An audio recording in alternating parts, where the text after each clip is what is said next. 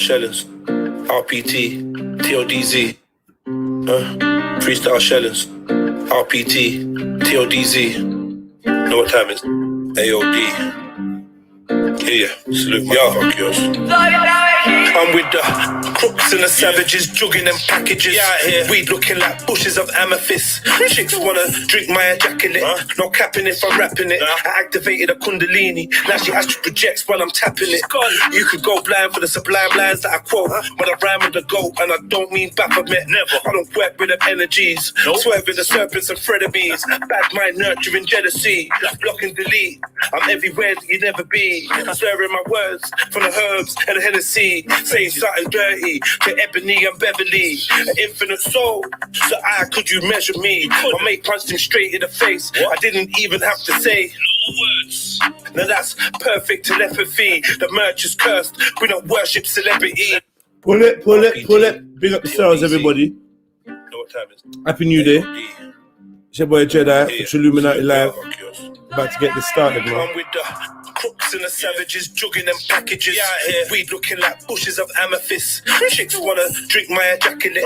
No capping if I'm rapping it. I activated a kundalini. Now she astral projects while I'm tapping it. You could go blind for the sublime lines that I quote. But I rhyme with the goat and I don't mean Baphomet. Never. I don't work with them energies. Swerving the serpents and frenemies. Bad mind nurturing jealousy. Block and delete. I'm everywhere that you never be. Slurring my words from the herbs and the Hennessy. Saying something dirty to Ebony and Beverly. An infinite soul, so could you measure me? My mate punched him straight in the face. I didn't even have to say words. Now that's perfect telepathy. The merch is cursed. We don't worship the energies and take no counsel from the murderous entities. I could spit the verse of a century. Cause zombies just are hypnotized. These rhymes to get purged from their memories. I could spit the verse of a century. These zombies just are hypnotized. My rhymes to get purged from their memories. We got this shit pattern, brother, don't panic. I flow cold like the water that sunk the Titanic. All I know is if you want something, you go grab it, bite. Who wants to hear more of that? Let me know, man. If you want to hear more of that, let me see some sevens in the chat.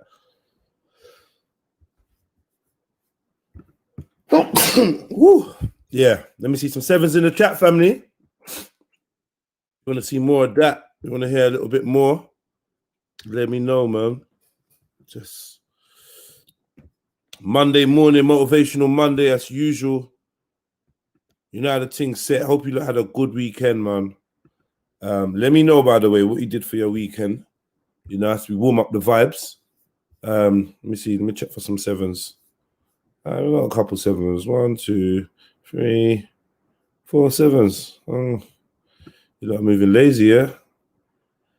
Maybe I just won't play the tune then, man. Fuck it, man. I thought you lot would feel it, but yeah. Man's just like, yeah. You know, on a lazy thing. Let me big up who's inside, though. Yo, big up Craig Gifford. Done now. Big up yourself. Happy New Day. Sorry to hear about, you know, your local situation, but hopefully you can pull through. If you listen to this, hopefully you can catch some jokes. You know what I mean? And get some, I don't know, man, have some companionship online while you go through what you're going through, yeah? Big up yourself, man. Big up Mary Jen, 420. Come on. Big up yourself, sister. Big up Small Racks TV. Big up Spice 36. Western Goddess. Trig Victory. Jungle Jesus. Vortex Light. Mills Turk. Middlesex Omar. Nawapin Sniper TV. True Example.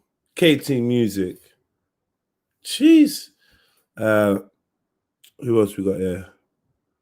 Craig Evans. Young Ryu, big up your chest.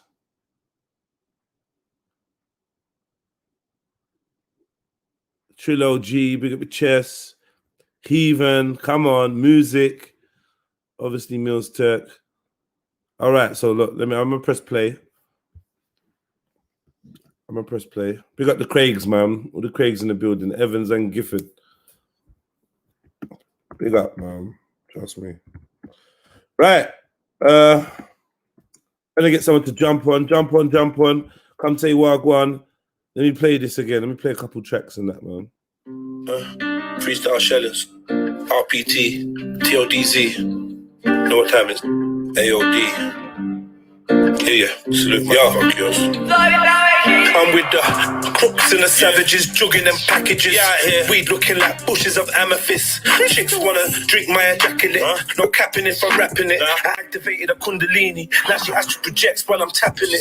You could go blind for the sublime lines that I quote. But I rhyme with the goat and I don't mean Baphomet. Never. I don't work with them energies. Swerving the serpents and frenemies. Bad mind nurturing jealousy. Block and delete. I'm everywhere that you never be. Swearing my words from the herbs and the Hennessy. Saying something dirty to Ebony and Beverly. An infinite soul, so could you measure me? My mate punched him straight in the face. I didn't even have to say words. Now that's perfect telepathy. The merch is cursed. We don't worship celebrities and take no counsel from the murderous entities. I could spit the verse of a century. Cause zombies just are hypnotized. These rhymes to get purged from their memories. I could spit the verse of a century. These zombies just are hypnotized. My rhymes to get purged from their memories. True. We got this shit pattern, brother. Don't panic. I flow cold like the water that sunk the tide. All I know is if you want something, you go grab it. By any means, we won't fold under no challenge, no manners. Just hammers and bandanas. Trying to catch man lacking on route to his grandma's. We were some wild little youngins, but judge me for who I am now, not what I was then. Because I ain't who I was then. Back then, I had to dodge death way too often. I was around more reptilians than the Rothmans. Fuck, keep the grass low. I lay paving just to clock them. Empress one fling a jewel on my king piece and worked the phallus till she manifest the pitney. She thought I was digging for Atlantis in that yoni. True, I love splashing and got lost in how it gripped me. Hey. Queenie one shaker, earthquaker. Hit the like button, family. Let me take you to your creator. She bad with that good. It's only right that I bless her with this good wood. Hey. She bad with that good. It's only right that I bless her with this good wood. Queenie one shaker, earthquaker. Whispered in my ear, let me take you to your creator. Hey. She bad with that good. It's only right that I bless her with this good wood. Yo, big up everybody in the Rust Club building, you know. Come on. Boop. What's going on, fellas? Easy. Come on, fire. Hey. That one was in the laboratory, yeah? Yeah, we just, you know, just playing a couple of tunes. Me and Todd's made like 3 tunes yesterday or the day before. You know, like, it's nothing for us. We just made a couple of tunes, but we decided we're gonna make some tunes for for YouTube and stuff, for that to play and to give out. So these things will be up soon, very, very soon. I big up Craig Gifford. We have a new member. Here comes the new member.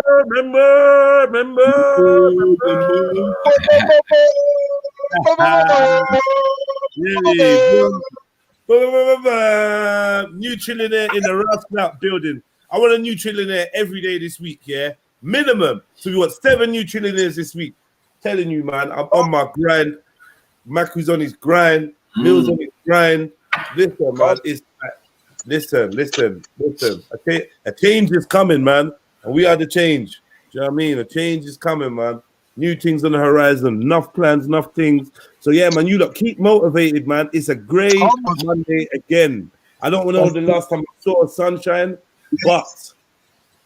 but it's important to remember to keep internal sunshine. You understand? Radiate from the inside, man. Don't worry. You know what I mean? Exercise, eat well, stay hydrated, mind your fucking business. You know what I mean? And you're gonna be good. All right. My God, I love that. Yeah, man. What one, Beefy? Motivation Monday, find the change within yourself. I love that. Yeah. Another thing as well, yeah, as much as you're looking for the light, enjoy the darkness as well, because without the darkness, the light wouldn't be so bright. Yeah, man, that's what the nitty say, man. They look for the dark and the light still. I think they call it tea and coffee. Or curry and rice. Yeah, Whitney and Bobby go hand in hand. We know this. Wait and bake. Yeah. Grand Rising family. Yeah. So, I got my G's. Salute, man like Jedi. My brother Salute, Sniper, me. man like Mills. Big up all the trillionaires in the building. Like, share, subscribe, all the good stuff. You All done the know. Come on. Yeah. What are you saying, family? Motivational Monday. Let's get motivated. I'm Yeah, motivated. me. I'm going to work. I'm fucking pissed off. yeah. You get wet, pissed. I'm not motivated, bro. That's Nah. my avatar today is my motivation. Jeez. It is. When you see statue, Real recognize real. you know, when you see statue, Real recognize real. Yeah, this guy got massive hands, just like Mike. I was like, oh my god, you get me? His hands are crossed, but they're the biggest thing on the fucking statue. yeah, that's an inspiration. He was a merchant trader. You get me? Richest man in Africa at a particular point. That's inspiration, man. Get up, man. Get up, man. Wake Go up. and go and sell that cocoa yam. Man, Go sell the cocoa yam, man. Come on, man. Get that shit on the boats, man. Fuck's sake. Get out of here, man. For the British come. Yeah, all right. So yesterday I was so gassed because Titans TV was on, man. I was fucking yeah, man. Vibes like, you know what? You know what it was like you was the interviewer. You was the interviewer. He was like, yo, Jedi, you might as well be a host. You get me? Yeah, you know, I definitely will host some Titans TV with my butt. You get me? Like I tell you what it is about Titans TV. You want to get your knowledge up. You just want to get your fucking knowledge up when you listen to Titans TV, whether you agree with them or not, even especially for like people of like the faiths and that, when he gets into their books and that, you're thinking, you know what? I want to fucking study. Even if you don't agree with me, you're like, yo, studying is a beautiful thing. Like, knowledge is a beautiful thing. Because of him, I was watching the Woods and Smith debate again about whether Prophet Muhammad really existed. Yeah. How far am I into it? 54 minutes into it. Yeah, man, I'm enjoying it, boy. Like neither of them particularly care for Muhammad or Islam. Yeah, that's from the basis. So that's why it's a good debate, because you got a man that spent a lot of time. A lot of people would call him an Islamophobe, but he spent a lot of time pointing out what he believes to be the negative aspects of Islam and Prophet Muhammad and Muslims and whatnot. Yeah, he jumps on anything. He jumped on the Hatun thing. You get me? And he's the actual one that's trying to prove that saying Prophet Muhammad existed. That's what's David Wood or David Wood is the one fighting for the existence of Prophet Muhammad. You know when man come after your wife, yeah? Nah, not really. No, but yeah, that's strange, isn't it? Boy, I thought both of them would be against it. You know the ones they're like both trying to prove that would be the thing. Flame said, "Fuck Titans, soggy guy."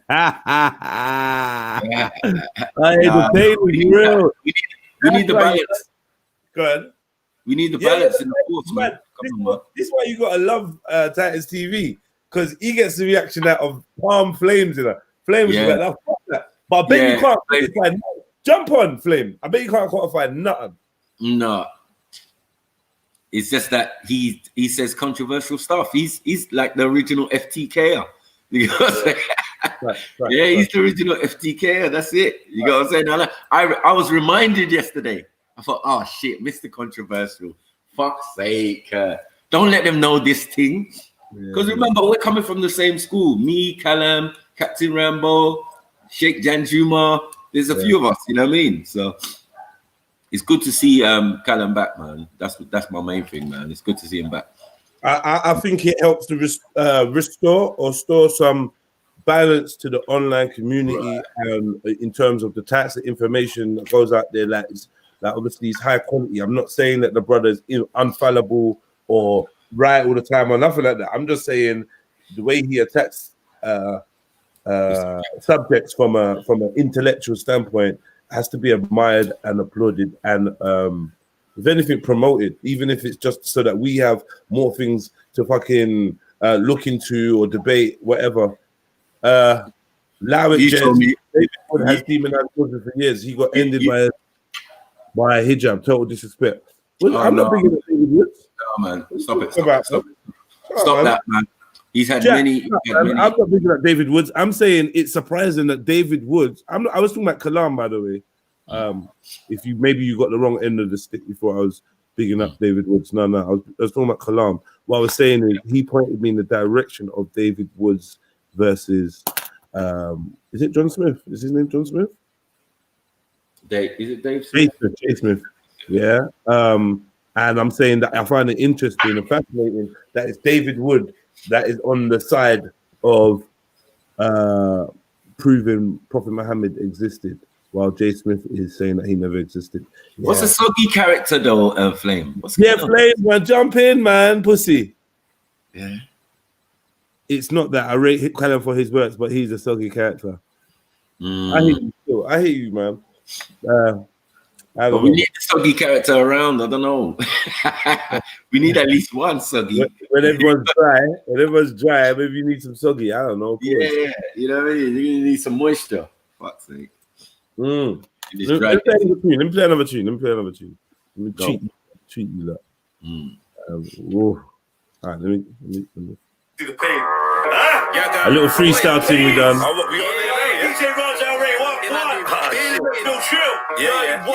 SMS wide thoughts, you get me. La. Break down, bust the sediment. I'm in my element. Gallivanting through the tenements like an elephant. Go back to the bone. I'm 2-6 for my skeleton. Get them wanna give me the pussy because I'm relevant. You make the gal them go celibate because you're delicate, effeminate. See this clip here? It's compelling. Find a fence head back. I put a shell in it. The white is screaming dirty bolt. It's Abaddon's and Gemini. Right there, you make shit happen. There's no wishing. We play a game where the referee is missing. Came up with to be said. We got a bought and swallow nut, there's no kissing. Of course we got trust dying over trust you. Yo, I don't need no tissue. Can't stay around Achilles that keep large pistols and they keep the ever ready to empty it. Clean heart brothers, but they stay about that devil shit. Yaga, yo. Hey, let me jump in. Yo. I was always good at playing my position. You know about B-Wing, waking up in Richmond. I think I'm just a freedom fighter. I have the hood looking for kingdom from Mitchell. That's a manhunt, smoking as a damn down, sweet one. But me slam dunk in the down front. Try my champion with looks like Samson. I lick the brains like the skull and make you don't feel abandoned. I'm random, that's my arms blacker than Ugandans. My consciousness is in a constant state of expansion. I should own a couple mansions. Airline like Richard Branson. I'm bad from sperm, official from the city from a young boy. I've been getting with the kiddies. Mum raised me proper, but the estate was shit. I was out there making sure the phone stands out to the kiddies. I don't need to make the phone do flips. Keys raiding purses just to purchase bits. I want to feed push. His veins and it excited me to lie like yo, it's only that he wanna buy. Money have to make, gang have to slide. If you're chatting to the pigs, then I pray that you fried. Loyal to the soil, to the feds, I'll always lie. And I'ma keep you that to the day that I die. While you argue if it's planting on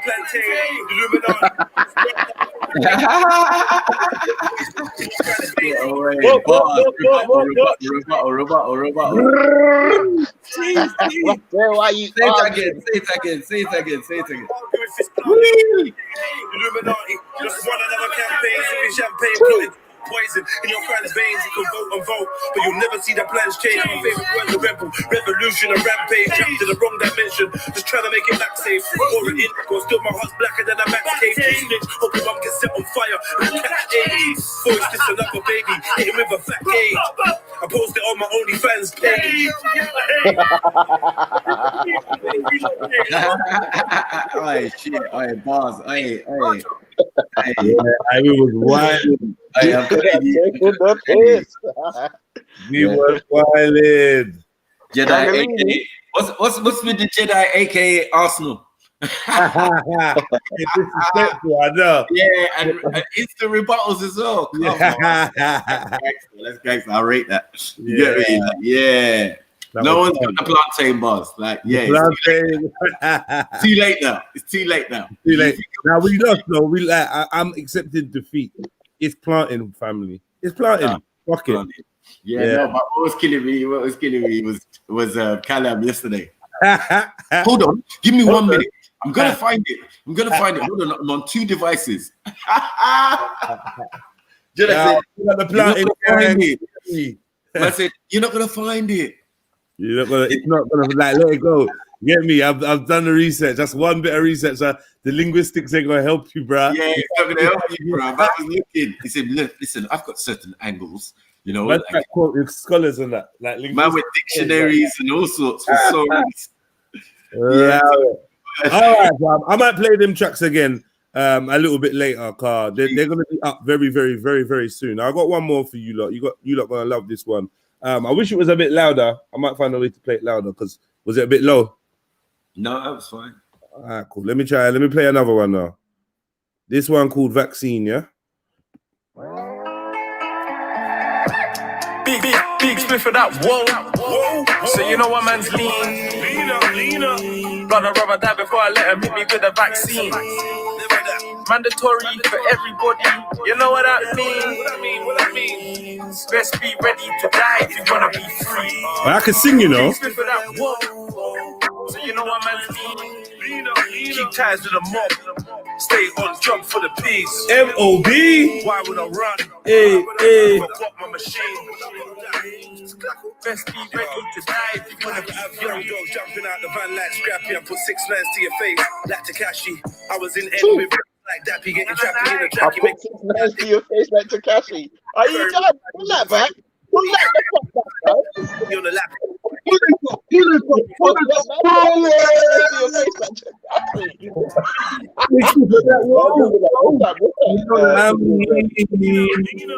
Brother, die before I let him hit me with a vaccine. Mandatory for everybody. You know what that means. Best be ready to die if you wanna be free. Big split for that, whoa. So you know what man's lean.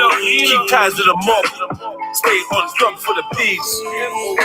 Why would I run? If I fuck my machine.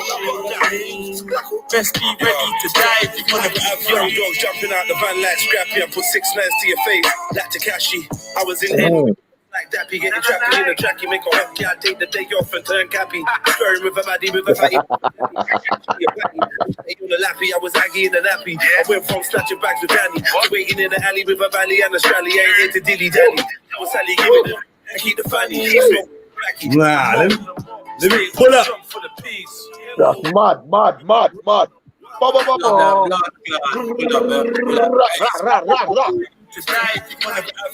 Jumping out the van like Scrappy and put 6 lines to your face like Takashi. I was in end with dubs like Dappy getting trapped in the tracky. Make a hot guy take the day off and turn cappy. Stirring with a fatty puffing Cali. Actually a patty, just chatty on the lappy. I was aggy in the nappy. I went from snatching back to Danny to waiting in the alley with a valley and a strally. I ain't here to dilly dally. Show Sally, give it the new and keep the fanny. I smell wacky backy. Keep from going scatty. I run when they pull up on the cats and get clappy. Ain't got no for no Grammys. No the bars or something champagne pappy. So I get love from the yardies and the ackies, Marlies and the paddies. Big split for that, whoa. So man's lean. Brother, die before I let him hit me with a vaccine.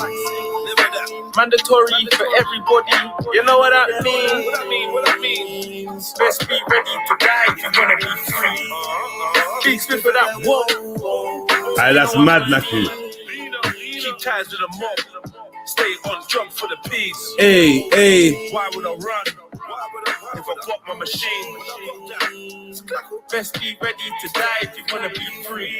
Oh, they're closing in. Look, they poison the water and skylar. They're hunting my brethren with needles. Best be ready to die just to protect your peoples. They're coming with all type of evils. So right now knowledge is vital. Cause if you can't see the rival, you must be living with your thumbs in your eyeballs. I push weed in a big split. I need all that ganja, cause they tryna test my gangster. Hey. Been tryna take my life and now they wanna vax my youth. I soon load up with the gang and go crazy like Splatter Cuckoo. Big split for that. So you know what man's lean. Brother, die before I let him hit me with a vaccine. Mandatory for everybody. You know what that means. Best be ready to die if you wanna be free. Big split for that, whoa. So you know Keep ties with the mob. Stay on job for the peace. Why would I run? If I got my machine. Best be ready to die if you wanna be free. Best be ready to die if you wanna be free. Come on, big up the chest, man. Yeah, I need some bars from. I need people to put some bars in the chat. Who caught what? You get me? There was some fucking fire bars. Hey, Said, I was Aggie from a nappy, went to a bally in an alley or something. Chapati, basmati.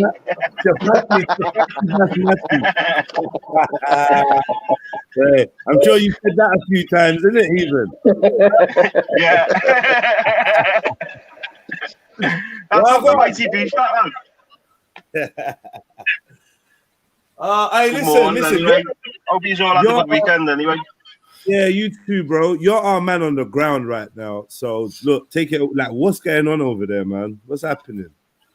I'm seeing army pulling up at primary schools. 41 different places they're in, apparently. For real. 41 test centres. They've got them in the. I've just been past the Caribbean Centre. So they've opened the Caribbean Centre just to throw the army in there. Because that's. Are you serious? I was meant to be doing work there a while back for a lad, I know. Right. And so they're in there. I've just been the mosque in Turkey as well. I think they're in there testing as well. I don't know, lad. Don't know. I think people are just using it as like just convenient to go down and get a test. Do you get me? Right, I don't think they're going around forcing it, but it's still weird, lad, isn't it? Yeah. I seen a video yesterday of horse guards in London. And you've got horse guards protected by the busies. Even hear what I'm saying, yeah? I know this is off topic, but can you do me a favor? Can you try put on a London accent? I just want to know if you can do it. I just want to know. I can only do the stereotypical one, like, you fucking can't you. Or you can't. You can. You motherfucking can't you. Why is it when they do London, they always swear? Why is it always swearing? Yeah. No, it's always come to it. You can't Yeah, you. you can. He's definitely from London. Do you know what it is, lad? It's Bronson, innit? Bronson, the film. Yeah. Okay. You can't. Oh, Uh, I said on my arse, not in my arse, you can't. Yes. Rub it in. Rub it in, deep in. Come on, yeah, all over. All over. Hey. No. So is he still a Muslim? He's not a Muslim no more, is he? I don't know, like, you know. He's probably been everything. He married a And there's loads of lads from Liverpool who used to write to him, lad, and he used to write back, you know. Right, He's meant to be brilliant at writing back to you and that, like. Yeah, he's got a lot of pen pals, man. Yeah. A lot of pen pals. One of me uncles is in his book. He shared a cell with him. He's like one of the only fellas he'd ever fucking done in, apparently. I know a guy who I'm gonna bring on here. Your uncle did him over. No, he's like one of the only fellas, because Bronson didn't like sharing a cell. He was like one of the only fellas who he never like done over when he shared a cell with him. I know someone. That was when all those riots were going on, wherever it was. I forgot. Sorry, I'm gonna bring on someone who shared a cell next door to Bronson. Yeah. Next door to Bronson, you know. I was like, raw. He was telling me the other day, and I was like, really? And he was like, yeah, man, I can tell you some stories. You know what I mean? I'm like, okay, we're gonna do that. J-Life story day. J-Life stories. J-Life stories, man. You get me? I'm gonna do it. Yeah. You, me, 95, a few others. Anyone else? He's been in the big asses. I mean, yeah. My uncle, who it was, he's never been out of prison. He was out for about 2 weeks and then just went straight back. He's one of those lads who even when he come out, lad, he just couldn't cope. Do you get me? Like He was living with my cousin, and like lights had to go off at like 9 and all that stuff. Or even, you know about Purple Aki? Yeah, lad. Yeah, I've seen him going into the busy station. You know, he's a police informant. Him. Fuck's sake, mate. Purple Aki, you know. Did you hear about what they done in the lockdown? Get on this, lad. What's training? Like, do you know when the German league closed? Yeah. They asked for like fans to send pictures of themselves in, and they were going to put them like like virtual reality in the stands. Right. So loads of lads sent pictures of Purple Aki in. Oh, so, like, shit. In the games in Germany, there was a Purple Aki in the stands, lad. It was nobody didn't know who he was. Hey, Jedi, you know about Purple Aki? Yeah, the man that squeezes muscles. Yeah. Lucky he ain't seen you, bro. I would have been pinky. You're right. In the gym, lad. In the gym, lad. Yeah, fucking pumped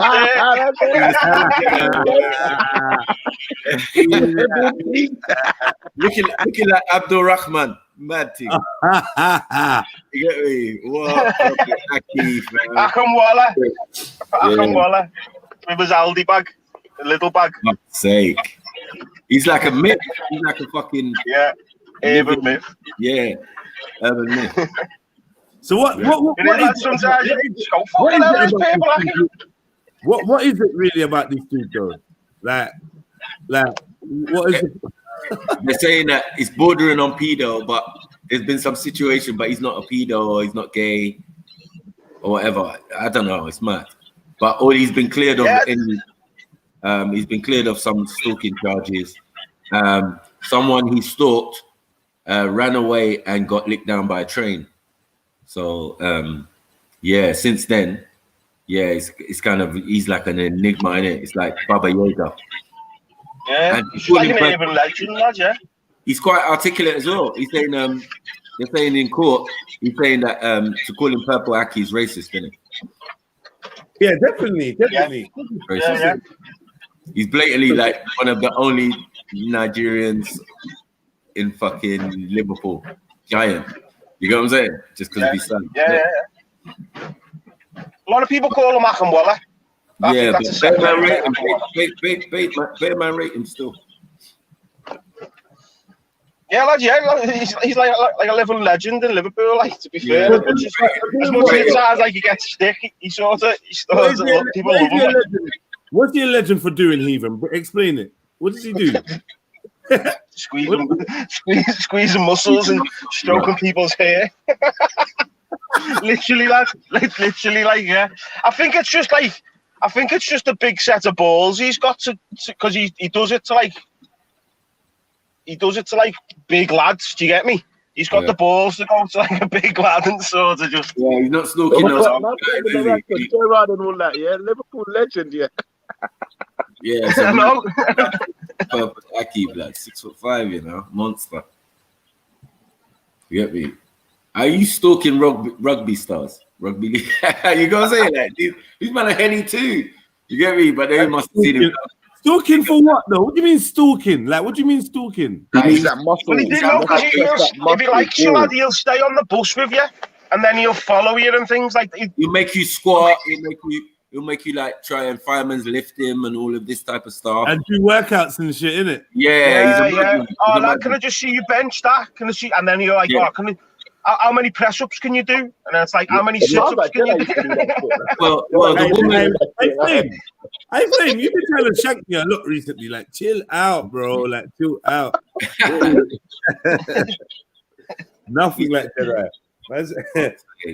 Man said he's like a put a 7 in the chat if you believe me. A fitness instructor. Anyone putting 7s will be timed out. He's like an aggressive fitness instructor. But you know what? There's people like that in jail, you know, with like similar traits. Like, now he's got a little bit of mental health. Yeah, that's what I'm thinking. Isn't that mental health? But he's just obsessed with fitness. If I walk in the gym, like especially in jail, there'd be certain people that you'd be like, oh fuck, because he just stick to you like glue. Like, oh, like, can you do this? Can you do that? Oh, bench this. Like, do that. Like, there's even certain instructors. They're so like they look at you like a project. Yeah. Like, oh, like, yeah, boom, boom, boom. You come in tomorrow. I'll write you up this and this. I get you special permission to use the gym. And like, fuck, allow me, man. Like, give me a break. They say that he's fascinated by the male body or the torso and all of that. He turned up with tape measure, man. Hold on, wait. He likes straight hair as well. Head guy with tape measure. And put pressure on you. Like, right, let me see how big your arms are. You're like, no, I'm cool. And he's like, no, go on. Like, go on. Yeah, exactly like that. So let me get this straight. We London got Bronson and Liverpool got Purple Aki. Purple Aki. Yeah. But no one's trying to fight Purple Aki. Like, no one's trying to fight Purple Aki. You'll end up. Yeah, he's like Baba Yaga. He just appears out of nowhere, man. Said, and the lady said, "Yeah, you just run from him now, lads. You just run from him now." One time, she let a man out for work, and he was waiting at the bottom of the drive. Do you get me? Like, yeah, blood, do some press ups. Go on, give me 20. Go on. That's proper stalking, gents. I don't care what anyone says. You know what I'm saying? Yeah, and no, listen, no, you don't understand. Listen, he's stalking the whole rugby team, bro. The whole rugby team. No. Hold on, wait. The whole rugby team has been put on alert. Yeah? They're all on alert and been warned. Yeah. In fact, they're basically only walking in pairs and that. Like, I always thought that the rugby guys are the biggest guys of society. This guy's bullying them, yeah. No. That's what I'm saying. He don't put pick on no one small. He's like, if you got potential, you've been going gym. He said, yeah, I see you at the gym. Oh shit, peak already. You know what's so cool? You're like, right, what you got? Look at the quads on him. He had an astounding ability to get hold of players' addresses and phone numbers, and they just don't feel safe. A sinister harassment campaign, which began 3 years ago, included attacks on players' homes, vandalisms of their cars, violent threats to stars, many still teenagers. Yeah, man. I don't rate this awful. That's an astounding ability. Like what? Astounding ability. Google abilities are real. And you saw how hench he was. So that's why he's a big guy still. Big guy, like, yeah, nigga, I'm in this gym team. What are you talking about? You get me? But a lot of people use him like, to scare their children. Yeah. You know what I'm saying? That's what it became. It's gonna be a Liverpool Legends tale or something, myth tale or something. Yeah, he's like he's more like a Baba Yaga. Because I saw it on Vice. Or is it or BBC Three? Yeah, but there's a worse one. There's something worse than Purple Aki. Yeah, of course. Have you heard about Spitman? No. Oh shit. That sounds like a superhero though. Still, Spitman. No way, maybe for you. Put them up before I speak. I ain't even lying. I found out about Purple Aki yesterday. I was watching one gangster video. Hey, someone comes in the chat sometimes as Purple Aki. I've seen it before still. That's probably you even. Yeah, Purple Aki, yeah. It's you. You're right. You got me. But yeah, Spitman. Fucking hell. The legend of Spitman. Doesn't even sound good. Where's he from? Like London, West London. Oh shit. No. Allow it. Come on, Jed. What is he better than Susie Q, isn't it? I feel like they must have worked together. They probably knew each other. Okay. You know what I mean? Yeah. Fucking the hell. legend of Spitman, you know. Nah, but you find you don't want them legends. Nah, it's but they always are, innit? They always are. I saw one from my end. They're calling him Devil Man and all sorts. You get me? Like thing. And it was like one gangster guy, something Herbert or something like, and he was talking about his experience with man in jail, the Tottenham man them. You get me? And I was like, rah. I'm listening to the story and I'm like, yeah, but bro, that sounds sneaky, bro. It doesn't even sound all that. Yeah. It's a mad story though, but yeah. You kind of get it on point. Yeah, I'm gonna I can send you the link for the video. Still, it's a bad thing.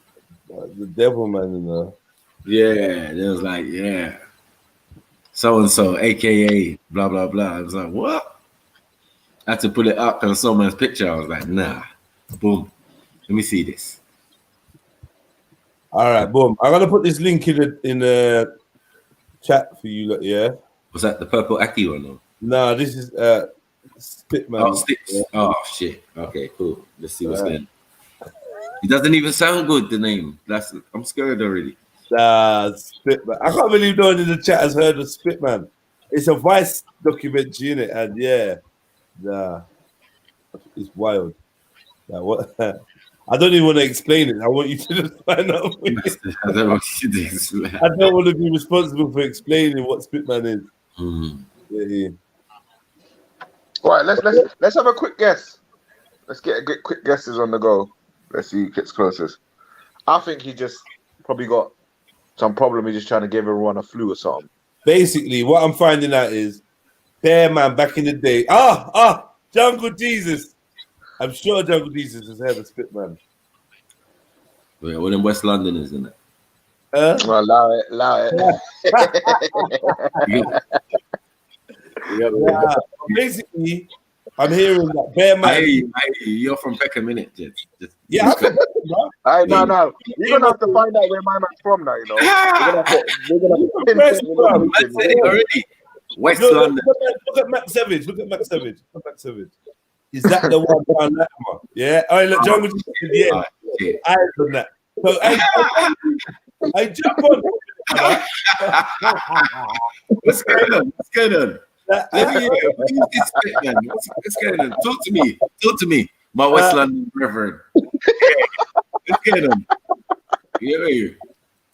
What's happening in West? I don't even want to add the northwest on it. I just you lot are west right now. I'm gonna read it out. Yeah, I'm gonna read it out. I think that's the best thing. Yeah, that's the best thing for all of us. Yeah. Hold on. Yeah. Nim Carlos and them man there. That's their people still. That's their ends. Their people. Who? Be funny to get a Blackie on here. Motivational Mondays. Oh, fuck off.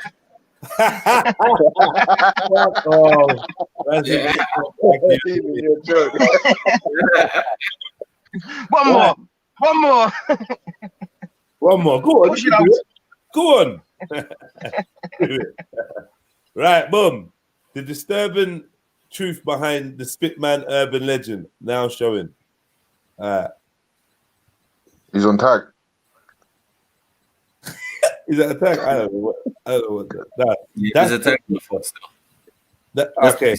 So here we go. I live in London for a couple of years, and one of the first things that I realized was that the city has a dark side. I just watched this new Vice documentary called The Disturbing Truth Behind the Spitman Urban Legend. It was fucked up on so many levels.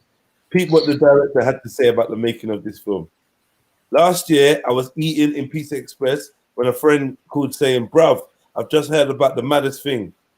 I've never heard the name Spitman before, but I was about to find out that what a lot of people had. Spitman had been around for at least 13 years. He will pay groups of young guys to do weird things to him on the council estates in West London. This was the story that had to be told. Most people's reaction to my plans was, why make a film about that? We're constantly being presented with narratives that are easily digestible, where it's clear what we're meant to feel and what side we're meant to take. The Spitman story is complex and difficult. It makes people uncomfortable. Most people don't want to hear about these things. The film was shot between midnight and 3 a.m. I wanted to visit these locations and interview the boys with no disturbances, no distractions. There was a lot of late night lurking. The boys who featured in the film were brilliant. Despite it being a part of their lives they hadn't really shared before, they were so open and honest with me. Some of what they say is much more profound than my voiceover. I'd like to say that this is not a journalistic film. It's not an episode. Right. Man. See, I know I get. It sounds mad already, bro. How's man saying he was paying people on the states to do shit? Yeah, He was paying people, yeah, boys, yeah, giving them £5. I can't remember what it was, like £5 an hour or something. And he basically had bare peas, yeah, and he's paying them to rub their feet on his face, to step on him, and to piss on him. Oh, that's definitely Susie Q's friend. Must be. You know what I mean? He's and apparently people like he's got a bit of decorum compared to that. Like. and apparently lots of young men were doing it. What And young midwives? What listen, like Rodman? This is what I'm trying to. So when I watched the documentary, I was cracking up. It was my brethren that showed me. We were cracking up. So we were brushing West London youths. Then I went to gym. Then I must have said, "Oh, Raul, what's this thing about fucking Spitman?" Then man them started telling me about that. Yeah, oh, like this is you. Yeah, he used to do it. Boom, boom, boom. And like it was. I'm like, right, this is real. Yeah, this you used to get. And then man started telling me youths, yeah, that I know in it, or men should I say? Then that I know saying, right, yeah, my man used to have new trainers every week. Like we all used to wonder where he got his peas from. Mad thing.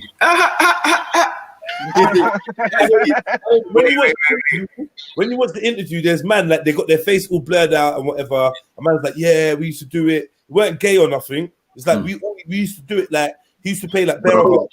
Fuck that, that's an M.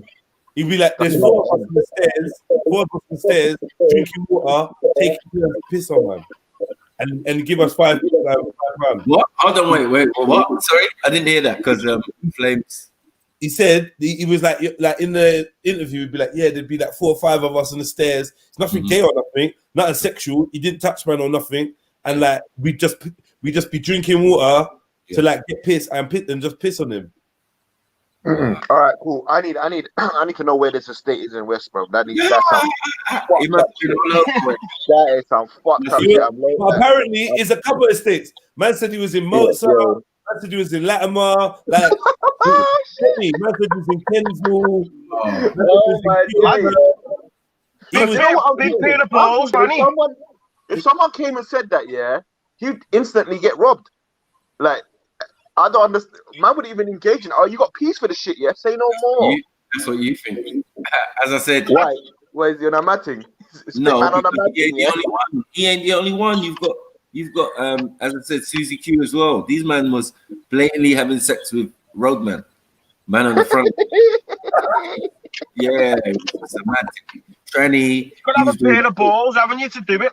He was like the Root Hall of West London. Fucking hell. Mad thing. Gunman, it didn't matter, bros. All them frontline youths, yeah. Man's coming to expose, man. I was like, I had sex with you yesterday. What are you talking about? Oh shit. Oh shit. Yeah, man said I had sex with you yesterday. What are you talking about? Yeah.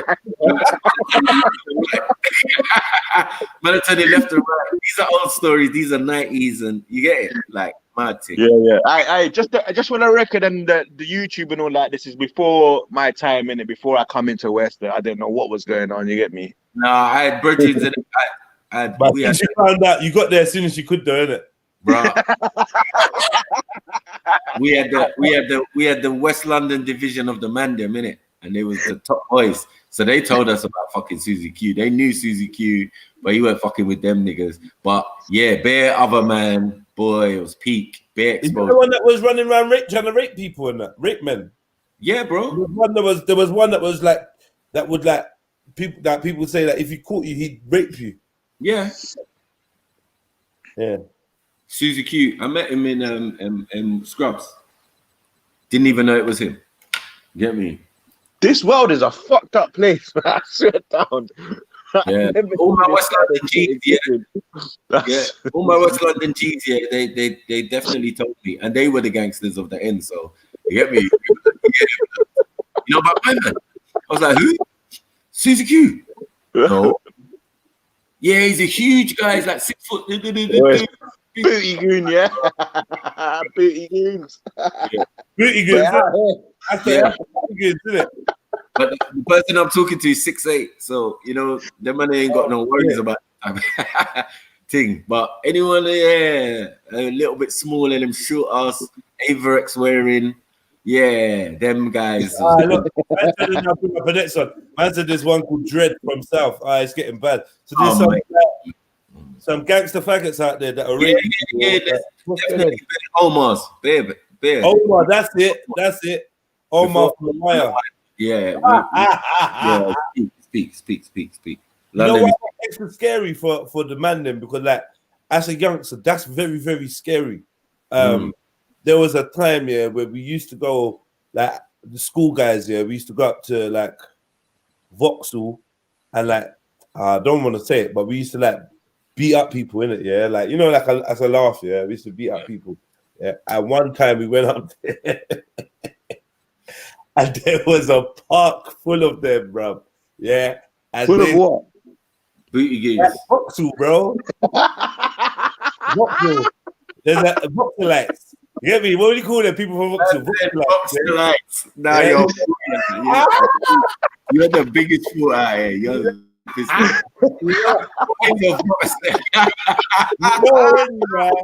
where's the people from Vauxhall? Where they at? The Vauxhallites. You know what I'm saying? If you're from Vauxhall and you get me, you might be, I don't know, you might be a Vauxhallian or something. You might not be a Vauxhallian. That's a Vauxhallian.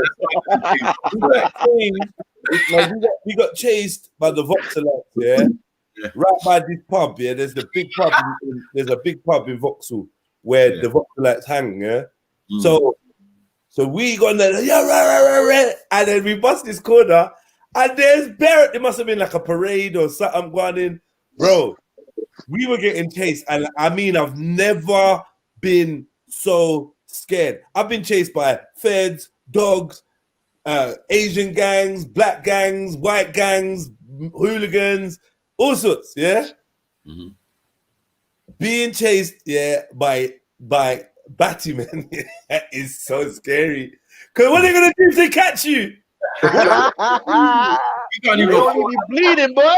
They're gonna be bleeding. Remember, we like 13 and that. We like literally down bleeding. We like 13, 14. So think about it, we're thinking like, yo, if one man gets left behind, we don't, and we can't vouch for you. Like for instance, say we all run and then Flames gets left behind and we run and leave him. Shut up, bro. When the play comes back, he can't tell us what happened. Don't tell us they just beat you up. Don't say it. Man's gonna be trying to be walking all straight and shit. Why are you walking funny? You get me? They gave me a dead leg. That's not a dead leg. You get me? Dead leg told me to do that. They punched my leg up, bro. They punched my leg, bro. They stabbed me in the leg. You get me? Get me? About a year later, get me? Flames is just bursting into tears and that randomly. I'm always at the back of the car.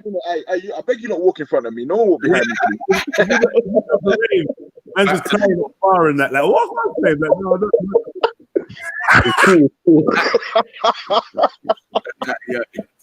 No, it's not funny though. It's not. It's actually not funny.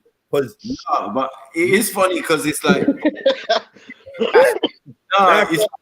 I'm saying the occupational hazard for roadman. The odds are, that there's man said the occupational hazards for roadman. I'm saying the odds are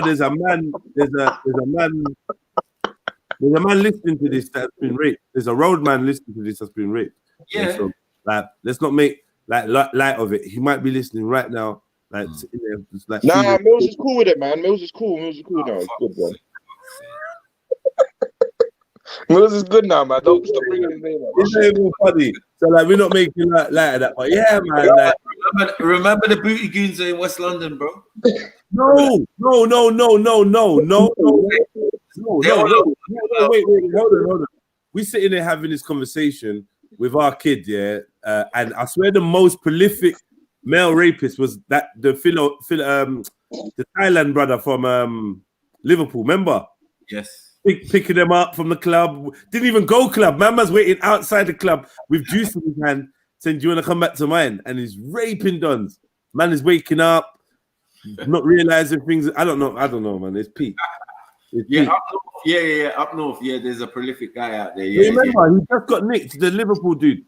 Yeah, for time, innit? Yeah. Even, did you ever meet him? You ever meet that Liverpool dude? Why is he even? He was gone on silent, blood. Looking at the window for purple. He's looking at the window, innit? Watching the rain fall down the window. PTSD and that. He's watching the raindrops fall down the window and that. Yeah, playing his harmonica and shit. Man's got purple Aki looking out for purple Aki face. You get me? Mad at the curtain.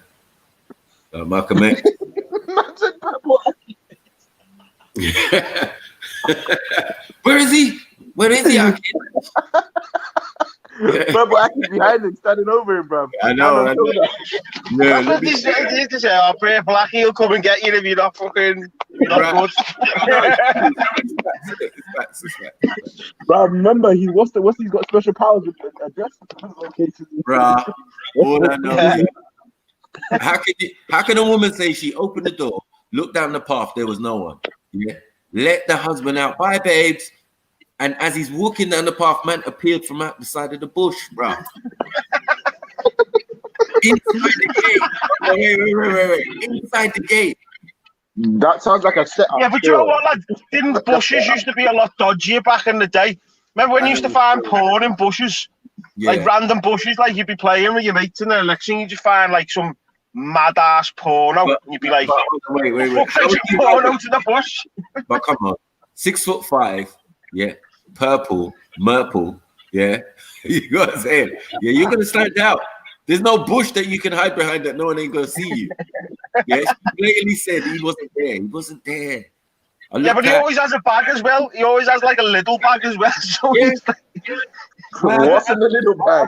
Protein shakes and shit. That's only protein shakes. It used to be a Netto bag. It used to be a Netto one. I went to school with this guy called Garfield, this Jamaican guy who came over from Jamaica and whatnot. And I went to jail very, very early. So by 15, I was in jail, right? So I got to jail.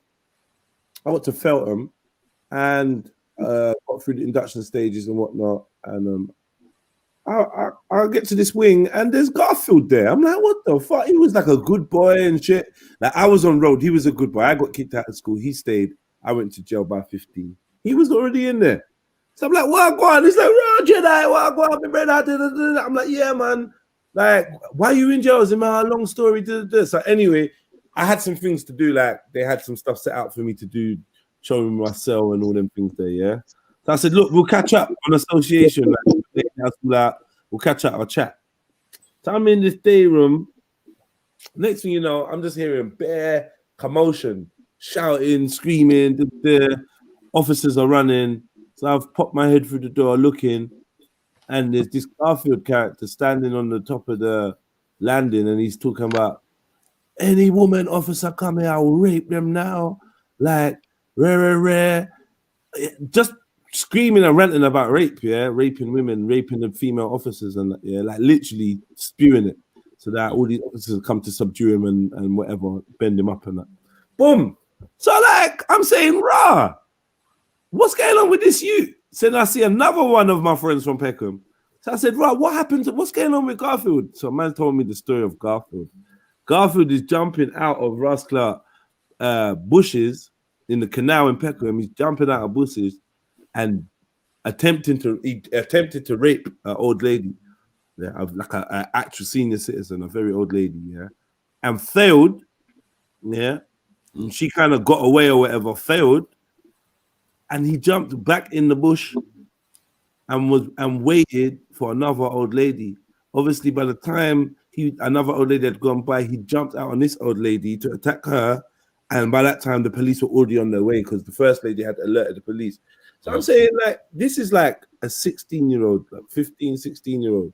Like, what is broken in a man's mind, like, that makes people want to do these type of things? Like, it's so shocking to think that you know anybody that's capable of shit like this, man. But on a serious note, you gotta question the education system, innit? My man had to go through education, had to be in a classroom, had to go through certain things. What did they put on them?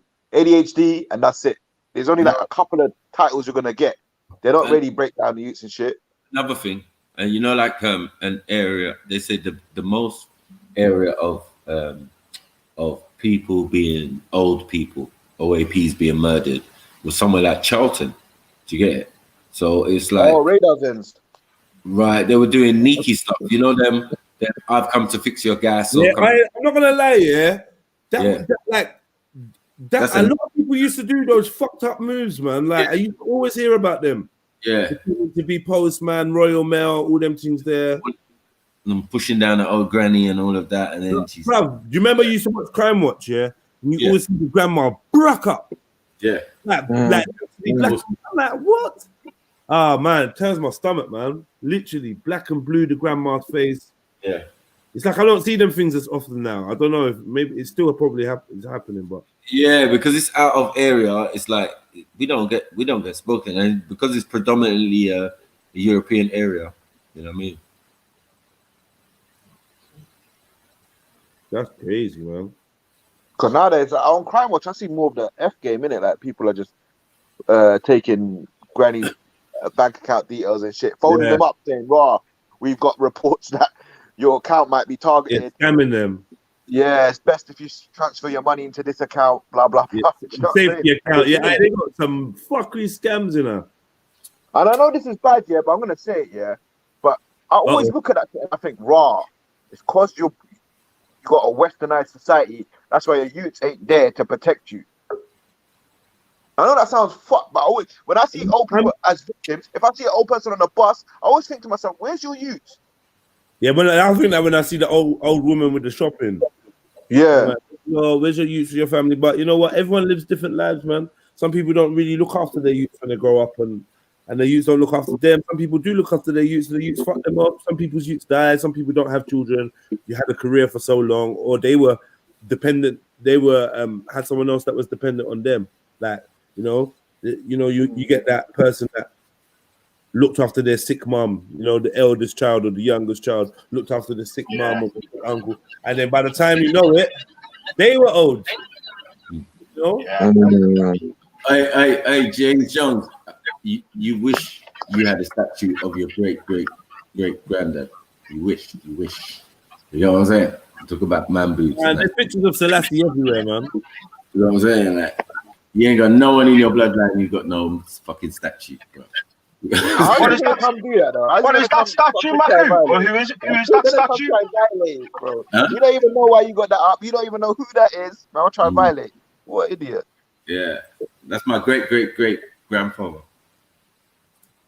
Who was the king? Go type it in and get HD picture of Matthew. Where's that statue? Why are you using such a low quality statues in his village?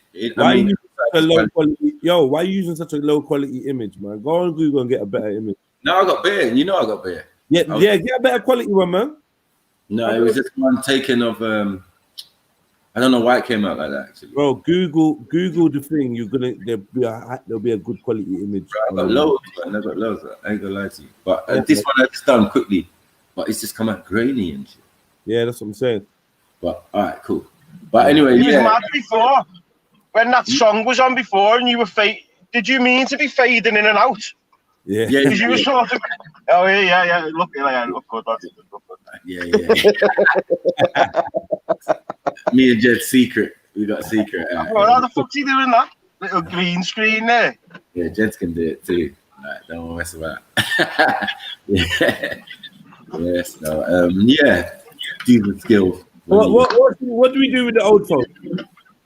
What? Sorry. What are we supposed to do with the old people?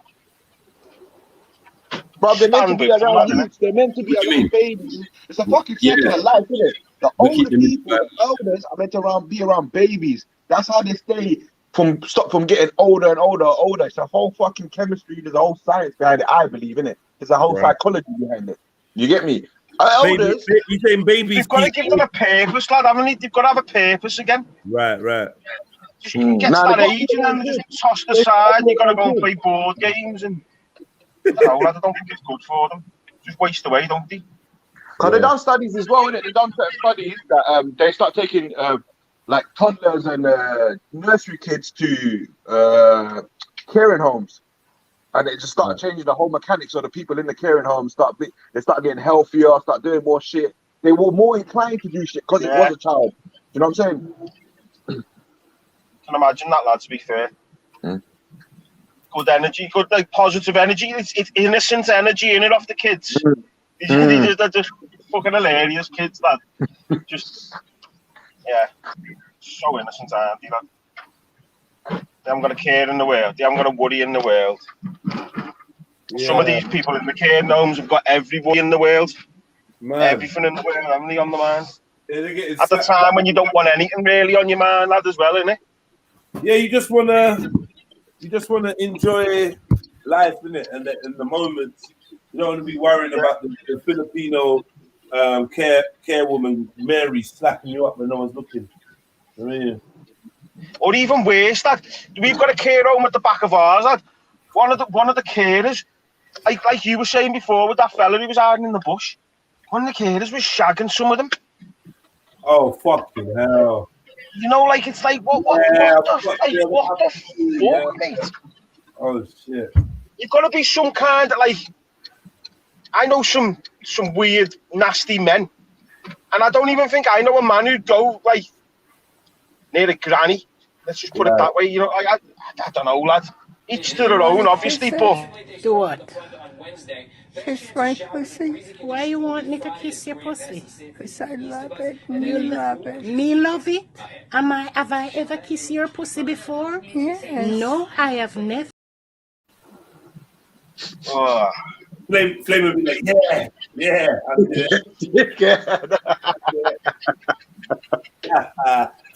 What's that old joke of pork pie? You've got to pick away the crust, lick away the jelly to get to the meat. Oh, fuck's sake, man. Fucking hell, bro. Fuck's sake. The jelly. I was literally going to have some breakfast. You go, what the fuck, even, man? Oh, man. Make sure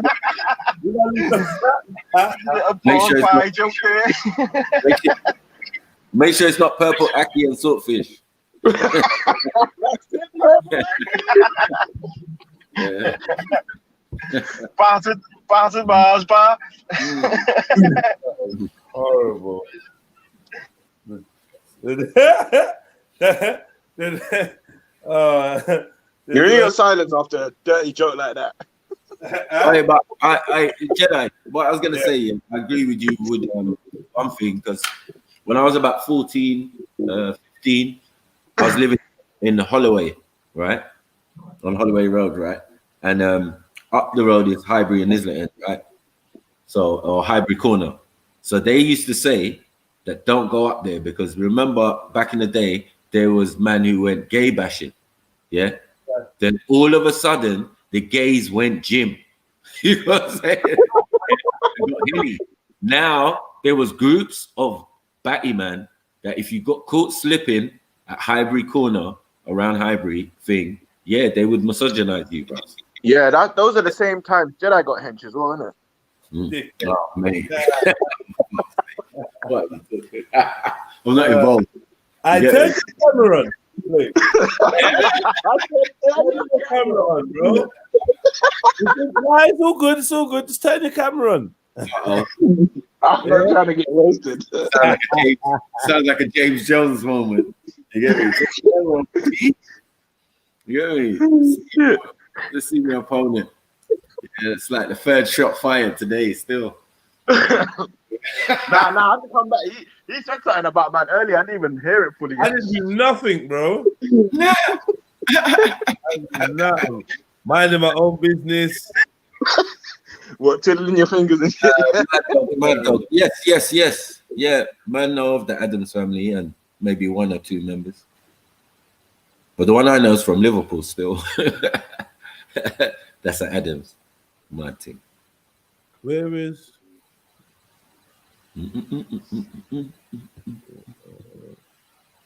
Just looking. Have a little gander in COE world, man. I've not looked on there for a while. See what's going on there. The heading of school teacher. Oh, that's 4 weeks. So it's, yeah, man. Old shit. Let me pull up a playlist. Let me pull up an artist. Who's the first artist you have? Artist be known as. You get me? Like, yo. Let me see. You lot tell me if there's any artists you want to see. What we got here? Creative playlist. We got people doing the most. We got Leo Muhammad, Shakara, James, Gary. Is that Gary Google? Yeah. Oh, is that me and you then on the Shakara one?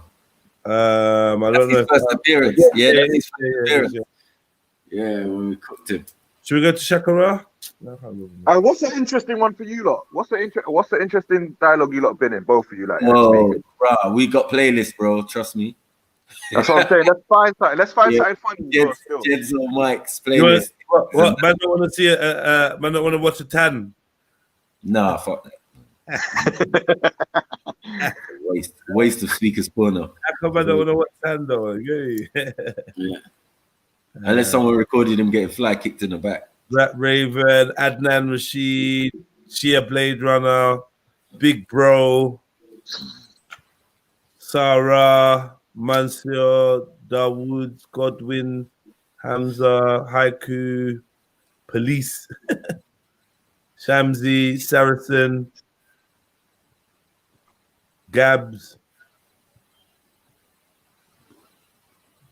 Nick the Atheist, Mormons, Maku, Michael, No Upping Sniper. Jeez! So you got a couple names. How much have I got on there? 119. 100 and what? 19. What's the stats saying? 119, bro. Yeah, I know you got me, but there must be more than that. No, there's more than that though. It's just there's definitely more than that, but that's only on one platform, innit? Mad thing. What I'm saying is, I don't think he said every video you're in. I don't think he's tagged you in. Is what I'm saying. So there's gonna be more. Yeah. Of course, I get you. There's cross-pollination going on. Yeah, I'll be in Jedi's one, I'll be in Rassi's one, I'll be in all sorts. Yeah. Let's get Jeds. Have you got one where you first come? Like one of the first times you come to the because sometimes you were coming with some mad topics and shit. Right. Do we need police? Yeah, my one's been updated, I think. Go on, see how he though. Big up to Leon. It only had like 70 at one stage, I remember. I had about 70. You was on 100 and something. What are you on? No, you should have there. How many have you got, Jets? There's 197 videos. Fuck's sake, bro. Fuck's sake. You put in work, man. You got a big mouth still. Pause. Pause. Always talking, bros. Always talking. That's what I mean. You get it. Special videos. Yeah. Oh, yeah. The special personal ones. Yeah. Them ones they're like, I'm not gonna answer the question properly. Answer the question, man. No. It was just nonchalant. Look, I don't care. It's the way that he wanted. It's the way he did the video, the interview. Like, I can't lie. When I watched this, Jeds, I proper thought, Jedi don't rate Leon. Like, he don't rate no one. There's no rating. This is no rating place. Look, this is I'm not rating the questions. I'm not rating this interview. Like, where the fuck did you get that question from, bro? Yeah. Who the fuck asked these questions? He does weird things like this week. Weird things like ask me questions from Betty. Like, yeah, for real. But how do you like Shakara there? Milky eye. You got me here to do that. That was I felt like it was a bit of a stunt. I'm not gonna lie. Hey Jeds, now you could write voodoo at the bottom. Yeah, voodoo on that picture, innit? Yeah. Milky eye Jeds. I thought that I was gonna turn my eye milky there, you know, like trust me. Yeah, look, I'm gonna channel the thing, like don't push me, bro. Shango. Don't push me, doggy. I'm Nigerian, you know. That's it by the spirits of Ali.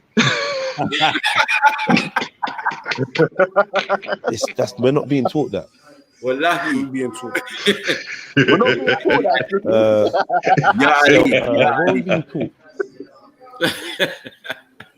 It's like corruption, man. It's vanity. It's materialism. No, I'm not gonna lie though. Yeah, this interview was a deep interview. I know I shouldn't say it myself. Yeah. No, it was a good interview still, but your face in it was killing me. Yeah, they say I'm the king of facials, yeah. But, there's the one where. What are you the king of what? Yeah, nah. Sorry, facial expression.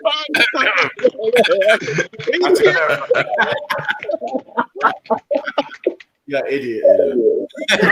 Yeah. Sorry, the king of facial expressions. Right. Yeah. Hey, Jedi and Hussein. That was But is there a part of you that says, you know what? Even though I believe what I believe, I understand what Jedi is saying. That is a little bit. I can see where he's coming from. You walk away and I say little things about you behind your back. Just know that's just Jedi busting joke. That's not. It's not me trying to get one over your religion. Because I don't disbelieve in Islam. No problem. You know what I'm trying to say? No problem. The whole thing is that at the end of the day is that I'm a Muslim and are you Muslim? Assalamu alaikum and welcome to the non-Muslim. Late last I remember night, this. at Apologies. School, I was having a casual conversation with JEDIONLINE and basically was asking me about how hadith were compiled and how they were spread or something like that. That's not his words verbatim. That's paraphrasing. Jedi, fucked up your career, bro. So basically, I went on to say that I'm not a scholar of Islam or of the science of hadith, but I'll try and give you a basic understanding. In trying to give an example of how a hadith might have come about, I made a slip of the tongue and I made what could be quite a big mistake. So Allah says in the Quran, speak the truth even if it's against yourself, and I wanted to correct that mistake so that no other Muslim sees the video and copies that mistakes or believes something. Hold on. Companions. Hold on. Hey, let him have this disclaimer, bro. This was as funny as hell the first time. This was the first of this. After this, yeah, it became a trend, yeah. This was the first of this. Like, you've never seen where a man do a fucking disclaimer after the debate, like, and put it in the beginning of the. Oh man, it was a mad thing. It was bad. Between you and Kalam, it was some man was doing it on the spot. Some man was going home to do it. This nigga said, I made a very fundamental mistake. Yes, debating Jedi. You should have never. Why did you? Why did you? When we say the Can one, I say one thing though? Yeah. Can I say one thing? Obviously, this is the reason. People need to understand. People need to learn from this because a lot of people like get into engaging conversation and with their ego carry on when they don't know nothing. They want like me. I'll say, well, I don't really know much, but come, let's have a conversation. A lot of people will start doing shit like they know shit, then afterwards apologize. You get me? Like some dumb shit. Maggie's just bed it up. Nah, he's not even that funny, bro. No, bro, this is scholastic ass whooping. You didn't actually touch, man. Look, I didn't that. Man's not even combing out his beard. All sorts of peak right now. Man ain't got green screen, man's got white screen behind. You got it confused. Yeah. I want to get to the bit where man says, I'm fucking you up.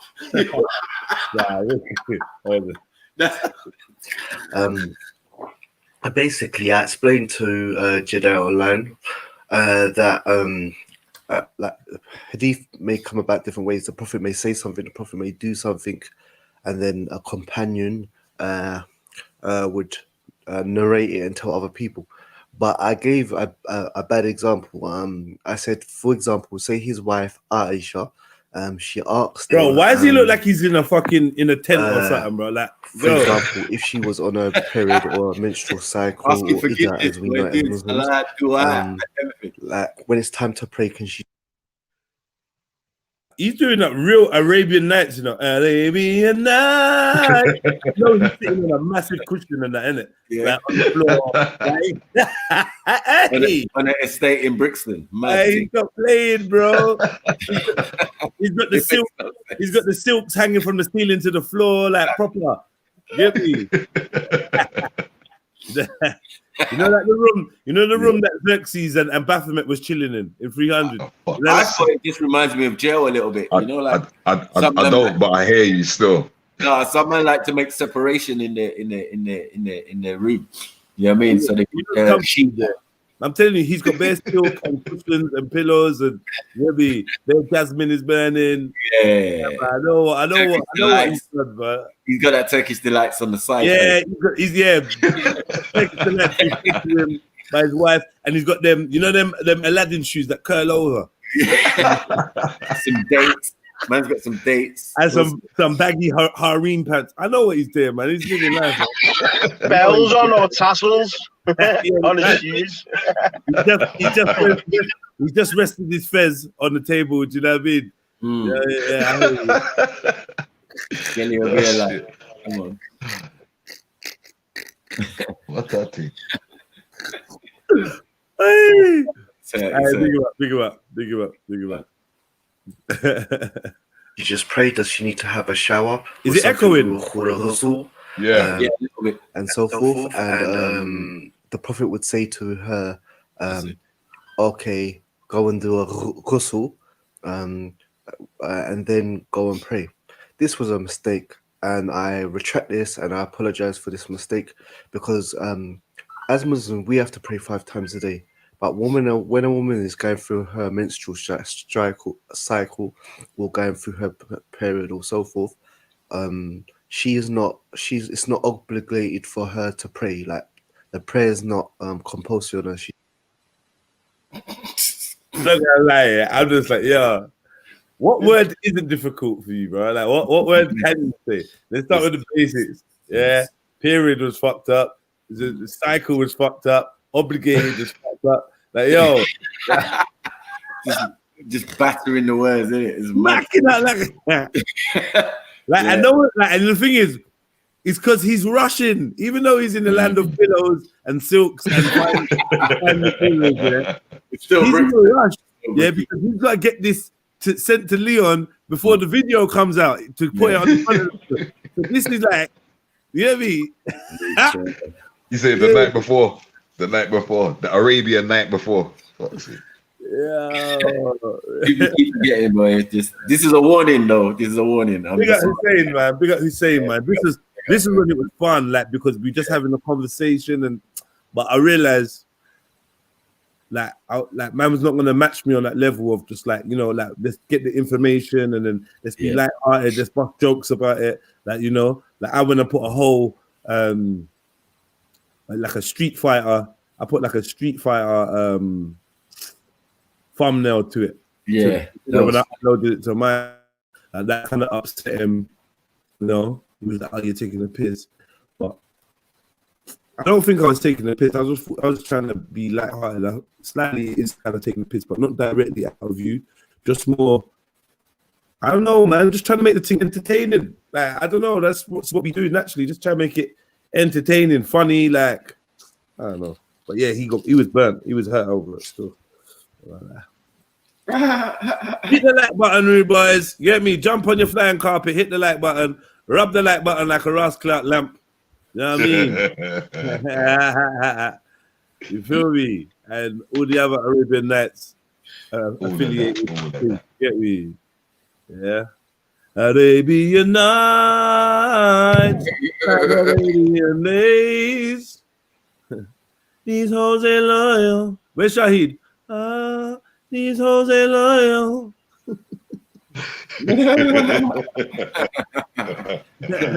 Nah, I need to hear it now. Still, I actually need to hear it now. Say, Man, I was a crack fiend. Mad. This is Dubai in simulated. God can do nothing for you. This was in loyal. Oh, this was in loyal. Pause. You nigga can do. And you nigga, that's the one word you get. And you nigga can do nothing for her. Oh, these are the loyal. Hey, bad boy, listen, again. When I reach nigga want you, and you nigga can do nothing for you. This was in loyal. Oh, this was in loyal.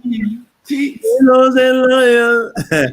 When a rich nigga want you, and a nigga can do nothing for you. That's Arabian Nights, definitely. This was in loyal. This was in loyal. How do they do that thing with their voice, man? Mad, you know. No, ask us. I'm gonna shoot. I'll catch you later. I catch you in a bit, even, bro. Right, on, lad. It's Yeah. right. Make yourself. Yeah.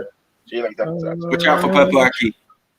Yeah, watch out for Purple Aki. You be in the back of the van, like, yeah, you got a lot to say. You got a lot to say about. Oh, he's gonna have a Liverpool accent as well. It's gonna be even more scary.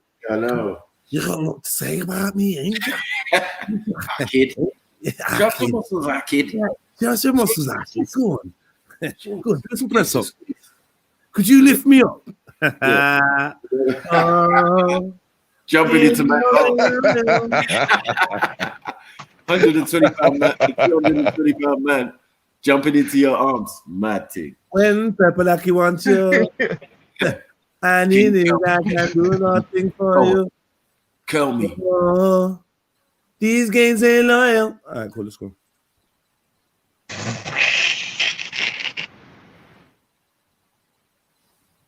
She doesn't have to pray, and she doesn't have to pray. Wow. Times a day.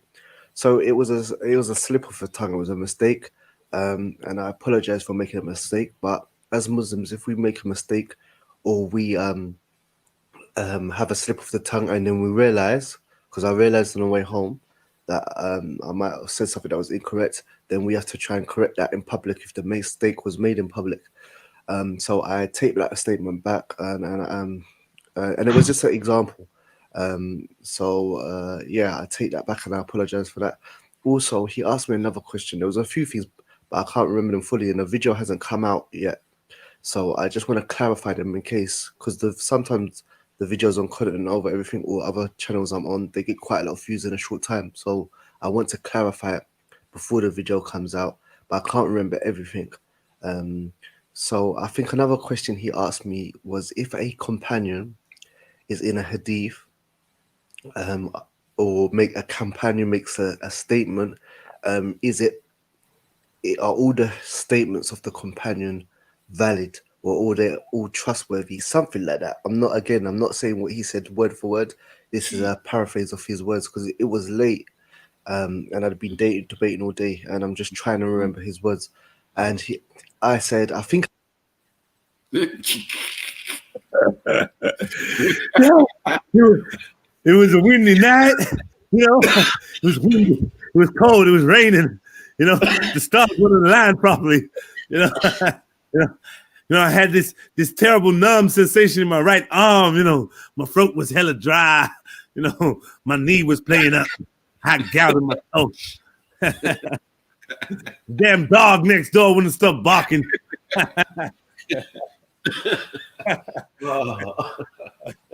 He's a mess. He's a mess. You fucked him up. You fucked him up. Plain and simple. There's no chaser. Look. Man's eyes was all squinting. Like he's in a dark room. It makes no sense. I big up Afghan River for opening up the super chat today. Afghan River says, I suppose I've got to sing this. He says Shahid's voice and melody, yeah? Oh, Purple Aki's coming for you. Oh, Purple Aki's coming for you. Purple Aki's coming for you. No, you can't do this, man. I'm trying to smoke the wake and bake. Yeah, you can't do this to me right now. Allow me, man. Oh, stop it, man! Don't make it. You're throwing me off the thing. Hold on, 1 second. Just making it worse, man. Man's in pain while he's talking. I've You know never what I'm seen. saying? Yeah. Man, it's physically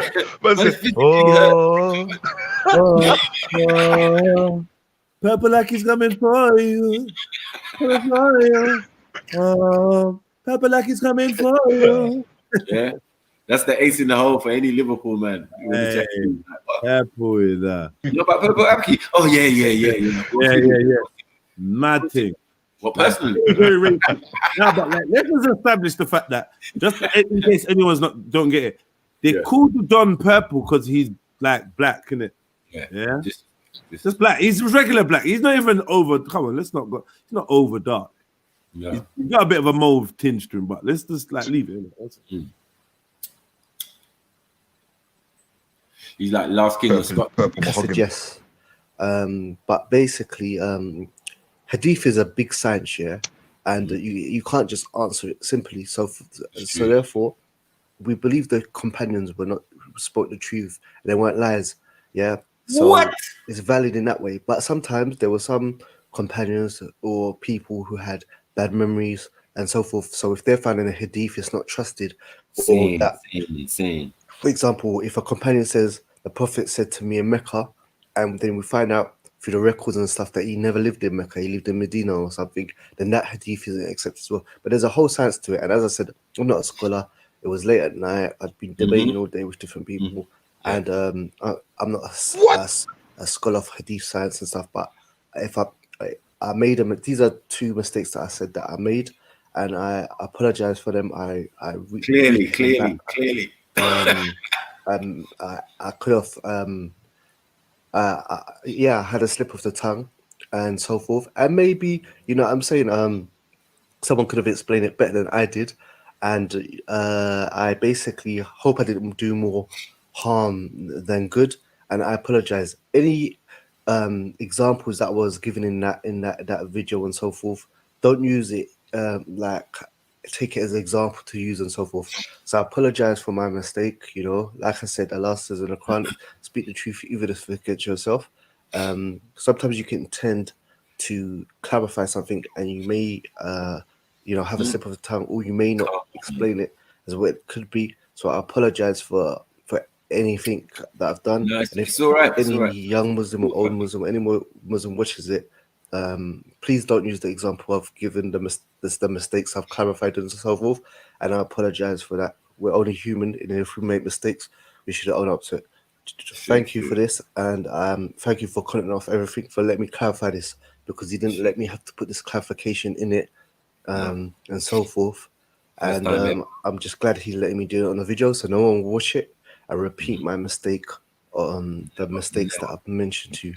So for taking up your time. Assalamu alaikum, and goodbye. Take care to the non-Muslims. Look at the comment. When you don't understand,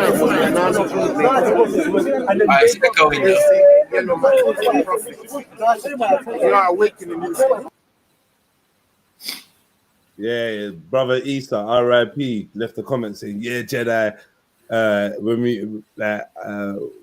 When I see you at the park this Sunday, we have to talk about this." LOL, you get me?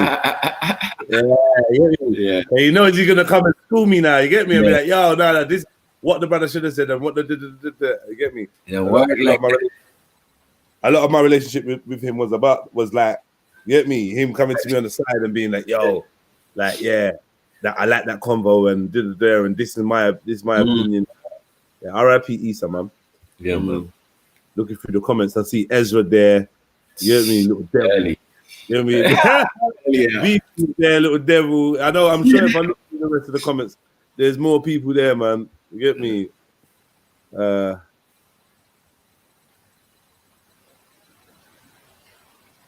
cooking class, boy. Jedi bodied Hussein in this video. Ended nicely. GHS everything. Looking at these old names. No, this would be a good way to find out who's fucking who changed their names and that, you know. Because this is 3 years ago, bro. Yeah. I don't recognize none of these names, but everyone's changed their names, man. A lot of time to make new profiles still. But defense, you know, look. Oh yeah. Defense. Okay, yeah, defense. Hey. Jeez. 3 years ago. Who else we got in there? You never know what we're gonna see. Mohammed Hassan Abdul Hamid Hussein. Could I please hit me up? I'll put the info on here and Let's give him Mantilio as well. Extras. Extra armory. You fucking him up. Fucking him up. All right, let's get to it, man. Let's get to it. That is mind blowing. Them comments there, you know. Mind blowing. Yeah, give Now it's Chinese and the yellow man. This is after go study what happened in China.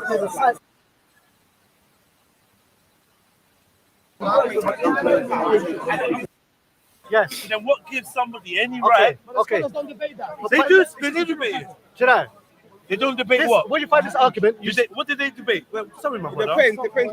Let's have a round table thing because I want to hear you got your idea, no problem. he's got his idea.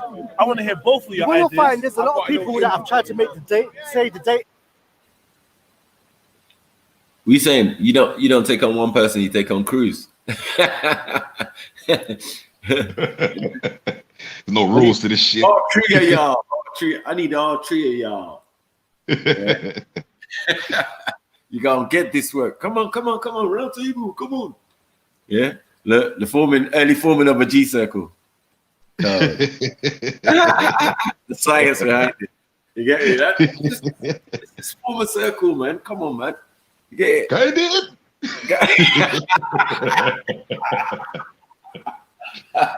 Early. Yeah, you gotta watch the videos back, man. The science of Jeds is deep. You get me? Everyone's got science to their videos, man. It's peak. Sure. You get it? Like, yo, there's method to the madness or to the style and also. They've never seen nothing like this before, remember? Come on. Until the man them roll up in the park, like, yo, all these different flavors, like, yo, what's going on? Oh my God, yo. Man said they found the yam over there. Man said saltfish. You get me? So forth. That's it. Oh no, yo. You know if he's a yellow man. Hold on. Tell me When did the argument come about? The argument comes about with her sister. Her sister's 30 years old. Yeah, her sister's supposed to be 10 years older than she was. Basically. Yes. And at the time of her death, like the calculation didn't calculate that she was supposed to be 9 years old. Yeah. That's where the argument comes When from. did this argument become popular? When did this argument become popular? Sorry, bro? How old are you? And you gave me your age. Yeah. Shall I take it? Yeah, but you can't take it for gospel. When did this I argument? could lie to you. When did this argument become popular? If I know you as well. I don't know. If you know me, cool. I still could lie to you. This argument. Unless you were there at my birth, I don't even know my age. I think there's even the Shia's interpretation. Yeah, but you can't talk to them about Shias though. They're not having it. No, but the thing is that I'm not forcing anyone to follow my thing. The reason you just my thing is, my point is this, yeah. Like, can I just ask about this thing? Yeah. This argument has become recent now in nowadays terms. The Prophet's enemies never used this thing about the Prophet marrying Aisha was too young. In them days, I'm saying this argument by Muslims. And I've just heard it that there's evidence in the hadith about the age of Aisha's sister and the relation between each other. I've heard this before. I know, but no, I'm trying to say to you, when did this argument come up? It didn't come up in the time of the Prophet that she was 21. Because people didn't wait till that age. The young age of the Prophet getting married to Aisha wasn't an issue at that time because cultures got married easy at that time. So the whole thing is he's brought this up. There's no proof for this. When did that argument happen around the Muslims? It's happening now because people are trying to stretch from 9 because they're ashamed of it. I'm not ashamed of it. They got married at the age of puberty. So the whole thing I'm trying to say is yes, now people are talking about it. But amongst the Muslims, this thing about our age didn't come up. Now, the whole thing is at the end of the day, look, there's a side to the hadith. All right, let me ask you a question. Yeah. Do any hadiths contradict each other? That are as authentic. And when was the last time a hadith was declared? You got a word for it when you don't. So, there's not. There's not. Which is weak, isn't it? There's different types of weak. There's fabricated, there's weak, there's made up, there's someone weak in a chain. The whole thing is a sense. I don't know. And if I'm not right, going to pretend to you. But Hussein, I'm sure that even this whole thing about authentic hadith and authentic hadith. The little smirk at the camera, yeah. No, what I'm trying to say to you, look. What I'm trying to say to you, and I'm not gonna black to anyone that I'm a professor of hadith. I don't expect you to, bro. Me, if I don't know something, I'll say it. I'll say it. But the whole thing is, I've listened to science. And there's a science to it, and I'm not going to explain to you. It's not my field. The whole thing. But the science is basically peer reviewing. That's basically where it is. Like, as in, they're looking over each other's works. They're verifying. Right? You know what? I know Raspberry is a cool youth, and he's never lied before. He's got no history of lying. And then you can say, yeah, I verified that. And then he says, and then we verify it amongst us as scholars, and then we give it to you and say, look, this guy is a verifiable source. Yeah. But that's not concrete. It depends if you wouldn't verify the believer. I tell you what. You wouldn't verify the Quran like that. No, for example, let me tell you. You wouldn't know, would you? For example, first of all, we don't have people in the chain of the hadith of the Quran.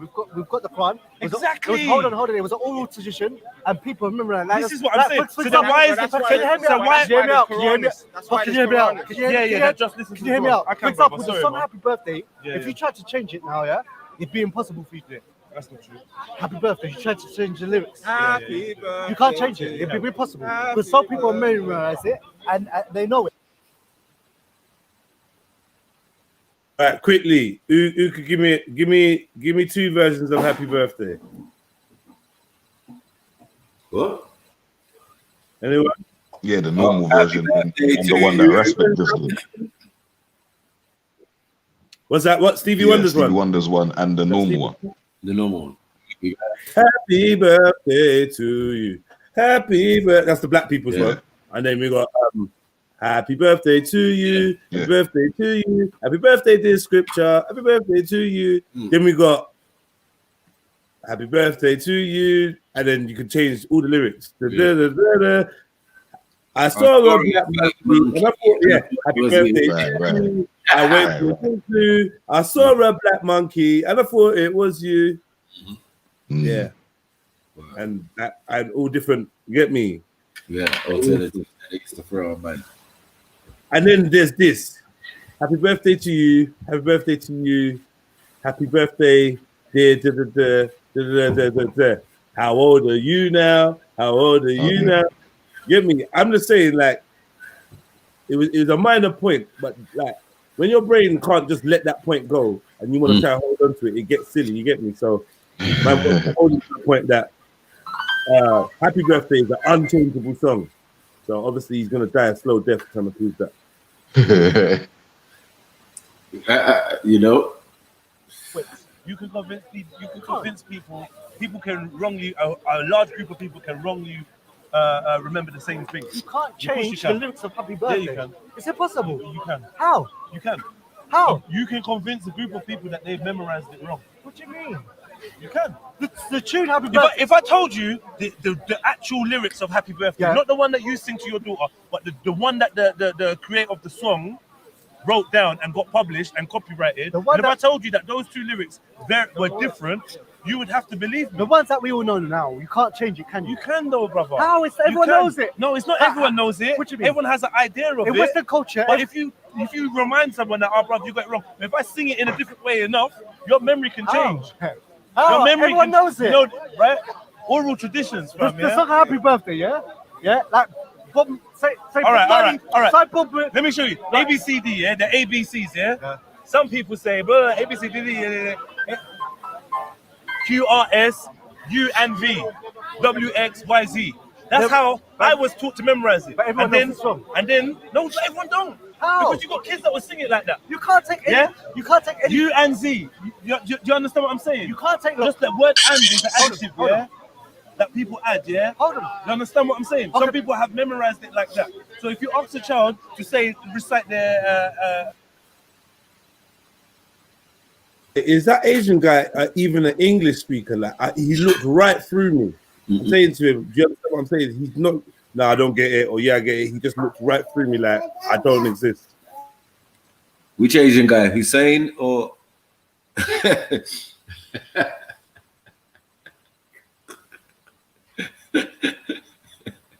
Yeah, Hussein looks focused. Is that McDonald's in his hand? Oh, mate.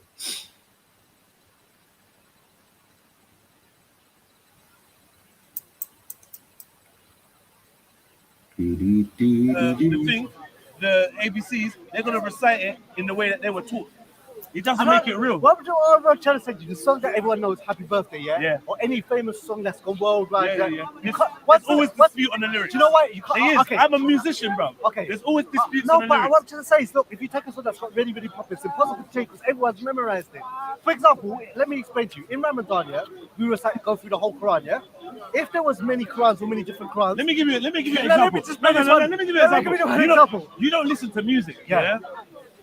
How long have you not been listening to music for? Close to 10 years. Okay. So you will still remember, do you like it? Is it? You've heard that song before, right? You've heard it before. You don't have, you're not sanctioned that you've heard the song before, yeah? It gets to certain part in a part in it, yeah, where I can say one part of the lyrics that I used to think it was, and I guarantee you, next man used to think this is what the guy was saying. But this is what I'm saying. Do you know why? Do you know why? It could happen. For example, I tell you why it can't happen.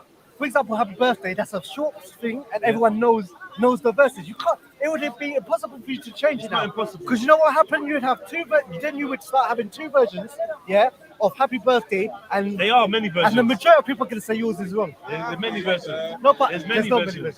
There's many I'm versions. talking about the remix. And people remember things differently, brother. When you're dealing with memory, you have to remember the human mind is not infallible. People remember things differently. I'm asking a question. You don't think a group of people can remember something wrong? The lyrics Happy Birthday, you believe someone can change it? Yeah. How? Look, there's an actual science, my brother, yeah? There's an actual science there's an actual science in the way that human beings memorize things, yeah? There's actual science. And it's been proven, yeah, that if one person makes a slight alteration to something, the next man that heard that can memorize it that way and in fact spread that round us. That's the truth. But we got what we call Chinese whispers, yeah, where we form a big circle, a big massive circle.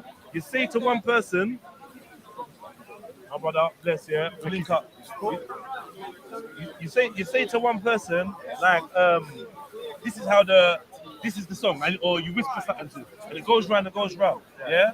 But if you try to change it, correct you. By the time it gets back to you, yeah, it can be wrong. But if you try to change it now, we'll correct you. Yeah, but this is the thing, yeah. By the time it goes round, it's not you in control of it no more. If Prophet Muhammad has spoken, son, yeah, and the people have taken it around, he's not in control of that anymore. Like, for example, someone made Happy Birthday. It's out here now, yes. People know it. So if you give it time. In 100 years' time, yeah, there could be added words in it. Yeah, there could be added words in it that the people of that time that are singing that song don't realize that's not the original version. No, but do you understand what I'm saying? But there's always do you know the original version of Happy Birthday? Yeah. Or do you believe you do? No, look, I'm talking about. Do you understand? No, have you spoken to the creator of the song? Have you verified? No, wait. I know what the words are. Have you verified with the creator of the song what the lyrics are? No. All you've got is what the people have you've learned from other people. You've not learned from the creator. Unless you're saying everyone learned the wrong one. You up, no, you haven't. You haven't called me. You haven't done nothing. You haven't done anything. Listen to what I'm saying to you now, I still don't agree with you. All right, no, but hear what I'm saying, my brother. Look, unless you're saying that everyone in the world learned the wrong version of Happy Birthday. You're assuming that you know the version of Happy Birthday everyone in the world sings. I'm saying everyone knows Happy. You don't know. You can't assume that. It's not working. That's a fallacy. You can't assume how everyone else memorizes something. So everyone learned the wrong version. You'd have to go and do a study. Listen, hear me out. Yeah. One thing is you'd have to get the author, yeah, the composer of that piece of music, that song, yeah, and you'd have to verify what their actual lyrics were, yeah. Then you'd have to do a test with everybody else, the whole world of that knows Happy Birthday, and test what they've got it down as. Then you can bring those two bits of information and say to me, right, this is what it is. So you bring me the composer, yeah, You bring me the composer, and then you bring me everyone else that's memorizing the song, and we sit here and judge with the composer whether they've got the lyrics right. Until that day, you're being subjective in what you're telling me, because what you're saying is you know a version of Happy Birthday. You know one. So are you saying, you don't know what my version of Happy Birthday is, or what context is. Since in all my life, I've only heard one version. That's you. Happy Birthday. That's subjective. Okay. So I'm in asking, all people's, there's many versions. I'm trying to tell him that there is. Okay, no problem. Are you saying the majority of people have the wrong version? All right, let me ask you. I'm asking a question. No, all right, that's not what I'm saying. That's not what I'm saying. I've answered you. What I'm saying to you is this, yeah?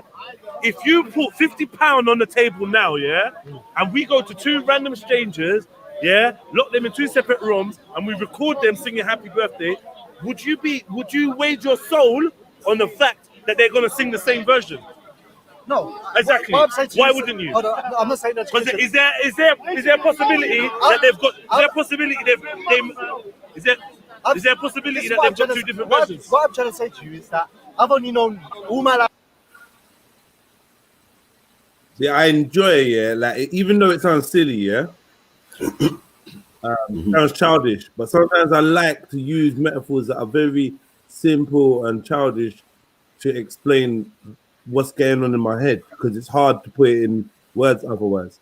So the whole Happy Birthday thing, I was very grateful for that, because it got us to look at it like, okay, we may think that everyone we've ever met may sing Happy Birthday in a certain way, but it's not a truth to say that there's only one version of singing Happy Birthday, because you ain't met everyone. You don't know what's going on in the far corners of the earth. You don't know what lyrics are there. It could come out tomorrow that the origins of Happy Birthday was a slavery song, and they used to sing it to the slave masters' kids when they used to, like, you know what I mean, get a new slave. We don't know. We don't know unless you go and check out the author, the composer, and find the original lyrics. To say that we all sing the original version of the song is a bit like saying that we all have orally learned a book and we're all reciting it exactly the same. I'm saying in some corners with different dialects and stuff like that, it just might not go down like that. You know what I mean? It just might not go down like that. Yeah, and when I said to him, "Ra, what would you wage your soul on it?" Man said, "No, you wouldn't wage your soul on the fact that me and Scripture know the same version of Happy Birthday." That's a mad thing. It's like he was like, "Yo, it was." Anyway, this is a ass whooping waiting to happen. Strictly YouTube says Jedi's argument would make sense, except that we have a Quran from the time of the Prophet, and it's the same as it is today. Yeah, but he's not talking about the Quran, is he? He's talking about Hadith. Thank you, bro, for clearing that up. So I wonder what people are watching. Afghan River says, sit in a room with 10 people and play Chinese whispers with a short story and see how that short story has changed by the time it gets to the last person. Yeah, it's fucked. And I pride myself, on being good at that game. And I'm always disappointed by the people next to me. Like, yo, why did you tell me that shit if that's not what the person next to you said? Yeah. Tell him that when I never told you. I don't get it. How I am trying to copy word for word what you said. Yeah, Chinese whispers is a very, very good experiment. Very good experiment. And remember, not to get it. Yo, Lady Shocker, big up yourself. Not to get into it, but just remember that like the books and that were written and that after man's, you get me? So, and there was other books burnt by Abu Bakr as well. So I'm just saying, at some point in time, someone was saying something different somewhere. Yeah, no, of course. But yeah, it's Hadith mainly that we was dealing with on this occasion, as you heard from my man. Yeah, Hadith. Any Hadith that contradicts Quran is instantly rejected. Maybe not. I used to believe that, but I'm not sure if I believe that about that instantly rejected thing. I'm not sure about that. Yeah, Yeah, that's not true, obviously. Some people believe it wholeheartedly. Right?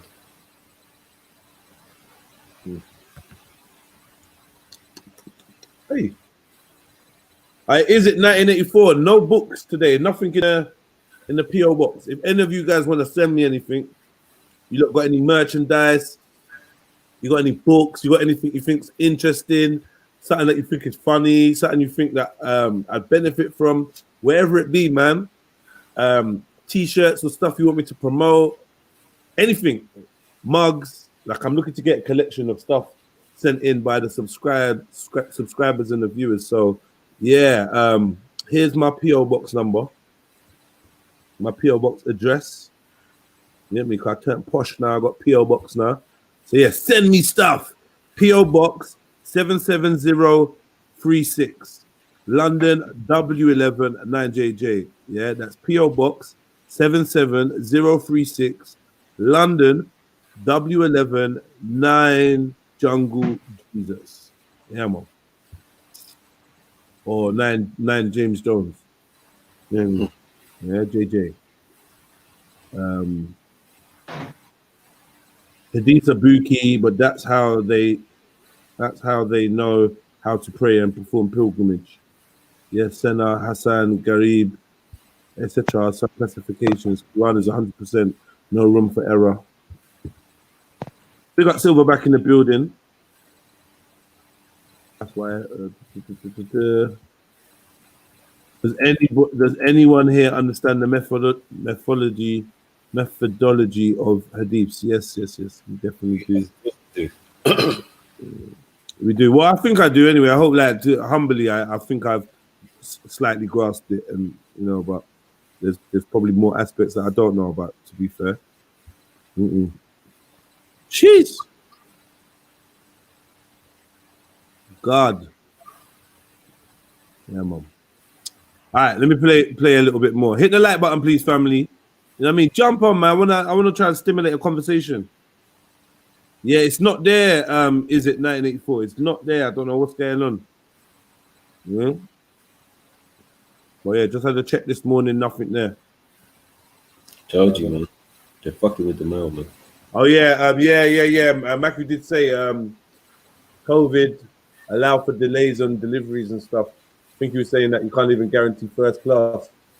In 6 days.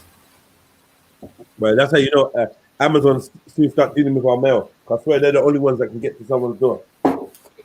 Quick. You know what I mean? Next day delivery and. Next day delivery. What should I have? Should I have a weed tea or should I have a cappuccino? I think I'm gonna do cappuccino, mate. Fuck it. You know what? I'm gonna do a weedachino. Fuck it. Oh, man. Let me. Yeah, Papachino, whatever you want to call it. I don't know. Man, I want to go too far with the new ideas, you know. Nah, bro. I started it before. The weed tea water thing. I just made a coffee with it. Banging. You know, weed and coffee like goes well. Like it's just it's like. You know what? I've never been a coffee person. Still. Oh, is it? Yeah. So I just can't see the. You know what I'm saying? Okay. Yeah, I enjoy it. Can't see the magic. I did maybe because if Corona post will be delayed, I can't jump on at the moment. Yeah, big up young Ryu, man. You got a job backing it down and that. Love to see the youngsters like fucking rising, man. Go on, get me, do your thing, bro. Where do you work? You know me, my thing is if you working somewhere, bring me in. You must give me some kind of hookup or something. I don't care what you're selling in there. I want some free shit. You know me? It could be bubble wrap. I want some free bubble wrap. I don't give a fuck. You know me? Ha ha. You know me? If you working somewhere, bring in the family, bro. You got Lolly Star, love and respect. I jump on later with my family. My kids are crazy. Won't be able to conduct a decent convo. All right, man. Safe, my dog, man. Come on. Yeah, man. Yeah. Only thing coming on time, especially delivery or track. Rest is a gamble. We got UK Rider, man. All right. So yes, what are you not saying in the chat? What you want to play some more of this video? or what? Or go somewhere else? What are you not saying? Let's see what the chat's saying, man. Talk to me, man. Talk to me. Talk to me. This does get good. I think we're just warming up. It does get better. Big up Troublesome Hodge.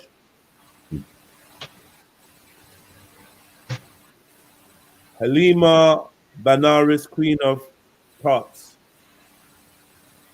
I am a proud nationalist. Okay. Also, with the Isnad, you have a chain of narrators. One scholar may say one of the narrators is weak at narrating, whilst another scholar says, no, this narrator is trustworthy. All right. I've only known one version of Happy Birthday. Yeah, yeah. And I've never heard anyone come up and sing it up with a different version. The sister over there knows too. Okay, but today is the day where you found someone that knows a different version. Okay, but that's only 2 people with my whole life. But you still a difference. That's okay. There's still melody. She may be closer to the Are you talking about remixes? I can make up a version now. Nah, fam. What do you mean? You need to understand what I'm saying to you, yeah? Until you have... I've never seen someone at Happy Birthday come up, bring a cake out. Bro. By the way, Muslims, we don't celebrate birthdays, yeah? Yeah, But the point is this, yeah? I never heard someone bring a cake and start singing a different version of Happy Birthday.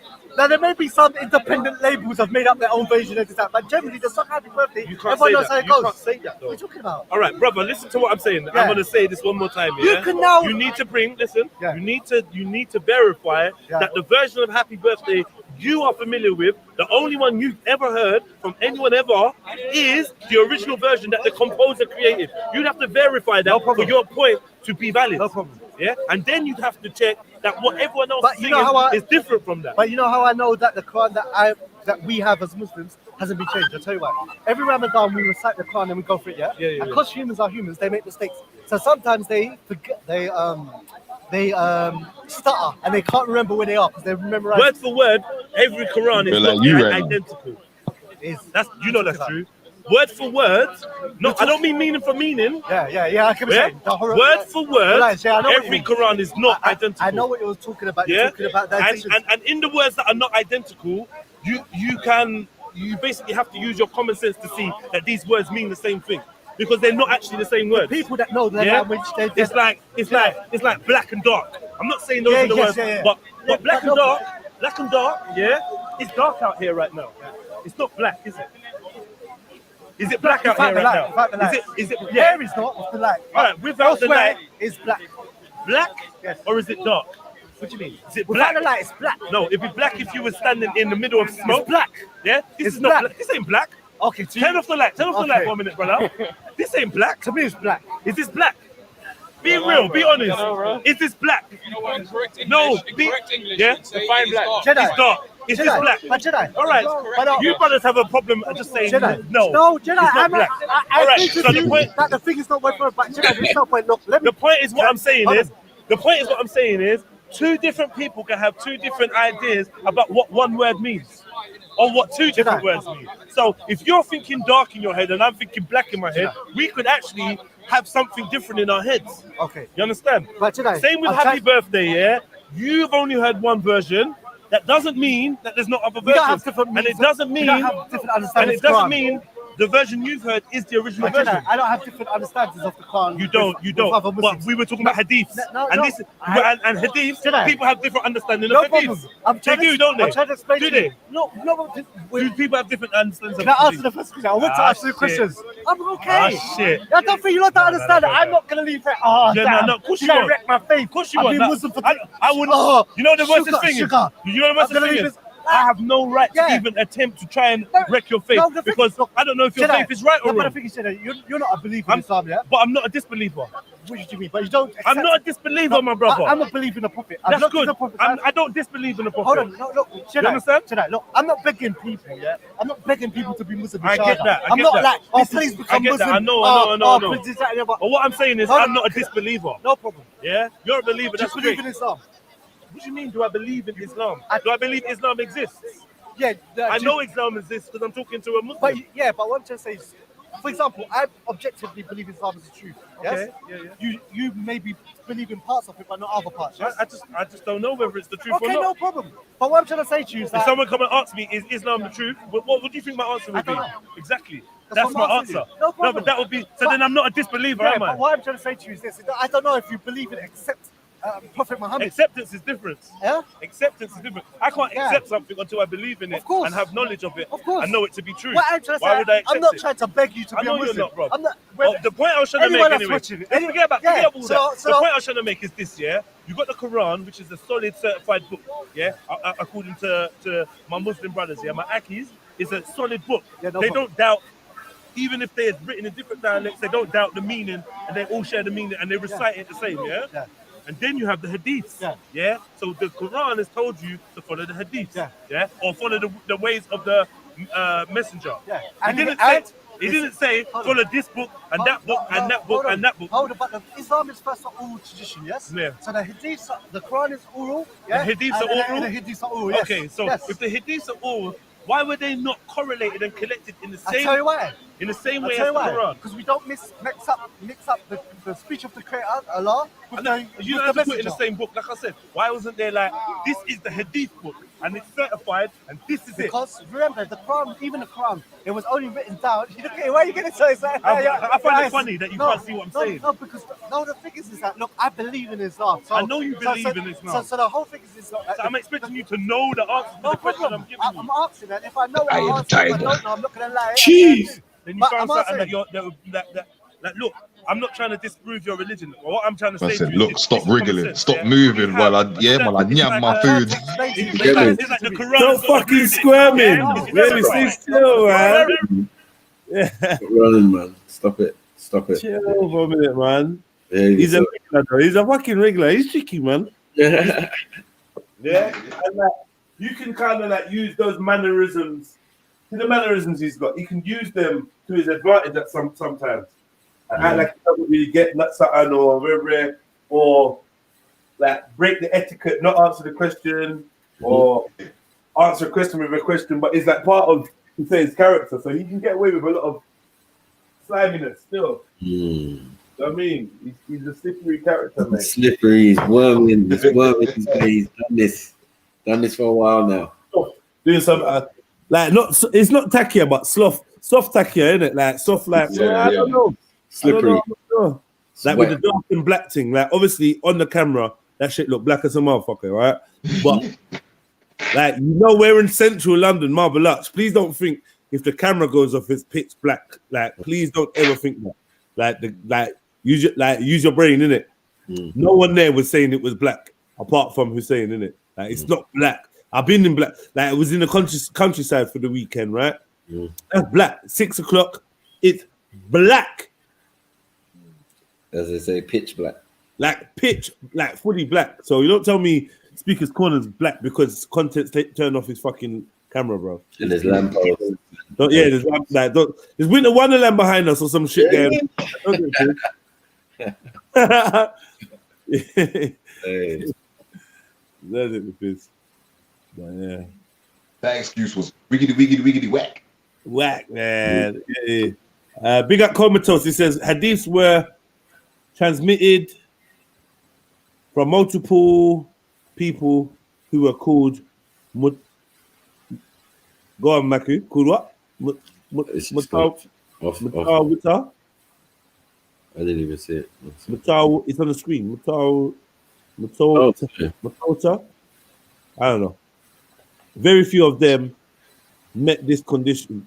Most of them have one narrator on each level, which is what caused doubts and contradiction. Okay. Yeah, Afghan River. Amu, jump on, brother. You getting in on the chats, man. Nah, man, that's wasted in the chats. We want to hear that. Jump on. Please, jump on. Yeah.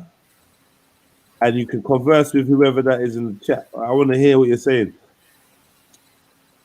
You know, the chats are funny, man.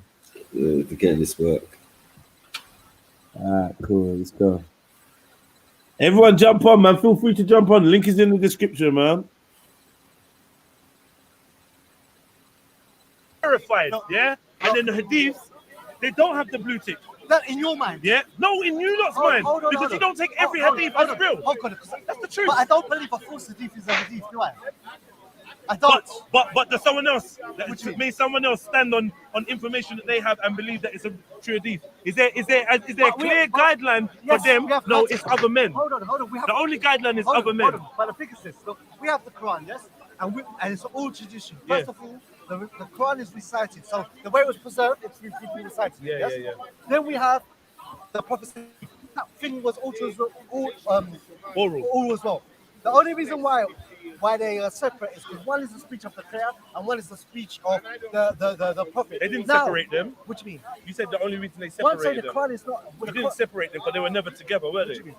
The Quran and the words of the prophet were never together. The prophet got things revealed to him, yeah, and then he would say what was revealed to him. And did that go into the Quran?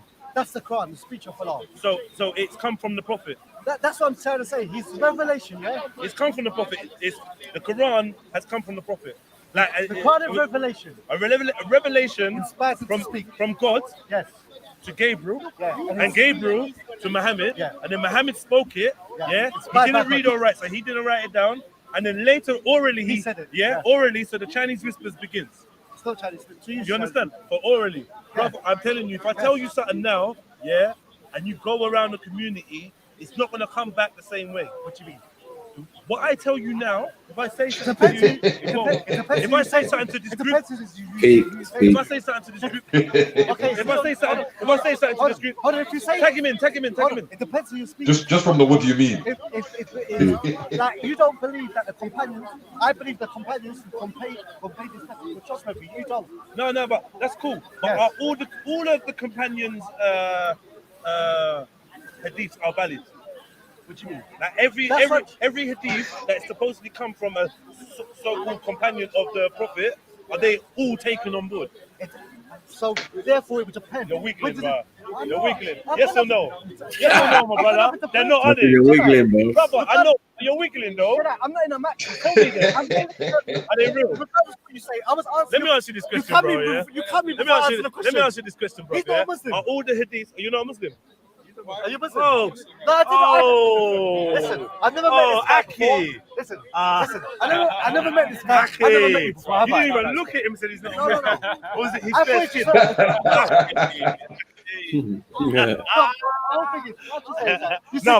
No, you said you called me. No, I did catch you. I caught you still. No, you haven't called me. The hadiths, yeah, the hadiths of the companions, yeah, are they all taken as verified?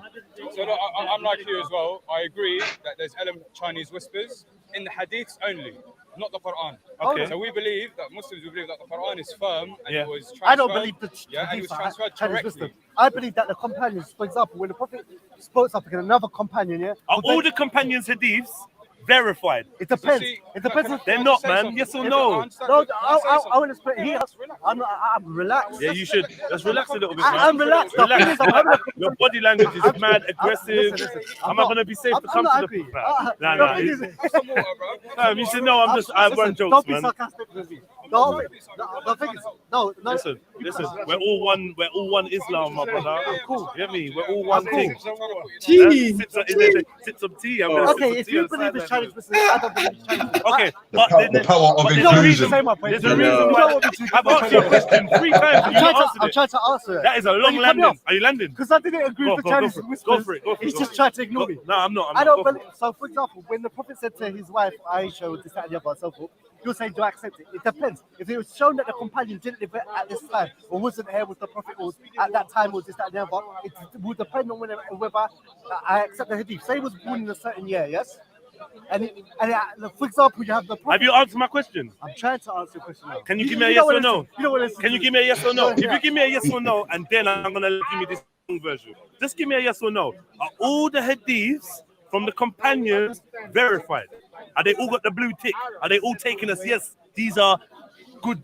These are strong. If it's proven that the companion, no, then the answer is no. Then the answer is no. Do you want me to give a short yes or no? Because you said all the companions are trustworthy. Yes. So then are all their hadiths trustworthy? Okay. Say someone said that the Prophet said, yeah, and it was not, and this companion said to another companion, so forth, that the prophet said, blah, blah, blah, blah. Yeah? This is a So mess. there's a chain of people, yes?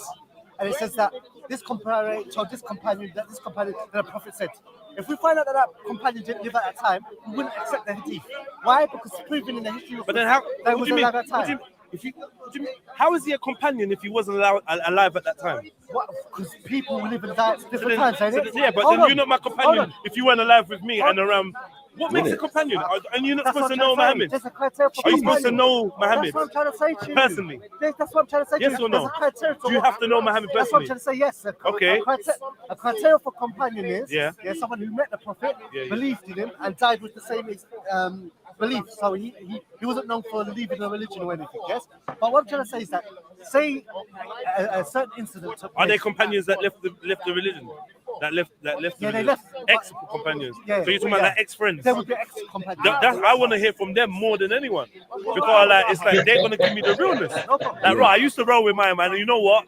I know certain things No about him. problem, you can listen to whoever you want.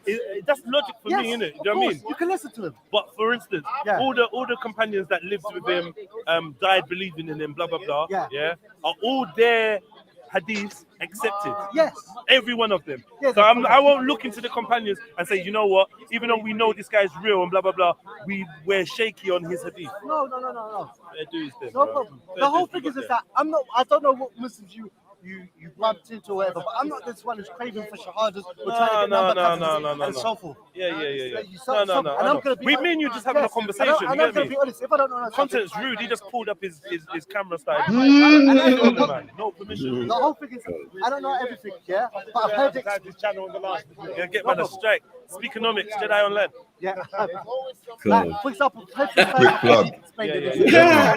Yeah. And I'm not scholar. I'm not scholar anything because Would you agree that you'd agree that there is the Quran is the most authentic? So then, why do you bother with the other things if the Quran is the most authentic and the hadith is shaky? Why do you, I never said the hadith, but some hadiths are shaky. I know that you don't want to say that, but I know for a fact because you don't verify all the hadiths. Okay, everything that's out there as hadith, you don't take literally. Like for instance, a man said that there's a hadith quoting the age of Aisha and her sister, and that age system puts Aisha at an older age than the one that we First of believe. all, the reason why I didn't accept what he said because this argument about Aisha's age. It's a new thing. I know that. It's Forget a about new that. thing. Amongst But the Muslims, forget I about never that. heard this But the argument hadith ain't a new until- thing. Yeah. Forget about that. The hadith saying that she was 21 is not new. I never heard a hadith saying she's 21. That's what I'm trying. You know- I'm okay, honestly fair saying to you, I've never heard a hadith. Have you? Has anybody? No? I don't know why everyone gets shy when I ask them a question. But the whole thing is that, so what? Hey, it's not going against. It's just sharing because you can correct your brother. If your brother, if you know something, you might give him somewhere to research. It's not, I don't know why man's like that. Do you believe in spiritualism? What do you mean? Demons and stuff and different spirits. Demons and Yeah, stuff. Okay. I do. Now I'm sure you've read certain deep, how can I say, deep articles and certain things about certain books, about certain beings and stuff. Yeah. beings. Beans, like baked beans and that. The point I'm trying to say to you, there's certain things that you're looking into, yes? Yeah. And you may not be able to explain them like that because there's a science to it, yeah? Like, for example, I don't know if you're in... There's certain things you're looking into. Give me an example.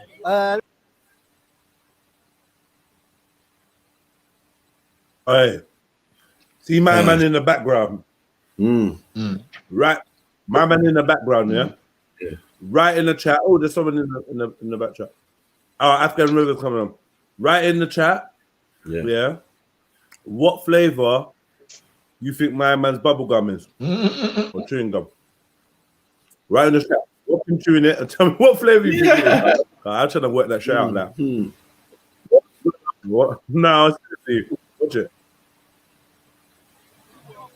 Beans, like baked beans and that. No?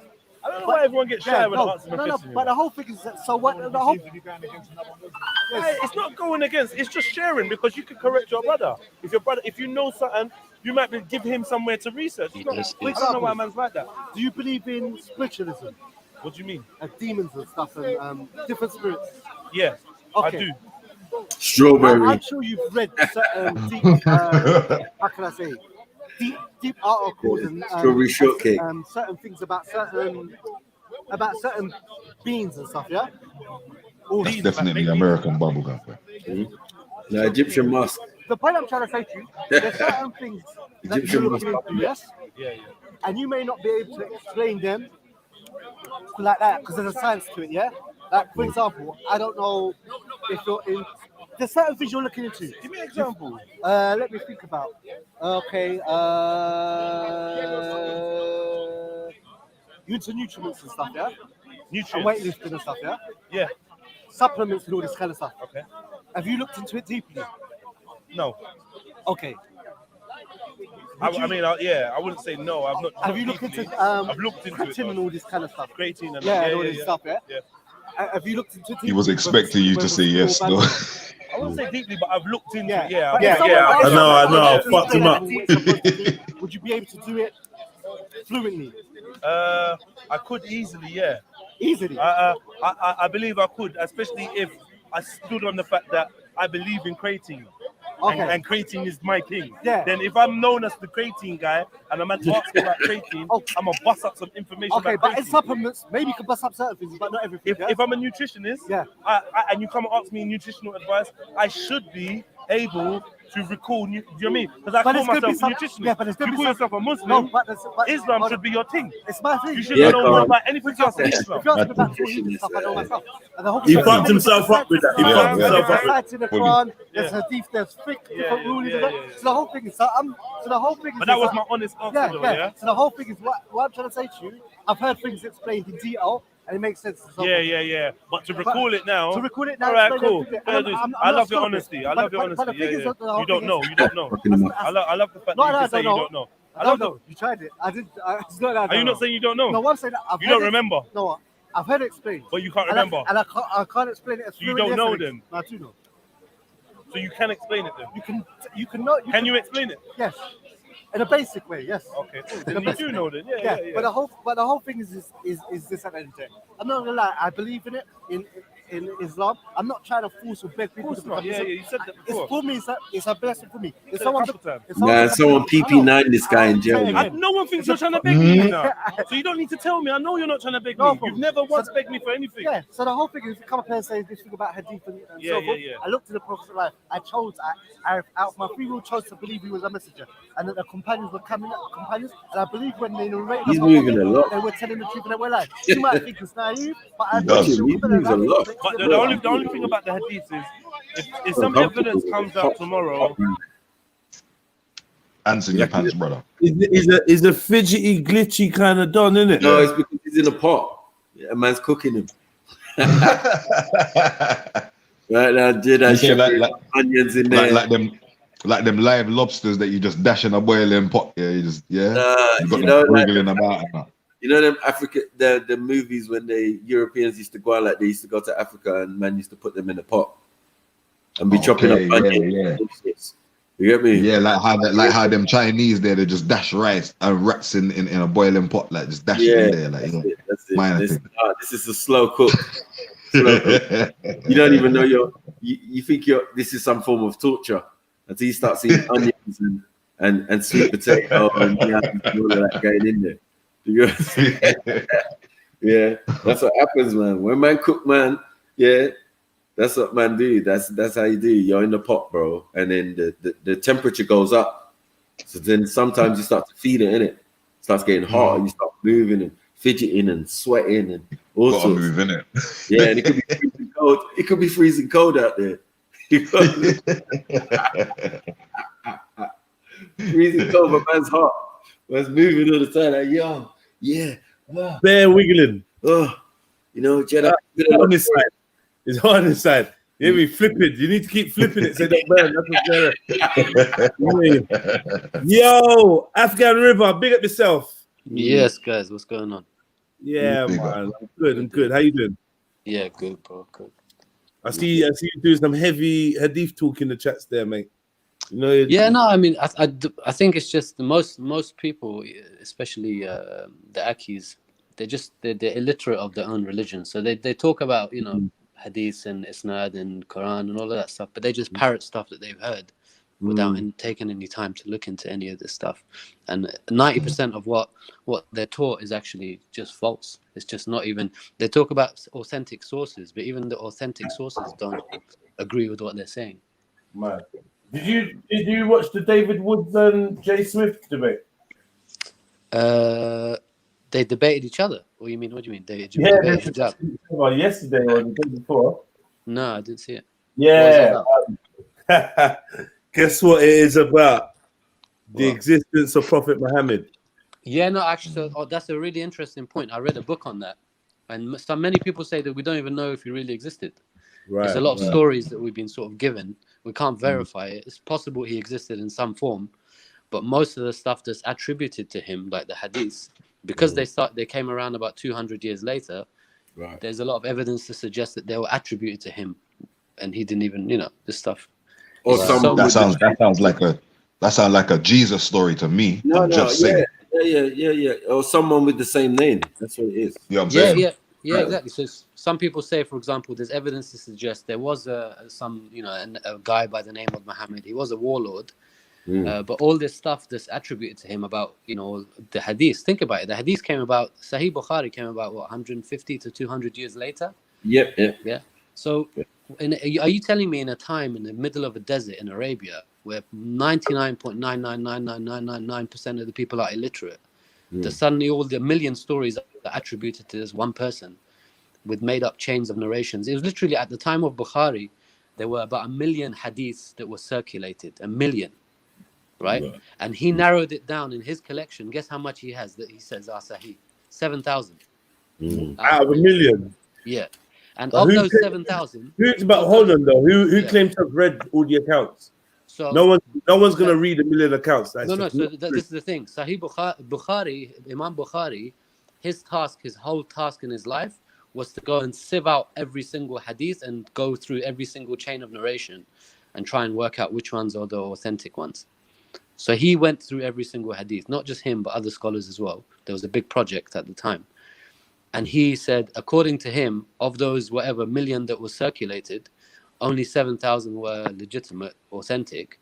And of those 7,000, about 3,000, basically a lot of them are repeats of the same theme. So really there's about 2,500, 3,000 which are considered authentic. Sahih. So yeah, Sahih. There's 300. Yeah, big up, Khan. You're saying there's 3,000. Yeah, brother. Sahih. So yeah, Sahih. Sahih.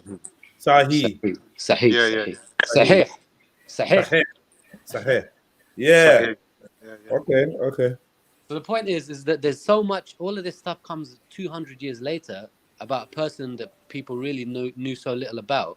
And another misconception is people think that the Quran from the beginning has been preserved. It hasn't. There are many varying readings of this. Of the Quran. Even today we have variant readings. The two main What do you mean? Can you explain that? So for example, go on, because you're kind of contradicting the Quran itself. No, what does the Quran? The Quran says what? The Quran says that like this will we be have sent the preserved. Quran, we are protecting it and we're preserving it, right? That's what it says. But I mean that's circular logic. You can't But say do you mean preserved in writing specifically?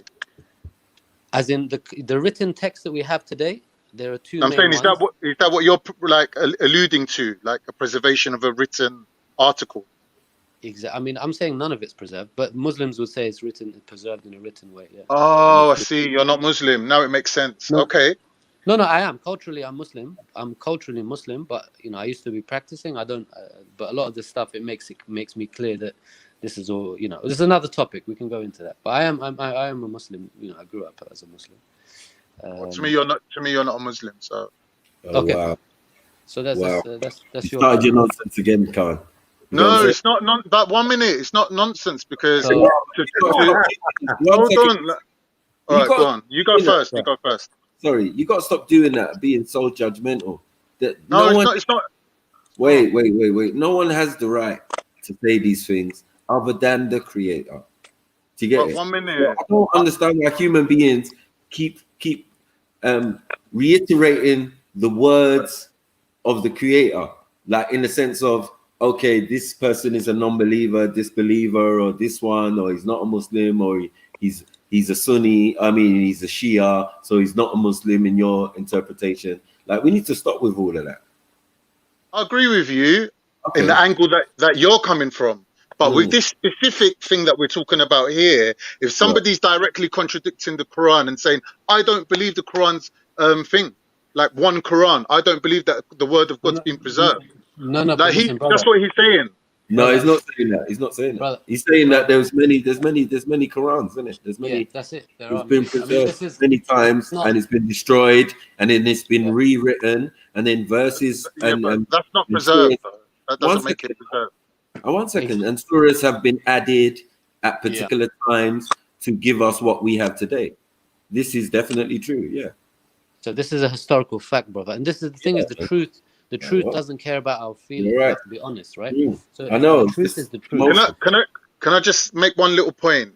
I'm not trying to criticize you. I'm not trying to kind of have a go at you or kind of like the point that you're making. But what I'm saying is, for you to turn around and contradict the Quran and still say you're a Muslim, for me, even though I have very little knowledge, to say I don't count you as a Muslim, that's a valid point of view, is it not?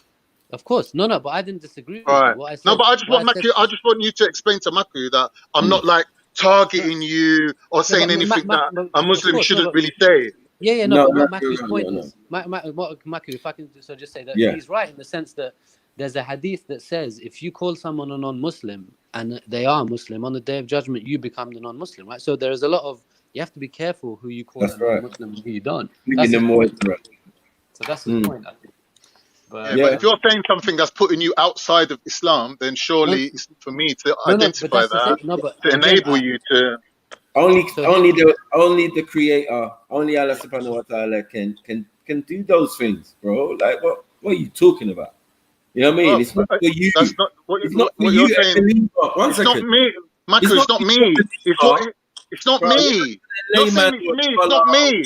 It's the words that come out of his mouth nullifies his Islam. Don't you get it? If he didn't say haven't heard what I said. No, but you said that the Quran isn't preserved. The Quran is how you define preservation. Don't you get it? I'm not takfiring you.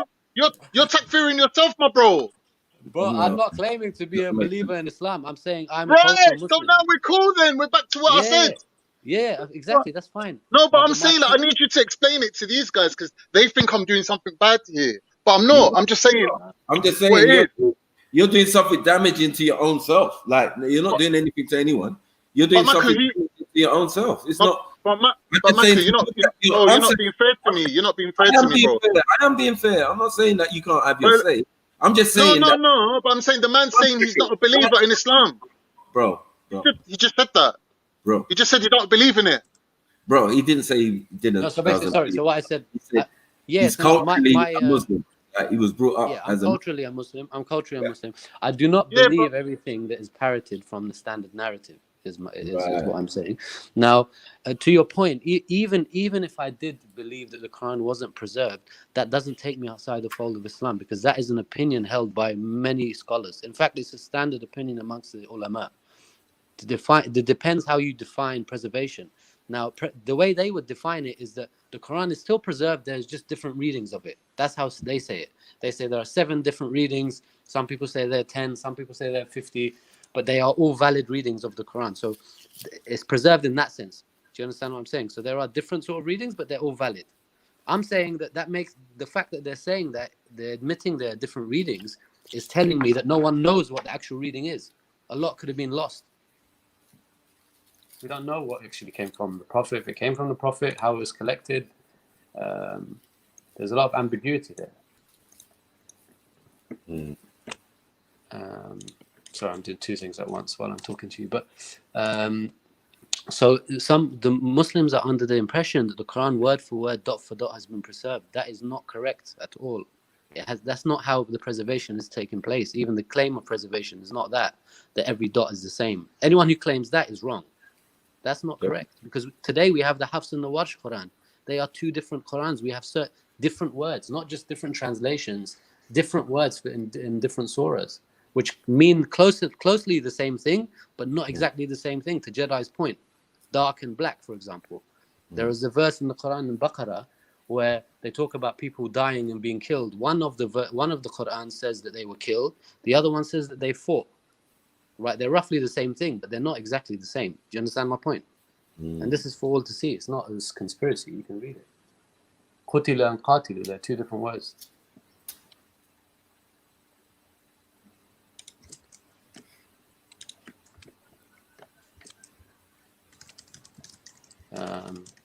So my point is, even the Quran is not something that we have we can know for sure that it came from the Prophet, let alone the Hadith. Most of the religion comes from the Hadith, and it's like, my point is that the whole, your whole, but many Muslims who claim that they're following the Prophet and his Sunnah and everything, a lot of that comes from Hadith that were written 200 years ago, which is not reliable. That's correct.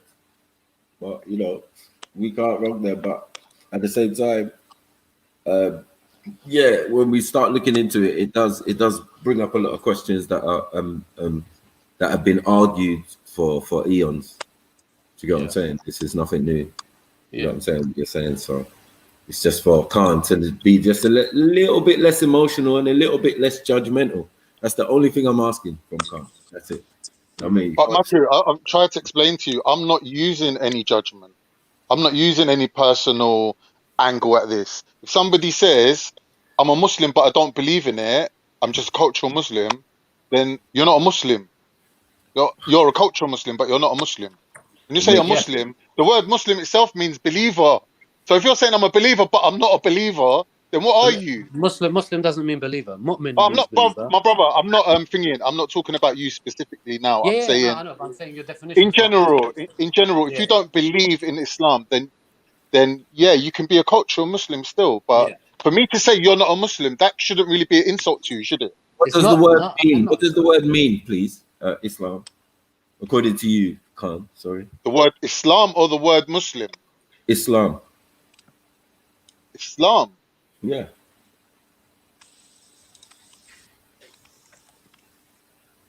Google. I'm not Googling it, man. Just thinking. I'm not Googling. I'm just very quiet. No, I'm playing with my phone. I just don't know the exact meaning of the word in English. You just displayed it. Well, you're changing. You do what you always do, Maku. Let's just stick to the point. There's a point here to be discussed. Like, let's not turn the discussion into an argument. Like, there's no point in doing that. I'll be back in 2 minutes. There's no point in doing that. Yeah, you're right. I'm just saying to you that I'm not using my own judgment. I'm not putting my own opinion to it. If somebody says I don't believe in this religion, then you can't say I'm a Muslim. But this brother hasn't said that he's a Muslim, so he's not offended. But for some reason, you're offended on his behalf, though. No, I'm saying I'm not offended. I'm not offended. Don't be silly. I'm saying that you need to be a bit more fair, because I find like that rhetoric that you're doing, with people like Zubaydah and a few others who carry that kind of mindset. Now, real Akis that I know, like, even if they're debaters, don't even say such things. Do you get it? Or imams or laymen, they don't worry themselves with such things. Do you get what I'm saying? Making judgments on other people. It ain't a judgment. It's clear cut. He said, "I'm not a believer." The judgment is with the Creator, unless you're associating partners. He's not claiming to be Muslim, Maku. Are you associating partners with the Creator? Maku, he's not claiming to be. He's not claiming to be Muslim, bro. He's not claiming. He's not claiming to. He said he's a Muslim. He said he's a Muslim, bro. No, he didn't. He didn't. Oh my God, that's mad. Yeah, hello. Let me ask a question to this Afghan boy. Yes, brother. What are you saying? Afghan boy. I'm a grown man, bro. Yeah. Go on. What are you saying? That you're cultural. Explain to me what does a cultural Muslim mean? Cultural Muslim means that I grew up. I'm within the context of being. My family are Muslim, right? So, it's part of my identity. I would say, coming from Afghanistan. Your identity. Yeah. But what was your Aqidah? What was your Aqidah you got brought into? I don't know. I don't believe in Islam like that. I don't believe in Islam. No. Hold on. You said cultural Muslim. So Yeah. what was your Aqidah? What was you taught? What was my Aqidah? It was Sunni Islam. Yeah, your mother. What was you taught? It was Hanafi Sunni Islam. So Abu Hanifa radiallahu anhu, yeah? Yes, exactly. Who was he? He was one of the first madhabs in Islam. You have Abu Hanifa, Imam Malik, Shafi, and Ahmed ibn Hanbal. He's the majority of the Muslim world follows. Can I? 1 minute. Dogar, can I ask you a question? Yeah, go on. Bro, if the man is saying, I do not have any iman, any belief, what difference does it make if he knows every chapter and verse by memory? What difference does it make? No. The only reason I'm asking these questions, I need to know what he knows. Yeah? No, but he doesn't have iman. Is he here? Is he here? Gone. Dogar, he just doesn't have iman. He has knowledge. He just doesn't have iman. He doesn't have He needs to, no. It's iman, taqwa. Yeah. He just You doesn't got have no faith. taqwa.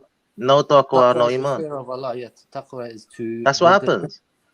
You got no taqwa. Yeah, Yeah, but straight you up. can't judge somebody's iman by the level of their knowledge. No. You're I'm allowed sure- to judge. Wait, can't wait. You're allowed to judge on what's apparent. If something's in your face, you're allowed to judge. You can't. If you go out of your way, what's apparent? looking for He opened someone, his that's mouth wrong. And he said, I don't believe in this. That's it. Yeah, Khalas, so end that's of. it. You're allowed to judge. You're allowed to judge when it's apparent. Yeah, but you don't have to judge it. In Islam, you're allowed to judge what's in your face. So if he's saying it straight up online, right? I believed, but I disbelieve now. Then he's saying it straight out. I don't understand what's the issue. No, but the issue is, what's the point of further questioning? What's the point of further questioning? Can you hear me? Hello. Yes. I can hear you. Go on. Can you hear me? Yeah. Yeah. Afghan. Let me come out and come back in. I can't hear anyone. 1 second. Oh, okay. So I'm saying, if somebody doesn't believe and they don't have no fear of Allah, then me saying that he's not a Muslim, it shouldn't offend him, and it isn't offending him. He seems fine with it. So I don't see what the issue is. It sounds like a Listen, he doesn't make no sense. He don't make no sense. I'm a cultural Muslim, but I believe in it, but then I don't believe in it because there's some issues in it. He needs to make his mind up. He sounds confused. What do you mean? But Dogar, you're wrong. There's so many Western. 1 second. Sorry. He doesn't believe in aspects of it, of the how the hadiths were. He knows that there's different versions of the Quran itself. Do you get what I'm saying? There ain't no versions. There ain't no different versions. I think there is one. Yeah, and which one? There's so many different versions. As in, because when you make a claim, and a statement, you have to back it, don't you? Okay. So you can't just say you think there's one. If you go to the Moroccans, they have their own version of the Quran. Yes. Moroccans, bring your evidence or your the country of source. Morocco. Where did you get that from? Sorry, I've never heard of that. First time I've ever heard of that. Yeah, it's got a different Quran, yeah? Sorry, it's got a particular name to it. I can't remember. Maka, do you mean the country Morocco? I do mean the country Morocco, yes. And they produce their own Quran with their own version? Yeah, I heard that first time in my life, bro. What's going on there? Hold on 1 second, because one of the Sahaba went to Morocco at the time where the Which Prophet... Sahaba? You have to say the Sahaba's name as well. So people can, for everyone to understand, people can search it up and, verify what you're saying. Okay, Bilal. Bilal radiallahu anhu, yeah? Right. So Bilal... He didn't go to, he went to Damascus. That's where he's buried. Well, buried, but it's not to say he didn't travel to Morocco at the time. That's what I said. Yeah, just bring your eye. Yeah, but they're in opposite directions. Right? 1 second. What was my man doing? A world tour? No, because the prophet's nephew was ruling in Mecca at the time, so it shouldn't be too difficult to find out who's the prophet's nephew. Who's the prophet's nephew in Mecca? Who was ruling? Sorry, in Morocco at the time, so it was safe. No, who's the prophet's nephew? Sorry, bro. Who's the prophet's nephew? I can't remember his name off head, but yeah, that he was the leader at the time when Bilal and Abu Muttalib left out together to go in that direction. And Abu Muttalib, they who's Abu Muttalib? The prophet's Sorry? uncle. Are you talking about the prophet's uncle? I think so. Okay, carry on. Right. who went in a different direction and went towards Mauritania, and then he's like the great grandfather of Mansa Musa and Abu Bukhari. You know what I'm saying? Or Kankan Mansa Musa and Abu Bukhari. No, I don't get what you're saying, man. I don't really. No, I don't get what you're saying. I'm lost. No, what era are you talking about? What era are you talking about? When the revelation came, or what are you talking about? We're talking after the Prophet's death. Oh, after his death. Yeah. So what caliphate are we talking about? What caliphate? Well, it would still be Umayyads, innit? It would still that was. No. Who was the Khalifa? Who was the Khalifa at that time? There was 6 Khalifas, yeah. So who was what Khalifa at that time? Probably Abu Bakr.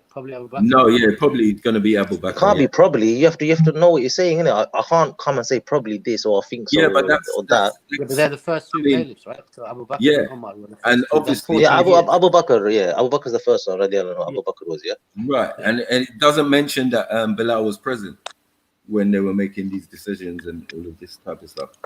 You get it?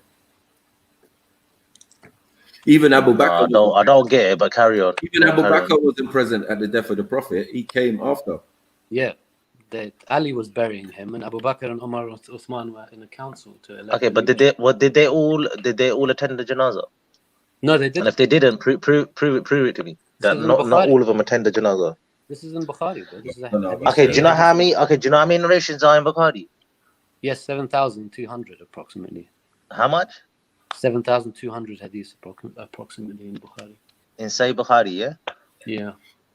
Okay, who was Bukhari? Imam Bukhari came around 180 years after the Prophet's death in Central Asia. Okay, where did he come from? Uzbekistan. Uzbekistan. Yeah. Yeah? So which are the 6 Sunni books that are Hujjah for us? It's Bukhari, Muslim, Ibn Majah, Abu Dawood, Tirmidhi, and there's another one. Dogar, can I ask him a question? Yeah, no, I'm just asking basic questions, isn't it? First, I need to get past the basic before I get intermediate. Before I get intermediate and advanced, I need to get past the basic. What are the 6 pillars of Iman? Nigga can do nothing for you. What are the 6 pillars of Iman, Baba? You're asking me? Yeah. 6 pillars of Iman. Afghan, he knows them. Come on, bro. That's basic, bro. 6 so pillars what of is Iman, it? that's faith, innit? No, since you're asking me, I want to know if you know. No. I'll answer, but that's basic to me, innit? Watch my YouTube video. If you watch my YouTube video, wait. Watch my YouTube video and I'll explain in details. Anyway. Still tell you. Can you tell me? It's very easy. We can literally in 10 seconds. Bruv, I know it, man. First, answer my question. Don't divert. Don't do Christian tactics. I answered your question. When you can't answer, divert. Don't deflect. Something basic. Don't deflect. You don't know. You can't ask me a question on a question. Let's stick to the subject. Answered one of my questions yet. Dogard, we're talking about science of hadith. You're going all over the place like some fucking inquisition, bruv. Allow it, bruv. Ask him about hadith. 3 or 4 questions. Yeah, ask him about hadith. I'm asking about hadith. What's the books of the hadith? I'm asking him the methodology. Okay, now I need to know. Now I need to know the methodology of hadith. What do you understand the methodology of hadith? What's the process? Methodology of hadith, right? So yeah, what's the process? What do you want? So you have a chain of narrators, right? Yeah. Within that chain, you have an isnad. The chain of narrators is the isnad, right? And in that isnad, you have at every point a different narrator who passes it on to the next narrator. Now, no, that's not. No, what's the criteria for them to from who passes it down to who? What's the criteria? There's 3 criteria, yeah, 3. So try. One minute. What do you mean? Explain to me. Afghan, do you know the meaning of the word daraja? Daraja, yeah, the grade. Daraja is the level, yeah. It's the grading of the hadith. Yeah, like that's what he's asking. So before it gets to the grade, I'm asking the criteria. The highest level is the mutawatir, right? Which is multiple narrations, yeah. Yeah. That's not my question. My question is the criteria. What's the criteria to take a narration? What's the criteria? What do you mean? To take a narration of somebody, what's the criteria? He's going back to data collection. For example, what would be the criteria for including something or omitting it? Exactly. Yeah. That's what I'm saying. On the level of data collection. It agrees with the Quran, yeah? Is that the first criteria you're going to say? What? The first criteria is whether it agrees with the Quran or disagrees with it? No, I think it would be from the Sahaba, wouldn't it? No. Yeah. Man can try it. So Well, that's what I just said. The isnad is, just starts off with the Sahaba. But wait, it starts with Sahaba, then on to you got to answer some questions as well. You do come on. Same thing you did to Mohib. Start asking him. You asked Mohib for his pillars and all them things. Bro, he doesn't even know the 6 pillars of Iman. He's trying to tell me about hadith. So if a man, he knows. No, but the topic's hadith. Topic's hadith, bro. If you watch my YouTube videos, I explain 6 pillars of Iman in detail. No, you just so, say it. I'm like, just saying, say it. We're not on no. But the topic's hadith, though. Why are you deflecting? You I don't understand. If you can't answer, just say I can't answer. How can you not know? How can you not know? Are you serious? This guy's a joke, man. 6 pillars. He's asking me 6 pillars of faith. He's asking me about faith. He asked me about Islam. I mean, just say it. It's very simple. Because the topic's hadith. You've gone to 6. Okay, where do we find the 6 pillars of Iman from? Quran, innit? It's in the Quran, isn't it? Yeah? It's in Quran. It's in the Quran, mate. See, you're wrong there. You don't even know 6 pillars of Iman in the Quran. Give me the reference. Oh, do you know what? No. That's how I know you don't know nothing, man. You're not certified, man. You're not certified in the deen. You don't know nothing, bro. You just transgressed. You transgressed. Well, I don't know why you're trying to judge. So I don't know. What is the reference? What is the reference, my brother? For the 6 pillars of Iman, tell me where it is in the Quran. It is not in the Quran. Well, I discovered this the other day that the pillars are not in the Quran. Even the 5 pillars. 6 pillars of Iman. No, you mean the 5? Where did that? Are you talking? No. You're talking about the 5 pillars. Wait. Hold on. You're talking about the 5 pillars. You're talking about the 5 pillars of Islam. That's not in the Quran. I'm talking about the 6 pillars of Iman. I'm talking about 6 pillars of Iman. Yeah, it's different. So you're telling me 6 pillars. 6 pillars. Okay. What's the last one? What's the last one called? Maybe look in El Kitab. Maybe. No. I'll tell you. Last one's called Qadr, yeah? Okay, wait. Afghan boy. Last one's called Qadr, yeah? Predestination. Relax, Punjab. Relax, Punjab, boy. Come on, bro. Wait. Your ancestors were worshipping fucking Hindu gods, and we had to come and give you Islam, and you're telling me I'm a boy, bro. Come on, bro. Seriously. Give Islam. Well, your Islam. Your Islam that you left, yeah? You forced Islam down your necks, and now you're the biggest slave of the Arabs, bro. You were Sikhs, bro. You were Hindus. Now tell me, wait, Afghan. Sorry, my great grandfather. What shall I call you? Afghan what? What shall I call you then? I don't know your name, do I? So what shall I call you? Just say Afghan River. That's my name, isn't it? That's it. Okay, Afghan River. I don't see the problem. Like, what's the problem? The man said he's not a believer in Islam. He's giving his knowledge on what he knows. What's the problem? There's many Western scholars that are Christian or whatever that studied Islam, and they give their opinion on it. Why can't the man speak? I don't understand. Right. Facts. I agree with you. Agree with you, Carmen. Why can't it's not like he's coming on here pretending to be a Muslim, is he? He's telling you straight. He's being honest. So why can't he speak? I don't understand. Why do I have to start looking into his great granddad's box shorts? Like, what does it matter? No, because this guy, that's saying he's not real, innit? He's hurt, man. Or you look, you're just hurt, bro. You're screwing. Why are you screwing then? Talk normally, innit? Why have you gone to Ancestors? If I talk to you normally on the level, talk to me on the level. Inquisition, that's it, bro. Because I'm talking to you on a level. So where does Ancestors come from? You jumped in calling him this Afghan boy. Like, yeah. All right, cool. I'll take that back. Afghan River. Okay, Afghan River. Yeah. You go to me. Okay, the last Iman, last pillar of Iman is Qadr. Yeah. Predestination. You're telling me Qadr is not in the Quran. The word Qadr. Yeah. The fifth one. I'm gonna go backwards. Wait. Then it's what? Are you gonna Al-Qiyamah. Probably you asked me a question. Let me finish now. No. So the fifth one's Al-Qiyamah. I'm going backwards. I'm gonna go backwards. Yeah. I'm not gonna start from one. Okay. Yeah. Al-Qiyamah. Now tell me Al-Qiyamah is not in the Quran. I never said that. I said you didn't let me speak. You didn't let me speak, bro. No, you said the 6 pillars of Iman is not in the Quran. I just given you 2 which are in the Quran already. So should we go on the 4th one? You're not letting me speak, bro. Are you gonna? Is this a monologue? Is it your show? Is it Jedi show? What is this? No, but you asked me. 6 pillars of Iman. Hold on. So what? Afghan, yes. Afghan River, please. Yeah. Like, say what you want to say. Say what you need to say. What I'm saying is that there's a story around how the 6 pillars of Iman, in the order that we know them, was revealed to the Prophet. It's a famous hadith in Bukhari where the angel Gabriel comes to the Prophet in white clothes. He has dark black hair, and he sits with the Prophet. He rests his knees against the Prophet's knees, and the Prophet says, Ayn al-Iman, Ayn al-Islam. He asks him these questions, and Angel Jibreel, he recites these in the order that we know them.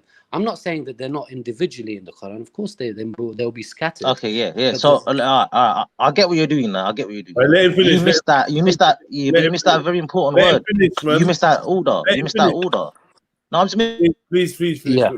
So what I meant to say is that the actual order that we know them, and kuntum billahi, which is malikatihi wa kutubihi wa rasulihi wal yawm al akhir wal qada, or this specific order that we're taught is from the hadith collection of Bukhari, where the angel Jibril is speaking a rhetorical conversation with the Prophet. Individually, you can find those aspects in the Quran. Of course, you can find Qadr. Of course, you can find prophets. Of course, Are you they can find in the Quran? Are they called pillars of Iman? No, they're not. They're not labeled pillars of Iman like that. Right. That comes from the hadith collection. Right. That's my point. That Well was my done. point. I'm not Okay, saying- so yeah, please respond to that, Dogger. Adil. Adil. Yeah, hello, can you hear me? Yeah. Yeah. So his question should have been to me, can you find the order of the 6 pillars of Iman in the Quran? So his question was wrong. No, he's not. He said that the 6 pillars The of order, Iman, no, he in said order. He said the 6 pillars of Iman are not in the Quran. As Okay. in the concept. As in the concept. Yeah, the concept. Yeah. No, I hear him. But that's what he's saying now, isn't it? That's what he's saying now. After he just rectified his mistake, he clocked. Okay, cool. But here's the thing, Dogger. Even if the geezer has all the knowledge in the world, what does it matter? He's telling you, I don't believe. Exactly. What And difference does it? really, then it just Why are wasting we my breath. It was investigating? wasting my breath. Why are we investigating the level of his knowledge when he's already told you he don't believe in it? Yeah, cool. No, that's true as well, though, Khan. Yeah, there's no point then, innit? There's no point. Either Right, he needs to. That's it. Just no one's perfect. make No one's dua perfect. for me, I have guys, knowledge. I'm not perfect. I'm still learning dua it. for I'm me. still learning. I'm still learning myself. Every day I learn something new. I don't know everything. Of course, no one does, right? Everyone's learning. But that's what it is. Everyone make dua. That's it. You just gotta make dua. Sincere, with sincere heart, and that's it, to guide you the right path. That's it. All right, so can we go back to the original subject then? Because it was quite interesting. Before we had to obviously, according to the video that we watched, Jedi asked some questions that anyone who was new to Islam or the concept of hadith could ask. So it's on us to try to put some answers to that. Yeah, no, that's the one thing I just remembered. Yeah, he said scholars have said there's been holes in the narrative in the Quran. Can you name me one scholar? Can you back it up? One scholar. Yasser Qadi. Forget Yasser Qadi, man. Ban Yasser Qadi, bruv. Start using Hartoon's tactics, man. No, I mean that's weak. That's Hartoon. That's what Hartoon's using right now. No, Yeah. Name me. Okay. Wait. Name me. Maybe he's your scholar and Hartoon's scholar. He's not my scholar. No, it can't be his scholar because you would know that he retracted his comment. No, because that's who he's using. He's using Yasser Qadi. Yeah, he Forget Yasser retracted Qadi that, now. Wait. He said remember he said scholars. Okay, name me another scholar. So what about the variant readings? Ibn Abi Dawood. No, that there's something in the narratives which don't add up in the Quran. There's a difference between readings and versions. You're saying there's different versions. So name me another scholar then. Yes, prove it. Show me different scholars. Show me some scholars. No, scholars. Show me some scholars. No, bro. But he's answering, and then you keep talking. Chill, bro. Let him cool. Go on. So that particular quote that I mentioned is obviously from Yasser Qadi, which everyone knows about. But the variant readings are common, right? Everyone knows about the variant readings. That's not new. No, but what about that's not my question? Can you name another scholar? You said versions of the Quran. That's different. Can another scholar back that? So hold on a second. I'm getting 2 questions at once. 1 second. So the versions are the Hafs, just a very basic example, but most people should I understand why people don't know. Hafs and the Warsh. You understand that these are 2 different versions, right? No, on the cover it says they're not. No, they're not. It says reading. It says Hafs reading. Dialect. It doesn't say Hafs version. So let's go into versions. So how do you understand reading and version? What's the difference between a reading and a version to you? You explain it. You explain it because you're mentioning it. If I showed you something and I showed you it inverted, what would that mean? What do you mean? It's backwards. If I showed you, exactly. So if something is the inverted version of something, the version Yeah, like versus. What does versus mean? Like Arsenal versus Tottenham. What does that versus mean? It means there's an Against, yeah? opposition. There's some sort of Yeah. opposition there. Yeah. So Against, there's two. against. Yeah. So Yeah. if I'm saying the Lord's Prayer in Cockney accent and you're saying it in a Liverpool accent, but we're No, using the exact you've same word. misunderstood. You've misunderstood, brother. Let me explain. If you let me explain, I can answer your question. There's the difference between accents and dialects, right? I understand there's a Cockney accent. So if I say, for example, I work in finance in Cockney and I say it in Liverpool accent, we're still saying the same things, right? We're saying the same words, it's just in a different accent. What happens in the Warsh, Hafs in the Warsh Quran is not that the accent or the dialect is different. They are words which are different. These that you can literally open up 2 Qurans now. In Baqarah, for example, Baqarah is the second surah of the Quran, right? There's a surah. I'll find the verse. I'm just at work. I haven't. Yeah, bring the verse out, bring the evidence, and show it. So, so I'll do it. I can't do it at the moment. But basically, there's a verse in there about the killing and fighting, where some Sahabas were killed, and so one of the let me just 30 seconds. One of the Quran says khutilu, which is to be killed, and the Hafs version says qatilu. Now they sound the same, but they're not dialect differences. They're actual words. So one means fought and one means killed. Would you say that's a different accent or a different word? What do you think that is? No. Before you ask the question, you need to prove that. Are you talking about one's Hafs and one's Warsh? Yes. Is that what you're trying to say? One's a Hafs. Exactly. Okay. Now let me ask you something about Hafs. Yeah. Yeah. Where does Hafs come from? Where is it? Where is it originated from? Hafs, who is Hafs? Hafs is from Hafs where? Is one of the. There's a difference. So you have a riwayah and the qira'ah of the Quran, right? Riwayah is the transmitter, and the reciter is the qira'ah. The qira'ah of Hafs. I can't remember who the riwayah is, but one is the reciter and one is the transmitter of the Quran. That's not my question. Can you understand my question? Who today goes according to Hafs? Who's reading Hafs today with the Hafs dialect? Hafs, majority of the Muslim world follows the Hafs, which is printed by Saudi Arabia. The Warsh is North Africa, so you got Morocco, Algeria, Libya. They follow the Warsh Quran. Okay. So you do know, yeah. Hafs is Qurayshi dialect, yeah. Yeah, exactly. So yeah. that's the so one. You do know. So you do know your stuff. You know your stuff, then, innit? You know your stuff, bro. All you need is build your iman back, bro. It's a process. Yeah. Simple, straight up. That's all I gotta say to you. That's my advice to you. You know, you do know. Just you gotta build your iman up. That's it. Your iman's weak. It happens to everyone. Iman's like a it's like a that muscle memory. It constantly needs to be worked. Iman goes up and down. Iman goes up. Muscle memory is. It constantly needs to be worked on. But I appreciate that point. It's a good point. But what I'm saying is that you can't lie to yourself, right? So I personally, if I something doesn't make sense to me, I can't force myself to believe it. If you see what I mean. No, but what you're saying, you're not proving it. You have to prove what you're saying. Like you said scholars, yeah. You mentioned Yasser Qadi. That's weak, yeah. That's allow that, yeah. If you mention more than one scholar, then you got a point. Right now, you got no point on that. And then you mentioned 2 different, because you know what you're getting confused. It's pronunciation. Now anyone can look and find out and search into dialects. They're gonna know that you're wrong. You're saying versions. This is what Hartoon said. I don't know. You've been watching Hartoon a lot, bro, because that's what Hartoon does. She says versions. She says versions. She says but I remember she was an ex-Muslim. So she knows her Salah. She knows the Quran. Yeah. So you know yours as well. So it's very similar. You both are very similar, ain't it? Yeah, I mean, I don't know Hartoon. Because she knows her stuff, and so do you. Yeah. No, but the thing is. So there you go. That's it, innit, bro? Some I don't know, materialistic dunya desires. Like you just stepped out, innit? You left. Can you hear me? I don't know. Can you hear me? There seems to be a delay. Can you hear me? I don't know. It seems like I'm talking, and you're talking. Can you hear me?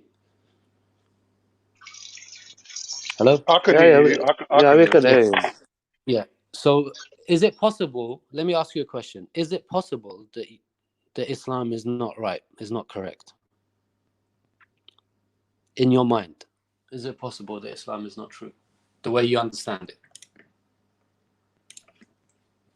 From a Muslim point of view, Muslims start from certainty. Exactly. So you start from a presuppositionalist position. This is wrong. Yeah. No, it's upon you. It's upon you to bring an argument. Now, as people with integrity, we'll look at your argument. No, but don't ask you us. misunderstood. Don't ask us to look at our faith. That's ridiculous. you've misunderstood the burden of proof in logic, right? When you make a positive claim, when you say Islam is true, the burden of proof is on you, not on me, right? I'm not saying my initial claim wasn't that Islam is factually 100% wrong. I'm saying it's not a convincing argument. I'm saying the burden of proof is on the claimant, right? You need to prove to me. You're making the positive claim. That's basic logic. Do you understand what I'm saying? So that's my point. That's all I'm saying. The evidence that's been shown to me is not sufficient. So then my friend, what you need to do is you need to find a scholar or someone to debate you who has your same level of knowledge, because the fact that you're like so well versed puts you in a position where you're literally overqualified for the argument. You see what I mean? Like, you need to find someone who's equally knowledgeable as you, because obviously me and Dogar, I don't think like we could convince you otherwise. And for us to undertake that, it would be a little bit disingenuous. Yeah, I don't think it's about not. I think Khan, I think that is your duty. I think that's what your duty is. No, my duty is to talk to the best of my ability. But if I'm coming across someone who has more knowledge than me, then how can I do that? Well, you can do it on a spiritual level. You want me to carry out ruqya on him instead of a How's that gonna work? That's not gonna work. No, but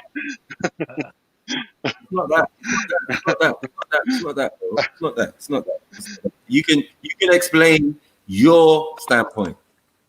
You can explain your point of view, how you see things, and why you believe it to be opposite or otherwise. There's a thing called there's a thing called biting off more than you can chew. If I know that this guy's knowledge, is far in excess of mine, for me to attempt to like debate him would not be doing the subject justice. He wouldn't get his desired result either. Yeah, but because don't forget, this isn't Sinetta. This isn't Sinetta, is it? Like, it's not about like battling. Do you know what I mean? What we've gone from like rap battles to cuss battles to Islam battles, like that's silly. We're trying to establish like the level of what man them do. I know it sounds funny to you, but you can see clearly in the video that these subjects have been discussed over the past God knows how many years. You got what I'm saying? As debaters, as people at Speaker's Corner. So that's the difference, maybe, Khan. Do you got what I'm saying? Because as debaters and things, that's what we're there for. Do you get what I'm saying? It's not necessarily dawah, but it is correction for some people. Do you get what I'm saying? Salata mustaqim. You get what I'm saying? We're trying to put people on the straight path. Do you get it? Yeah, like, that's obviously your individual prerogative. I'm just saying myself. No, but I'm saying no, but you're underestimating your own. Do you get it? Your own. I get what you're saying. Obviously, I understand what you're saying. Don't underestimate yourself. Do you get it? I think that your energy and your questioning and your thing can be used in a way that is positive. Do you get it? Like, and can explain your point, because you are a very passionate spiritual Muslim. Do you get what I'm saying? Yeah. But I think the Afghan brother is as well. It's just gone off the boil, isn't it? No, I wouldn't say off the boil, because people would put some of those things to you and me and a few other brothers. You got what I'm saying? So like, we don't. I that's why I don't cast aspersions. You know what I mean? That's the only thing I was saying. When it comes to saying someone's not a Muslim and doing this and doing that and doing that, we need to be very careful with that. That was all I'm saying, bro. No, he said I never said he's not a Muslim based on the fact of my opinion. I'm saying it based on what he said, which is he said that he's only a cultural Muslim. Well, you can never not be a Muslim. That's my point. Look, if you're born a Muslim, if he hasn't got a problem with it, I don't know like what the discussion is. Like, he's cool with it. No, I'm saying like if you're born a Muslim, like like some of us. There ain't no born a Muslim though, is there? Like, everyone's born Muslim. Well, then that's it then. Right. I don't see the problem. So how can you say someone's not a Muslim when you know that? Because if somebody's saying I don't have any faith in this religion here, that's putting him outside of the religion by his own volition. So who am I then to tell him, no, you are a Muslim? He's saying I'm not a Muslim. Or am I going to force it on him? But hold on, wait. The tenets of being a Muslim does definitely not involve hadith. Do you get it? So You know, like all the other things can be questioned. Like you can say, yeah, there are different versions of the Quran. If there are different versions of the Quran, if there is different dialects, we know that they never had no grammatical marks. Yeah. But that's not the reason why I said what I said. I said what I said because he said he has no faith. He does not believe. So that's my thing was based on that. I didn't hear that though. To qualify that statement, what I mean is the standard Islamic narrative which is being pitched, that I don't believe in, right? I'm saying there's possibility there's some truth in it. I'm not saying that I can 100% discount it, but the standard narrative that most Muslims follow, I don't believe in that one. So which is mainstream, what we call mainstream Islam. That's right. Exactly. That's fair. It's just that a lot of people are mainstream around here, so exactly. So that's you have to be careful with that. They're gonna, for a long time I was, and I believed in it in my wholeheartedly. Right. But over time, you know, your views change. That's normal. Humans, their views are going to change, right? I mean, it's not something to be. You know. I mean, it's incumbent on you in all the texts to get knowledge and get information. Yeah. Get your knowledge up. Exactly. You get it. So, you know, if things don't make sense to you, then that's the will of the Creator. I mean, the Quran tells you constantly to fakir, to reflect, to think. Right. So they should be encouraged to question and think. Skepticism is healthy. You can't just believe just because you've been told something, right? You have to investigate that claim. If it makes sense. Like we said, there's such a thing called qadr, isn't it? It could be your qadr that your qadr could be that you was going to apostate and then come back to Islam, like many people have done it. Many people come to Islam on their deathbed. That's their qadr as well. Like we can't argue with that. It's all pretty words, and Islam predates the pretty words. That's a fact. It predates what you're talking about. Do you get what I'm saying? Like the root of it. If we can't even find out what Islam means, do you get what I'm saying, or what people's? What do you mean now? We just now said that people's level of knowledge does not demonstrate their level of iman, and now you're saying to me, "Oh, you didn't know the meaning of the word Islam." Like, what does that mean? I'm saying, if we can't establish, I'm not saying that you don't know. You have your interpretation in it, but you just didn't say it yet. You get what I'm saying? Here's the thing, Maku, if you want to have this debate, let's have it, because you're basically insinuating, that if someone says I'm a Muslim, then no one else can put them out of Islam. You're saying that basically there's no such thing as takfir. That's what you're saying. Well, all of these are pretty words. Do they come with the word Islam and to be a Muslim? Do you know what I'm saying? Like the word Muslim and the word Islam. If you want to have this conversation, we can have it. I've been saying it. I don't know what you mean. I'm saying. What I'm saying is that I don't want to put words into your mouth. Is that what you're actually saying? Are you saying that there's no such thing as takfir? That any takfir is not valid? That if a person says I'm a Muslim, that's good enough? Now you used another word. I said all these pretty words don't predate what we're talking about. They don't predate the concept of Islam. And what is that concept? Is what I'm asking. You know what I'm saying? I'm not saying that. I'm saying how was the concept maintained over the passage of time? Takfir has a very big part to play in that. But I said what you did last time was tantamount to proving it. You was silent. All right, cool. So what I'm saying is there's certain things. Oh, mate, you would never let me finish. You get me? You go on, you can finish. You were silent and peaceful. Do you get me? So to live in a state of peace is what Islam is to me. Do you get what I'm saying? It's not a religion, it's a way of life, a way of living. So to live in peace, do you get me? To live in peace, is the main one of the main tenets. Do you get what I'm saying? To be a Muslim or a peacemaker, well then that the rest is self-explanatory. So those two was given to Adam at the beginning. And this is the gospel according to you, yeah? I'm just saying, this was given to Adam. Our first. This is what.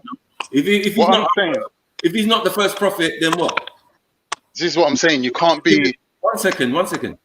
If Adam is not our first prophet, then what? Then what was he given? If he wasn't not given these instructions, Are you denying that these were given to Adam? Bro, are you a magician? Because you seem to use this sleight of hand technique. I'm not a magician, man. Like, you're making me look at your hands instead of where the argument actually really is. Like, why do I need to look at what you're saying? Like, we've gone from, is takfir a part of Islam, essential part, and you've now changed it to, was Adam a prophet? No, Come on, bro. This is schoolboy tactics, bro. No, yeah. Obviously, it's debating tactics, but I'm trying to prove my point, though, Khan. Yeah. All right, so you've got free reign, bro. You've got free reign. Speak, innit? Prove your point. Bring, you got Google at your fingertips. You could even bring, you could bring scholarly things as well. Like, we got time. We're not going anywhere. Let's have it, innit? Let's do it properly. Okay. Like, you can see where the term takfir came from and when it was implemented. Khanvik, can you hear me? Yes. Yeah, I can hear you. Yeah. So, but do you understand what Maku's point is, that the reason why the concept of takfir is problematic is that throughout the ages, what has defined Islamic orthodoxy is changed, right? It hasn't always been the same. So one group would call one group kafir, the other group will call another group of kafir for believing in certain beliefs. So it's not always clear. So, and that's why throughout the ages it's been dangerous to call people kafir, right? Afghan, is that you speaking? Yeah. Can I just call you Afghan? Is that all right? Yeah, I know there's other Afghans, right? Or should I just let me just call you River, right? So River. Yeah. My point is, takfir is an essential part of Islam, right? And we could not have the Islam we have today if people were not implementing this takfir. Because what we draw in a line is between what puts you out of the faith, and what doesn't. So you could turn around, like, for example, I recently said, I don't accept the hadith where Aisha was 6 and 9. I said that. Yeah. So some people said to me, you're not a Muslim, if that's what you're saying. And some people said, no, that doesn't put you out of your faith, because the level, the daraja of the hadith is one that is not really essential to your faith. Do you understand? But what we're looking at here is, in actual fact, takfir. And it's an essential part of... So if you look at, for example, if you translate takfir into a scientific thing, it's what you would call... for example, if you're doing data collection, I don't know if you've got a science background. Do you have a science background? Do you have a degree in science? Economics. Right, so that's close anyway. You know, they say economics is the highest science. But anyway, so when you're data collecting, right, there comes a point where you have to omit certain data, right? Yeah. But you don't do it with the sole intention of streamlining your thing, your data point, like your line of thing, innit? You're not trying to create a line of things that line up with each other. Like, that's not what we're trying to do. Yeah. Do you get me? So the takfir should be the last resort. The same way, like with science data collection, omitting certain data is part of the process, but it is the very, very, very last thing you would do. But what Maku's claiming, to me it seems, is to delete that process, delete that mechanism of omitting evidence when needed. I hear what you're saying. But the difference is this is the key difference. Within within like a mathematical model or any sort of data set where you have some objective way of looking at the data and trying to come to a conclusion. With religion, it's a bit different because you have a lot of subjective interpretation, right? Religion essentially is interpretation. Now, who defines what is the right interpretation? Right? One group will say this is the correct interpretation. The next group will say no, this is the correct interpretation, and Group C will say another interpretation is valid. So if every group thinks that the other group is outside the fold of Islam, and everyone makes takfir on each other, which one is the right group? It's not. That's not my point. My point is there are variant madhabs. Yeah, there's different schools of belief, right? Okay, they're all within Islam. They're all within Islam, right? But the point is, could you be a Muslim on your own and not have a school and just say, well, I'm just making up my Islam as I go along? But that's what some people are doing, and they're using the argument you just used to kind of cover that. No, there are different schools. If I'm saying to you, I'm a Sunni. Wait. So are you admitting that there were different types of Muslims prior I'm to saying just because someone's a different school of Muslim than you are doesn't mean you should takfir them. Right. Who created these schools? These are man-made creations, right? They're not from God. Exactly. So right, what that's I'm why saying, we shouldn't use takfir based on that then.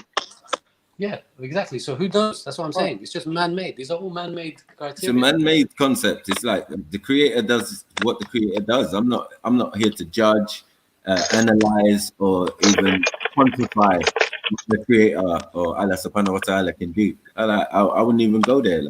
But You know what I'm bro, Maku, we had the same exact argument with Cone. We had the same exact argument with Cone. Yeah, me and Shani was saying he's takfiring himself, and you was like, no, he's basically got the right to write his own ticket, but he hasn't. In the end, he turned around and admitted that he's happy to be an apostate right now. This stage in his life. Yeah, he is. He's saying I'm not a Muslim. First he was styling it out. Well, first he was styling it out again. Well, if you don't think I'm a Muslim, then I'm happy for you to not think I'm a Muslim because I'm not the same type of Muslim as you. So we were like, all right then, so who are you the same type of Muslim as? And he was like, no, I got my own interpretation. And then after that, he turned around and said, okay, I'm an apostate. What I'm saying is, I'm not forcing you to be a Muslim, innit? But not everyone has got the strength of character that Afghan's showing, River's showing, to say, right now, in my life, I'm honestly telling you that I'm an apostate. I just don't believe.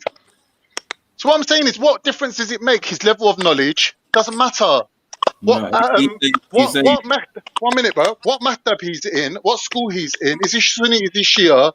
Does not matter. What matters is he's saying, right now, I have no faith. Right. So what's there to talk about? Well, listen. Do you have to be in a sect? Huh? Do you have to be in a sect? When you do your Hajj, can you go to Mecca and can you tell them I'm in this sect? I'm a Sunni, I'm a Shia, I'm a Sufi, can we do that? I've never been there. I've never been there. I can't tell you what happens there. Well, let me tell you what happens. Yeah. All brothers and sisters are equal. We all don our garments, do you get what I'm saying? And continue our process. Do you get it? That's fine. That's fine. But if you're not a Muslim, what's the point in going? So the whole point is you're not meant to have a sect. Like nobody's meant to have a sect. Bro, how I see it, not meant to be sectarian we're just meant to be Muslims. 1 second. We're just meant to be Muslims. So the idea that man doesn't agree with your sectarian views, does not bring him out of the fold. It just brings him out of the fold of being you, being in your sect. It doesn't bring 1 second. It doesn't bring him out of the fold of being a Muslim or all of that. And he's isnad or whatever his thing is down to him, bro. Like his relationship with Allah subhanahu wa ta'ala is a personal one, bro. Like why do people think that they can keep interceding in other people's destiny? It makes no sense. Makes no sense. And we're so judgmental. I think the judgmental thing. You know what I mean? Because these are the words of the creator. Yeah, but like this is the thing though. I asked you to draw me a straight line from A to B, and you're basically showing me an oak tree. Like, what part of the argument should I grapple with first? But the takfir thing was not my argument, bro. You know that for a fact. I wasn't arguing that, so I don't know why you was even going down that route. No, what I'm saying is this, I don't class Sunni Islam as a sect. People who separate themselves off from the mainstream are sects. Nation of Islam is a sect. Shiism is a sect. So what is mainstream? Mainstream Sunni Islam is not a sect. Yes, it is. And it's got sex within it. It's got sex within it. It's got even more sex within it. Subsections. Yeah? That's why Wahhabis can be in there. Do you get what I'm saying? Because they're following the same tenets, like of the sect. What's a Wahhabi? What's a Wahhabi?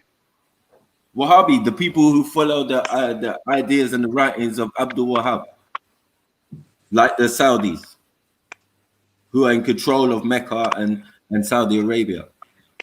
You have to know what's going on around you, fam. Like, so, you know? Are they a subsection? Hmm?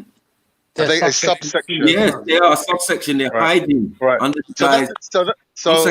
One second. I've said it many times. They're hiding under the guise, yeah, of Sunnis. You know what I'm saying? So you can just, oh, all right. Which type of Sunni are you? Are you Salafi? Are you this? Are you that? Are you, you know? There's many types. But the fact of the matter is, the ones that the Saudis follow is the teachings and the writings of Abdul Wahab, which is only where they got their Sharia from, which is only an extreme form. Yeah. But here's the difference. Me creating a subsect and separating myself off from the mainstream and becoming a sect is different from people who are saying the whole deen has gone to the left. We want to reel it back in and we want to revise it and bring it back to the essence, to the core, to the first 3 generations. They're not separating themselves off from the majority of Muslims. They are just basically creating a hardcore elite of believers that are just basically like Protestants. Like Protestants are saying Catholicism is just, do you know out what the there. followers of Imam Abdul Wahab did to the surrounding Muslims in Saudi Arabia? They weren't just debating with them, they were killing them, taking slaves. They were literally pillaging the whole area under this guise. So there are real world consequences to this. It's not just like, oh, we're true believers, bro. This actually resulted in deaths, in slavery, and killing. And this is documented. Now these are people in control of our holy places. Yeah. But 1 minute. Oh, I'm not saying, I'm not like you lot have jumped really, because what I'm saying is people making a group of Muslims within and saying, look, we're not leaving Islam, we're not creating a deviant sect. What we're saying is they did takfir, bro. They killed everyone non-Muslim. This process of takfir is very dangerous. Bro, am I Turkish? Are you telling me? Am I not an Ottoman? You think I don't know? Yeah, of course. What I'm saying is there's a difference between what they're doing and somebody who's separating themselves off as a sect. Yeah. Right, that's all I'm trying to say. Okay. So are we all like they call themselves? We know of all the sects, of all the 70 what? How many? 70 what? 73 sects. 73 sects, right? Yeah. Which one are you not? Thing. So how can Sunni not be a sect if there's meant to be what? 73. Right. No, but here's what I'm. It's not an argument. Saying. 1 second, bro. It's not an argument because I've had this at Speaker's Corner. I've done this many times. I was open with this. Like, where are we going with this? What part of the? What's your deen? You get me? What are you rolling with? You get me? Man say, oh, I'm a Sunni. Okay, cool. You get me? But I believe this. I believe that. I believe that. Of course, according to your sect. As a Sunni, you are required to do these processes and all of that. But us who are Muslims, one second.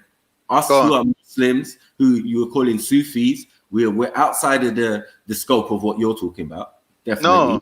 No, Sufis are so they're Sunni. They're Sunni as well. Shias, they can be either or. That's the point. Do you get me? They can be either or. It's just that some processes, are allowed. They're not haram. Do you get it? So the haram thing comes within your sect, bro. I'm just being real. And because Sunnis are the majority, because of the majority, everybody just assumes. And remember that the people who are in control claim to be Sunnis. No. Being Saudis. You know what I'm saying? No, that's not true. We don't have no Khalifa, but they would claim it. They would claim the title, but I would say they're Dajjal. You know what I'm saying? That's where the Dajjal comes from more than 500 princes. You don't. No way. You don't want the bloodline to end. You get me? No way. And also the thing is with this Wahhabism is that it's used via these military groups. You know, like the ones I mentioned, like the ISIS and all of that. So that's where all of this connection with Islam and terrorism comes from. Because of the ideas and the thing of the Saudi Arabians, do you get what I'm saying? Their philosophy, they've managed to write their own hadiths in a sense, because obviously they have control of the scholars, their own scholars. They can write whatever they want. Once they come into power, they can start rewriting history, rewriting the way of life. Do you get what I'm saying? And then now putting in their form of Sharia, which involves execution and head chopping off and Blood, we're in 2020. How are you lot still doing them old desert man stuff? Do you get what I'm saying? We could understand it 100 years ago, 200 years ago, 300 years ago, but right now in 2000, boy, you get it? Like, we know what's going on. So now we got people like Bara al-Bara, you get me? Or we got all different subsections of this Wahhabi type thinking. Do you get it? Yeah. Running around the park, making corner and all of that. Do you get it? So we know what's going on, bro, and we know that it's different sects, and we can't put it all on all Muslims. You get what I'm saying? That's why we like to make clear distinctions. You get me? And make man know, like, no. This guy is not a Sunni like that. This guy is a sectarian, and his sect is what people are using for terrorism. So that's why man are coming in the park and calling certain man terrorists, because they believe in that ideology. It's all, you get it? It's all how we ended up debating and arguing, and you see a man pointing finger at next man, saying that a terrorist, you are Wahhabi, tell the truth, you know what I mean? Like, all of that. Yeah. So we've seen that over the years, like, you know what I mean? So the evidence is plain to see. There's definitely sex. And also, Khan, you're Turkish, yeah? Yeah. So you know the Ottomans had a very sophisticated understanding of Islam, and there was a big sort of diversity of views in comparison to, say, like the way Saudi Arabia and the Wahhabis understand Islam. So you should know that there's always been a sort of diverse set of opinions on any particular matter. The point what I'm making is this: just because a group chooses to separate, right, and section themselves off and become a sect, does not make the mainstream a de facto sect. The mainstream is the mainstream. No matter how many people choose to separate off, the mainstream is still the mainstream. You cannot call Sunniism, yeah, if you want to call it that, a sect. It will never be a sect. It's the mainstream. Whether you like it or not, that is Islam. People who separated themselves off and created sects going against Islam, they shouldn't even be doing that. But they've gone and done it. Now, when we look at these people that you're calling, one sec. You lot spoke, innit? When we look at these people called the Wahhabis, or if you want to call them Salafis, or whatever you want to call them, they're not a sect really, because they're not separating themselves off. What they're doing is becoming Protestant. They're basically protesting against things that they think are deviations and what's the word for innovation again? Bid'ah. Bid'ah. So they're protesting against bid'ah, right? Now they're not separate, because really we should all be Salafists. We should all be according to the first three generations. So they're not separating themselves off. Bro, like Shias. Let me know when you're done. Cool. That's a perfect example you get. So are Shias a sect? Yes. The question is, are they a deviant sect? No, I'm just saying that it seems like you're forgetting the new forms. Yeah, they're the truest, newest forms of Islam. There are older sects. You got me? In Islam, all the way back to the Prophet Ibrahim. You got what I'm saying? Where it all starts from. Your deen starts with Ishmael to Islam and on. So do you got what I'm saying? Through the Quran. What started with Ibrahim? What started with Ibrahim? The deen of Islam, or Mila Ibrahim, because that's what the Prophet was following. That's what the Prophet was following. He didn't have Islam. He didn't. He's how are you gonna recite something and then make up a? No, you don't do that. It already has to exist, doesn't it? So you have to follow the tenets of the religions around you, because they're related to the same thing. What practices were brought about by Ibrahim? What practices were brought around by Ibrahim that we follow today? Your Hajj. Ibrahim done Hajj. Ibrahim made the Kaaba. Yeah, apparently he he would have been the first person. 1 second. He would have been the first person, as well as his sons, yeah, to perform Hajj once yearly. You got what I'm saying? They would perform certain rituals at the Kaaba. There's no way on God's earth that Abraham was returning to his house every year. It's not his house. It is his house. It's the house of Abraham. It's the house of God, no? Wait Allah. No, it's the house of Allah, man. Sorry, mate. It's the house of Abraham. He lived there. He built it for himself to live there. No, he didn't live in the Kaaba. No, my brother. Yes, he did. It's his house. Bro, he didn't build. What? Where did you read that? What do you mean? It's well known that it's called the house of Abraham. The Prophet Muhammad rebuilt it. He rebuilt the Kaaba. He rebuilt the Kaaba. Oh no! Wait! The Prophet ﷺ rebuilt the Kaaba. Yeah. You just said it.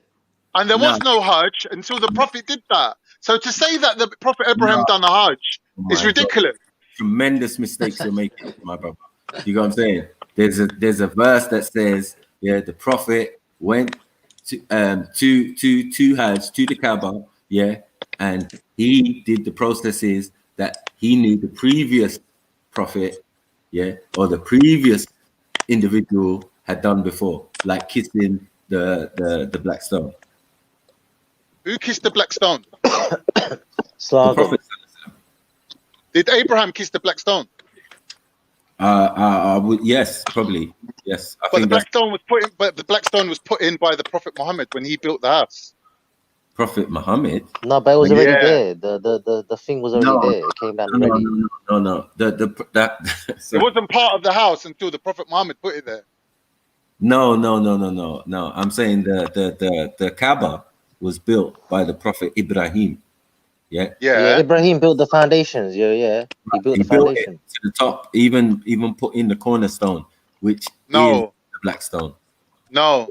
Yes. The Prophet Muhammad put the black stone in. 1 second, my brother. My brother. No. I can't. Hold on a minute. Can't. Do you know what color the stone was originally? It was white. Right. Who cares? We're talking. It's irrelevant what color. What do you mean? Who cares? That's very important to know that. What do you mean? Who cares? Everything's important to you. But what I'm saying is, did the Prophet Abraham kiss the stone? The stone of course. was there at the time of Abraham. But what were you trying to prove from that? Did he kiss it or not? What is that? What's the relevance in that? That's what Maku's claim is, that the stone was there and he used to kiss it. And the Prophet Abraham used to do Hajj to his own house, apparently. He did. Not his house. Not his house, but that's why the Safa and Marwa. Where do you think the story? That's the house of Allah, not right. Abraham's house. Thank you. Bro, it's the house of Allah now. It was the house of Abraham. He used to live in the house. No, he didn't live in the house. No, man. What are you on about, Khan, man? You're just making up some stuff. I don't know what you're on about here, Khan. I'm scared. I'm like, where did you read that? I'm frightened.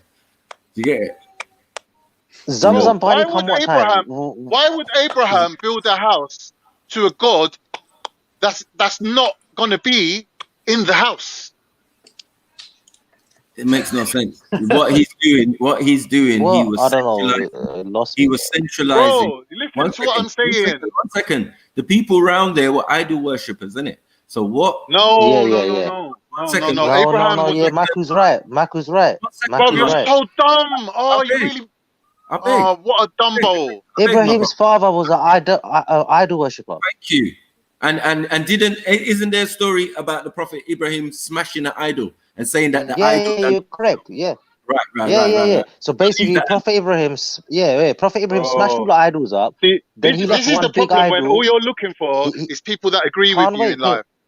This is the problem. I agree with the facts. No, I don't care who the individual is. If someone's talking facts, I'm with them, innit? You can see it on my stream. I did it on the stream. So then he put the stick. He put the stick in the idol's hand, and they to prove a point. Like he said, the big one did it. One of my Somali elders from Speaker's Corner brought that one to me. You know what I'm saying? Yeah. One day we went home from Speaker's Corner. He was like, "Yes, I'm gonna tell you a story about I'll tell you an amazing story about the Prophet Ibrahim." That's exactly what happened. And he told me the story, and I was like, "Yeah, that's mad." It's like, yeah, he did Jedi mind trick on him. You know what I'm saying? I don't know who done that. Look, must have been the idol itself, innit? It's a god, innit? Yeah, You get what I'm exactly. Yeah, so he's basically just mocking them like that. These are your gods, like, you know. Is that how powerful they are? Yeah. So yeah, we Dogard, understand. one minute. Dogard, as soon as you want to get involved, yeah. Uh-oh. Maku said that the Prophet Abraham did Hajj, yeah, was the first person with his sons to do Hajj. Is that yes or no? Explain. No, you have to elaborate on that. Because at the time of Prophet, that's when Zamzam Pani come, yeah? Ibrahim time, yeah? That's right. Did Zamzam Abraham Pani do come from that Hajj time. the same way we do now? Wait. The process of Hajj comes from there as well, yeah? Because when they run to the mountain, Safa Marwa, his wife, we practice that on Hajj today. That's right. We go through that practice. So there is a process. There is something what he's saying, yeah, is correct. So I don't understand what you're trying to say, Carl. I said in the same way we do now. Why would a man make a Hajj to his own house? He didn't live there, brother. He didn't live there. I don't know about living there. I know he went there. You got Did he go there every year? Dogard, did he go there every year and walk around it in a circle? I don't know about that. Well then, because all I know, we have two Eids. Yeah? One second. Is it not part of the 5 pillars? Did Abraham write the 5 pillars? It must have been him. Dogard. No. Right, so that's Ibrahim alayhi salam. Look, all the prophets. All the prophets before Muhammad sallallahu all came with the same message: La ilaha illallah. Yeah. Then when Muhammad sallallahu come, it became La ilaha illallah Muhammadur Rasulullah, seal of the prophethood. Now complete. No one's gonna come again. Right. So without realizing it, Dogard, you just hit the note on the head. You just perfected the argument. That's it. No, so there's no such thing as the only thing the prophet did was the things what people done before him, downplaying the role of the prophet. You can't be doing that.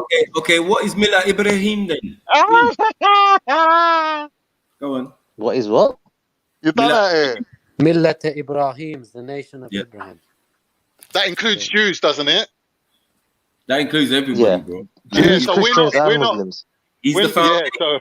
He's the foundation. He's a Muslim as well. We're not going to argue over these things. Oh, so are Jews Muslim now? Are Jews Muslim? I'm not talking about Jews. I'm talking about. But you're saying they are though. You're saying we're one millet. We're one nation. We are one from one foundation, from one father, from one genetic father. No, we can't say we belong to the Abraham faith. Yes, of course. We can say that. Yeah. Is your original forefather and all of our original forefathers when it comes to the Abrahamic faith. But we come from the Ishmaelites. Muhammad sallallahu comes from the Ishmaelites, and the Jews and Christians come from the Israelites. Right, that's it. What more? What more do we want? You're saying that prophets only did. You're saying that prophets only did what prophets before them did. So hold on, wait. When the Prophet sallallahu said, "Yeah, I kissed this stone." Because I know it's just a song. You get me? It means nothing. It does nothing. I'm only doing it because the previous prophet did it. Am I going crazy or what? No, that's the. Okay, wait. Do you know where did this stone come from? Where did this stone? Okay, 1 minute. Where did this stone come from? Space. It came from. Yes, it came from. I swear it was an angel. Is it from heaven? Is it from Jannah? Is it from Jannah? Jannah. Yeah. Okay, that's why. Then that will explain why they kissed it. Yeah. That statement, Maki, you made is from Omar.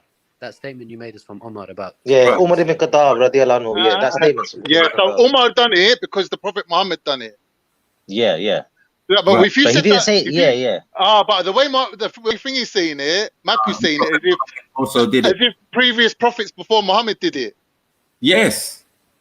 No. Hold on, wait.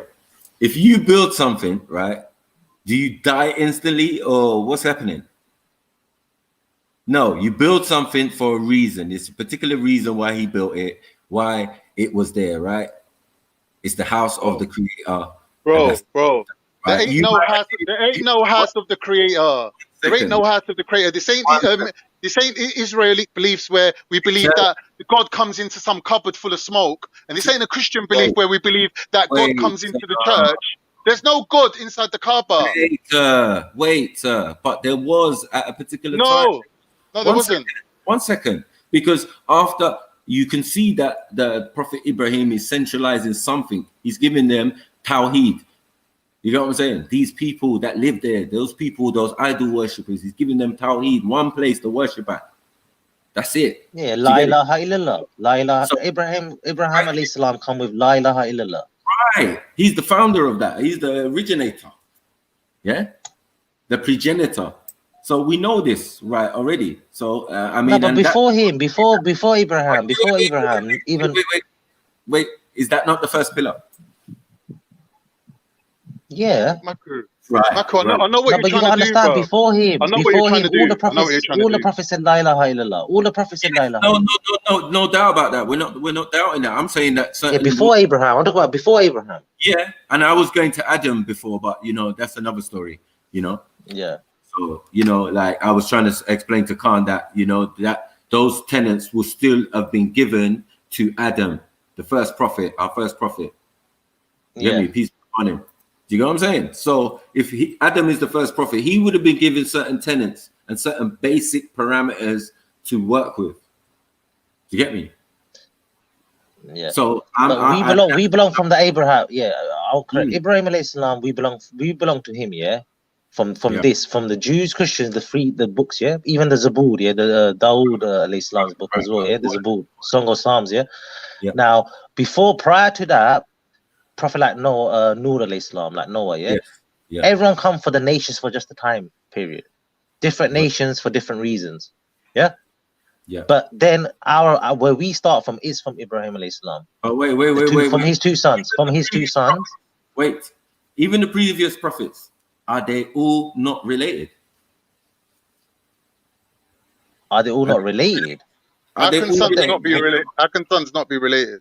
No, I'm saying, are they all related to each other? Exactly. Sons can definitely. When we get down to Abraham and his sons, not all the prophets were from the same bloodline. No, all of the prophets was from the same bloodline. No, they weren't. There were some from other nations. It's Islamic knowledge. There were other nations. There were the different. Some were different nations just for that time period. Like example, the time of. So was the time of Prophet Lut, yeah, when the nation got destroyed. Yeah. For sodomy, it got destroyed. Yeah. And he's a descendant of who? Prophet Lut. I don't know. You told me, but I don't really know about that.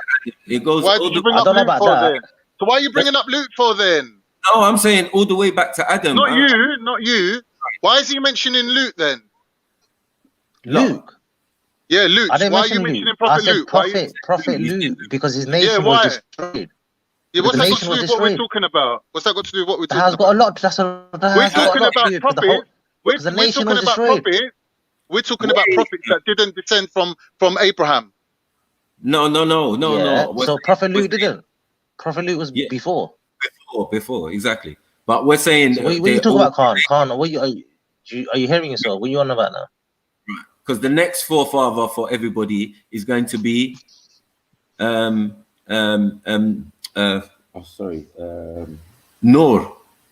You get what I'm saying? That's the next pre-connection. You get me? Where it all goes back to one again. Do you get what I'm saying? Are you trying to say Noor? Like Noah? Yeah.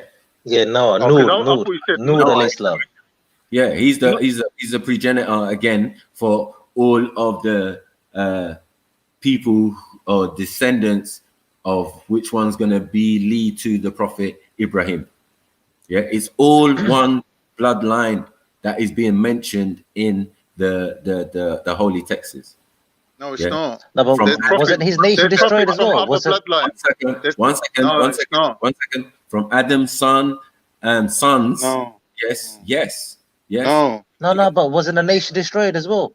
No, it's not a bloodline. You're wrong. The flood. Remember the flood? Prophet Noah Islam time. The flood. How am I wrong? 1 second. How am I wrong? Because there's prophets in Islam from outside the bloodline you're talking about. Yeah, but they're not mentioned. We're talking about the ones. I'm talking about the ones that I mentioned. Look, I'll find it for you. Keep talking. Yeah. Okay. Cool. I'll wait. But there's more, Michael. You know, there's 124,000. Yes, I do, bro. And I'm saying, but like we already told to who.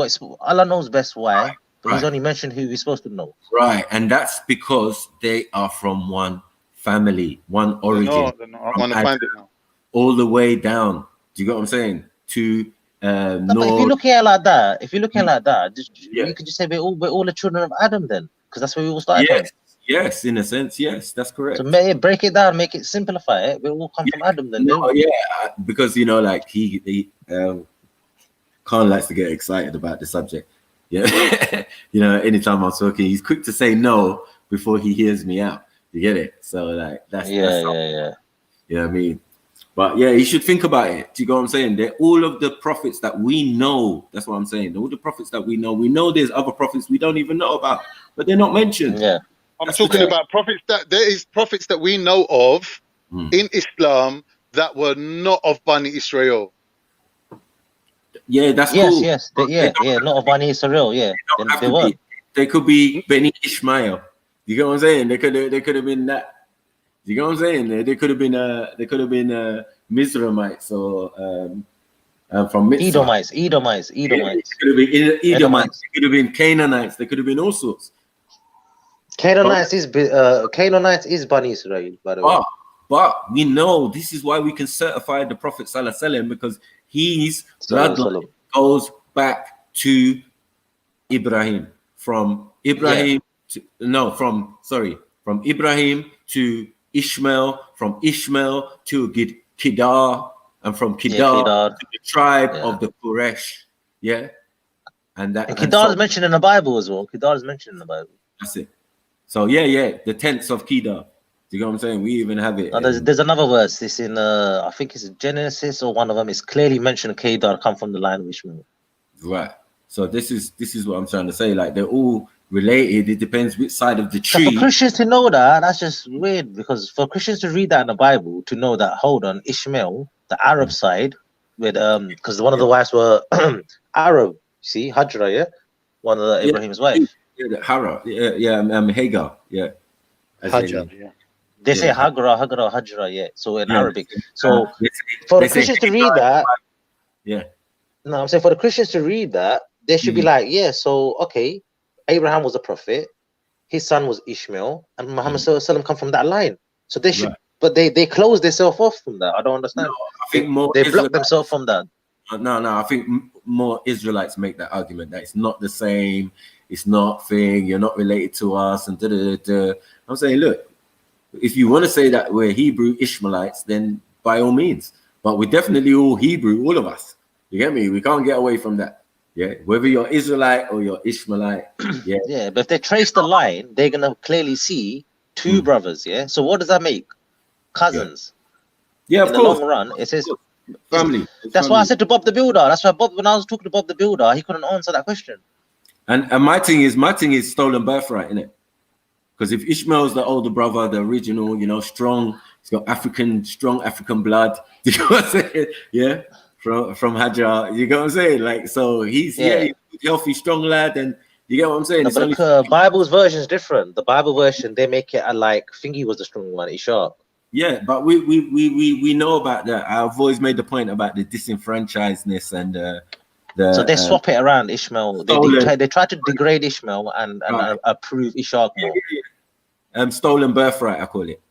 Yeah, there's bear of that. Yeah, so that's what the Christians have done. Yeah. Yeah, in the Bible, there's bare stolen birthright. Yeah, first with Ishmael, getting thrown out into the. But in the Bible, it says, in the Bible, it says the world is flat. It says it's a flat disc. Because the people who wrote it believe that. Yeah. Like who translated and the Bible says Satan tricked God. Sorry, let me not say who wrote it, who translated it. And in the time they translated it, yes, they believed the earth was flat. Okay. The way you got to look at it is, look, Hebrew, Aramaic, Greek, then Latin, now in English, the Bible. Right. Quran come in Arabic, Iqra, the first word is still Iqra today. Yeah. But it came from the Aramaic. This is what I tried to show, man, not from the Hebrew. Yeah. You get it? If you put Hebrew and Aramaic back together, it's Arabic. It's very similar to Arabic. Yeah.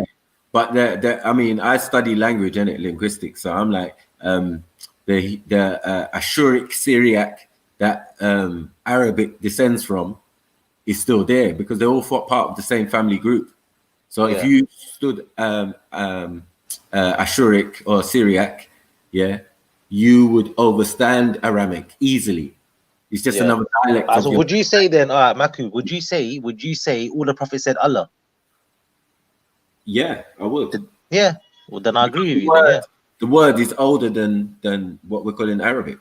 Yeah, yeah, So it's some Allah, words- and Allah can't be Allah. This is why it's important when we say, because some people don't understand why do you say there is no God but Allah, but it's supposed to be the same thing, because Allah cannot be Allah's. No, and it But cannot. Gods can be Godfather, gods, goddess. Breathe in. You see, this is the thing. For me, it's the breath. So breathe in and say these gods or these other gods, and it doesn't work.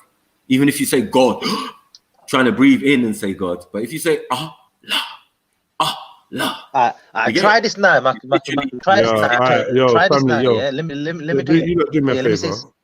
Yes. Yeah.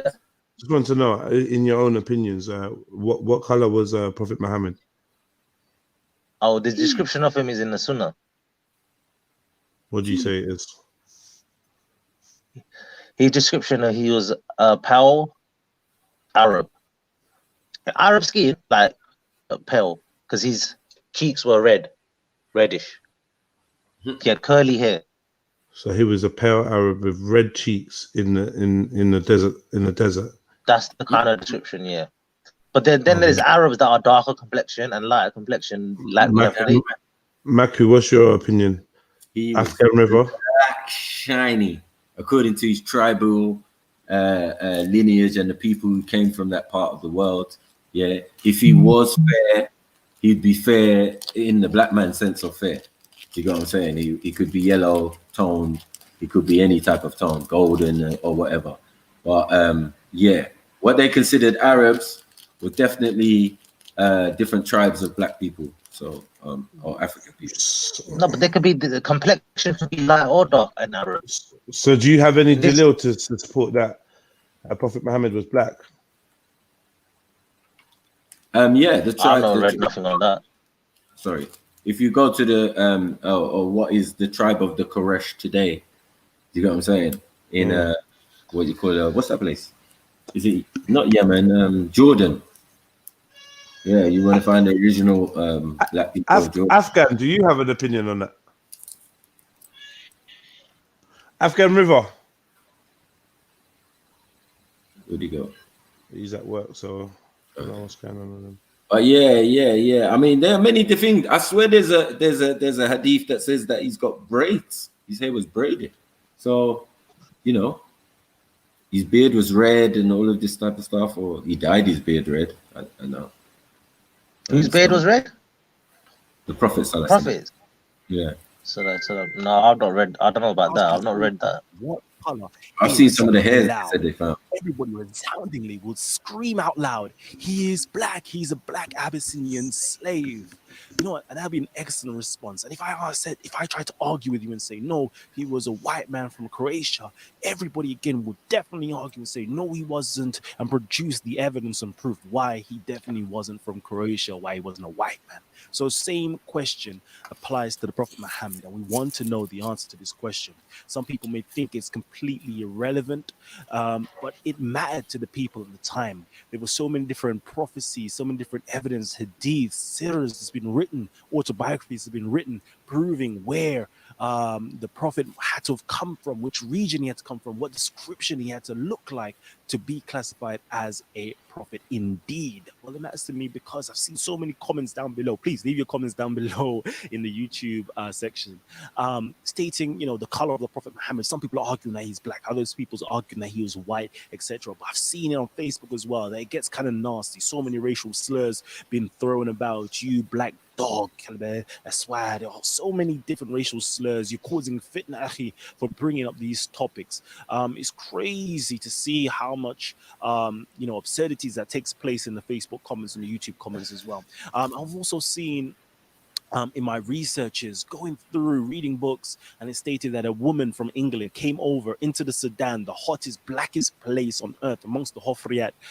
people, and the women were actually bleaching their skins. And the woman asked, "Why are you doing that?" And they basically said that the Prophet Muhammad sallallahu alaihi wasallam was white-skinned, and she, the English woman, had more chances of entering Jannah, heaven, paradise, than they do, because she was more white-skinned, and the Prophet Muhammad was white-skinned, and she was of the Prophet's family. So you know what? There's so much stigmas that's going on. There's so much insecurities and inferiority complexes that's taking place. So I thought it was imperative that I actually ask these questions and bring forth some evidence to prove it either way or another.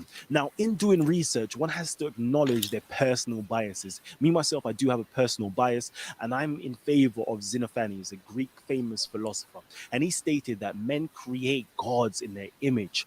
The Ethiopians create black, snub-nosed gods, while the Tracheans create red-haired, blue-eyed deities as well. And if animals, oxen, horses were able to draw, they would draw their gods looking like themselves as animals. So I take that in the symmetry that human beings create their prophets, their sages, the great men of the past after their own image and likeness. We see amongst the Europeans and Christianity, they draw Jesus as being a blonde-haired, blue-eyed, pale-skinned individual. Amongst the Ethiopians, we see him as being black-skinned with woolly hair, etc. Amongst the Aryan races, such as the Persians, we see the Aryan stock of depictions as well.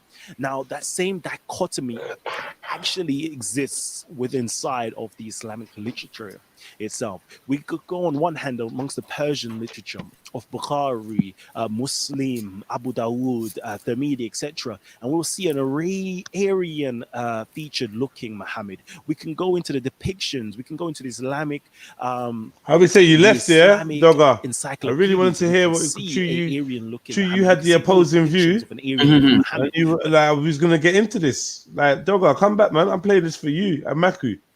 Come on. Yeah, man. You get me? I want to see the thing that you was quoting for the pale skin and the who's gonna get into this, man? Where you gone? Where's gone? Pure BS, you know. Is that all you got to say, man? Come on, man. Get on Jump here. on, man. Jump on, bro. Run in, man. You know, man. Run in. We got Bad Marsh. We got Mary Jen, see you there. Chambers Gold, Diana, Aria, Mason Up, Strictly YouTube. Big up yourselves, man. Running all night long. I said 2 minutes. Yeah, I'm gonna wait. I'm gonna wait for you to come back, man. I'm gonna wait for you to come back. Get me? Chill. Get me? While we wait for him to come back, man. Oh, what we on there? DJ Raja Ray, what? Liverpool Trill. Yeah. SMS white court, you get me? La. Break down, bust the sediment. I'm in my element. Gallivanting through the tenements like an elephant. Go back to the bone. I'm 2-6 for my skeleton. Get them wanna give me the pussy because I'm relevant. You make the gal them go celibate because you're delicate, effeminate. See this clip here? It's not telling it. I'll find a fence head back. I'm putting shell in it. The white is screaming dirty vote. This other dog is jamming it. Right there, you make shit happen, there's no wishing. We play a game where the referee is missing. Came up off a pop, but it wasn't. She got a butt and swallow nut, there's no kissing. Of course we got trust issues. Trust a drug, man, I die. Yeah. All right, man, we're back. Can you hear me? Back. No, I was charging my battery. Say no more. Okay. Yeah. But what I want to say about this year is, what is Maku there still? Yeah, Maku's here.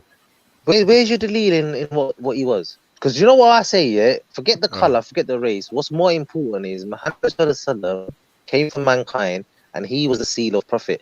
So coming into a race, why is it so important to you, Maku? I don't understand. I don't know about this. I don't know about the so important, but it's just we're just trying to. It sounds like that's what it is. He has to be. If we're looking at the teachings of a man, right? Or the message that a man brought, right? So we're trying to understand who the man was. So we're trying to identify him. We're trying to say, like, well, who was he? Where's he from? What did he look like?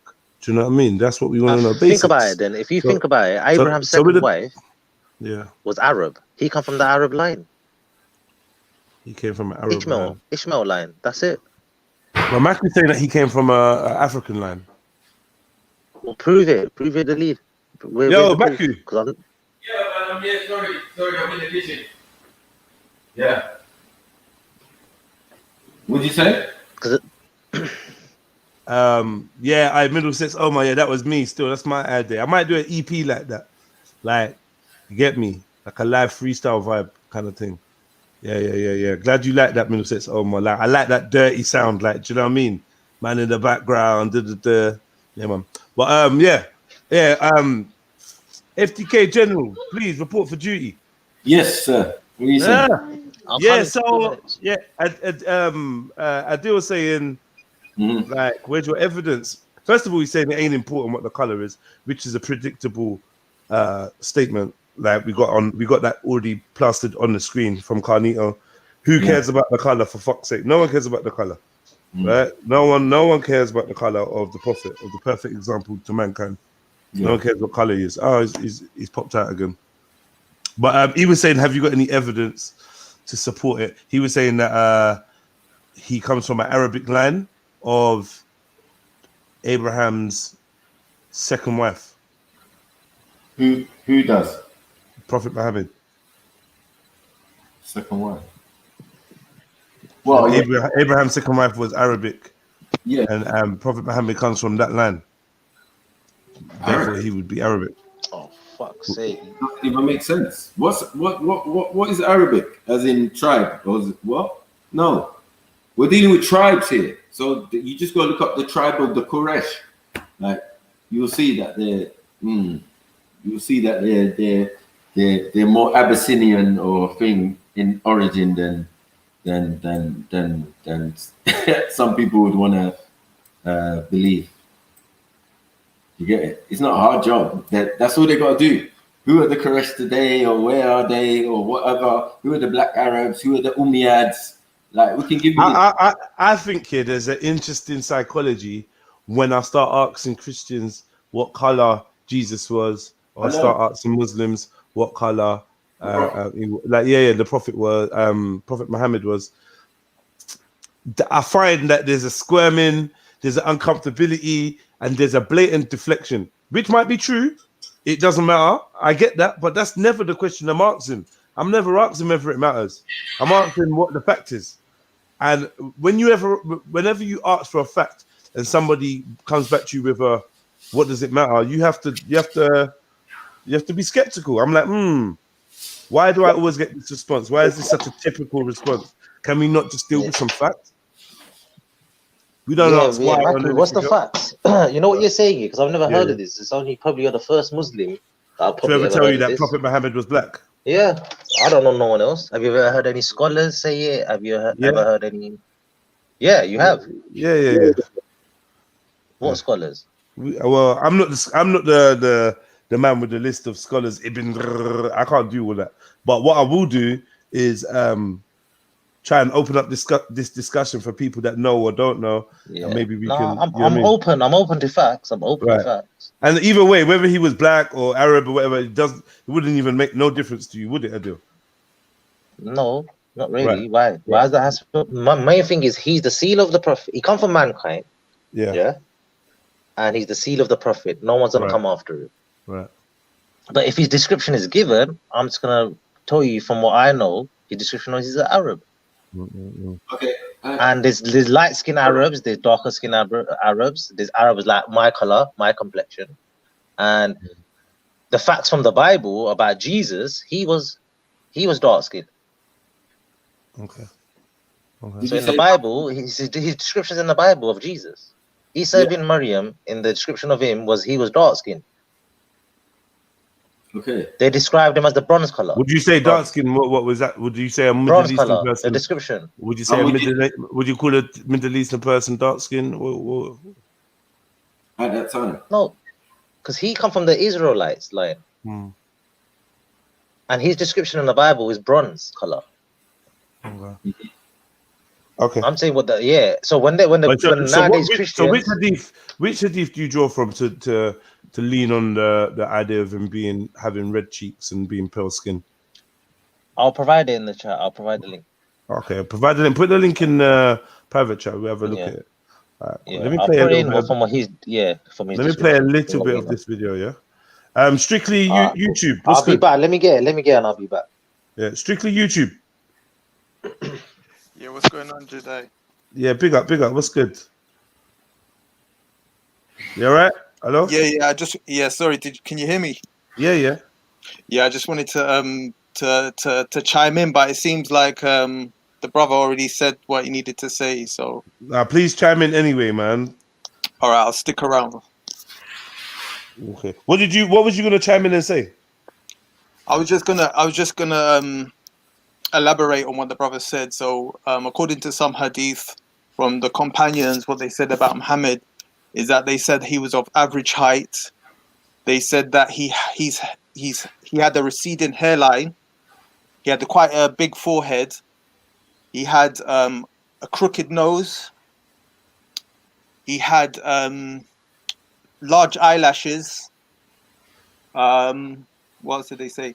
They said that he had broad shoulders and he had big hands, and he was a wheatish complexion, and sometimes he would have like rosy cheeks, but not like let's say European rosy cheeks. It's more sort of a fair rosy cheek. Fair rosy cheek. Alright. And he had big calves. There's mention that he had muscular calves and a broad chest. When you say he was wheatish, so you're saying he was there to? Is this hadith saying he was the color of wheat? Wheat. Yes. It's called gamhi. In Arabic, it's called gamhi. Is that the same color as Walid? That Egyptian color. Yeah. Egyptian. Stop it, man. Stop that nonsense.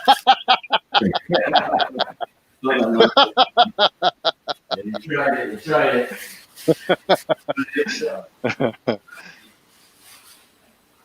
I think it's a bit lighter than Jamaican color. What, wheat? I think it's a bit lighter than Jamaican. Oh yeah. You got a good memory.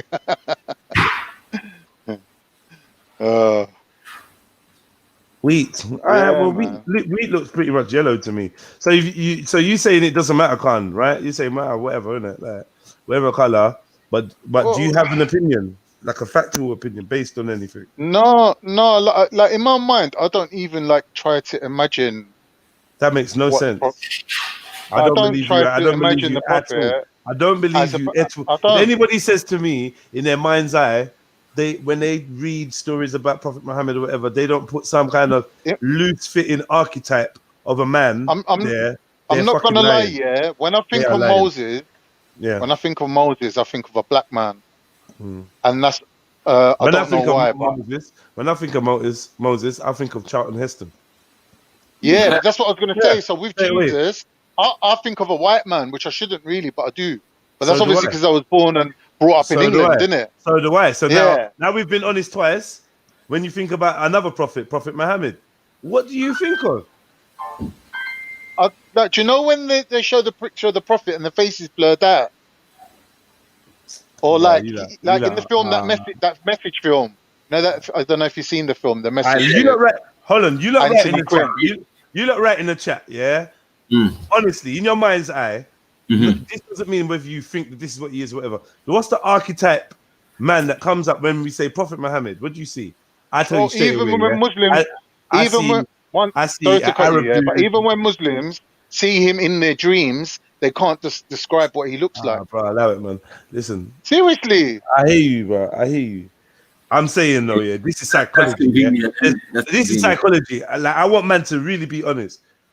What do you see when the word or the name Prophet Muhammad comes up? What image is conjured up in your head? I see personally Arab wear, like loose fitting kind of, cloth and that. Yeah. And then I see someone with their head kind of wrapped up Bedouin style. Yeah, definitely. I see that kind of thing. Yeah. And but what about the face? What about the face? Not necessarily features, but I think I see an Arab person, an Arab man, because I think I've them silly associated. Arabs.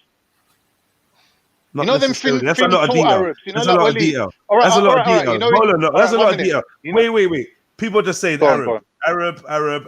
Saudi Arabian, Arab. Someone said East African, Arab, brown skin, pale Arab.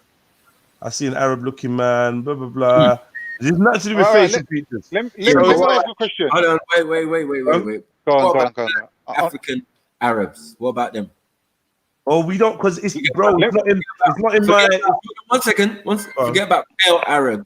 Yeah, because pale Arabs, the emergence of What's a pale Arab? What's a pale Arab? Pale Arab is someone like like the royal family now, the Arab royal family now. No, sorry, the what do they call them? Abbasids. Yeah, and the Abbasids came in at least maybe 100 or 50 years or something after the Prophet's death.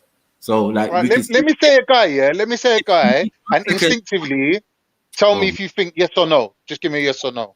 Mate, in John Wick 3, when he goes and finds the guy from the high table in the desert, that guy, would you say yes or no? I don't even, bro. Allow it, man. Stop it, man. Listen, man. Allow it. But my thing is this: you're like one of the only people saying that. Omar Sharif is dark, bro. Omar Sharif ain't Is that like what you think of, like an Omar Sharif kind of guy? Is that what you're trying to say? Like, come on, man. You gotta have there's an archetype there. Even whether you might refute it because you know it not to be true, or you know it's not what your thing is based on. You don't focus on that, and you're happy for it to be any person, ginger, white, black, Chinese, whatever. You don't mind. It's the message and da. Was that his answer, or was that a suggestion? Was he just suggesting Omar Sharif? But still, when I say Prophet Muhammad, or when you're reading about him or whatever, your mind will create a picture, right? Nah, not and necessarily. even if you don't know, bro, your mind's gonna create a picture. Even if you don't have a, bro, let me just finish, please. Even if you don't see the face, I'm sure you're gonna be aware of some form of ethnicity. I'm sure you're gonna be aware of it. All this studying you've done of Prophet Muhammad, like, come on, man. I just want you to be honest, whether it's right or wrong, that's a different thing. To me, I can't think what the Prophet would be like, but I'll think what he's not like. I'll never imagine him being like a black man. I'll never imagine him being, like them whites that are kind of like really, really white, like English whites. I couldn't imagine him being like that. Do you know what I mean? But anything from, let's say, my color to Waleed's color, or in between, or even maybe nudging it towards Omar Sharif even. Okay. Yeah, I'm like, saying, do you think psychologically? Let me ask you a question. Historically. Right. Psychologically, that image in your mind's eye of this guy that's definitely not dark, definitely not black. It's definitely does that have any impact on your psychology or your psychological outlook on Islam, knowing that the number one prophet do you think that's going to have any bearing whatsoever? That your prophet may be similar, may be similar to your origin and skin tone. That has no bearing. How I would answer this question is, to me, the reason why the prophet's color doesn't make a difference, is because he's exactly like Iron Man. There's a black Iron Man and there's a white Iron Man. Inside this, they got the same suit. One sprayed red, one sprayed blue. They got the same like powers, right? So on the outside, it's the same man, isn't it? Like, who cares like what face he had? It's different. It doesn't make a difference. We need to know about the difference between War Machine and Iron Man. Are massive, go on. And the person, I don't know. And the people behind it, that makes a big difference as well. Tony Stark's and his background, where he comes from, his lineage, all of this matters in the Marvel universe. Tony Stark ain't just any guy. The Stark family is massive. Yeah, obviously. You know what I'm trying to say? So like, and so therefore it does matter yet again. Like it does matter. It's an added detail. Might not change the fact of whether you're saved or not. It's an added detail, isn't it? His age, his age, his description, his height, all these things are added details. Was he hench? Was he a skinny guy? If he's a skinny guy and we don't know he's a skinny guy, when he wins certain battles or when he confronts certain people, we're not going to see the fullness of the feat. We're just gonna be like, okay, he stood up to this guy. We're not gonna go, this guy, the guy he stood up to towered over him over like 3-4 inches. That's a big difference to the story. So I'm saying little details, like, especially if I'm gonna get straight to the point. If Prophet Muhammad was a black man and he died, and a pale skinned guy took on his attributes, and things in the hadith were attributed towards Prophet Muhammad, but were really the new pale skin imposter. If that is a possibility, then these are things that should be explored. You know what I'm saying, isn't it? So I like to see where everyone stands and what everyone's opinions. I personally don't think Prophet was a black man, because you know that whole thingy situation of he sent his brethren down to free the black slave Bilal. I think at some point, like, it would have been mentioned, like, it would have been relevant. He was black too. There would have been some sort of insinuation that, yeah, he freed him because he was black as well. He didn't want to see a next black man get enslaved. Like, he had some sympathy towards him. It would have been noted. You think it would have been noted that Prophet Muhammad had a bias? Hold on 1 second. I think it would have. Who would have noted that Prophet Muhammad had a bias towards? I think the way the story is told as if he had no bias towards Bilal at all. He freed him strictly from a position of no one should be a slave. No, I'm freeing him because he's black, but no one should be a slave. That's the kind of impression that I'm getting. So he would have to be a non-black person to do that, in my opinion. I'm saying that's why I'm. Go on. Go for it. Sorry, brother. Sorry. Yeah. Big up DC Brad 925. Big up for the donation. He says, when I see the Prophet M, I see a lightest brown Arabic man walking in front of his black property. LOL, mad thing. Yeah, you're a wanker, Brad. Don't say that. He's only saying it because he thinks it's funny. But it's true. But hold on, wait. Wanker or not, though, when people make statements like that, I look at it and I'm like, okay, cool, you're busting joke. I can see you trying to make a dig. But we're not gonna. Are we going to refute the fact that Prophet Muhammad, in your opinion, was a light brown guy, Arabic-looking man, and he did have a black slave? Did you not? What is he talking about? Bilal? Is he talking about Bilal? Did he own a black slave? Not as far as I know. There is. Prophet It's in Bukhari. There was a guy who came to him and pledged his allegiance to the Prophet. He was an Arab guy, and then it turned out that this Arab guy had a slave master. So the slave master came back to him and said, I want my property back. So the Prophet said, he exchanges 2 black slaves for this 1 Arab slave. This is in Bukhari. Yeah. You didn't know that, Khan? So what I'm saying is they found... Hold on, wait. Did you know that Prophet Muhammad was a slave owner? You must have known that. You must have heard this. You heard all this.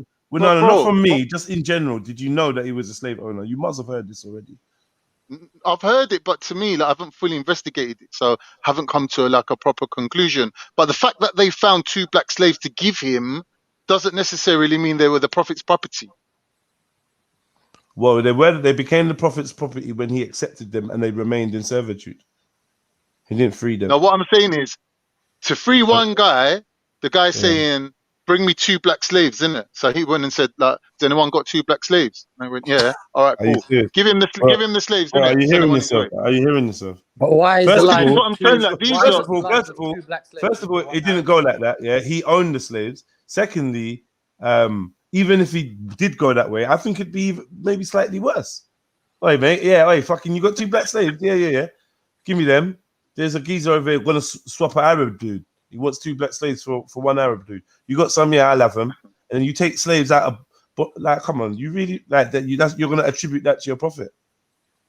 No, I'm not attributing that to the Prophet. I'm saying that when we're looking at evidence, when we're looking at proof, we need to have the full proof, innit? Because I'm offering the same way how you offered a different version of but that version was thingy. I feel like that version. I'm saying you offered about 4 versions of Happy Birthday off the top of your head. Like, I can offer another version as well, innit? I hear that, but what I'm saying is, when you're dealing with the Prophet of your belief system, then I think you should be careful when we're talking about slavery. Hold on 1 second, brother. I think you should be careful when we're talking about slavery and the flippantness of a Prophet just saying, "Oh, give me 2 black slaves because someone wants to swap an Arab one." Like, do you know what I mean? It's a bit, I don't know. Well, I personally think personally there's always been slavery. Khan. There will always be slavery. We're conning ourselves into thinking there ain't no slavery right now. There's still slavery, isn't I think there's no slavery, bro. Yeah, but Can I say there something? doesn't have to be, right? Let me say something, Khan. Yeah, you see that time of when Bilal radiallahu anhu was freed. Why was he freed? I don't know, bro. Why was he brought? And he was brought by Abu Bakr radiallahu anhu, the first Khalifa. They went to He weren't buy him bought to by free him. him. He weren't bought by him. He was set free by him. Yeah, he was set free. Yeah, so they gave money to set him free. Yeah, but the not only to reason slave they him. gave the geezer the money is so they didn't have to cut his head off. Yeah, because no, but It's why? not like What they was the actually beginning of bought it? him. No, They could have just chopped the hold geezer on. up, chefed him up, and said, "All right, all your slaves are free. See you later." No, They could have done listen. that, They innit? were okay. His master, yeah, was Abu. What was his name again? Well, I can't remember his name now. He was abusing Umayyah. Bilal. I can't remember his name. Was it Umayyah? His master, Bilal's master was Umayyah. It was Umayyah or someone, yeah. Something like that. Yeah, they were. What happened? He refused to hit one of the Sahabas because they were talking about Tawheed, the oneness of God, yeah. And Prophet Sallallahu Alaihi Wasallam is the messenger, yeah. Now he refused. Bilal refused to hit him. Yeah. From then they start torturing him. They put him in a desert. They put a hot rock over him. They start lash him. So Abu Bakr radiallahu anhu come to set him free. Yeah. That's the story behind that. Yeah? Oh, I get what you're saying. It makes sense. Can I say something? Can I say that something? was the story. So I just wanted to add that. Yeah, big up, Benny, bro. You're right. Welcome, Benny, bro. Big up. I want to say something. Yeah, go for it. Can I say something quickly? So, okay, so no, the words psychology, especially for Black people. If you say slave, it's a automatic allergic reaction to Black people, because when they hear slave, they don't think about the slave of the what happens in the 7th century in Arabia. Yeah, But they think about other things. Wait, bro, let me finish, bro, please. Okay, Yeah, I wanna learn. Let me learn. So it's very hard to discuss slave as a word to a Black man and understand that, because it's allergic reaction. It has many baggage to it. But what I'm trying to say, in the time of the Prophet, peace be upon him, the oil was not found yet, so it was a desert. So the people who are so-called, you could say slaves, they had no money, they had no food, they had no clothes, they had no water. And water is one of the most important things in that time, because if you have no water, you won't survive. So you cannot just, what Prophet Muhammad, peace be upon him, did is he freed a slave from an aggressive owner, so to speak, and he put him in his house where he can give him clothes and food and everything. Because you cannot just free a slave and leave him to his own devices. You cannot just say, okay, you are free now, so go and do your thing. Why not? No, because he has no money. Wait, bro. He has no money, he has no food, he has no clothes and everything. So how can you? So he was a servant in his house just to pay the rent. He didn't have to pay the rent, he didn't have to pay the bills, he didn't have to pay the money and the clothes. So he, in exchange of that, he worked for Prophet Muhammad. So you cannot say, okay, I free you, so go. Where he's gonna go? To the desert without money, without no water. So it makes no sense, bro. It makes no sense. Benny, Prophet Muhammad had money. Yeah, he was a rich man. He had money. Yeah. But the slaves didn't. He could have easily given him money to set himself up. He had enough money. That's not enough, bro. That's not enough. You have to have some guidance. It's a desert. Wait. Secondly, I don't know the guidance. That's a matter of opinion. But what I would say is, Prophet Muhammad did not free the slave. And this is regardless of what the status of servitude was, he bought the slave and kept the slave in servitude. Okay, let me ask you a question, Jedi, and be very honest. Okay. So imagine you. Okay, Jedi, listen this. Okay. Yeah. Imagine yourself in the desert, 7th century. The oil was not found yet, so it was just a desert. You can easily, without no water, you won't survive. Okay, so you are, so to speak, a slave, a servant. And then somebody freed you and he gives you a choice. Okay, he gives you, okay, what you want to do? You want to be all free and do whatever you want, but wait a minute, I have no money, I have no clothes, I have no water, I have no food. And he says, or you can come to my house and serve for me and then you don't have to pay the rent, you don't have to do this and this. So in exchange, so what do you choose? Are you going to choose to be free, or are you going to be a servant? So tell me. I had the choice, Benny. Me personally, I would rather be free, yeah, because what you're saying is it's a suicide. No, what you're saying is you can go free, yeah, you can go free, or you can stay as a slave and I look after you and you can eat and remember. And this is a lot of what the captives do, yeah, captors do.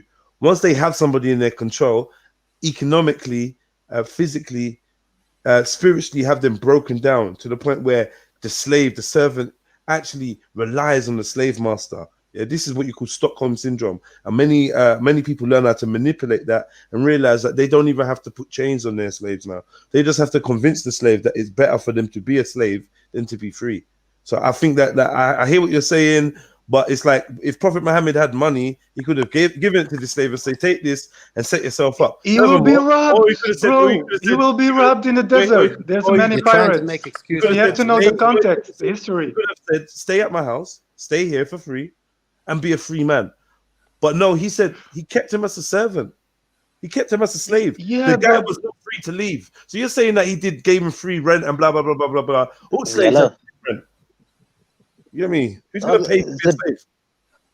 The topic I brought up about Bilal, there's a reason why I brought that topic up. It was nothing to do with race. Well, we still talking about whether Prophet Muhammad.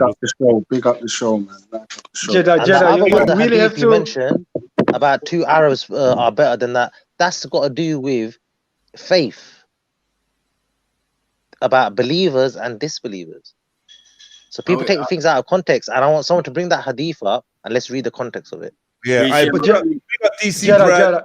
He says, I'm just gonna keep it real. Whoever brought that up, put it in the chat. Big up DC Brad for the donation. He says, so does that mean the Prophet Muhammad saw one Arab worth as two blacks? So wallahi, that's out of context. So wallahi, are blacks worth less in Islam? Question mark. Okay, Brad, we know you have agenda, so please. But Jedi, man, this guy's not I understand you. Yeah, I know, he has agenda. Okay, that's why he's spending money. People were spending money to look how he's spending money for. Arabs. People talk about Arabs sometimes. Hold on 1 second. Let's take it slowly. Maku and then strictly YouTube, please. Yeah. Can you share my screen? Okay. Okay, while you're sharing the screen, strictly YouTube, what point was you going to make? I was going to say, sometimes people talk about Arabs as if it's a race or it's a color. It's not. Maku has made some good points previously where obviously Arab means to express oneself. So anyone who speaks Arabic becomes an Arab.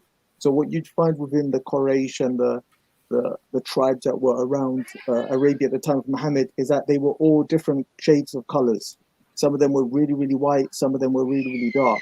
And in fact, I believe it's Abu Dhar who said to Bilal, "Oh, son of a black woman," who was dark himself.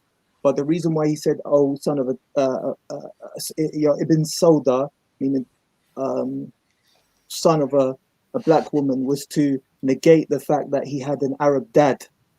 So Bilal's dad was actually an Arab, but he wanted to negate that, which is basically a sort of sign of disparagement on Bilal himself. And then when Muhammad, peace be upon him, heard Abu Dhar say that, he then said, "You are still in a state of ignorance," meaning the times of before Islam, meaning you shouldn't say that. And when he heard that, he put his head on the ground and he said, "I will not lift my head until, Bilal, you put your feet on my head." And in Arab culture, that the worst place on a body is the bottom of the foot. So he was waiting for Bilal to put his foot on his head before he'd lift his head up. This is a hadith, right? Yes. Nice story. Oh, you see this image here? Like I looked up, obviously you can see the title. It says Tribe of the Quraysh, right? And this image came up from Jordan, around the same region, right? Where I keep reiterating. Who's Jordan again? Jordan is the place. No, I'm joking. Yeah. So, you know, Jordan is the place, and this is taken in. One second, Maku, before I go, I just want to say, yeah, Prophet Sallallahu Alaihi Wasallam was from Bani Hashim tribe, yeah, by the way, Bani Hashim, not Quraysh. Yeah, Bani Hashim, check it out. He was Bani Hashim. No, Bani Yeah. Hashim is a sub branch of Quraysh, bro. Bani Hashim Yeah, is a sub branch. sorry, and even the whole title is they created what you're calling the Umayyads. So the Umayyad comes from the Quraysh. So, you know, everybody under They that. all come from the Quraysh, but he was Bani Hashim. Yeah, but they're Umayyads. They're all still of the same. The same. Bani same, Umayyah, Bani Hashim, they're all part of Quraysh. right, they're all part of the same lineage, from Kedar to Ishmael to Ibrahim, the Prophet Ibrahim. And look, this black man, yeah, this black man is a Qureshi man from 1918. You know what I'm saying? I'm sure they haven't faded that much. Yeah, as I said, there can be man of many complexions, because that's what Africa is about. Africa is not one restricted to one color complexion. That's a ridiculous notion in anyone's mind. You know what I'm saying? Or shouldn't be even thinking like that. So yes, to have black men who are reddish in complexion and could turn reddish in complexion, yeah, seem like a rosy red or whatever. Yeah, that's all there. Do you get it? But from these man, yes, it's possible. So is this your one proof of? I mean, everything else is obviously in the thing. Like, as I said, like you can see the one image of the Quraysh.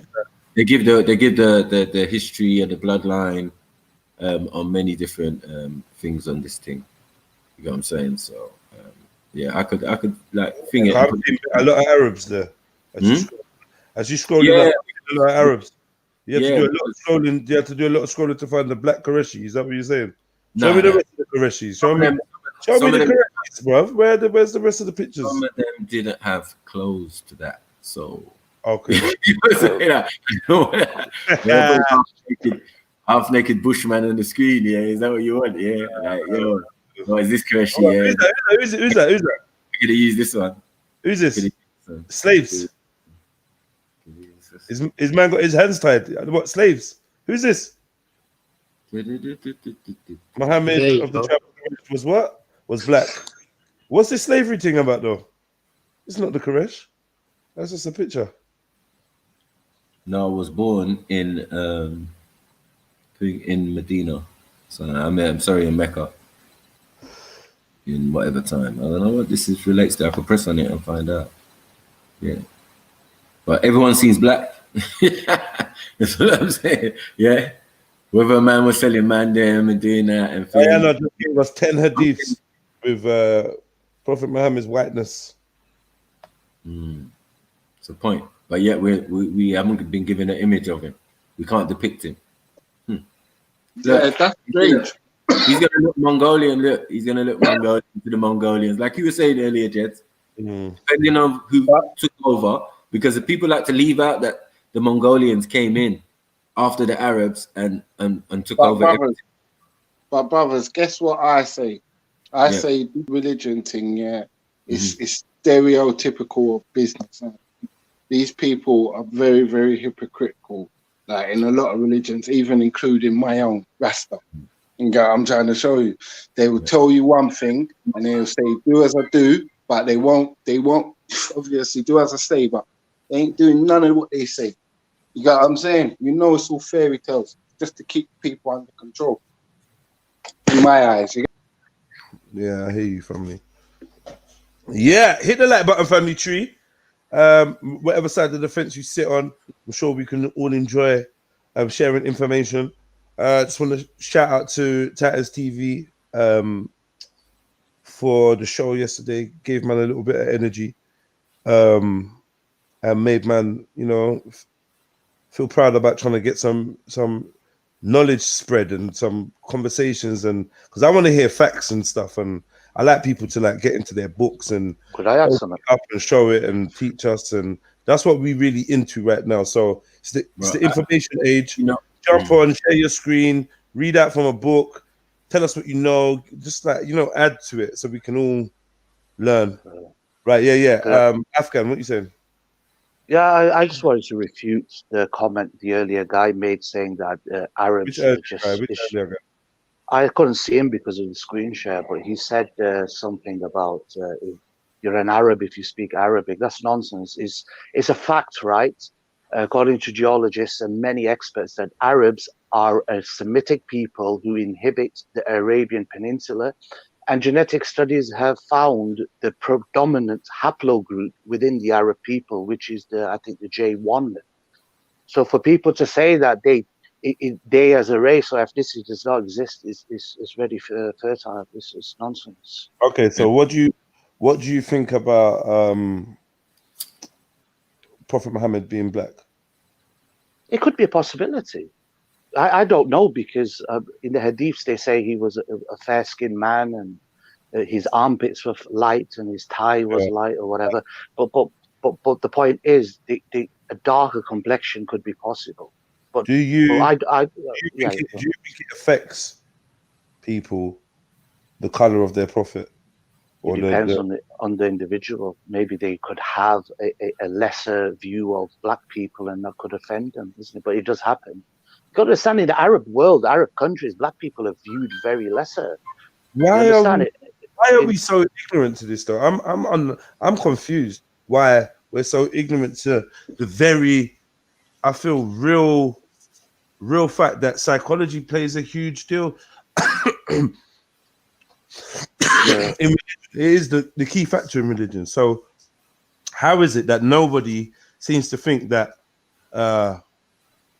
having a god or a figurehead, a prophet, a leader of a certain background from a certain demographic or whatever would have 100% affect the psyche? Of course, affect the psyche. I'm confused. Like, how could it not affect the psyche?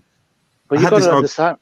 Sorry, John. And I had this argument with my own dad in Nigeria because he just couldn't see how the being bombarded with images of the white Jesus would have an effect on somebody's psyche and the way that they dealt with others, the way they saw the world, and he couldn't see it. I was astounded because all you could see everywhere was these images of white Jesus. I personally believe that, throughout history, black people have always been, you could say people of African origin, I mean, to be fair, have always been the underdogs, and they've always been attacked by very powerful empires and armies. And you got to understand that particular religion, they do a lot of references saying, like, for example, when there was a particular hadith that said that, the Prophet ordered all the dogs to be killed in the area, but only killed the black dog. You understand? The black dog that's black, and black, the devil's black, this is black. So somebody would say, oh, that doesn't, oh, no. When we say black, it's just a metaphor, and black doesn't mean like, no. This is a different black. This is different. This black doesn't mean color. It means, it denotes, and it's like, I've noticed so much, I don't know, soft takia over the fact that black. But then again, man has given me some other good points, like, oh, well, if we didn't like black, then why would the Kaaba be black or whatever? And the stone is black. That's funny, that though. But then they say that the stone turned black because it was white, and then all man's impurities turned it black. Yeah, but the impurities are the bad things, isn't it?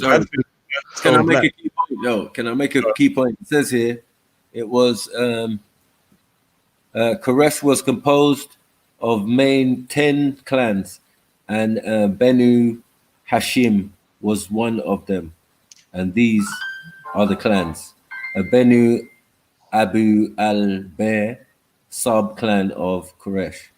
Benu Abu Manuf, sub-clan of the Quraysh, obviously. Benu Abdi, Benu Asad, Who are these people that you're reading? Beni Hashim, sorry. Who are these people that you're reading? Bennies, all these Bennies. Yeah, these are the subsections of the Quraysh tribe. Okay. Yeah, so the one that is important and highlighted is the one that the Prophet comes from. Okay. Which is Beni Hashim. like the brother said earlier. But yeah, still, as the other brother said, it's just a subsection of the same thing. So this is the kind of breakdown here, quick thing. You know what I'm saying? So there's many more. But yeah, as I said, all these clans and tribes, it's only got to be Africans. I mean, someone's got to prove to me that Arabs have this. And they're not just a conglomerate of different sets of people coming in, you know what I mean? Knowing what they are and where their origins came from. Yeah, but then one will counter-argue that how predominant is the haplogroup J1 in the African countries at present, Michael? Well, I would say, but in the African countries, I mean, Yeah, some because- you remember, some will be there, obviously, and then you've got more Arabs or different Europeans that came in mixed with those already mixed sets of people already. Do you get what I'm saying? So it becomes more diluted, more diluted, I agree, but not necessarily from an African point of view. The point I can agree with you, Michael, is the sense that they're 100% going to be mixed anyway. There's no amount of doubt that no one can deny the fact that they must have been an African presence in the Arab world because the sea is just close. I mean, Africa and let's say Saudi Arabia, Yemen is very close, man. Yeah. It's only a few hours by boat. You understand? So we're not even talking that side. We're talking Jordan. We're talking up top. Yeah. You know? Yeah. Through Egypt, then through Israel, Palestine, Sudan, and all. Yeah. I agree. It's the middle place.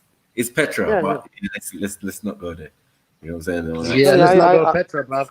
Don't do the Petra thing. Yeah. Let me leave that alone. But yeah, en route it seems sensible. But yeah, anyway. No, I can agree with that, Michael. I can agree with that, honestly. So it makes sense. Yeah. So as I said, like, and we could see that the people who settled there up to now, to people like Walid and whatever, not much integration was going on. Do you get what I'm saying? Because you've got the older tribes, the Umayyads and thing, and if another part of the tribes are the Dongolawi or the thing or the Nubians or the Almaty in Sudan. Do you get what I'm saying? And those guys are completely jet black. And those guys are related to the other tribes. You know what I'm saying? So they can tell you that, yeah, this is a tribe. We came from partly that tribe and partly this tribe. Do you get what I'm saying? To create this new tribe or Nubians or, you know what I mean? That you're going to call us later on. But then these are the original black Arabs.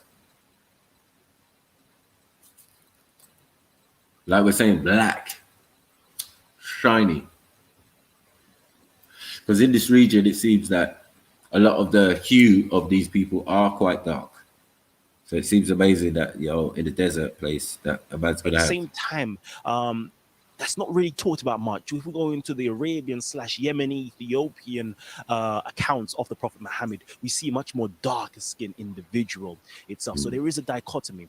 In that dichotomy, we can Also, see that one account. Sorry. One point on that, the other that account. What I mean you by probably that mentioned is this, but one is throughout time, chronologically. when the Arabs, sort of intermingled with the Persians and the Central Asians and, as you said, the Mongols, all of that stuff, each one of these groups started claiming to be Arab when in fact they weren't. It was more of a cultural thing, right? So you have like people where I'm from in Afghanistan saying, "Oh, we're Sayyid, we're descendants of the Prophet." Yeah, a lot of the times you find out it's just made up. It's a way to control people. You tell people you're a descendant of the Prophet, and a lot of the literal people will start, worshipping you. So it was done politically as well. It's like anonymity. Yeah. I can add. Sorry, go on. No, I was going to add to that. I mean, Afghan, you probably know about the Punjabis, and they have these peers, and the one group is called the Ghanis, the Ghani Qawm, and they literally dance like a Maulidi in remembrance of their silly claims that they descend from Baghdad and from the Arabs. So you get the Saids, but to be fair, right, in the case of Afghanistan, they did do a massive DNA study. There were like 6,000 participants. And within the 6,000 participants, only 2 of them had like a full Arab DNA profile. And they literally were calling themselves Arabs. So it's funny that. But there's no like this all this side businesses. No, they claim that if you're a side, you're the descendant of the Prophet's family. It's just a money making gimmick. It's just to fool people. That's all it is. Yeah. Well, you saw. I think I did see Bedu Said there on the list of the Qureshi clans. Do you know what I'm saying? So like some people have a clear a claim, yeah, but it's on a broader scale, because to be part of the Umayyads and be part of that generation of that region, do you get what I'm saying? We can go before and we can go to the Idrisids, which is around about the same time and the same region. Do you get what I'm saying? Or more in Mecca and that type of place. We can go to the Europeans who have a claim of being there at a particular time as well. So there's a lot of, it seems, Africans in that region. Yeah. You know what I mean? Whether some choose to live in the desert, but I'm saying like the desert of Arabia is small compared to the Sahara. So who are really Arabs? If it's only people who like to, well, traverse and live in the desert, and there's not many of us. Exactly. And also on the point of the color of the Prophet. Afghan, can I ask you a question, Afghan? Yeah. Which one? Yeah, Me remember or you the saying other one? about You cut it out, G. Oh. Hello? Someone cut out. Go on. Can I say something quickly? I want to come back to Jedi's point when he said, okay, Prophet Muhammad, peace be upon him, he had money and power, so he can give the freed slave, so-called slave servant, money. So Jedi, you have to understand, in that time it was very savage. It was very savage. So you have to have a clan, a tribe behind you. You have to have a team. Otherwise, you're done. You will not make it. Even though Prophet Muhammad will give you million dollars or euros, so to speak, you will not survive. They will rob you. They will kill you because you don't have a team. You don't have a clan or a tribe behind you. If you don't have a tribe and a team behind you, you won't survive in that time. So in that time, you have to have a team, a tribe. That's why it was very tribalistic. That's so you have to understand. That's not wait, good bro, enough reason. Wait. I can refute this easy. No, wait. So look, in that time, you cannot just free a slave and say, you know what, you're now free, just go. Where he's gonna go? It's a desert. He has no money. He has no team behind him. He has no clan. So it's the best way to protect him. Yeah. Wait. The best way to protect him is bring him in your team, in your clan. Otherwise, he will be killed. He was savage. So you have to understand that, Jedi. It's not like today. You have no police stations or whatever. But Benny, that's different. Let me do it like this. Me and you, Benny, we're out. We're walking. We notice a young woman being abducted by some guys. You know, she's tied up. She's not free to leave. I go over to those guys, and I work out a deal to get this girl. Either I take her by force or I pay for her, and I get this girl. I put her in the back of the car. We drive her to my house, and I say, "Listen, I could let you go, yeah, but but I'm not going to do that, because if you go outside, you're probably going to get kidnapped again. What I'm going to do is I'm going to make you stay here in my yard and be my servant, but I'm going to be nice, and I'm not like these other guys. I don't even want sex or nothing, but you're not free to leave. You're going to stay in the yard. You don't have to pay. I'm going to give you food. You don't have to pay. But you can't leave though. What is the difference? We gone from one soft slavery to another, or hard slavery to soft slavery. What are we doing? Slavery light? I can't believe it's not slavery. Diet slavery. Can't compare that to 2020. What's this, bro? Compare that to 2020. Well, okay, There's no comparison. But Adil, is the so-called servant free to leave anytime they want? Okay, at that time, way before Muhammad, peace be upon him, yeah, way before him. Well, way before him, this is to happen. But the slaves at that time of Muhammad Sallallahu Alaihi Wasallam were not slaves of what you would think of a slave today. Were they free to leave? They're eating. Now, hold on. They're eating. But they're eating what they're eating. They're eating what the masters are eating. Bro, you've been jail. You've been jail. You've been jail. Yeah. A cat, double A cat, B cat, C cat, D category D, open jail, house arrest. Yeah. What's the other place in Richmond? The Latchmere House, where you can go halfway there. Hostel, park bench. There's so many different. Which one's freedom? Is like this servant? Can they leave? If they can't leave, they can't leave, bro. But Jedi, you have to understand, right? You have to understand, right, Jedi, that life is not you will not get things in life for free. So if you want, as a reasonable human being, if you know you have no team behind you, you have no tribe behind you, you have no money, you have no power, you have no food, you have no drinks, Wait, let me finish. The reasonable thing to do is, okay, now I have to work for survival. That's life is not free. Otherwise, it's not justice to say you can. There's a difference. You cannot just say, okay, being a slave. You'll be Prophet Muhammad. It was be wait. Let me final remark. Can you understand? Final remark. You understand? It will be irresponsible of Prophet Muhammad, peace be upon him, irresponsible of a great leader like Prophet Muhammad, peace be upon him, to say to him, you know what, you're free, go, and leave him to his own devices. Is irresponsible of a leader to do that.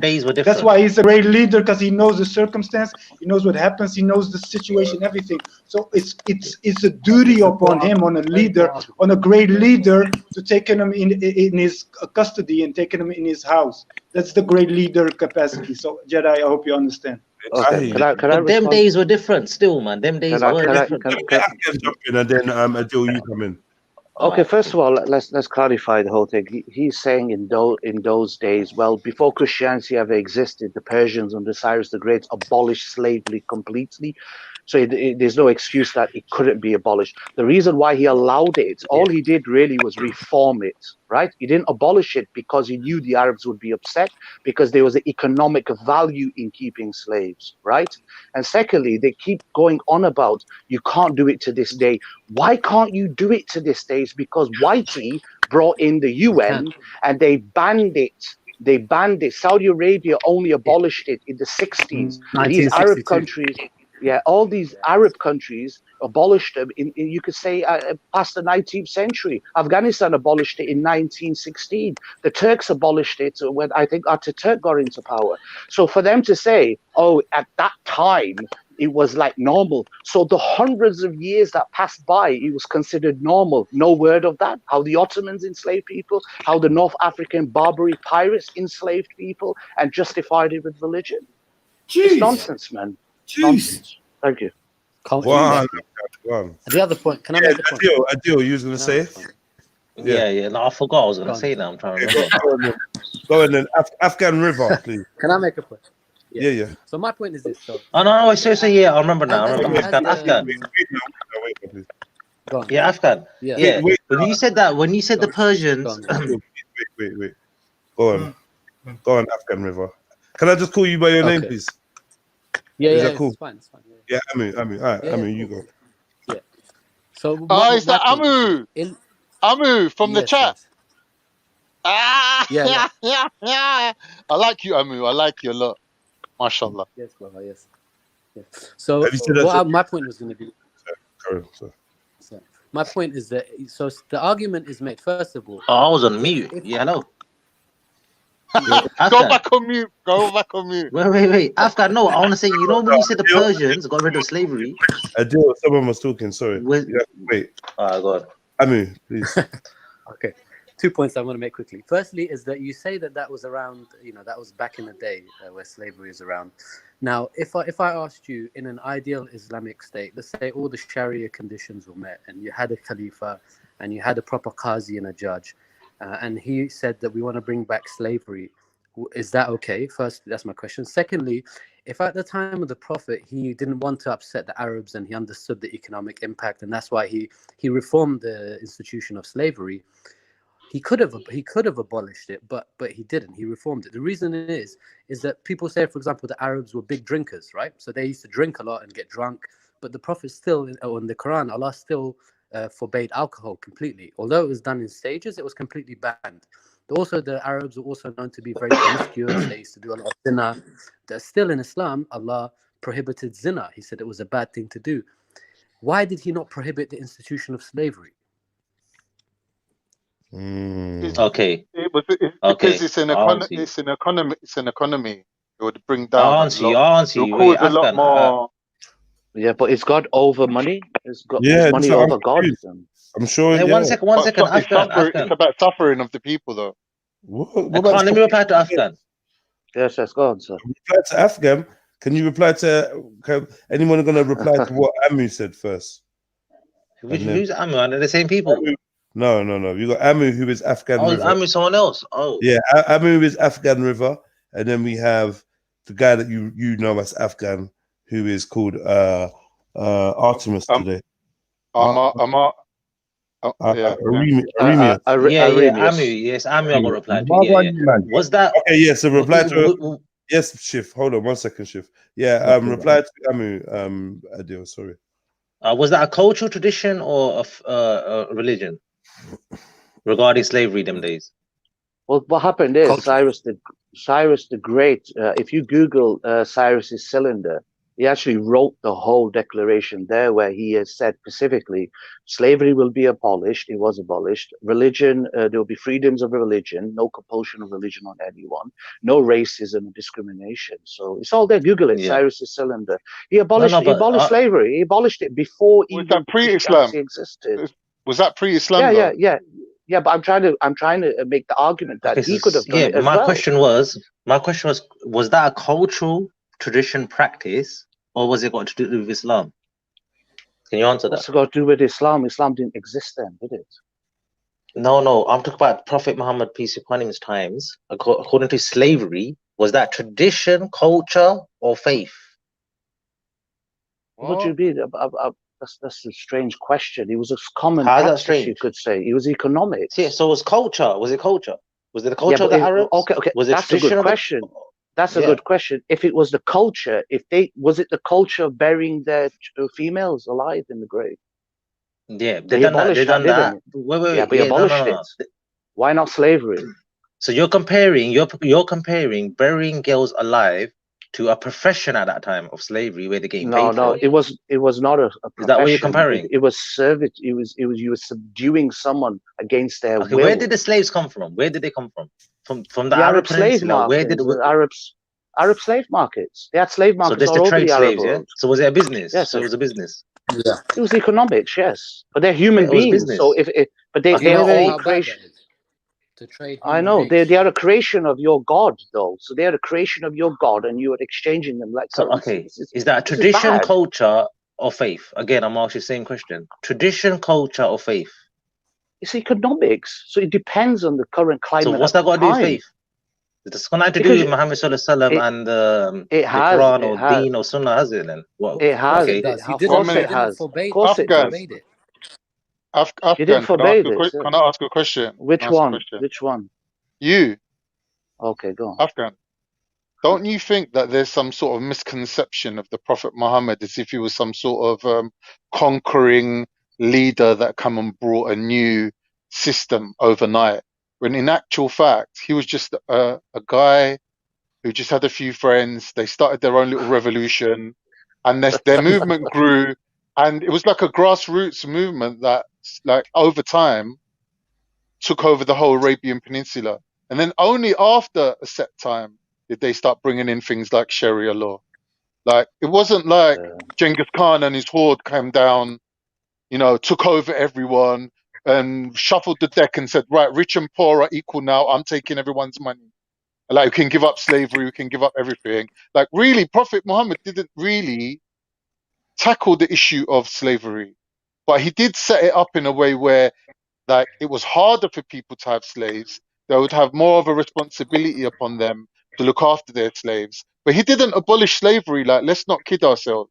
Like, this issue that happened with the Bilal guy, like whatever they call him, this Bilal, radiallahu, thank you for correcting me, was simply because the guy said, I'm a Muslim, I reject my owner, and the owner was beating him up day and night, so they were compelled to free him. Yeah, Am I and wrong? when he got freed, what's the title the Arabs gave him? The Arabs But gave. what I'm saying is, he was getting beaten up day and night, innit? Okay, he was black. Yeah, he was black. He rejected That's his a owner. fact. He was a black. He was from Who cares? Ethiopia. We're not talking about color. No. But listen. This is what I'm trying to tell you. This people turning it into a race thing. Yeah, it was started to do with race. No, my question to Afghan Jedi, may I respond? is that- May I respond?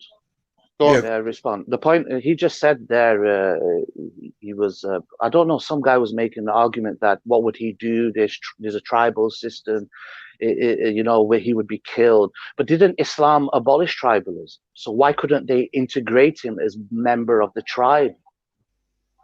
What I'm saying is, in the time instead of of keeping him as a slave, No. You're incorrect there. Why? When why they not? freed him, was he a slave? Wait, when Abu Bakr radiallahu anhu freed Bilal radiallahu anhu, was he enslaved by the Arabs, or was he made the man to call the prayer, which we pray today? Behind, he was a call to prayer. The Arabs chose him. They freed him. The Arabs chose Bilal to be the call of prayer. They freed him. All this thing what Benny's coming up with is So pure they bullshit enslave him. anyway. I don't know where Benny's getting all that from. Keep it real, man. Benny's on drugs. Like, they're just too eager to answer questions. You're trying. Okay. Can I defend myself? Let me clarify. Okay, let me. Benny, you spoke enough, man. Every time you open your mouth, you're causing pure confusion, Benny. No offense, man. You misunderstand me, bro. All right, give everyone a come on. Let's keep it orderly, man. Give people a chance to speak. Come on. So Benny, you've obviously been spoken about, so you get a chance to respond. I know Afghan, you want to respond too. So please keep your responses brief and concise. Go for it, Benny. So when I talk about, what I really talk about, like I said before, if you talk with black people about slavery, is a allergic reaction. What I really talk about is servitude, is working for living. So like I said before, nothing in life is free. Nothing in life is free. You have to work for it. So what I really talk about, Benny, brother, please, you don't have to work for freedom, do you?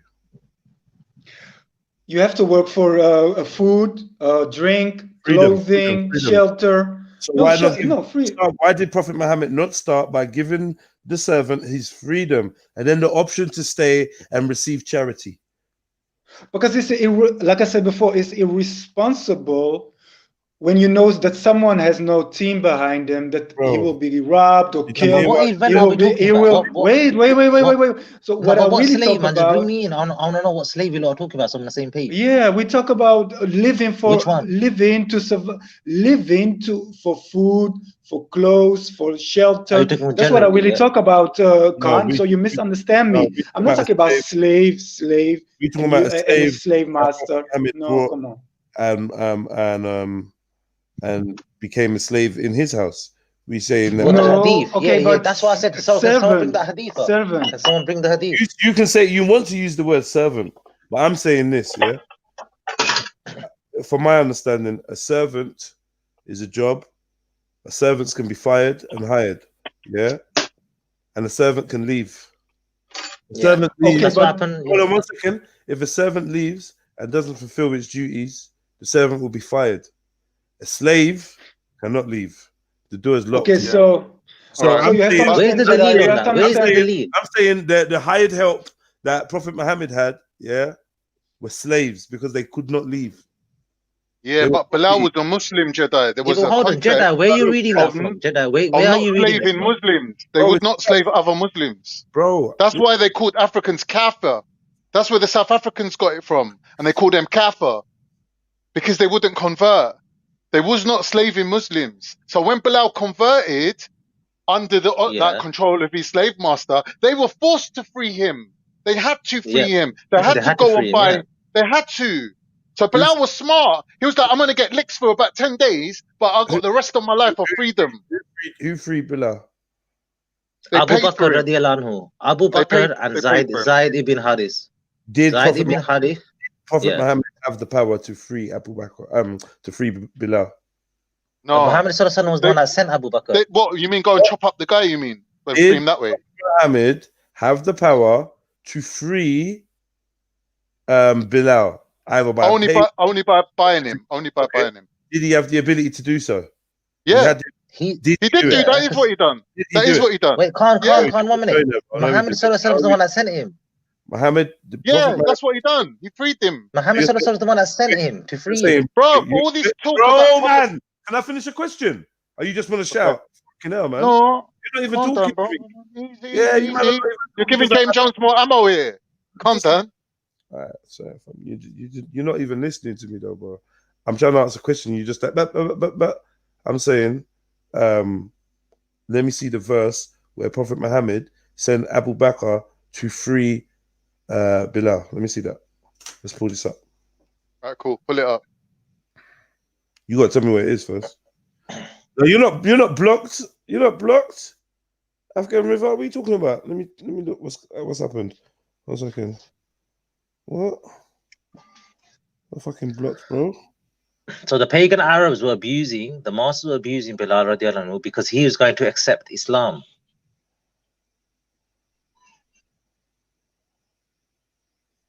And they were forcing Bilal radiallahu anhu to pray. They go, come back to your God. You know the idols? Come back to your idols. Who's your God? Where are you reading this from? Give the source first so everyone knows. Who, me? Yeah, bro. Brother, I can provide. Do you know what it is? Some things I got. You know, you can't in the back chat. You can't put in. It's quite a long hadith that I was trying to put before, but I wouldn't go through all of it. I have to break it down and send it. No, you just put the link and then we can read it. We share the screen, read it, or you can share your screen. You know how to share your screen, yeah? I'm on my phone. Okay. You don't need to start jumping on the laptops on that, man. But no, yeah, no, I'm new to all this, man. I'm new to all this. You're not that new, bro. But come on, man. No, I don't.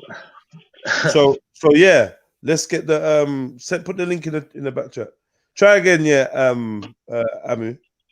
Try again. Yeah, all right. I'm gonna let me get the thing. I'm gonna put it down, but I want to tell you, he was becoming a Muslim. The pagan Arabs was saying to him, who is more powerful, Muhammad or the idols that make their own hands? Yeah, they were terrorizing him, whipping him, leaving him in the desert all day long. He was freed on the basis, yeah, not to be enslaved by Prophet Muhammad sallallahu alaihi wasallam. He was freed because he took the Shahada, become a Muslim. That's what I'm saying. Non-Muslims were kafir. You can't be a non-Muslim that's it. slave. That's what it is. And then you're doing the call to prayer. The guy is a Muslim, in it. He's part of their gang. He's part of their crew. Look, do you know what? Whatever I said, yeah, either you accept it or reject it. That's down to you. That's down to everyone else. Accept it or reject it. That's the fact. To say that the only way the Prophet Muhammad could maintain Bilal was to give him a job as a slave is ridiculous. These men had a crew. There was bare of them. They were running things, bruv. You think they didn't have spare houses, spare women, and fucking hell, bruv. You're making them out to be pussies, bruv. So you've got the proof. You have the proof, yeah. You've got the proof. Oh, it's a dead end. You've got the proof that Prophet Muhammad is the reason why Abu Bakr freed. Got freed. Abu Bakr freed Bilal. Yes, correct. Okay, where is the proof? It's the hadith, innit? Okay, come on. Adil's going to tell you now. Go on, Adil. Put the link of the hadith in the back chat, please. Could I add one note? Yeah, Afghan River, where are you, man? Yeah, I think he's saying that he's basically trying to say that Bilal got his freedom because he done his shahada. So tell me, what happens to the non-Muslim slaves who refuse to do the shahada? Do they continue being a slave? Yeah, like there's no account of these lot running around freeing slaves or killing slave masters. So then we can agree on that Islam supports slavery, right? If you're a non-Muslim. Not support slavery, but put a duty of care on the slave masters to treat their slaves better. Yeah, but they still supports the slave trade, right? We could I wouldn't say they supported it. I wouldn't say they supported it. To say they supported it, you'd have to prove that they had enough power to abolish it and didn't. No, I don't believe they did. They had enough power. If you have the power to create a new religion and brutalize and behead people and loot and extort and whatever, caravans on the roads, you had many man them who support you and love you. You have to. Right, You can abolish it. everything you've mentioned, me, you, Jedi, and Maku could do. We could come at our house, start beheading people Yeah, but tomorrow. me, you, Jedi, and Maku aren't prophets and khayru khalqi. Yeah, but that's not the point. We're talking about a level of power of abolishing a whole industry. He created a huge. 1 minute. 1 minute, Afghan brother. He created a new religion, for heaven's sake, Carnito. That's a powerful thing to do. He convinced people that he is a messenger of God, and from his word, he couldn't abolish slavery. That's nonsense. Okay, so Afghan, wait, let me say something, right? So in the Quran is clearly mentioned by Allah himself that one of the righteous thing to do is free a slave. So the Muslims already so you can't say they were supporting slavery. Yeah, so Islam came to optional. Islam came to free the slaves. You don't have to free the slave. It's encouraged exactly. to slaves. It's not exactly. But what I'm saying is, you have to prove that they had the power to abolish slavery and they didn't. But you can't prove even that. Even if they didn't have the power, Khan. Even if they didn't have the power, it should have been an edict saying slavery if I is had wrong. lunch, brother, if I had lunch with the Queen of England tomorrow and I said to her, "Oh, you've got the power to abolish slavery, or you've got the power to raise the minimum wage and you don't," yeah, and I blame her for it. She's like, "What are you talking about? Like, you don't know how these things run." Is Carnito. He is the messenger of God. He is the most powerfulest. He wasn't that powerful overnight. It didn't happen overnight. Okay, fine, overnight, no. But how many years was he developing? Yeah, 200, 300, why 500. Yeah, exactly. So it's been going on since 1960, bro. What are you on about? I don't understand your point. We're talking about within the lifetime of the Prophet. You're suggesting that he was supportive of the slave labor situation. And I'm saying, to support something, you have to be more powerful than it. Okay, so what I would say is that you cannot change people overnight. You cannot change the system overnight. It has to be in steps. That's why, for example, the alcohol was not directly being forbidden. It has to be in steps. They have to be mature. It was forbidden. Wait, let me finish. Wait, bro, let me finish. So if you want to change a society or a system or people, you have to do it in steps. You have to see if they are mature enough. So you have to give them guidance to mature, and then when they are ready and mature and ready, then you can give the laws. That doesn't happen overnight, bro. So that's the psychology of people. People don't change overnight. Afghan brother. 1 minute. I can refute this. Sorry, I can refute this. Well, it's taken 1,200 years to stop the slaves, so he had enough time. And secondly, when he married his daughter-in-law of his foster son, didn't he get an indict 2 days later, and he totally changed the culture of marrying your adoptive son's wife? Exactly. So how could he have not done that to slaves? His word is powerful. His order is from God. It's nonsense. You're taking him practice overnight. Exactly. He had a revelation. He came back from I think his cave or his house, and he said, "I'm changing the rules." He had opposition, but they were too scared to confront him because they thought they were going to. No one's arguing. Like, as soon as we deal with one point, you jump to another point. The point was, why was what's his name freed? Yeah, and we said this because he turned Muslim, and they were forced to literally go and pay money for him. Otherwise, they would look like hypocrites. Someone's basically beating your man up and down the street. Yo, what's good? It's your boy Jedi for Trilluminati Live. I'm here to tell you to hit the like button. Make sure you're subscribed, and don't forget to hit the notification bell. We've got links in the description for PayPal. You can hit us up on the super chat if you want to support. I also got CASHAPP. Keep it trill, keep it locked. You're done now. Yo. How's everybody doing? I'm good. Yeah. Good. Can I say something quickly? Good. Can I say something quickly to Afghan? Wait, but please, man. Benny. Allow it, man. No, it's me. Full face. All right, Fizz. What's happening, brother? You good? All good, my brother. Yeah. Jedi, can I make my point? Can I? I know I've just come in, but am I allowed to say something? Jedi. Should I take that as a yes? Yeah. I think you might have been interrupting Khan or Benny, but if not, go for it. Right, Benny, Khan, you guys mind?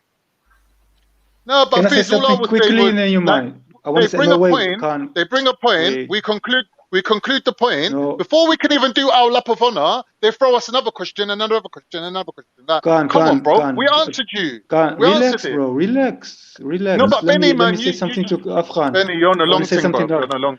No, I'm not the long thing. I'm the quick thing. You're the long thing. So what I'm trying to say to Afghan is Ottoman reign. Wait. Afghan, quickly. It's gone.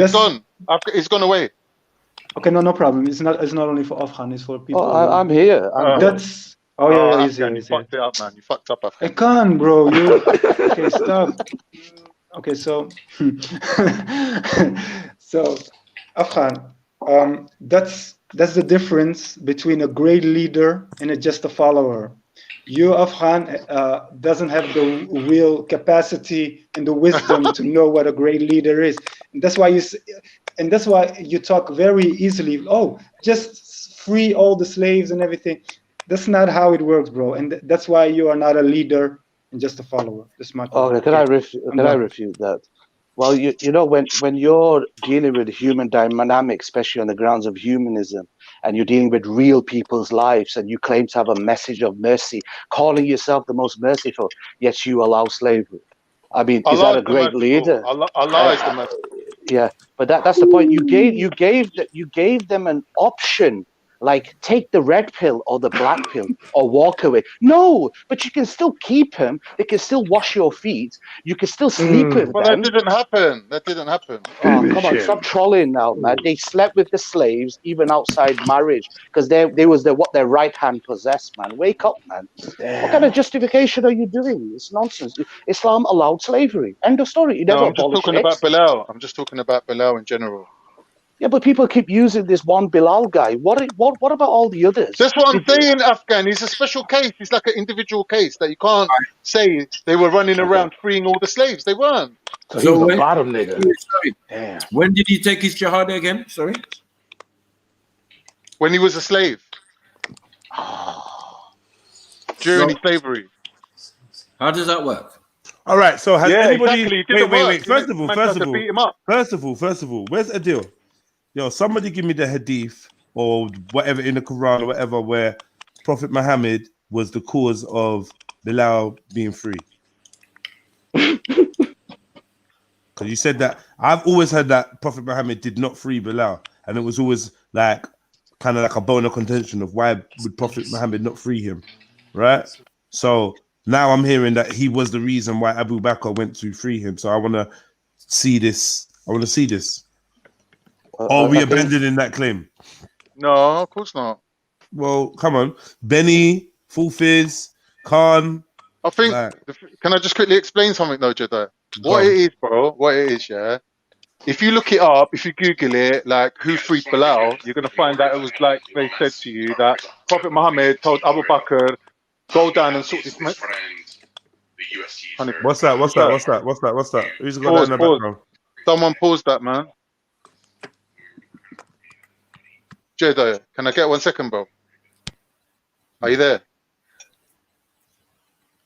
Yeah, we're waiting for you, man. All right, cool. So what I'm saying to you is, it's a known fact that Muhammad ﷺ said to his boy Abu Bakr, take this dough, go down, get that geezer, and bring him back. Done. Yeah, that's known. But the argument is on whether he was set free after that point, or whether he was kept on as a slave. Like, did they buy him, or did they buy his freedom? That's the argument. And to find evidence of that is very difficult because it's not really claimed, it's not really stated anywhere as a singular statement. But from the guy's lifestyle, what he was doing, becoming this like scholar of Islam, having followers, going around spreading the deen, he was not under anybody.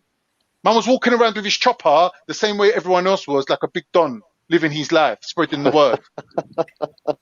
He was not anyone's slave. Like, you can, if you look at the guy's life, his whole life, you can see that he Bilal was no one's slave. You're saying after he was freed by the Muslims. He prayed. Well, clearly after he was freed. But you say freed by the Muslims. He was doing his thing. Wait, can I just say he was freed by the Muslims? Who enslaved Bilal? The non-Muslims, the pagans. The pagans. Okay. How did he end up with the Muslims then? They had to buy him. They had to buy him. Jedi, you should ask ask them this one question: what if he refused to do the shahada, but he was due to the oppression and the beatings he received from the pagans? Would the Muslims still accept him and free him? Probably not. No. On a humanistic kind of stance. He wasn't getting. Why would someone beat their slave with an inch of their life when they were working him? You don't understand my point. My point is, if he was having a hard time as a slave under the pagan Arabs, and his only route to freedom was to do a shahada with a rival clan, it's common sense. Someone would take that route. But what if he didn't? What if he said, "Oi, Muslims, my Muslim people, let me finish. All my Muslims, I'm being tortured. Can you just accept me? Allah is so merciful. I don't want to do the shahada. I'm a human. I'm a creation of Allah. Can you free me and accept me?" They'll tell him to fuck off, man. Simple as. Well, that's they'll the same argument. him. Yeah, but that's the same argument as when the Samaritan woman says to Jesus, "Can you help me?" And he says, "You know, from the crumbs of the table, innit?" Then your God is not merciful. Then that's but it's the same God, right? It's the same God. Yeah, but your God is not merciful. So that's not showing a consistency within the Quran and the Bible. So, you know, you think God changes, God don't change. No, but the conclusion is your God is not merciful because he allowed the guy to be enslaved and beaten, and then he had to join another faith and become a subject, right? Yeah, but you don't even need to use Bilal for that argument. You could use you could use all the other Muslims. I'm sorry, you could use all the other slaves that remain slaves to make that argument. Right? Yeah, but you got to understand, that's an unfair statement as well, though, because when you say when you say your God is unfair, you know, different, like fairness is different to different people, isn't it? One person might see it as fair. One person, like, come on, man. Yeah. I don't know if one's got I don't have the current capacity to deal with trials, but the point is, Can we get a verse? Can we get a verse? Yo, I found something. I just found something about Abu Bakr. I mean, I'm sorry, about Bilal. Bilal actually was that Benny. Yeah. Prophet Muhammad sent Abu Bakr, a wealthy trader, and his close friend to investigate Rabata's plight. Bakr came to an open field where he found. Give the source. Witness. What's the source? Where are you reading from? It's called Black Pass. It's about Abu Bakr. It's about Bilal. He said he exchanged for his freedom. He exchanged 3 slaves. Yeah, but we need sources that were from the time. Khan, stop interrupting. We need sources who nursed him back to heaven once he was taken in, but he remained with him, loyal to him to the rest of the prophets. So I guess he was freed after Abu Bakr came and got him from his former master, because it says down here he killed his former master. Yeah. And then followed the Prophet Muhammad during his early military expeditions and gave honor carrying his spear. So he was an armor bearer for him. Yeah, he killed his former master in the Battle of Badr in 1624. I'm talking about Bilal. I don't know his other name, Rabata. So Brad, also participated in the battle. Bradley. Yeah, what's up? Did slaves fight in battles? Yeah, that's the whole point of the Moors. Didn't they always fight for the Arabs? And we're not talking about nations. We're talking individuals. If I'm going to fight in a battle, that's what the Persians used. The Persians had like full slave armies. Yeah, slaves fought in battles. Yeah. We're not talking about Persians. We're talking about Arabs. No, but we're saying, you asked me if slaves fought in wars. Yeah, that would happen. No, but in the context of what we're talking, slave armies. Yeah, Turks had a lot of things. But we're talking about in this context. Can we not say that Bilal had a normal life and done everything normal? He was not living under anyone. Okay, are we talking about after the Prophet Muhammad though? Because there's on the Wikipedia page, there's the Shia one, there's a Shia and a Sunni and a Sufi one. So which one do you want to go with? Sufi. Could I add one extra point? I know it's a disastrous point. Of course, the Turk would want to go with Sufi. Are you, man? If the question is Muhammad black here, I don't understand where we're going with this. What are you not? What is it? Hold on. With all these lines of questioning, what are the points you are trying to prove? Can we do some concluding rather than exactly? It's getting trapped in the slavery thing. Yeah, I was gonna make that same point. One of the points was if he's slave trading, if Muhammad is a slave owner and a slave trader, and he traded black slaves, Khan's point was, well, if he was black, surely he would have made a reference to he's something to do with his blackness, sympathizing with slaves or whatever, but it doesn't mention that or whatever. That was his point. So then we just went into the slavery bit a little bit, but I want to bring it back to the blackness. But I think slavery is relevant if we're questioning the race of the man, and the slaves seem to be black. Yeah, I don't know. Because that's wait, fine. isn't there like a hadith or something? Hold on. Listen, First of all, there's two. I'm going to be jumping off in about 5 minutes here. There's too many characters. You always say that. 5 minutes is a long time. Well, you're going to have to wait then. There's a few characters on here that make my skin crawl, yeah. So, as the Quran says, just leave that garden. But yeah, let me just say one thing. Jedi. Look, I understand you want to go back to the initial point now, but you've got to realize that you can't be jumping from point to point and people coming in and chiming in, yeah, and and then bringing up, because you went from what color was the prophet, then you went to the Quran's authenticity or whatever, the holes in the narrative, and now we're going to go to slavery. We're not going to. One second. Sorry, that's not exactly how it's gone. We having a conversation, and we got an insight of what we're talking about. You can clearly see on the screen, yeah, and you can see in the title of the show. We got it on site now. The title of the show was Prophet Muhammad, a black slave owner. That's dealing with two birds at once, because this is the conversation that started. It started as just a normal motivational Monday. The subjects come on, we're discussing it. So I think they're part and parcel of the same thing. I'm not going for authenticity of the hadiths. It also was important because the hadiths are what are being used to describe Prophet Muhammad. So we do have to deal with the authenticity of the hadiths. So we've not come off at all. Yeah, that's fine. Look, when I came on here, you were talking about slavery. Now, let me just put my point across here. And I don't think it can be disputed or argued, unless, somebody's got their biases or they're blind, that Islam completely... the message of Islam came to abolish slavery. Now, let me give you, because I've researched this topic greatly. I can quote you hadith, I can quote you Quran verses, and I can quote you the history. So basically, the Quran, when you talk about right-hand possessions, immediately, one of the first verses, it talks about if you've got charity, you've got to, first of all, it established human rights for these people. It let the people know, the Muslims know, that these people are human beings. So initially, the Quran establishes human rights. There's one verse which says, use your charity to feed them. There's another separate verse that says, to be kind to, it gives various people, mother, father, this, that, and then he also mentions right-hand possession. So these two verses, they establish human rights. It lets people know that, listen, treat these people with respect, with dignity. Let me ask you a question. How is it that it becomes? How is it that? How is it it comes? No, there's no point. You're gonna cut me off, Jedi. I have to finish my point because I have to give my answer. Yeah, look. Damn, you can tell what to do on the show, though. All right. There's other verses, yeah. I don't address certain people. Listen, there's other verses, yeah, that that talks about marrying. Now let's look. It says if you can't marry free women, marry what your right hand possesses. Now I've made this point before previously. Now if you you're doing exactly what you said not to do. Let him continue. Yeah, hold on. If you are a person, yeah, and people want to, make this big hoo-ha about sex slavery or this not.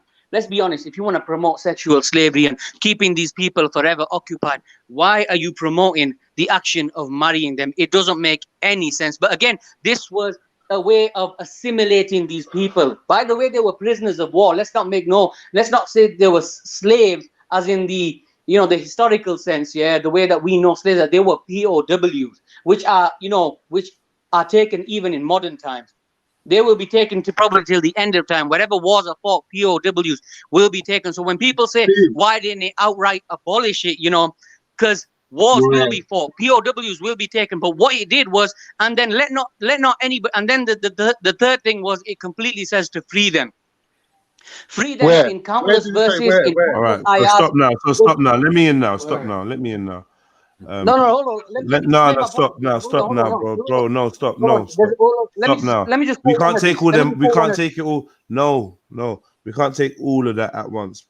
Yeah, there was a lot. Full fizz. Come on, brother. I tried to stop you. You quite rightly rejected my interjection. I requited, and you continued. You got to a point now where your original points are becoming lost. No, they're not becoming lost. It's all about slavery. Because the thing is, Jedi, look, can I give you historic? Can I give you hadiths about the Prophet, how he treated? 1 minute, please, Bob. 1 minute, please. Please, Paul Fizz, yeah. What I'd like to say is, like, please just like slow down.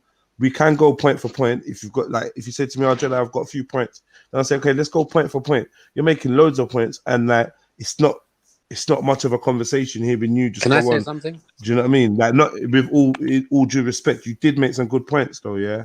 And I feel like if we broke it down, it'd be more palatable, and we could probably learn a little bit more from what you're trying to teach us, bro. Yeah. Can I say something? On his point, who wants to speak? Yeah, go on. So the brother mentioned, he said that in the Quran it says marry 1, 2, or 3, and if you can't marry them, marry slaves. Where it doesn't say that. It says in Surah An-Nisa, it says marry 2, 3, or 4, and if you cannot do them justice, marry only 1. It does not say marry your slaves. Firstly, secondly, Yo, bro, listen. I'd like to think I've heard you. Yeah, Fizz, let him finish, please. Yeah, brother. Listen, if you don't mind me coming in, yeah. Full Fizz. If the brother doesn't mind, because he's made an incorrect point. He's made an incorrect point. Let him finish his point to his entirety, then you can jump in and rebuttal that.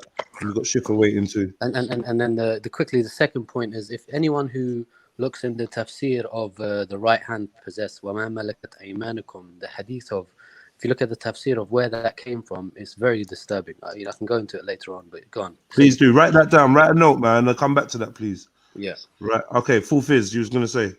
And then Shifa. Yeah. It's made a, because the thing is, I heard the brother speak, yeah, and obviously initially you don't know what kind of, whether somebody is genuine, sincere or not, and I don't want to make that accusation against the brother, but just merely quoting this one ayat, which has nothing to do with the, which has nothing to do, no relation with the 2 ayats I quoted. And by the way, I've got them all in my mobile phone. I will bring them up, all the verses which clearly say, marry your right hand possessions. If you cannot marry free believing women, marry what your right hand possesses. Yeah, basically, it's a way. But my thing is this. My thing is this. Yeah, my thing is this. Why is your right? Hold on, 1 second. 1 second.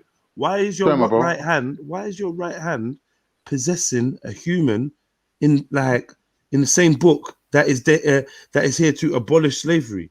Islam is here to abolish slavery, but yet the Quran is preaching that the possession of humans. Does that make sense? No. The Quran. Can I quickly say something? The Quran is realistic. I don't agree with what you said. So let me. That's a contradiction. Go on. Let me speak. Yeah, it's a blatant contradiction. I agree with Jedi on this point, and it's my own personal understanding that if they were going to abolish slavery, they would just say it from the get-go. They'll just say the first commandment, second commandment, abolish slavery, done. But no, there's a big effort into how you should treat your slave, how you should look after your slave, sounds like maintenance. What kind of slaves you should have. Slave maintenance, that doesn't exactly. Sound like abolition. So what I'm saying is, when people say these kind of claims like Islam came to abolish slavery, you need to really think about what you're saying, because you're setting yourself up for a massive failure, because when everyone comes to refute you, you're on shaky ground already. So let's just be clear. But Carnito, but I make a distinction. Hold on, my brother Shifa, just one thing, please, Jedi. Full Fizz. Please wait for Shifa to go, and then you can come in after Jedi, if he's that desperate, I'll wait till after him. But after that, all right, please, cool. Man. Well, I just wanted to give you your respect. Go on, Full Fizz. Yeah, I appreciate that, Shifa. Yeah, Carnito, the thing is, I make a distinction. As the Quran does. We're not talking about slaves here. I already made that point. We're talking about prisoners. We're talking about prisoners of war. Know that. And the right-hand possession is referring to prisoners captured in war.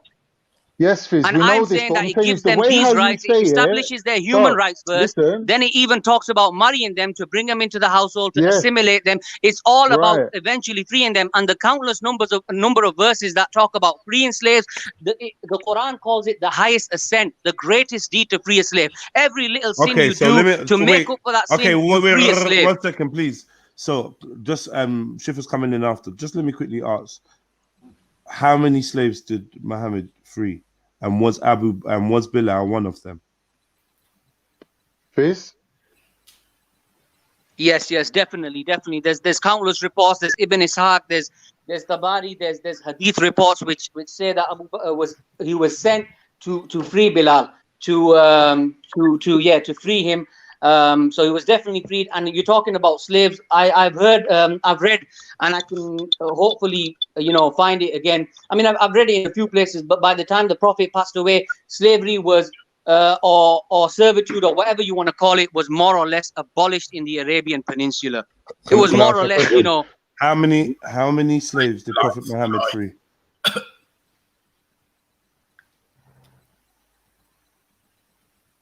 Biz, you got a number?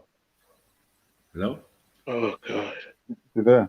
Yeah. So personally, like, I just want to say that if Islam came to ban slavery, then there still wouldn't be slavery like after. So when you're looking at like Ottoman slavery and things like that, it wouldn't have happened. You see what I mean? Yeah. So like you can't deny that there was slavery after the time of the Prophet. Like there was. Can I go now, Khan? So either the Prophet didn't come. Like here's your two options: either the Prophet didn't come to abolish slavery, or he did and he failed. Whoa. You finished now, yeah? Okay, Shifa, go on, Shifa. But that's like saying, the Muslims who say. Shifa. Wolfis, hold up. I just want to say one thing here. Like, I'm hearing your energy, Wolfis, yeah? And the way I'm receiving your energy is like you feel like you're under attack, like Islam's under attack, because a man saying that to some degree there was some slavery happening under the rule of people what were practicing Islam. So to that degree, these things happened. We can't deny that. Now, if there were any other people outside of Islam that were practicing some type of slavery or spoke in a way where, that sounded tyrannical, for example, if there's a people out there, there's certain tribes where the women, can be used as currency in certain instances, in certain circumstances. And I don't agree with that. I don't agree with people being used as currency. And I will speak against it the same way. That's what I'm saying. So You're saying what I'm saying, Shifa. Under attack. He's saying marry the slaves, but the slaves weren't treated no better than the wives anyway. All right, Muslim prison of war to marriage pipeline. Oh my God. I just wanted to. So basically, Prophet Muhammad didn't free anyone. Didn't free no slaves. Even though you're saying that the Quran says, I think he did, but on a personal, free the slaves or free the. I mean, he didn't free Bilal. Listen, Jedi, stop with that He didn't free condescending Bilal. talk. Yeah, I can mention you one off the top of my head. No, I think he did. It was condescending, bro. I'll look it up real quick. No, because you're interrupting me while I'm talking. Stop doing that, though, man. You obviously don't know, and you're saying it in such a way. You're saying it in such a way where you assume that. Please, brother, please. Don't worry about how I'm saying stuff. You say stuff. I'll give you one off the top of my head. I'll give you a name off the top of my head. Zayd ibn Harith. Yeah? You're disrespecting. Like you're blatantly. Like I feel like you say you have respect, but you don't have respect. Like, I shouldn't need to like convince you to show etiquette, bro. If we're all trying to show etiquette at this point in time, I don't see why you'd break rank to like. I'm blatantly talking and reminding you I'm talking, and you're just pushing ahead. Regardless, it's like I have to use the mute button with you. I don't want to do that, bro. Come on, man. Like just like it's, and then you throw me off my point that I'm making because you want to waffle about what I'm talking about, how I sound, and like wait till I'm done. I want to give you a name off the top of my head of a freed slave of Prophet. With all due respect, please, brother. I appreciate that, but you're throwing me off the point I was making. I'm glad that I'm glad. But when I did ask you originally, it was just bare silence I was getting. So if you've gone to Google, fair dues, isn't it? But don't go like it's the top of your head because it wasn't. Because I asked you and you were silent, bare silent. I'm on my mobile, brother Jedi. Yeah, I'm on my mobile. I can't go to Google. Lies. If I go to Google on my mobile, I'm leaving StreamYard. All right, chill. Maybe you got another mobile. Maybe in front of a laptop. Top of my head, bro. Top of your head. All right, cool. Anyway, the point I was saying is, you made a point about how important it was to free slaves and blah, blah, blah, and how it was such a big deal. And so I said, how many slaves had Prophet Muhammad freed and was Bilal included in that? Because somebody tried to slip in that Prophet Muhammad was freed by Bilal, and I don't believe that to be true. So we were just trying to get to that point, like, who did Prophet Muhammad free?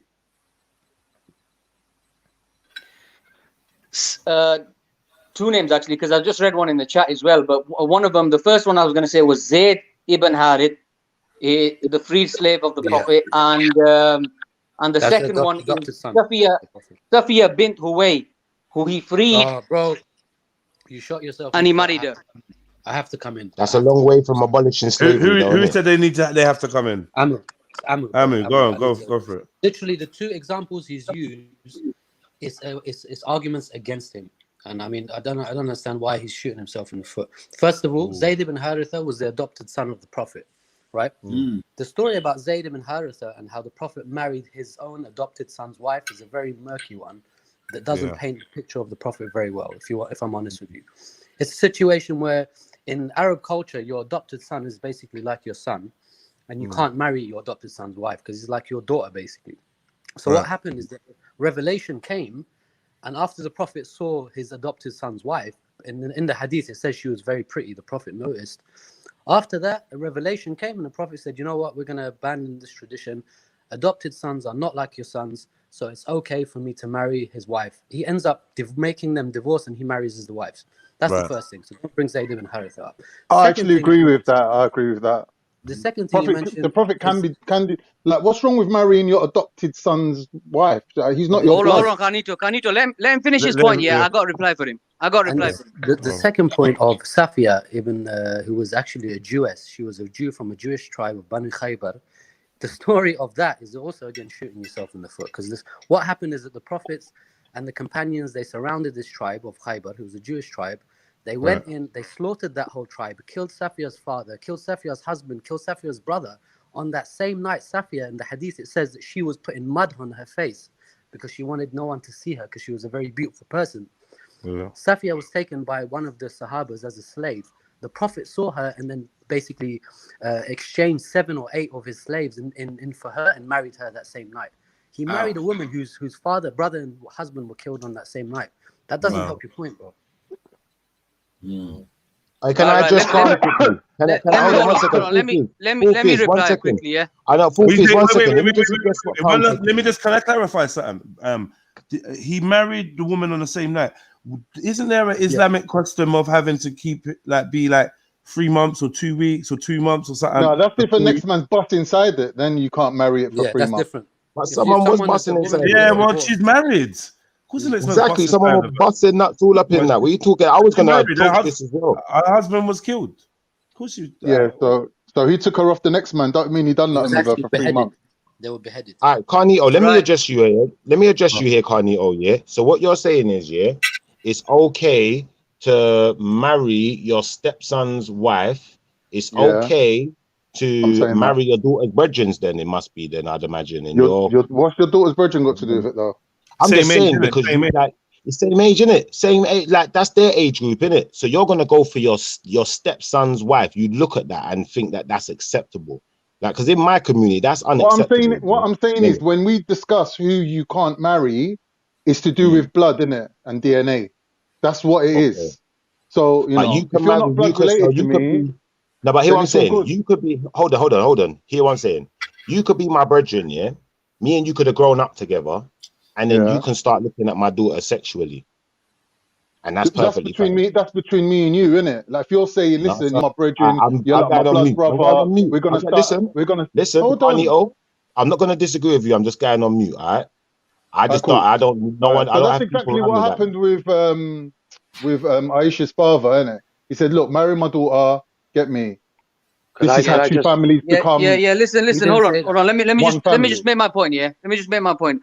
Because, he said, first of all, Zayd ibn Harith was the freed slave of the Prophet. He arranged the marriage himself. And by the way, the woman he married was from the same tribe of the Prophet. So it's not like the Prophet hadn't seen her before or he didn't know of her appearance. You get these people that say, oh, he saw her and she was so beautiful. He already knew about it. What it was she... Stepson's wife, bro.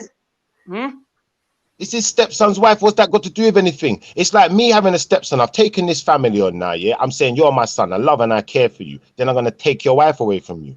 That's real love and care, innit? Like, not being funny about that. I'm going on. Well, hold on, Shipper. First of all, as Carnito has said, in Islam, your adopted children are never going to be your children by blood. They're never going to be that. That's not to say that, you know, okay, you can look at, you know, their women or whatever. But what happened there was the wife of Zayd ibn Harith. She, you know, she might have felt that this man is low for me. And she didn't want to be with him anymore. She wanted the divorce. She wanted to marry the Prophet. You understand what I'm saying? So, whoa. Isn't that like? By what you said, like, if my son was being adopted by a Muslim family, I'd be upset. I'd be upset. Yo, family, isn't that like, ain't that haram or something? Keep your son then, innit? Pussy. Ain't it like haram or something to be looking at someone else's wife and thinking, yeah, I'd like a piece of that, and for someone else's wife to look at you and be like, oh, bro, I don't want to be with my man. I don't want to be with W. I want to be with J. Like, it's also haram to have more than 4 wives, but the Prophet had special sort of status. One minute, let's answer Jedi's point. Is that not like bad behavior or like bad etiquette for a wife? Jedi, can I be the one to answer you? If is kind of anyone. It doesn't help. Cool. What I'm saying is, if the woman ain't happy with the man, she's got the right to divorce him. You get me? Yeah, but like, there's divorcing. That wasn't the case. Hold on, wait. There's not being that's not happy true. with me. Yo, family, there's not being happy with me, and they're seeing a better option. Now, I don't know. You know what I mean? Is that what happened though? Well, yeah, you said, didn't it? Yeah, that's what's happened. No, I didn't say it. Like, I'm just hearing it now. Is that what she was saying? Yeah. Like, basically, my man, his story is his stepson's girlfriend, wife. He liked her. He made it bait. He told his nephew to the point where his nephew felt away. No. Where are you getting that from, Jedi? Who said that? Hold on. Prophet Muhammad. Yeah, but who said that? Listen up, man. Yo, stop doing that, bruv. Do it in your own time. No, but he has to stop you. He thinks you're maligning the Prophet. He has to. You can put a knife to his throat. Everyone mute. You don't stop me when I'm talking. Don't do that, bruv. That's not fair. Don't do that. I don't care what you think's going on. Let me say what I'm thinking. Let me express myself, and then you express yourself afterwards, isn't it? Come on, family, please. Yeah. And this is the second time you've done it. It's like you're throwing me off my point on purpose. Fuck, man, I can't remember what I was saying. I beg you, have some manners, though, please. Like, that's not even fair. Whatever, man. Who was gonna speak next? Shifa, you was gonna say something. I'll be honest, yeah. Like all of this stuff about like, because you see the way I look at like this whole situation of a stepson or a stepdaughter, yeah. Like, I'm not gonna take on a woman and know that she's got children and know that she's got family, and I love this woman, but I'm not gonna put the same energy into her family and into her children, because I believe that to like. At the end of the day, let me finish. At the end of the day, yeah, how do you know what's gonna speak? Those kids don't deserve someone in their life that's gonna be, you know, giving them more situations to deal with, like that aren't like they're not practical, they're not nice, you know, because what did that stepson have to go through? Now he's having his wife taken away, you know, and then as a father, wait. No, it's my turn. Let Chef finish. Come on, let I'm hearing it. Points, please. Let Chef finish, because I'm gonna correct the Afghans wrong. The Afghan bank.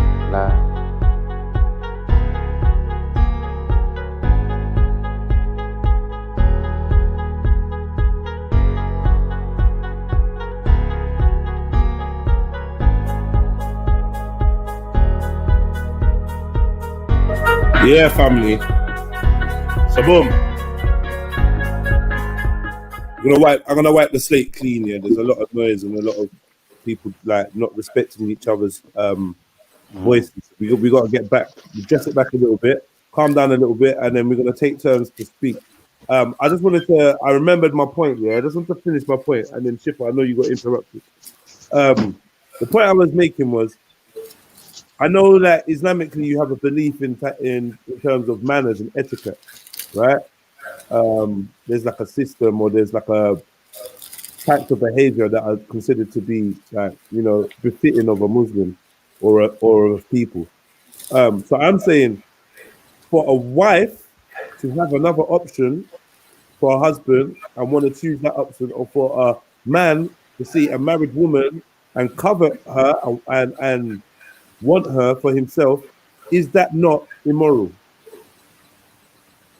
Quickly. Who's going to answer? Who do you want to answer? Anybody. Let me answer the question. No, wait, let me, because my English is better than yours. What?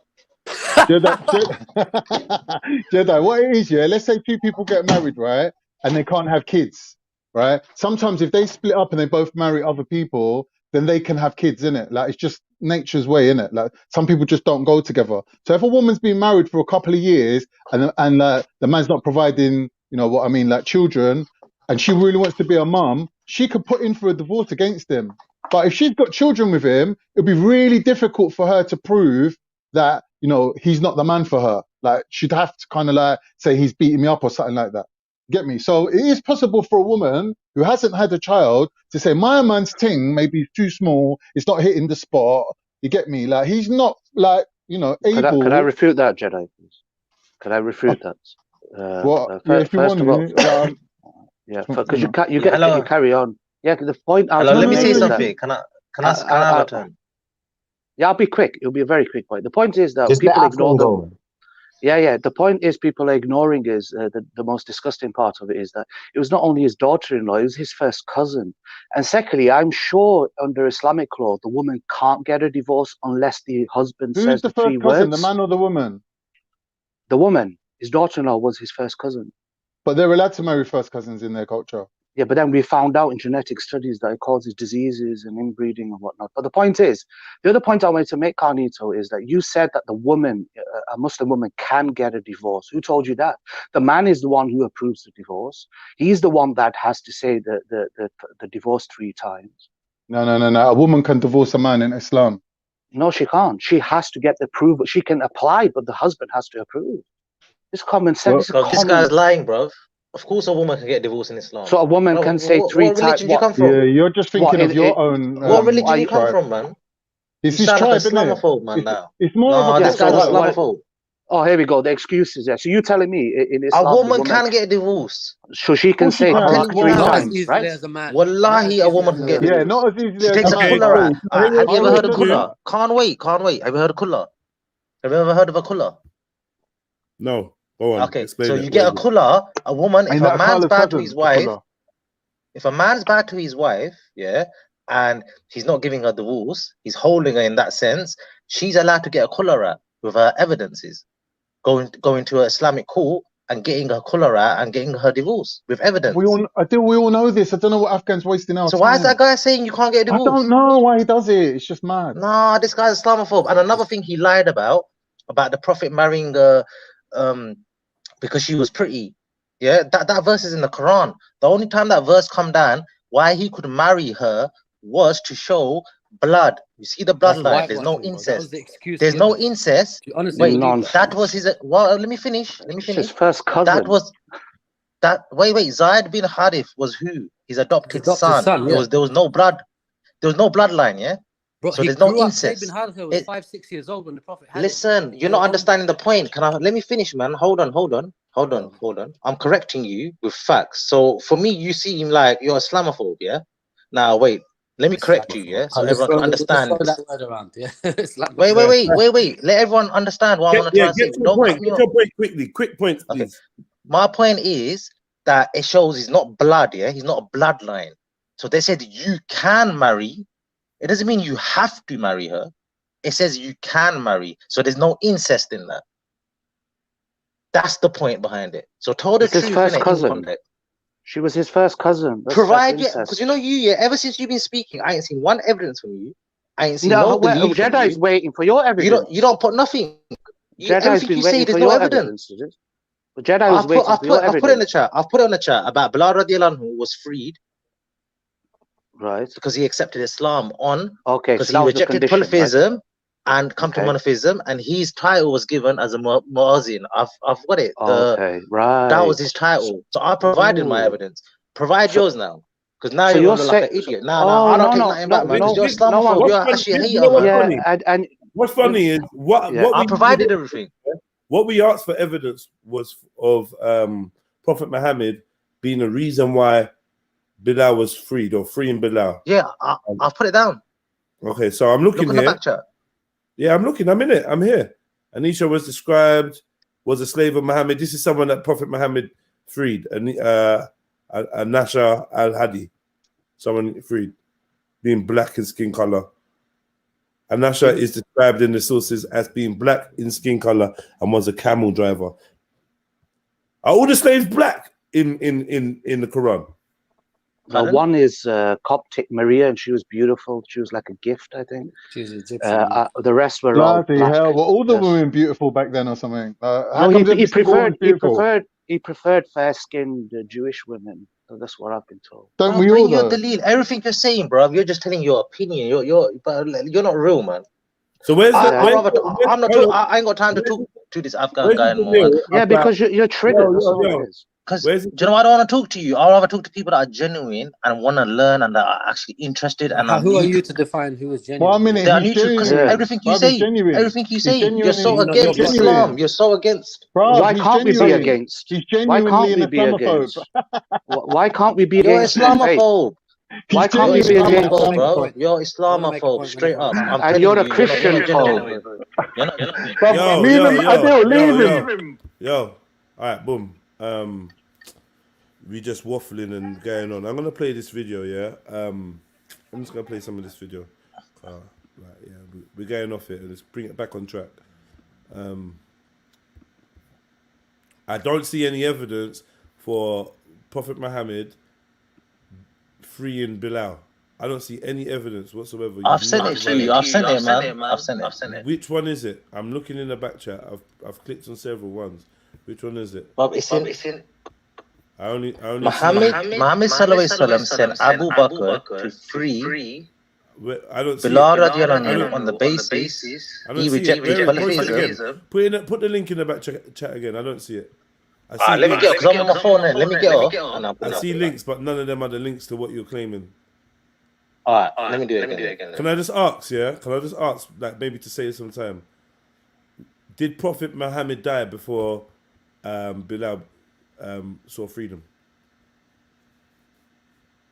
In his lifetime, he was freed. In Prophet Muhammad's lifetime, he was free. Bilal was free. Yeah, when they okay, if you prove to me they brought him to slave. Was Bilal Abu Bakr's slave? No, he wasn't. And what you're saying is prove it. You have to prove to me that they enslaved him. I'm asking. Otherwise, it's a dead end. I'm asking. I only asked the question. I'm not saying it was fact. I just asked. No, but if you ask that question, that means either you've been taught this or you read something about it. Bro, regardless, you need to bring me the evidence that he freed him. Just bring me the evidence, man. Can I? Well, I'll do it, but I've seen on the back chat so many other people put it on as well. Jedi, you got echo. Yeah. I got echo. Yeah. Why is this echo? It's a crazy echo, man. Yeah, is it gone now? Yeah. Yeah, it's gone now. Let me put it on again. But if you what we're talking about on the chat, there's about Muhammad, peace be upon him, freeing Bilal from slavery. I think the original question was, would you give a shit if Muhammad was the slave owner?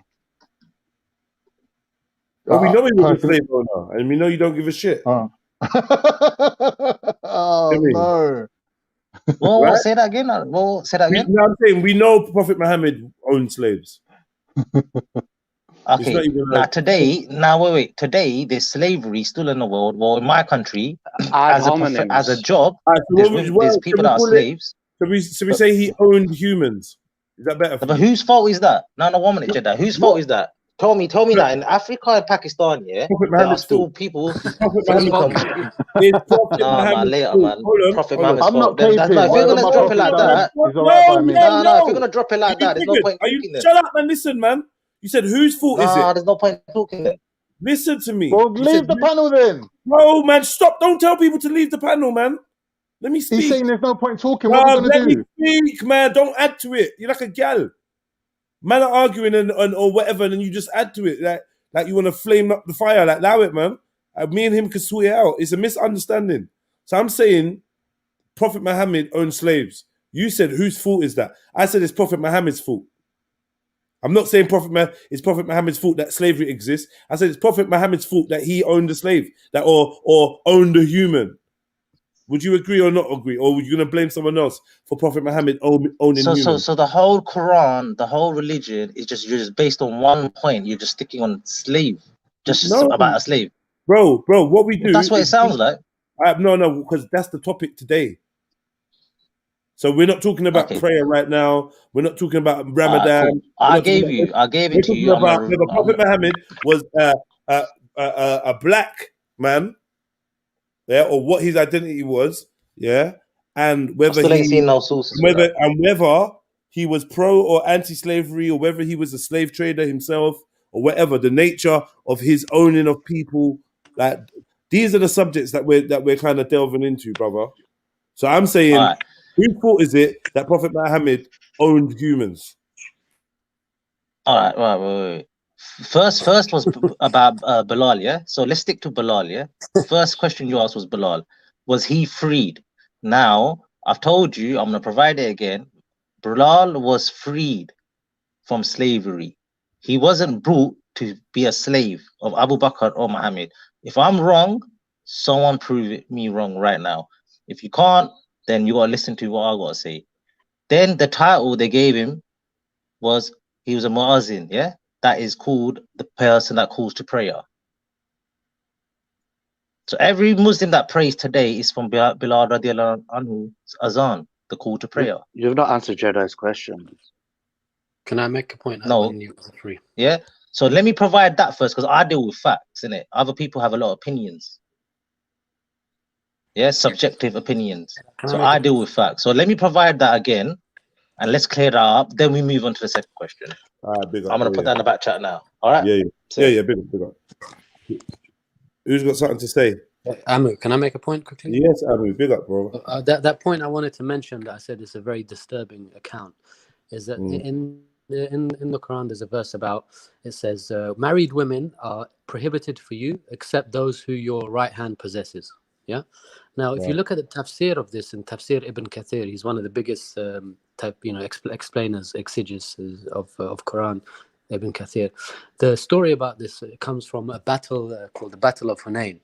Are you able to provide links? You buy computer? I'm on my phone, bro. You can Google Battle of Hunain. Tafsir Ibn Kathir. You at work, man? Log in on a computer, man. Share some screens, bro. I'm using my phone, bro. That's the thing. I'm chatting from my phone, and can you not log in on a computer? Nah. That's bait. I'll get caught. Can you jump from there as well? Jedi, computers are hot for us Afghans. You know, the CIA are watching us. And shit. Sorry. So basically, the explanation of this verse is there was a battle where the Prophet and the companions, they won, and they captured some slaves. There were men and women. In the tent were a group of women. And the Sahabas went to the Prophet and they said, look, we're a bit embarrassed because we want to have sex with these slave women, but their husbands are still alive in the next tent. Okay? And then a verse comes down, this verse. It says, married women are prohibited for you except whom your right hand possesses. So that gave the go-ahead to the Sahabas to say, look, usually you're not allowed to sleep with married women. Even though their husbands are in the next tent, these are your slave people. You're allowed to do as you wish. Okay, stop. Pause there. So now let's flash back to all the different explanations of how savory and how much of a budding job career it was to be a servant in these times. And no, it's not like slavery. Your own pussy, your own vagina was considered to be property. You weren't considered to have the rights, moral rights, physical rights of other people. Right? You're viewed as a possession. That demeans you from your. Do you know what I mean? Look, Iblis was asked to bow down to man, yeah, and here we are enslaving men or holding men as possession, men and women, and doing what we will with them and casting aside our morals based on the assumption that they are lesser. How are we gonna act like this type of slavery like, that's what I'm saying. I'm getting this soft diet slavery kind of rhetoric that I'm getting. Oh, no. But here we clearly see in this account that they clearly don't have the rights as other people, as free people. So, no, this is disgusting. I don't even get I agree with you, Jedi. The point is, one ignores the fact that they this is a religion that they claim God, the creator of all men, the most merciful, has created. Yet he allowed this slavery to continue. Why couldn't he just say, you know what, I've captured these innocent widows, these Jewish widows, little children. You know what, we're going to give you a share of the booty. We're going to relocate you to a non-hostile Jewish tribe. We're not going to rape you and steal your dignity and force you to marry. You know, we're going to let you go free. How many followers would they have got by just doing that kind act? Facts. Amu, can I ask you a question?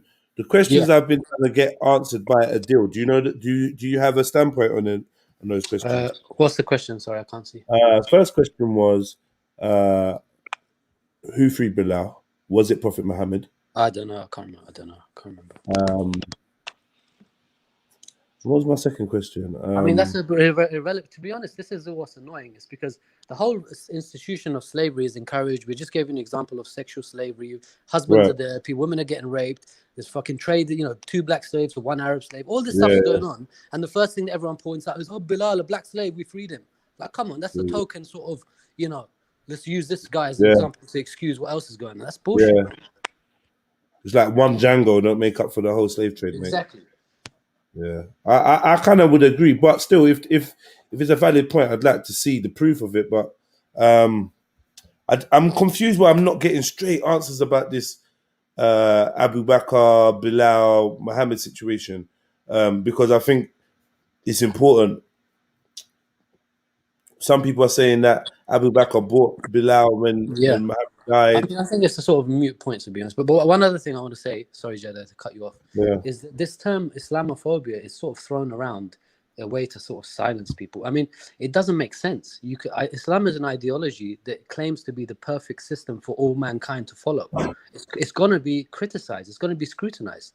It's like if I criticize communism or capitalism, am I going to be a communistophobia, capitalistophobia? No, these are ideologies. They should be challenged. Right. Good points, man. Good points. Right, let me play a little bit of this video. See if we can uncover anything else. Sniper, you've been quiet. Are you even there? Of course, bro. Yeah, can you sort out your white noise? That's why I muted you. Yeah, I thought that, man. I didn't want to interrupt these man with their business. Diana said, I just gave you proof. Right. Bilal was sold to Abu Bakr when Muhammad died. I've heard this too. I've heard other things. That's why I'm not hearing that Bilal was freed during Muhammad's times. I'm not hearing that. I don't know. I've not really heard that version of events before. Yeah, can you point me in the right direction, please? Yo. Yeah, where shall I put the link? Shall I put it in the back in the chat here? I've got the whole link for it. Nice. About freeing the Bilal, Muhammad peace on freeing Bilal. So the only thing I'm confused about is this Afghan guy. He knows so much about Islam, but he doesn't know this. Yeah, it's very dodgy, isn't it? It seems very dodgy. It does seem dodgy. That's not genuine. Very, very dodgy. He knows so much. He knows so much, but he doesn't know about this. Knows so much, but don't know about that. Dodgy. There's some agenda. Something dodgy, man. Something dodgy. It's agenda. It must be an agenda, bro. If it's of course it is. You know so much, but you don't know that Muhammad freed Bilal radiallahu anhu. I'm not joking, computer, bro. I'm not Google. You're a joke. I'm not Google, bro. I waste my time on you. Oh no! Wait! Is this? What about Hiramundi, bro? Is this? I've shared the link. Yeah. So hello. I've shared the link. So you just read it. It's Amu. You know it's Amu, man. Don't bait him up, man. It's Amu, man. I just. I'm just trying to. Yeah. Hello, yo. Now I know Amu personally. Yeah. I only got 3 seconds. Yeah. I just want to say, whoever's got laptop, I don't know if it's copyright infringement, yeah, but it's got because it's in Arabic, it's got subtitles, so you can just read the subtitles, yeah. Google or you put in YouTube Sheikh Fawzan slavery, yeah, and he gives his, I guess, long a fatwa, or he gives he gives his ruling on what people say when they try to mitigate Islam and how it makes you a kafir for saying that slavery wasn't in Islam, and he makes a really logical, compelling case. So if anyone's got any time, if you don't want to do it on a panel, it's got subtitles, so you can just read it out. It's less than a minute video, and you can just read out what his ruling is on what these men are doing. Any chance of banging the link in the back chat for me? Do you know what? I'll try because I'm gonna jump off this thing. I'm gonna try space it out and put it in your actual live chat, innit? Oh, is that James Jones? Safe. Yeah. Jedi, do me a favor before he jumps off the panel. Can you tell me to shut up one more time, just so James can have a little mini orgasm? That's gay, that can't. But carry on. I can't allow all that, man. I'm backing my point. I made a claim, and I'm backing my point. The link's in the back chat. And you Afghan, like, you lot on some Netflix, man. I don't know what you lot want to fix up, man. Bring Islam to here on Monday, though. Come on, know so much about Islam, but you don't know about that fix up, or you refuse to answer it. You know it's a fact. You're talking about Amu. Because it's gonna make Are you talking to Amu? Amu. Because it's gonna make you look stupid. You refuse to answer it, or you got a hidden agenda, or you're one of these. I don't know, like you follow these Taliban. You big up Taliban, but you big up Taliban. When did I big up Taliban? I didn't big up. No, one of you did. One of you did, man. The Bachabazi boys. Yeah, here a Monday boy. Here a Monday boy. Here a Monday boy. Bachabazi time. So yeah. What? Left Islam for that? Your Baba Farid Punjabi Kharpas. Yeah. Yeah. You Punjabis don't even believe in Islam, boy. You Sikh. Your ancestors are Hindus, bro. Order. You know, here a Monday ka bacha. What's a Karpacha? Sounds like something. You eat. These guys, right? These guys in Pakistan, Khanito. These guys. No, these guys in Pakistan dance around graves with Qurans, and they let their women dance on stage and strip with Quranic bloody songs in the background. They call Mujra shows, man. Little Hira Mandi ka bacha. His forefathers were Sikh and Hindu, and he's claiming to be an Islamic scholar. All right, cool. Afghans seems. Big up James Jones. I see something that he's put in the chat. Yeah. So this is a Dalil. It's from storiesofthesahaba.tumblr.com. Tumblr. Be closer to Prophet Muhammad. This is a story about the Mahudan of the Prophet, Bilad ibn Rabah, the story of his torture and unwavering faith with one of the most... Why am I supposed to read all of this? It's not even source, Jedi. Oh, no. It's just, if you go at the bottom, it says... Sorry, go on, Jedi. No, Yeah, it says that... No, it says at the bottom, taken from Bukhari, but where's the hadith and quote and line? It's just the usual little Pakistani, little WhatsApp kind of hadiths that they chain message people with the little decorations on. Where's the source? Where's the hadith? If you look at the bottom, it says taken from this. No numbers, no citations, nothing. Yeah, I don't know what this is. I think there's a thing in back chat. Series of stories regarding Bilal. So this is your proof, yeah, that Prophet Muhammad freed Bilal. In response, many believers, young and old, were listening. Where is the bit where he says that though? Bilal was not. Whenever the Prophet would perform the wudu, he would hold his shoes in his hands, and Bilal felt honored for being the only one to do this service for the Prophet. Hold man's shoes. You say he wasn't a slave no more. Holding my shoes while man washed and that. Yeah, I'm not gonna lie, that sounds a bit slavish. Yeah, demeaning. It sounds a bit demeaning. I ain't holding no man's shoes while they're washing, my dream. I'm telling you. And I'm the call to prayer guy. No, I'm mad to. Allow it. I think there's some messages for you, Jedi, in the back chat. And some Yo, links. Jedi, that link that James Jones was talking about by the Sheikh Faizan. Yeah, I was listening to it yesterday. I just popped it into the back chat for you. So I think also he says that you would that if Allah wanted, like, the basis of it is that if Allah wanted slavery to be abolished, he would have just said it's over, no one can do it anymore. Exactly. So if anybody says, if anybody comes with anything, if anybody comes with anything opposite of that, they're seen as kuffars and they're speaking against the will of Allah. So, but Brad, isn't the guy also saying that slavery is halal? Hold on. Brad. 1 second. Boom Rich said he was excited to hold this issue. 1 minute, Bradley. Brad, did you read it or did you watch it or whatever? We're gonna watch it in a minute. There's even. Don't worry. Give me a second. Let's get back to Adil's Dalil. Adil's Dalil. Yeah. So basically, what I sent you.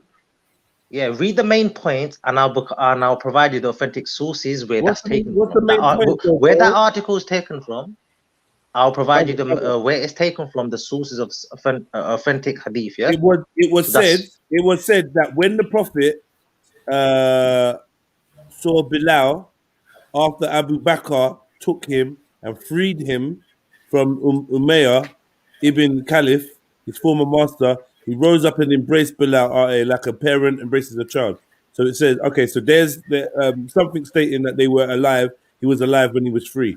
It's also saying that Abu Bakr freed him, though.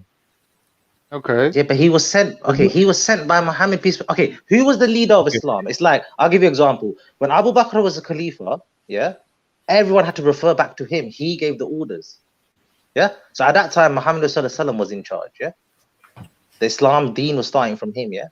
Anyway, I'll provide you the sources. And 1 minute. See this Afghan boy. Is he still on here? Hey, what are you going to ancestors and that? But watch your mouth and where you're talking in it. When I on off. Why you talking about ancestors and shit? I'm talking to you. If you got issue with me, talk to me about me. Don't go to ancestors and family and next shit. What happened? He's talking to Afghan. Oh, okay. Yeah. Okay. So why you got talk? If you got issue with me, talk to me personally about me, innit? Yeah, don't go to ancestors and family and shit, yeah? Afghan got triggered. Yeah, don't go to family and shit. What's that got to do with it? How old are you, man? Fix up, man. Are you in fucking nursery school? Are you primary? He's about 34. All right, bro. Are you a juvenile? Leave it. Nah, but that's wrong, though. That's wrong, man. What's right is right. What's wrong is wrong. All right, cool. He's here. I'm going to do answer in a bit. Let me just get to this video. Let me get back to this video, man. Did he give you a timestamp? Because I've got a feeling it's a long video. It's not. It's a 3-minute video. Oh, wicked. What is the video of?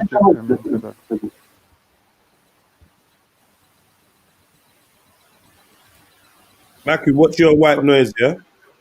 There's no sound, by the way. Am I the only one? Yeah, I know I ain't played it yet. Am I the only one that hears Maki's white noise? Because no one ever says that.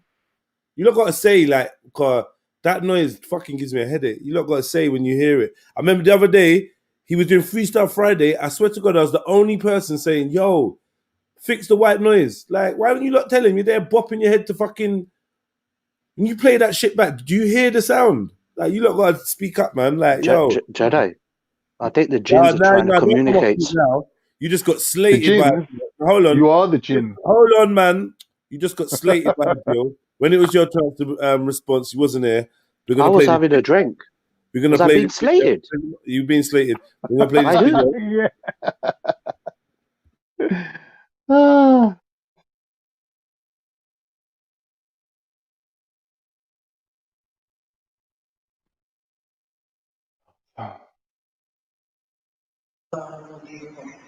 هذا كلام باطل والعياذ بالله، رغم انه يردده كثير من الكتاب المفكرين. ما نقول العلماء، نقول المفكرين اللي يسمونهم مفكرين.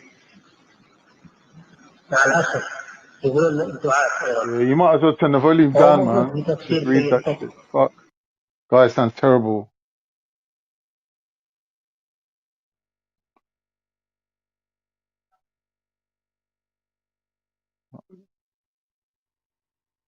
Due to the fear of people.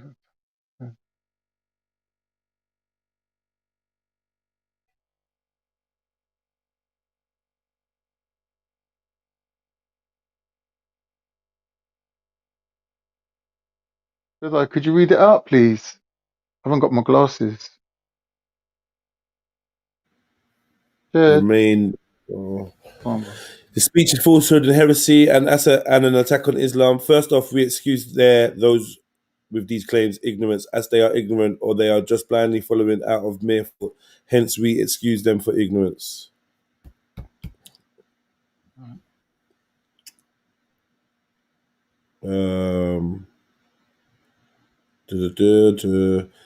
Sheikh Saleh Al-Fawzan, this type of speech is dangerous. If a person said this intentionally with knowledge, then he apostatizes from the religion of Islam. Wait, that was going quick.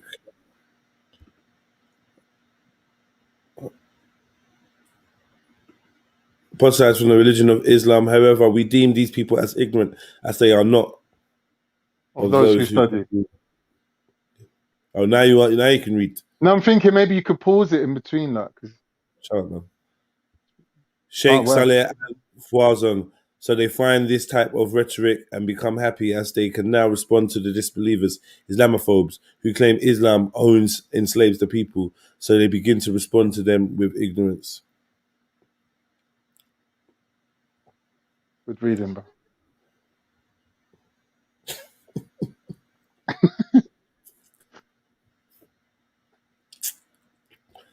Sheikh Saleh. You don't have to read the name out every time, for fuck's sake.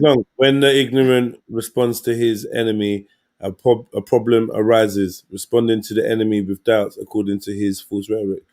But this is what you want me to read? Why am I reading this, bruv? What's going on? What are you not trying to show me? The response should be based on knowledge, not emotion or ignorance. Response should only be based on knowledge. So, otherwise, the person must be quiet. It's not upon them to speak about serious matters, so has no knowledge of. So this rhetoric is false. And if a person said that intentionally with knowledge when he commits kufr, then he commits kufar. However, if one says this out of ignorance or out of blind following, then we give them the excuse of ignorance. She's my excuse every time. So Islam affirms slavery, and slavery existed in nations past. It existed amongst the divinely inspired religions. As long as jihad for the sake of Allah existed, then slavery existed, as it is a follow-up to jihad in the path of Almighty God.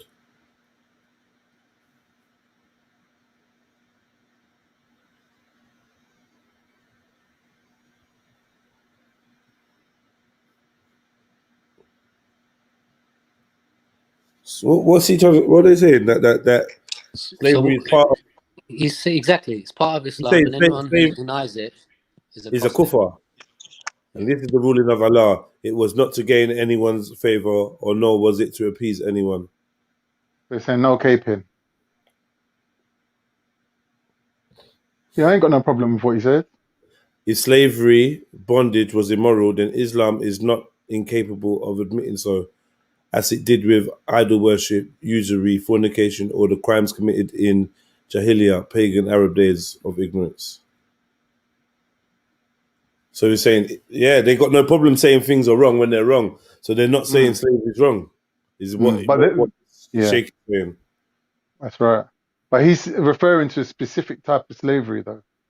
Islam is courageous. It does not back down to appease the people. It exposes the falsehoods and invalidates it.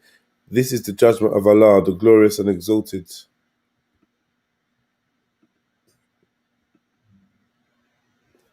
So if slavery was immoral, it would never be allowed to merely appease the people.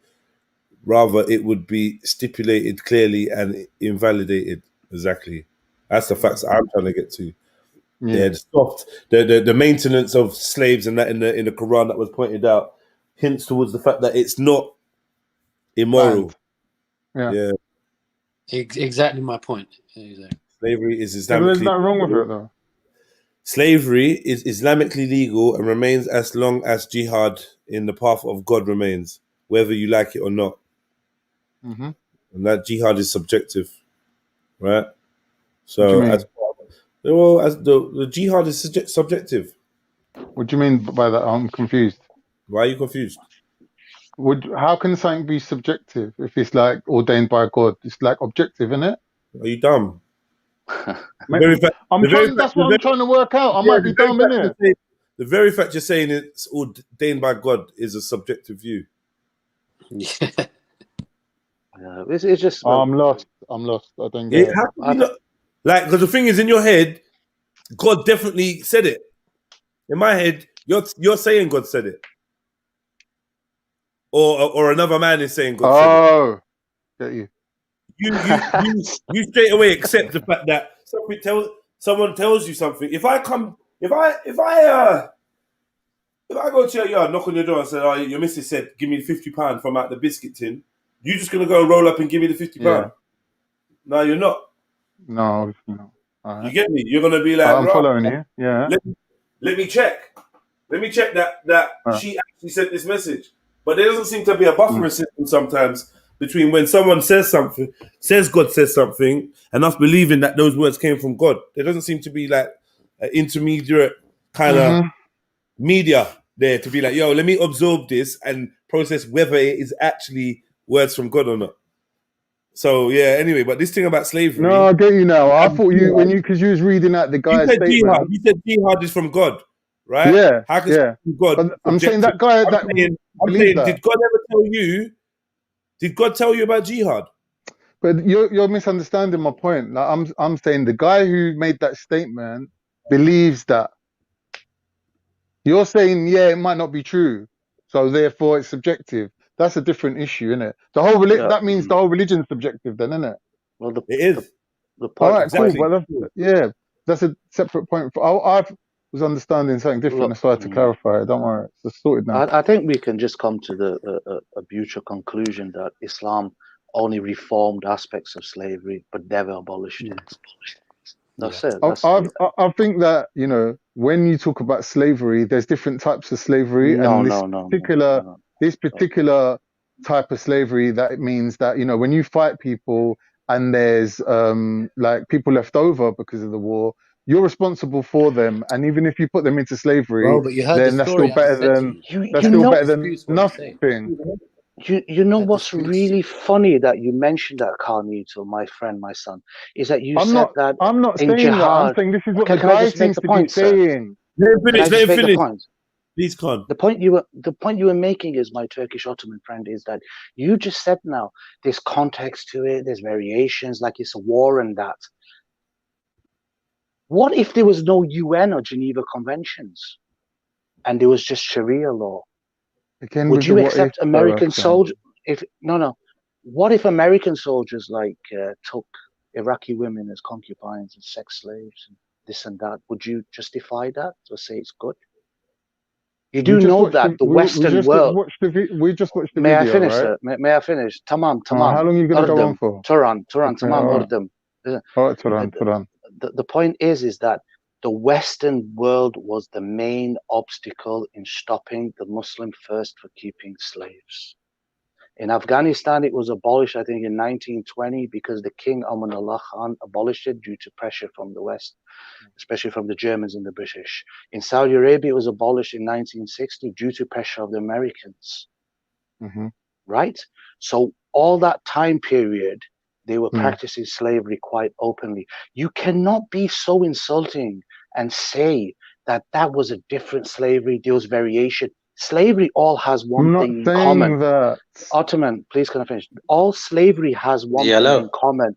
Slavery has one thing in common, is that you are not giving the human, the subject that's subdued, consent to not be a slave. Right. You should like stop slavery. I'm just saying nowadays this would be called slavery, kidnapping, false imprisonment under duress, all sorts of things going on. Like freedom is freedom. If these people cannot leave, found themselves in a situation where they cannot leave, then I'm against that. Whatever form you want to call it, whatever bubble form. I'm Jedi. Yes, I sent you a thing on the back chat, yeah? Now, I don't know that sheikh you played. I've never heard of that sheikh, but you played. He's one of the biggest Salafi sheikhs in Saudi, Sheikh Fazwan. Well, I don't know. I've got no problem. No, I don't follow him, but I've sent you I've got no problem with what he said. All right, finish. Yo, one minute. I've sent Jedi something about slavery. 1 second. Yeah. So when you hear my voice, you lot stop, because I'm usually trying to clear the space for you guys to speak. So don't talk over me, because I'm not competing for your space. Go on, Adil. Yeah, so I've sent you a chat, back chat, if you can play that slavery, and I follow this person. So obviously, if you're gonna play other scholars, because some scholars do differ in other topics, if I don't follow them, I'm not gonna accept them. If that makes sense. So you're not gonna accept them because you just don't know who they are. No, no, no. I don't. I need to know, but I need to know who they are, what they follow, what they study. Go and research, you know. Because it might be somebody that you're just gonna knock the. Anyway, that's the thing. The gatekeepers of information. For me personally, as a man, I can't have someone holding my hand, being, "Oh, I'm going through your school of thought," and then I'm gonna ignore everyone else's. I did that when Tupac told me. No, not like that. I did that when Tupac told me not to fuck with Mobb Deep and Biggie, and I nearly mishypnotized. You get me? But ever since that, I decided. But listen. I'm gonna decide. I posted you one, innit? Good. Jeddah, 1 minute. Jeddah, yeah. I posted you one, just one. If you just play this one, there's many that follow, but I don't blind follow. All right, cool. I need to know who you are if I'm following you. There's nothing wrong with that, is it? I respect it. But so are you refuting what the Sheikh said? No. I'm not refuting what the Sheikh said. I just said that I don't know. Did you hear it? Are you just ignoring what the Sheikh said? No, I didn't really read it all. Right. Because I was looking. I was just looking at sources. You didn't take in the information because you're biased. This which makes you. No. I've taken his name down and I'm gonna read about him. Bro. You didn't listen to the 3-minute piece of information or watch it or while we read it out, and that's telling though, because that means that not only are you biased. No. How's that biased? God, man. Fuck. Not only are you biased, you're willing to give unfair judgments. You didn't even consider. I took his name. I need to know what he follows. Bro, forget his name. You didn't even consider the information that he was presenting. Sorry. Because it's there. I can rewind it. I can rewind it in my time and look at it. That makes me feel like you're one-sided. We're in a conversation. You're not taking on board what other people are putting in. No. I was reading it. I was hearing what you got to say. You weren't, man. Anyway, I'll send you a back chat. If you can play that, and then we'll take it from there. Yeah. Let's try and move forward. Afghan. What are you I just wanted to add something. I looked at the video, and this individual, Dr. Khalid Yassin, is a well-known guy with terrorist history, supporter of Osama bin Laden, and I think he was expelled from America. So I'm trying to link him. You've been in prison, haven't you? So that really shows you could be a potential Islamist if you're inspired by Khalid Yassin. Shut your mouth, man. Watch how you're talking online, you dickhead, man. Yeah. Well, Afghan, shit. You ain't been in prison. Watch how you're talking online, innit? Watch how you're talking. You're online, innit? I've got you. You support a terrorist. Khalid, Dr. I support a terrorist. Yassin. Khalid Yassin. You support Taliban. I heard it out of your mouth. Yeah, Khalid Yassin is an open Osama bin Laden supporter, sir. You said that's very suspect.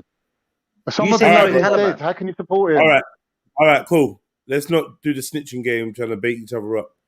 Yeah. Who's starting it though? Who's starting it? He's starting it. I'm just saying. You're very capable.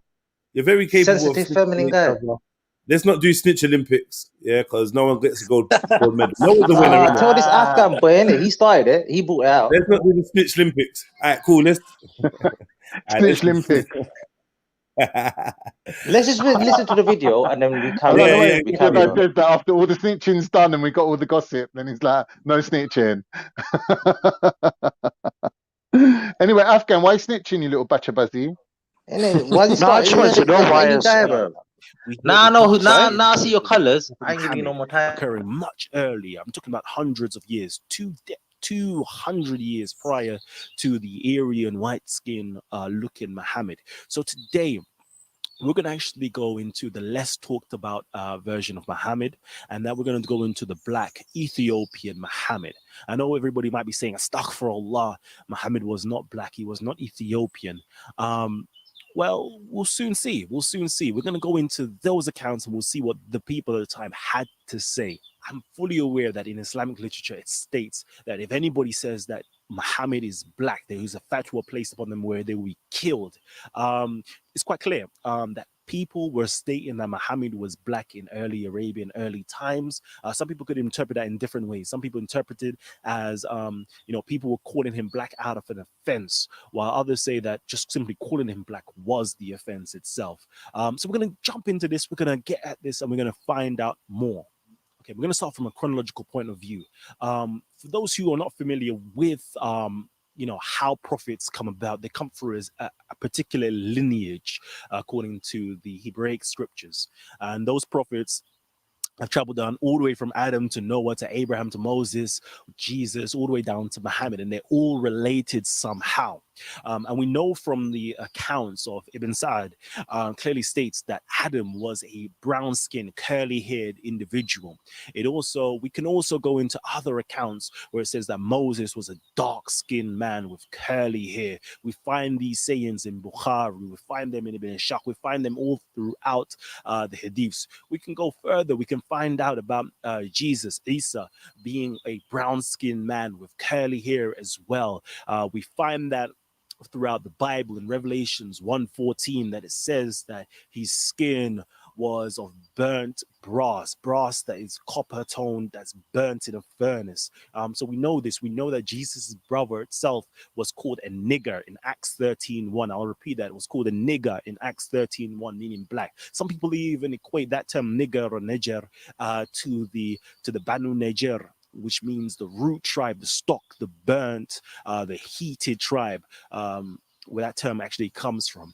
So we know these things. We even could go into, they say that Muhammad comes from the lineage of Ibrahim through Ishmael, etc. Now we know that Ishmael and Ibrahim was of a Cushite, or from a Cushite province. We know this because Nimrod, which is a Cushite, was ruling in that province itself. We know that Abraham married an Egyptian woman called Hagar, who's also stated to be actually the granddaughter of Nimrod, the Cushite. Okay, we can go into the Targum, Jonathan, chapter 1 verse 15, and it tells you that. We can go other places as well. We can go we can find out that that same Ishmael married an Egyptian woman according to Genesis. And we know that these Egyptians were black-skinned people. They were called the Hamid or the Khami or the Kemi, the black-skinned people. Even in the Ishaq's accounts, it clearly states that Hagar was a black-skinned woman with crinkly hair as well. So we know that these people were black-skinned individuals. But what does the accounts of the people writing in early Islamic literature stating about the color of the Prophet Muhammad? We're going to go into that.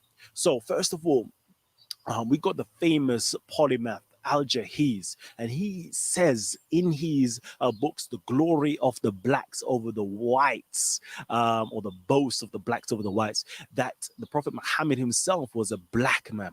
He says that his family, his stock, his root of his family originated with being black. It says that Abdul Muttalib fathered 10 lords as black as the night and magnificent, and Al-Abbas was the blackest of them all for the Abbasid supporters out there. So if his grandfather was black and fathered 10 black lords, Muhammad's father himself was evidently black. His uncles, his cousins may evidently be black as well. Ali would have been black as well, the first male convert to Islam. And we can go into Tabari, and it describes Ali as being a short, pot-bellied, dark-skinned man in there.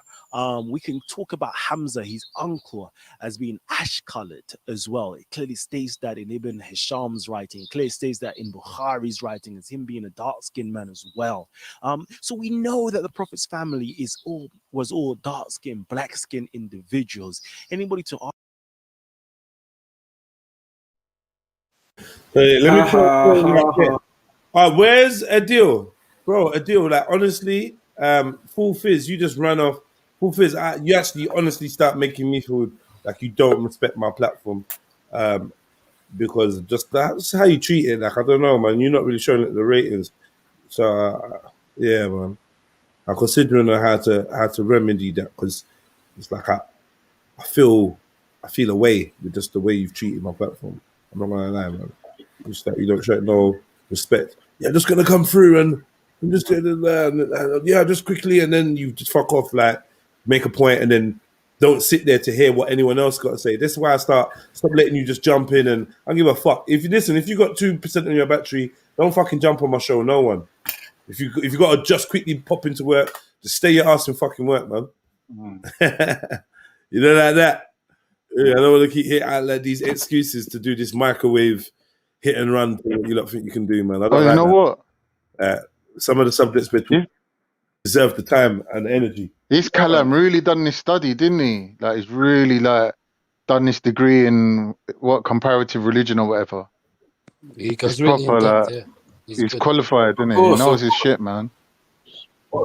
He's serious. Fantastic. Why would you? But obviously, it's just reiterating what. But he's drawing for proper sources, though. You know what I'm saying? Yeah, there's no issue in that, but it's a long-standing argument. Well, I think certain people don't want to see the Kalas as like holy people. You know what I mean? So they kind of run off. Well, hold on. You're gonna tell me as a Muslim that we know the first 100%. Man, Adam, was a black man. Then you're gonna tell me that Moses was a black man. Then you Noor, and then you're gonna tell me Musa was a black man. Then you're gonna tell me even the prophet Ibrahim was a black man. And then all of a sudden, his great grandson, from the descendant of his son and his grandson, popped out as a white Arab. I agree with you, Marcus. But if you're from a mixed family, you will know that actually can happen, though. Yeah, of course. I'll say like the complexion. Khan's a good example with diversity. Historically, it's told when certain sets of people come into the area, and none of this is apparent during the time of the Prophet. It all comes after. You know what I mean? There are other hordes of different Arabs. You know what, Maki? Yeah. We'll see in like next 50 years how London will look. You know what I mean? It'll change, won't it? So I think that's the same in those days. Like people mixed and you had new kinds of people, and it's amazing, man. But the fact that when you get to past tribes and clan, you end up as Arabs or these people are. You know, like they're still distinct in who they are. They know who they are. Do you get what I'm saying? And then we know in turn who they are. You could say Arabs, but then we'll say they're Umayyads. Who are the Umayyads? Who are the Abbasids? The Abbasids came from Damascus, right? Around that region, Syria and that type of region. So, okay, then we have to look into where those people came from. But all of it is going to lead outside of that particular peninsula. This is why we say that when they're talking about Arabs, there's different types of Arabs. You're talking about the ones who already live there, and then you're talking about the ones who come in, the pale Arab. And they use the word pale for a reason. I think that historically we can mark when the South Persians, or the white Arabs moved into that area. So South Persians, what the hell are they, man? The South Persians are the before the Turkic tribes took over. Northern Saudi. The original Persians, like before they were more Greek, innit? Like they were more European before the Turks took over. You mean when the Spartans lost that land, you mean? The Spartans? Nah, that's miles away. I'm saying that the white people that moved into the Arabian Peninsula mixed with the indigenous Arabs, they're referred to as South Persians. Yeah, but that means they didn't have any Turkic mixture. How long are you going back exactly? Before the Prophet's time, before Prophet Muhammad. But you do know that a lot of people that live in Yemen, Lebanon, these countries were very white-skinned, and are actually children of the Christian empire, Byzantine. Yeah, so they did kind of enjoy impregnating the local women, so you could see that from the population diversity. But yeah, that's probably why. Yeah, but that would be an admixture. That's no, but if you look at the Aryan migration from Central Asia, they must have went there thousands of years ago, man. South Persian though, man. It's funny. Like, I read the whole article because I researched this whole subject about the degree of mixture amongst the Arabs during the time of the Prophet Muhammad, and apparently I think the Qataris are the only kind of like You know, like those. Some Arabs have this kind of like really reddish tone to them, like they're dark, but they're not. Like... to be fair, I just checked the DNA records about 2 hours ago when we were discussing that Saudi Arabia is heavily green for the haplogroup J1, which is the proper Arab haplogroup. So it's probably Saudi Arabia, Yemen, these areas. But where would the Saudi Arabian people? Where would they have come from into Saudi Arabia? But that's when you're going to go into the whole out of African migration theory. You understand? We're going to go way back. But then everyone came from Africa and they migrated, didn't they? But there's one special thing is the Andanese people. No one talks about the Andanese people, the ones that live on that little island, I think, in the Indian Ocean. They're the purest race of people in the world, and they have their own unique gene, and they don't have any African blood in them, and they look African. They look West African. If you Google it, Andanese people, Andanese people. It's a small little island. Do you remember that Christian missionary that got butchered? Oh, going to that island. Yeah, do you remember? And now we're saying pygmies are not African. Is that what? No, I'm saying they've done the DNA studies on the Andanese people because there's certain parts that are under the control of government, and they don't have it's a strange phenomenon. They don't have any sub-Saharan. Wait. The pygmies, the oldest people in Asia, right? Right. So, and then the oldest human beings in that region who migrated to that region are called Grimaldi's, right? I'm not sure. I'm not very well versed in this. I've just read it from a DNA article. Okay, so I'm saying these Grimaldi's are pygmies. So I'm saying that the movement of pygmies, the movement of Kushite type people all over these different peninsulas are well documented. So I don't understand why all of a sudden they're saying, "Oh, these men are not African." Yeah, I don't agree with that, Maku. I agree with what you're saying. But basically, just because there's no remnants of them left in Africa and we can't find any trace of them in Africa, doesn't mean they never come out of Africa. It means that when they come out of Africa, they all left together. They didn't leave no one behind. Right. Yeah. No. I'm just saying. I don't know. It just sounds like a wild statement, though, to make. To say they've got no African DNA, and everyone came from Africa. It just makes no sense. I just don't know how that's supposed to be substantiated. No, but if they'd have left half their tribe behind, which intermarried with other tribes, you'd have been able to find their DNA. But obviously, when they left, they all left together, their entire tribe. And that's not just the first occasion of that happening. That's happened many times. I'll just read a quote here. It says, I don't want to sound race. Sorry. Are you saying something, Gerald? No, go on. Sorry. No, there's a question saying, are the Andaman Islanders African? They say, I'm not being racist here, so no, I'm reading this context. It says, unlike some Negrito populations of Southeast Asia, Andaman Islanders have not been found to have the Denisovan ancestry. However, they are estimated, like other non-African populations, to possess approximately 1 to 2% Neanderthal ancestry. Can you translate that, Carney, or anyone? Neanderthal? Don't need translating. Denisovan is usually found in Asia, like when Maku was saying about, them particular Africans that they're found out in Asia. Obviously, they're going to be mixed with Denisovan, because Denisovan is prevalent around that area. I've got another one here. It says they generally believe to descended from the Australo-Melanesian settlers of Southeast Asia, and their resemblance to some Africans is due to their adaptation to a similar environment rather than shared origins. So they're like Aboriginal. Yeah, that's what they're trying to say. They're trying to say they're the pure indigenous kind of people. Aboriginal is pure, is it? It's not thing. Sub. It's not the original, obviously. To get it. And original and Aboriginals are definitely mixed in with, unfortunately, by the time we get to Australia. Because before that, they look like Tasmanians. And they're like, if you want to pull up a picture of a Tasmanian and then tell me that no, you're right. Yeah, that guy ain't African, then we're back in the same revolving circle. But the migrations out of Africa at different periods, is definitely that matches up with that. You get it? But hear what he's saying though, Maku. He's saying that there's people that aren't from an African origin that look like Africans because they shared the same climate.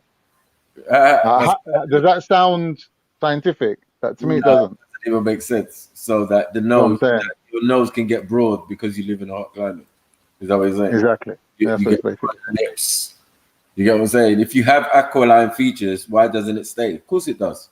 You get it? That's why you have other Orientals and thing who mixed with Mongolians, mixing with even the original Mongolians look black because they came out of Africa. Right.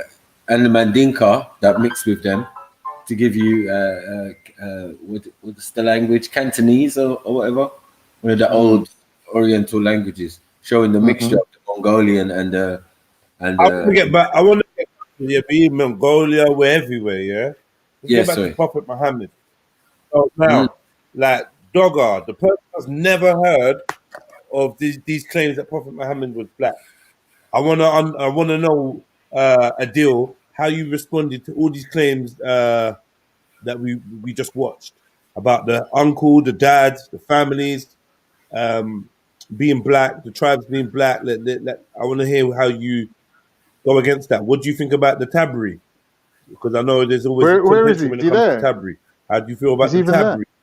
How are you, man? Like, bro, I have a conversation like this, man. Let me speak to Afghan River. Yo. Amu. Yo. What do you think about these claims? Well, I've already spoken. What did you think about the claims Kalam was? I think there's a lot of evidence to suggest that the early Arabs were black. I've spoken to Kalam about this. All of these reports, they're not just made up, right? That's the thing. There's conflicting stories. It's the reports 200 years later that he was white, which has obviously been influenced by the Persians, right? Because they're obviously very fair skinned. So they want to make the Prophet look white. And then early on, there's evidence to suggest he was black. So I think it's more likely he's black. But the point is that look how it's so difficult. I'm not saying Adil because he hasn't said anything, but a lot of the Pakistanis, Iranians, Arabs, the current Arabs, the Iraqis of nowadays, the white, even the Turks, bruv. Imagine you went to Turkey, started telling people Prophet Muhammad was black. They would go nuts. Exactly. So here's the thing. This is the psychological aspect of it. It's so deep. Why would they go nuts? Why would they go nuts? Because they have an anti-black Oh no, bias. brother. When I tell people, when I go into Turkish shops and I chat to people and I tell them about out of Africa theory, they're literally doing cartwheels, going, "No." I'm just saying that's what I've observed, innit? Is that racism? Is it? I don't know. Is that racism? No, it is. It's gotta be, innit? It's the psychological element. It's very important. You know why? You know why you man in the chats? You know why some of you man in the chats? Let me reverse it. Some of you man in the chats act like pussies, and this is why. The minute that Afghan's on there and he's trying to throw his 2 pence, you lot start throwing everyone under the bus, and we're all Islamophobes and we all haters joined together and blah blah blah blah blah. It's like, bro, come on, man. Like, you're more than welcome to jump on here and outnumber Afghan with your pro-Islam views and fucking give him an intellectual beatdown. You don't need us to cape all the time, but like, I don't know. Like, come on, man. Well, you know my standpoint, mate. It's too easy for us to start drawing lines, allegiances and lines when they don't exist. Like, there's no allegiances and lines. Like, fear of a black. No disrespect, Afghan, but like, you know what I mean? Like, we're just chatting information here. So if Afghan was dissing Maku or Shifa on Velis, why do you think that we would care? What's that got to do with whether Prophet Muhammad was a black man, or whether he was a slave owner or slave trader, or whether he was a black slave trader? What's that got to do with the topic? You get me? Stop, like, come on, guys, man. Let's like. What if he was a black slave trader? What? Mad thing. Yeah, this is what I said. What if he was a black slave trader? That's what I said. Because basically, people are saying, well, remember, you said about the slavery, why it'd be likely he wasn't black. I'm saying, what if he was black and was trading slaves? What if he was black and traded 2 black slaves? Well, that'll make sense of why he didn't go down himself to buy the slave, and he sent his white brethren down, isn't it? He's like, listen, I could go down there and free that slave, but if I turn up there, it's not going to be good. It's going to be a fight, isn't it? Let my white brethren go down. I don't know. You say that the color of the prophet would obviously make a difference to the historical accounts. To the believers themselves, I don't think it will make a difference. Like if you love the prophet, the argument is, Carnito, if he was black, would he not have sympathies for enslaving his own people? I think that's maybe. I'm back. I don't think so. Like it depends what you think of black people. Like, do you think black people do that? Of course we will do that. Of course we will do that. You get what I'm saying? I don't know. There's a lot of slavery going on in the world, and get me? No, like, because if it's the context. Now you have to prove, whether that the prophet, peace be upon him, and Bilal were even related. Because that's partly my claim. As the tribes go, as we're talking about Abyssinians and things from all that region, and people from just up the road from Jordan, do you get what I'm saying? How are they not similar people? How are they not going to be similar? How are they not going to have similar traditions when we're talking about tribes? The moment we're talking about tribes, we're definitely not talking about Europeans or Arabs. In that sense, you get it? Or the modern day Arabs. Yeah, as I said, the pale Arabs, they came after, man. The history's there, man. You don't have to make up stories and sit down and think. Yeah, there was blacks. The Umayyads were blacks. Kushite looking, Nubian looking, whatever you want to say. Yeah. But this is why Maku is so important, because people are downplaying it, but it actually has a big psychological effect. What happens is that when you keep sorry, Maku, when you keep telling people your prophet, your savior was white, he was white, what you do is you create a complex for them. So when they see an Arab guy or white, some sort of what they think is an Arab, that creates a sort of superiority in their head. Do you understand? It does have an effect. And we're not saying that's wrong, but we're saying we understand that in different locations that is suitable. Whoever's living there, whoever feels that they can do that. Yeah. But then don't tell us not to make images and and then make reference like he was a white person or Arab. Like, why would you do that? If we can't have an image of him because people would worship him, I don't know. I think if you actually gave out the actual image and the facts, you know what I mean, they would steer away from him. What about the Muslims who worshipped Isa alayhi salam?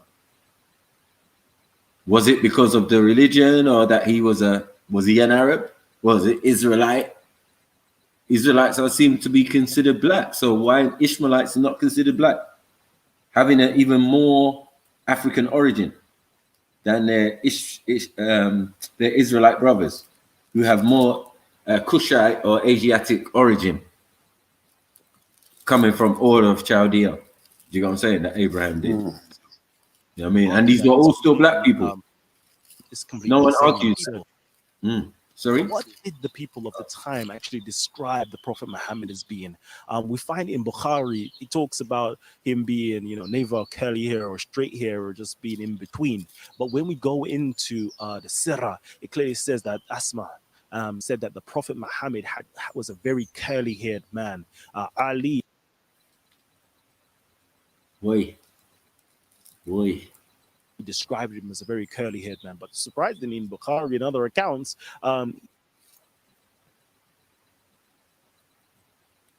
he neither had curly hair or straight hair. He was in between. But there was accounts of him having very curly hair. There was boasts that he came from that famous tribe, the Banu al-Najjar.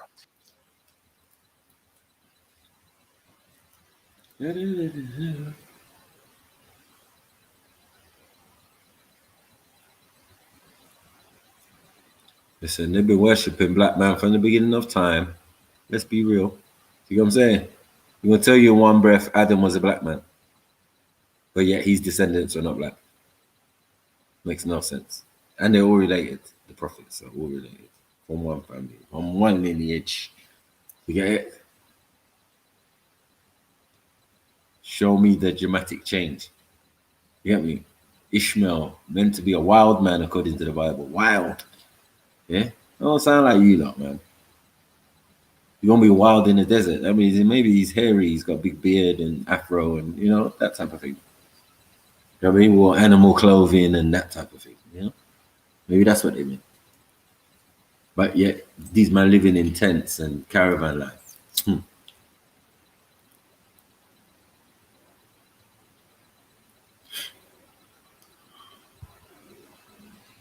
I know, Jed, I'll be back in a minute. Right? Back in a minute. Be back in a minute.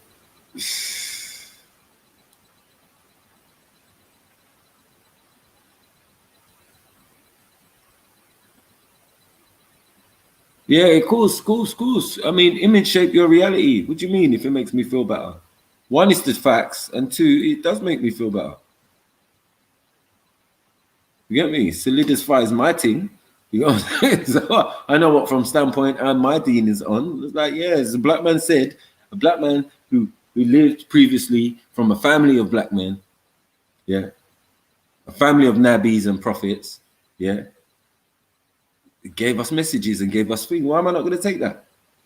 You know what I mean? You lot foreigners do it. It's fine for you lot to do it. To be from India and then all of a sudden you're Muslim, or to be from Pakistan and to be a Muslim, or to be from Turkey and to be a Muslim, and to be from China and to be a Muslim. You get it? Like, it's fine for you lot to do it, but us, the original people, like, all of a sudden it's a problem to see it in our way.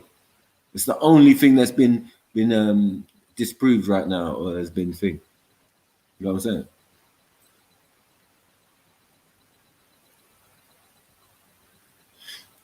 What people did I sell out, bro? You know what I'm saying?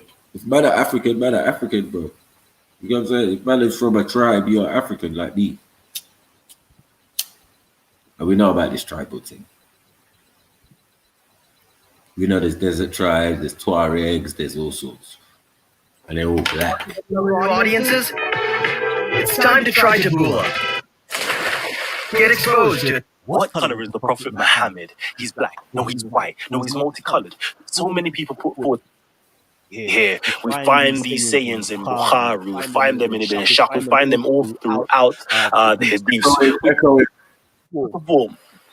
We got the famous polymath Al-Jahiz, and he says in his books the glory of the blacks over the whites, or the boast of the blacks over the whites. That the Prophet Muhammad still echoing.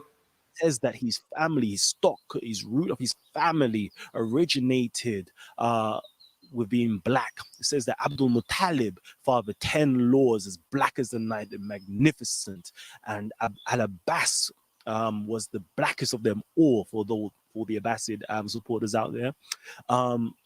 So if his grandfather was black and fathered 10 black lords, Muhammad's father himself was evidently black. His uncles, his cousins may evidently be black as well. Ali would have been black as well, the first male convert to Islam. And we can go into Tabari, and it describes Ali as being a short, pot-bellied, dark-skinned man in there. We can talk about Hamza, his uncle, as being ash-colored as well. It clearly states that in Ibn Hisham's writing. It clearly states that in Bukhari's writing as him being a dark-skinned man as well. So we know that the Prophet's family was all dark-skinned, black-skinned individuals. Anybody to argue that is completely insane and absurd. What did the people of the time actually describe the Prophet Muhammad as being?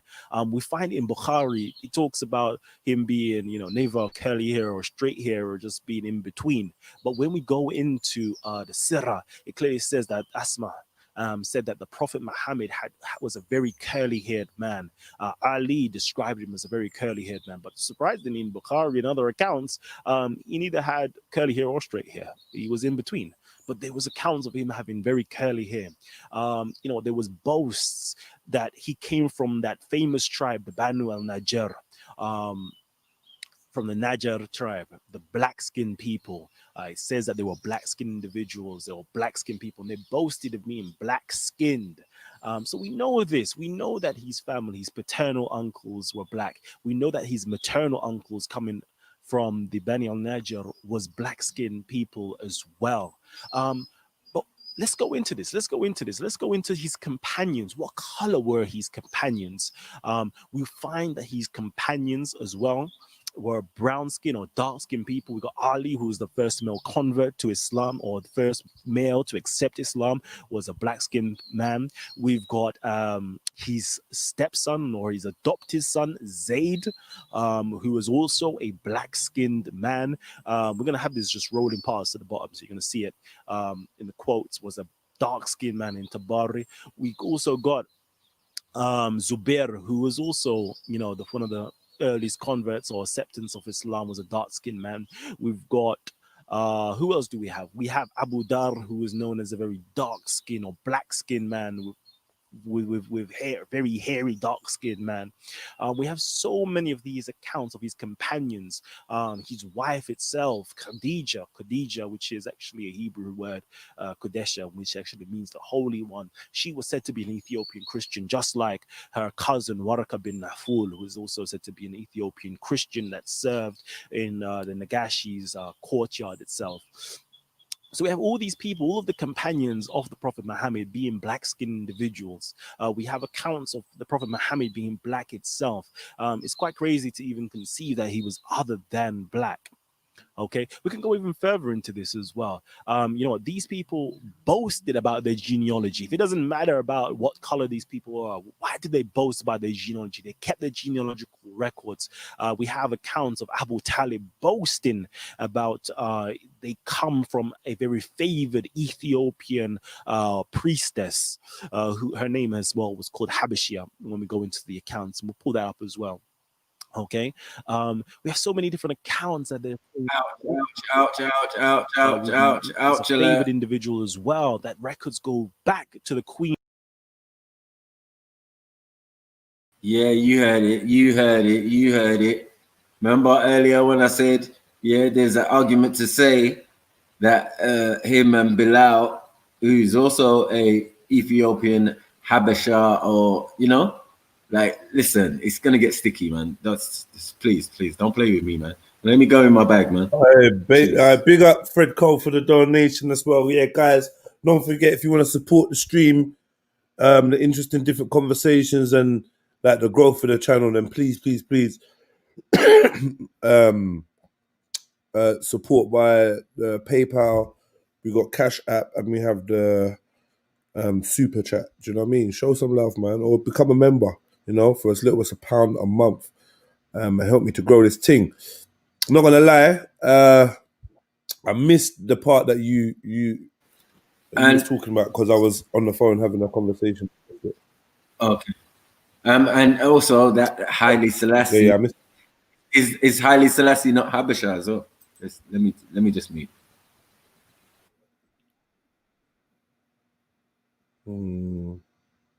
Well, the claim was that Empress Menen was a descendant of Prophet Muhammad. No, there was a claim that was made anyway. Let me press. Yeah, there was also a claim, that his uncles made, Abu Muttalib. Remember I mentioned Abu Muttalib before as leaving with Bilal to go westward towards Mauritania. And Abu Muttalib is the great-grandfather of Kankan Mansa Musa and Abu Bukhari, his brother. That's it, bro. You get me on one side. So these men left out with their Qurans. Sorry. About they come from a very favored Ethiopian priestess, who her name as well was called Habashia. When we go into the accounts, and we'll pull that up as well. Okay, we have so many different accounts that they're saying that Abdul Muttalib is a favored individual as well. That records go back to the Queen of Sheba, to the people of Sheba itself. You know, Muhammad was an Ethiopian man who spoke the Ethiopian language. Okay. Again, there was prophecies in early Arabia, early Ethiopia periods, stating that there will be a prophet coming from the regions of Yemen or Mecca. This is deep in the south, and his name would be Muhammad, and he would be of a certain description. Okay, that certain description is being of black skin. There is a prophecy in Matthew's talking about the Queen of Sheba.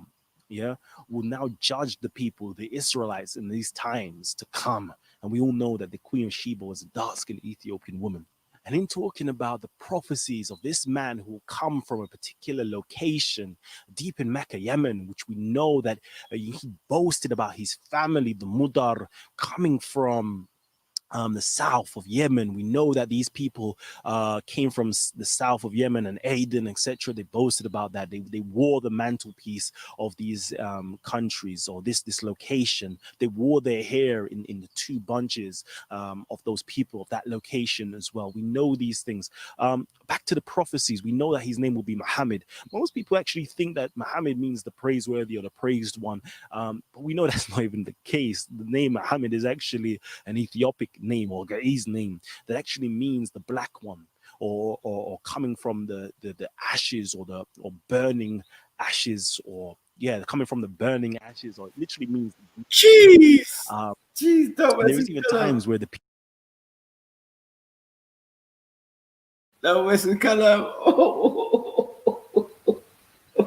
Boy, there's some claims there. I'm telling you, people are gonna do some research, just gonna be hurting. Get me? Oh, so what is it? Maku and Callum chatting shit. Alright, cool. Anyway, I'm muted. That is possible though. You could both be chatting shit. We got Demusi. Demus, jump on, man. And Adil has just disappeared. I'm noticing a pattern with Adil, man. So what's everyone saying then, man? People getting What's the called pattern? feminine in the chat. Yeah. What's the pattern with Adil? What's the pattern? He acts like he's down for a convo, disappears, and then when you look in the chat, he's right in there again, and then he's back on, and I want to quickly say my point, and then the most time he spends is actually questioning, just asking questions. So, like for instance, this guy would have said whatever he said about, I don't know, pick a word, I don't know, dawa. Okay, so dawa. So what is dawa then? Okay, yeah. So with the word dawa, where does that come from? Oh yeah, he does do that. You're right. He does.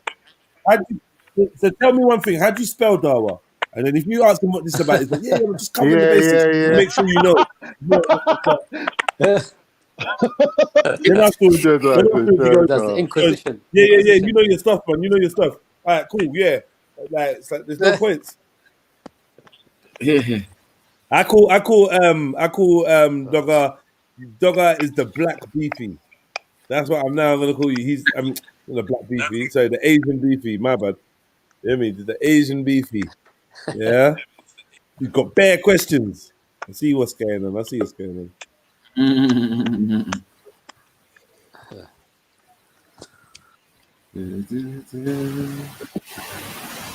Let's go. All right. Cool.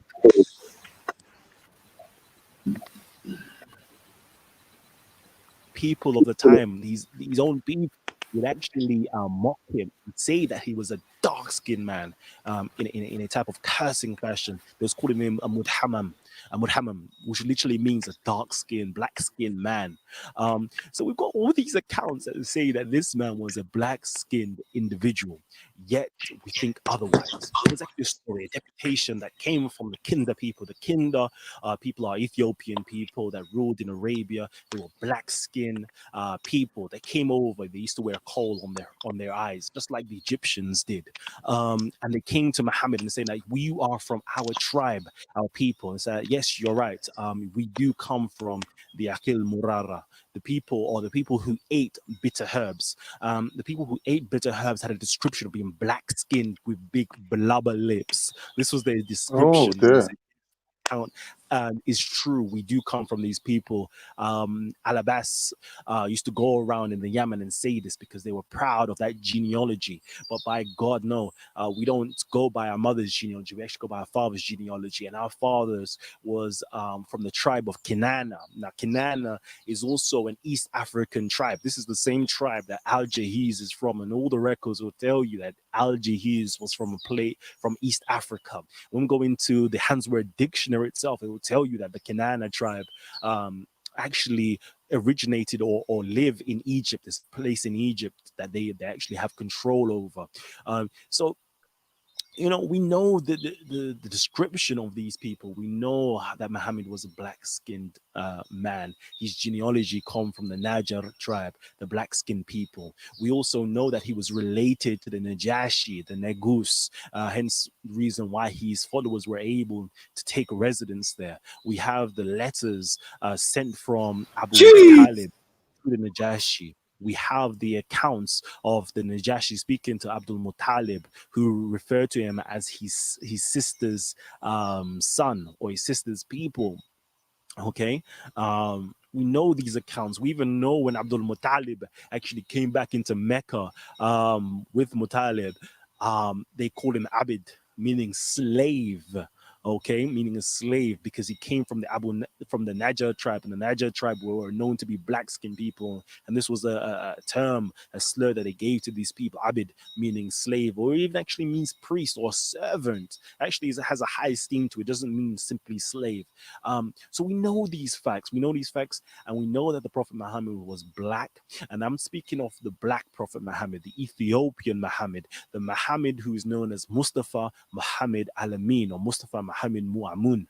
Okay, we're talking about that prophet. We're talking about Ibn Abi Kafsha. We're not talking about the pale-skinned Muhammad. Yes, of course, the pale-skinned Muhammad that we know through the Aryan records, the depictions. Yes, I don't want to offend nobody. Yeah, he was white. That Muhammad was white. But the early records of the real Muhammad, the true Muhammad, was an Ethiopian dark-skinned black man. And I say Ethiopian black man because they boasted of being from Ethiopian stock, the tribe of Sheba, the great records of Sheba. They boasted from coming from this lineage. If you know anything about Hebraic prophecy, we know that the prophet had to have come from the tribe of Sheba of Ethiopia.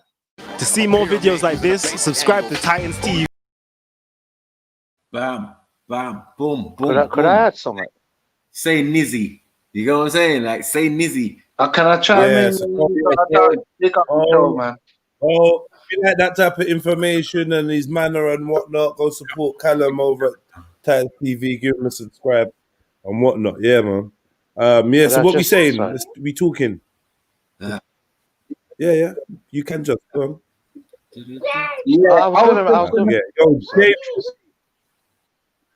Freddie? Yeah, so I was just gonna say, fam, that I'm not surprised, you know, bro, because this, like, I call this the second part of the bad, or the last part of the bad trilogy, innit? Do you get what I'm saying? And all throughout the trilogy, they've tried to veil up the Messiah's identity. Like, even when they said he's got hair of wool and his feet have been burnt like bronze in the fire, you get what I'm saying? These things are still not acknowledged. So I don't see why this third part of the trilogy is going to acknowledge anything to do with the truth like that. Right. But you know it is the truth. You know it is the truth. You know that. Most definitely. It's definitely the truth. It's Harrison, well, go on, man. Long time, man. Come through. Long time I ain't had a word with you. Jump on, bro. Listen, man. Oh, is that work? Is that work? All right, say that, man. Okay, yeah. James SC, bring up yourself. Good afternoon. Hello. Hey, James. Good afternoon. I mean, it's pitch black outside. Don't know. Yeah. So, James. what's going on? Hey, not too much. Just saw the topic and saw a bit of Kalam's video, and so I don't know if he addressed earlier on the fact that there are kind of lots of reports in Hadith of Muhammad having pale skin. So I don't know what his reasoning is to say that one group of reports is more trustworthy than another group of reports. Like, did he give anything like that? No. He wasn't. I think he's just trying to highlight how many accounts of him being black or referring to his black nature or being referred to or described in that way. He's just trying to shine some light on that rather than disparaging comments about the other perspective. But what he did say is that Muhammad was a Muhammad that came later and was to some effects an imposter, which is stuff that we've heard before from the likes of Maku and others. They believe that there's been a few Muhammads You know, even David Woods and guys like that, they have these type of beliefs. So in history, it seems that there may be more than one person named Muhammad, and it's trying to understand which one is the said prophet of Islam and which one, and if you're not the prophet of Islam, who are you? And has anything been attributed to you? Maybe like, I don't know, a description or activities that maybe weren't the actions of the original Muhammad. I hope I was clear-ish. Yeah, that makes sense. Yeah, that's Elon's claim. At the same time, I did sort of see him. I noticed that he kind of quoted a bit from the biography of Muhammad by Ibn Ishaq, which would also be considered a somewhat late source. Like, I mean, not quite as late as like hadith were written down, but you know, we also have. So you're saying it could possibly be closer to the source than hadiths themselves? Well, so it depends, because with some hadith, even though they were sort of formally written down in like the year 200, we have like 200 years after Muhammad died, or 250 years. Like, we do have evidence that they were kind of being passed along orally and like recited and like taught to kind of communities, you know, before 250 years. Like for example, I mean, it's a little bit deep to get into here, but I mean, basically, I know. I'd be trying to say we can't handle deep. No, it's just like a minor point. Can't build for deep. Can't loves deep. Okay, well, so basically, like, you can compare. So, like, one of the main collections of hadith is like Sahih Bukhari and Sahih Muslim, and I think they're about, you know, they were written down about 250 years after Muhammad died, but you can compare the contents of those books to an earlier book like the Muwatta of Imam Malik, which was like 70 or 80 years earlier, and the contents kind of match up kind of quite well, and that kind of like, you know, that like kind of gives some, and the other thing to remember is that the Muwatta of Imam Malik was kind of Imam Malik lived in a totally different city to whatchamacallit, like the authors of Sahih Muslim and Sahih Bukhari. And so if these totally different cities, like you know, distanced by, you know, in totally different countries, have these same reports kind of floating around, then that kind of gives you reason to believe that these reports were sort of in wide circulation.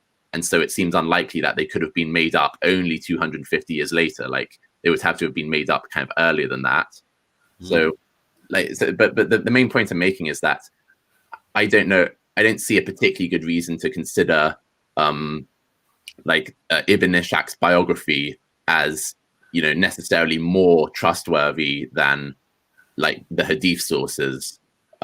Like, maybe it depends on like topic to topic, but is it before the hadith? Ibn Ishaq is before Bukhari and Muwatta. Right, so then cool, that's it.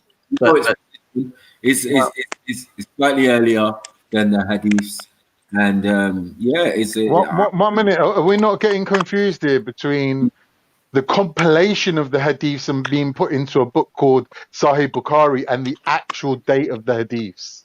Right. Yeah, like, yeah, so, and the other thing is that even though Ibn Ishaq was written down earlier, it was still kind of itself 160 years after Muhammad died. Yeah, but is that a small point? Because I don't think it was only Ibn Ishaq who Tabari as well. And Tabaqat, Ibn Sa'd's Tabaqat. There was a few. Well, yeah, but Ibn Sa'd's Tabaqat is later than Ibn Ishaq's biography. Regardless, I think the main thing is he brought some sources that were to the contrary of what we establishedly know. All the other points about him being fair and all of that had already been made. So okay, yeah, like, fair enough. But I know I feel like the most reasonable thing is to say that there are mixed reports on what skin color Muhammad had. Yeah, we know that. Okay, fair enough. Definitely, yeah. And the same mixed reports for what the skin color Jesus was as well. That's correct. Same thing. You couldn't definitely say one or the other, could you? Going off the description that's in the Bible. Yeah, no problem. That's cool then. Can you say, James, yourself personally? Can you say definitely one or the other, James? If you can't, would you prefer? Would you prefer the black liberal, James? European? Sorry, couldn't hear. Do you think Jesus was black or European going off the source material? What's already in the Bible? I think he'd be like, look, Middle Eastern, basically. Really? Yeah.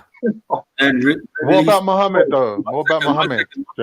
If Middle Easterns are have skin like burnt bronze, eyes as red as fire, you know, hair like lamb's wool, that only means that the individual is old. Doesn't mean that the individual is European or anything, or Middle Eastern. Yeah? I'd never say that Jesus is European. Right. Whoa.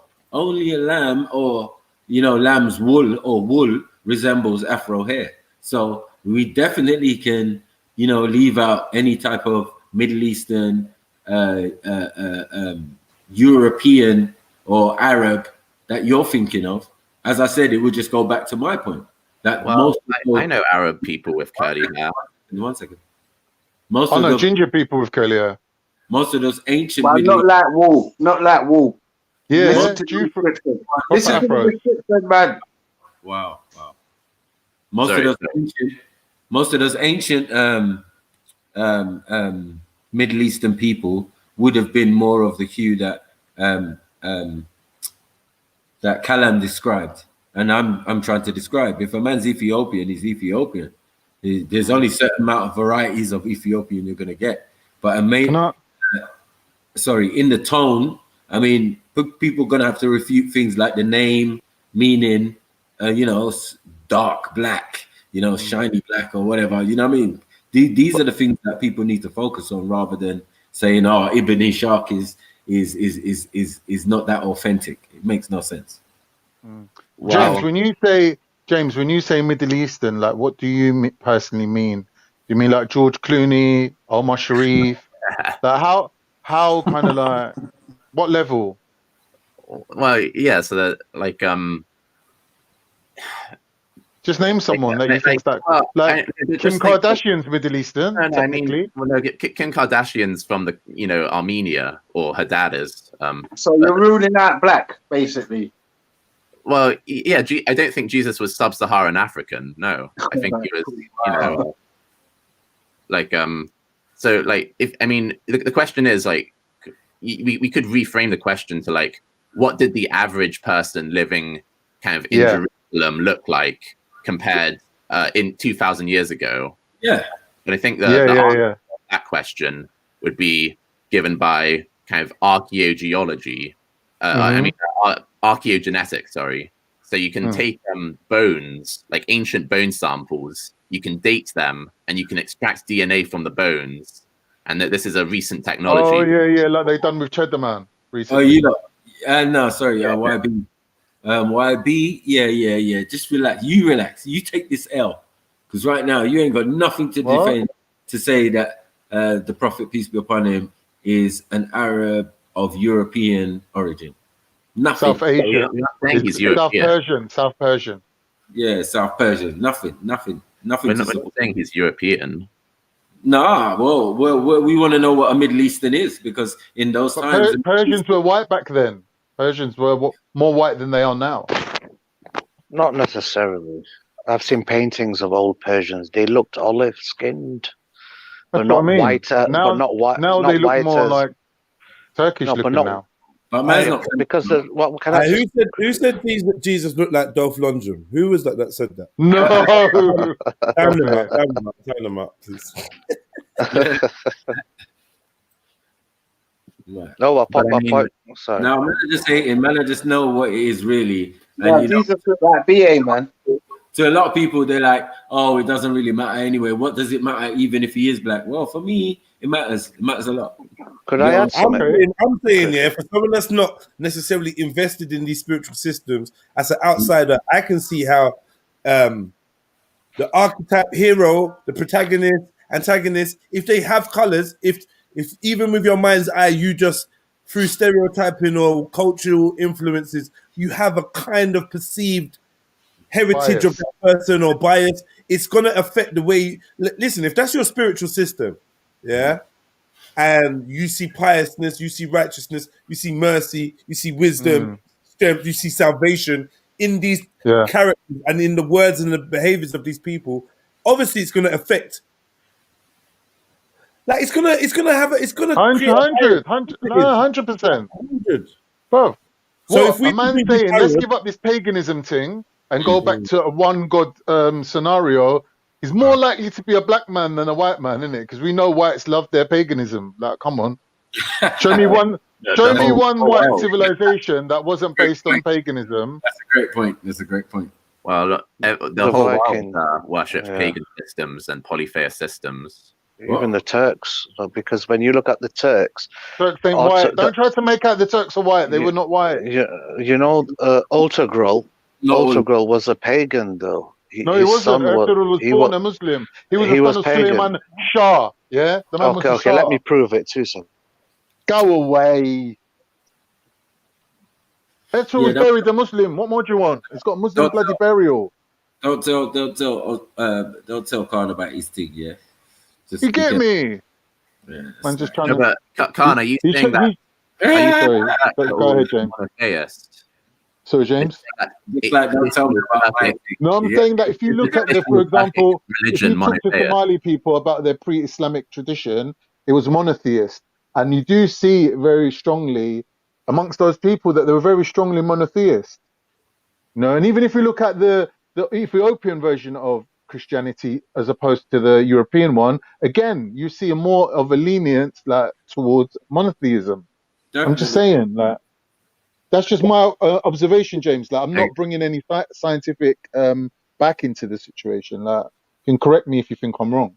So now all peoples had polytheist belief systems. We've established, or no one's refuting that the prophet is from a tribe of people who are connected to another African tribe of people. You get me? From that melting pot. You get what I'm saying? That we're calling Habashis, Qureshis, whatever you want to say. Do you get what I'm saying? We know that these are definitely East Africans or Africans full stop. And we know the guys next door are super, super, super black. And we claim descendancy and bloodline to the prophet. Yeah. And his Fatima and Ali is his cousin. Yeah. Were the Fatimids black? But they live in South Sudan. Weren't they the Fatimids? Well, yes. Matthew, what I want to know, wait. They live in South Sudan and they are shiny black. Shiny. Oh, stop it. Shiny. You're a cunt. Rubbing it in, boy. Let me come closer. Shiny dark. Yeah. You can call them Nubians. You can call them Nubians. You can call them people from Jedi. All the same region, all the same place, all the same chemist. All the same different times. It's got different. Jedi just got thrown under the bus, Jedi. No, Jedi is a place in Egypt. How is it? Oh. Like, come on, man. Stop it, man. Wow. You know what fascinates me sometimes, Khan, is that believers, right, don't want no one to depict the prophet, but they definitely don't want him as black. So they love anything else apart from black. Do you get what I'm trying to show you? What, Freddie, didn't you hear what I was saying earlier? About when I go into Turkish shops and I try and tell them about the out of Africa theory. And man's are like, no! No! They literally start, bro, how can you say talk about it then, blood. You don't want glass in your coffee, blood. You don't want glass in your coffee, bro. Come with your bright ideas. They just badly. No, the resistance towards black, bro, is crazy. That's why I know there's truth behind it. Because the resistance is overwhelming. You know what I mean? The first one that comes up is, well, do you know what? It don't even matter what his color is, isn't it? It's the message. It don't matter to me. And that's for anyone. If you go to their cherished kind of person, come on, in religion, and you say, what do you think this person was black? They always come up with that. Oh, it's about the message, about the love. I don't have a problem personally, but okay, what color do you think he was? Well, probably like not black, innit? Not black. It's always not black, even with no evidence. Bro, educated James. Real talk. Educated James. FC said fucking that. Basically, the man's Mediterranean. After all of these descriptions. Excuse me. What did I say? Audience, can someone please show me a prophet from this prophet bloodline who was not black before the prophet? It was not black. Was not black.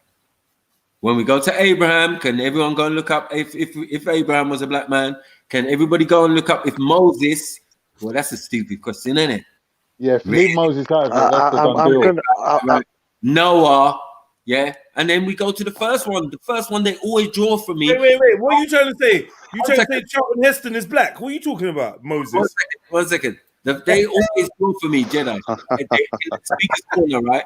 They always say to me, I'm not racist. Islam is not racist. You know, the first prophet of Islam, Adam, was a black man. This is their defense. Yeah. This is their defense. First line. I've heard it many times. Do you hear me? First port of call when they're having a discussion with the man there. You're going to do that. They let you know about Adam. They let you know about Adam and Bilal. Without fail, yeah. Without fail, quickly. Yeah, go on, sorry. Do you want me to name? Stephen Smith, the head of the Mormons, whatever his name was. Mm-hmm. What about him? He was white, isn't it? Oh. Oh, prophet you're talking about. Oh, get out of there, man. Shush, man. Ellen G. White. I wanted to ask something. I've got another one. Bahu'allah. Mormonism. You know about Bahu'allah? And John Smith. Who's Bahu'allah? It sounds like a Hindu name. You don't know about what? You don't know about the Baha'i faith? Yeah, the Baha'i. Yeah. I want to ask a question. Didn't they refer to Jesus' tribe as being white skinned and reddish looking? No. Who's in the Bible? I thought you went to get evidence on Ertugrul. It's 50-50, Khan. Ertugrul's dad was a Muslim. How can he be born not a Muslim? No, they got 50-50 on it. Some scholars say he was. Some scholars say there's no history. This Ottoman wrote it after his death. So I don't know. I don't have an answer. They rewrote it after his death? No, like it's mysterious. But yeah, whatever you think, I'll agree with it. I don't know. I've read it. At least let me have that one, innit? For fuck's sake. Yeah, I love you, man. My Turkish brother, man. Love you. We conquered India. We conquered India together, bro. Exactly. The point is, the point I wanted to make is, I swear to God, someone did put a quote from the Old Testament or Bible or something that said, sorry, Freddie, I know my mic's really strong, is that Jesus' tribe were known for having white, reddish skin. So I'm like thinking, what's going on, man, with all the woolly hair thing, isn't it? Like, someone like say I'm wrong. Thank you. Yeah, where's the quote, man? Where is it? Where's the quote? Someone put it on the live chat about 3 hours ago. You better pull up. Nah, do better than that, man. Pull up with some evidence. Hear what? Yeah. About the fuzzy one. Pick a language. You know what we're gonna do? Watch this. This better be catchy. It better be fucking catchy, man. Come on. Don't let me down, Nigeria. Come on. Yeah.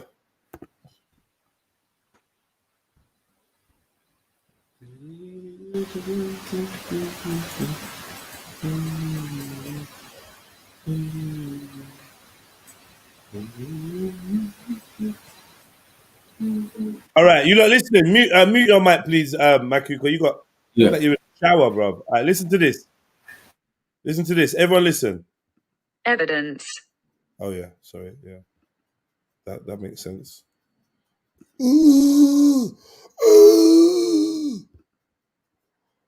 So why is he not playing it then? That's so dumb.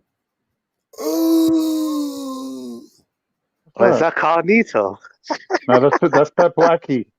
That's Purple Aki feeling Afghan's biceps. Yeah, all non-black people that use the term Purple Aki, I'm looking at you sideways. That's the man's name. What are you saying? He's racist. He didn't name himself that. If you indulge in that kind of racialized language, yeah, then you're suspect. You know what I mean? All right, cool. You can hate me if you want. You're banned from saying purple. But why is it Aki? Why is it Aki though? He can't say purple. I just want to say purple. I just want to say purple. Purple. What can I say? He's always telling me to shut up. I jump on his panel. I used to love it. And the funny thing about that is I used to love the Georgetown Hoyas, you know. I used to love them, bro. The Georgetown Hoyas are bad boy. They got so wicked. Oh, the better one than that, Freddie. Charlotte Hornets. My team. Yeah. The starter jacket. You was a Relco Wolves. You had the Relco Wolves, the purple shiny one. No, that was Charlotte Hornets. Shut up, man. I got photographic evidence. You get me? You remember the shiny Relco Wolves jacket? That was you, Khan. No, I don't mind wolves, man. Wolves is my national animal. Can't bought the 69ers. No, shut up.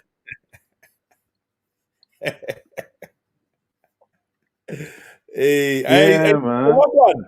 You're mad quiet. Have you got anything to say? Do you know anything? Schiffer, what's going on with you and James Jones? What's the latest? Well, I don't want to hear about that, man. I just want to hear about this information. Have we run out of information? That is anybody going to refute the claims that Prophet Muhammad was black? I feel like. Well, I don't think personally you lot should say Prophet Muhammad was anything, especially black. Why? Why? It's no problem. Does Charlie Hebdo ring a bell, Jedi? No. What do you mean? What do you mean? You'd be killed. Why you talk to me? What's the problem? The problem is, all right. Are you talking to Freddie? Sorry, I'll mute, sir. No, I'm saying that people can't handle that information, fam. Anything else? Anything else? It could be anything. It could be you know what I'm saying, a symbol in the sky. I'm saying this, yeah. To stamp out racism. To stamp out racism and rare. I'm saying it's not good enough to hide behind the fact that it's about the message and it's not about what he looks like and I think that his lineage and his origins and his ancestry should be common knowledge. If you got the Queen running around claiming to be a descendant of Prophet Muhammad, then I think that the world should know and this information should be out there. And especially I think it's healthy to restore, because you know what is poetic in a way. If you're a Muslim and the chief prophet, the top prophet, or the last prophet was a black man, and then you look at this, and so he's got a lofty position, and then you look in the world and you think, rah, it's funny how it's like a juxtaposition, isn't it, between the lofty heights of Prophet Muhammad and then some people that are at the bottom of the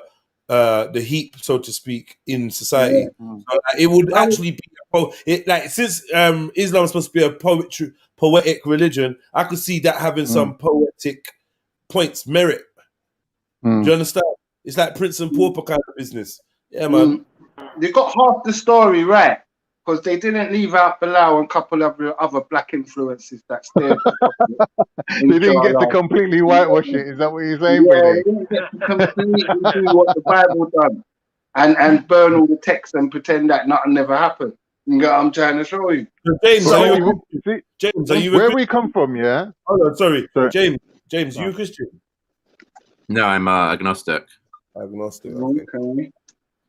Yo, can I just say I agree with what you said, Jedi, because I think that you see when we're telling someone's story, yeah, it's respectful to tell the story of the person relative to who they are, not to who we want them to be or what we want to attribute to them.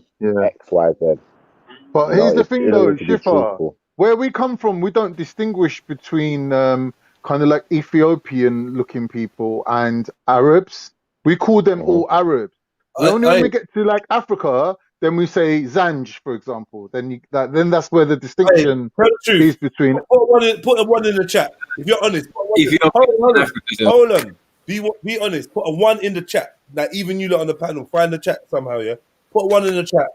If it would make a difference to you, if the prophet of your religion was a white man from England, a white Englishman, would it make a difference to you? If Prophet Muhammad was white, Jesus, Guru, whoever's your deity, Maori, whatever. If it was a white man, would it make a difference to you? Put a 1 in the chat. What, mate? Want to do 7 laps around the Kaaba? But if it wouldn't make any difference to you. It wouldn't make any difference, but it only make a difference if you have racial prejudice. Yeah. That's the only thing. Want to come back to Meherin for a quick cup of tar? Like, so, you get me? Okay. Jungle Jesus says, Spice said, Fred Cole said, Schiffer Don said, okay, James said, be weird that a Northern European found themselves in the Middle East. For me, yeah, like even if religion, even if spirituality or your spirit or your relationship with God has nothing to do with race, the messenger, the messenger or the conduit or the middleman or whatever you want to call it, yeah, the prophet, whoever, his origins and who he is does actually make a difference. And for me right now, I'm saying black's a negative, basically. From where I'm saying from the life I've grown up and seen, I would have great difficulty trusting a white English prophet. Oh yeah, 100%. With 100%. My soul and his information and the fact that it was correct for me. I'd struggle, and that might turn out to be a stumbling block for me in the future. Do you know what I'm trying to say? But this is how I'm I feel a lot more warmer as soon as the people get darker and they get closer to the more ancient cultures. I feel a little bit more like, okay, because, and another reason why is, especially from a lot of the information I've seen out here, the top scholars and the most learned people, whether it be esoteric, exoteric, occult, religion, whatever, they've all studied foreign texts. It's all based on shit that didn't happen over here. So what's exoteric? Outwardly, obviously, it's an obvious message, whereas exoteric is more of a hidden message or something with two meanings. All right, okay. All right. Jedi, how would you feel if I kind of said the same thing about, I wouldn't be able to trust with my spiritual salvation a religion started by a black person. Right, but we could speak about it. I understand that. I understand that, and I wouldn't tell you was wrong for thinking like that, but I would have grounds to dissuade you or to have a conversation about it based on history, based on spirituality, based on many learned people that have studied.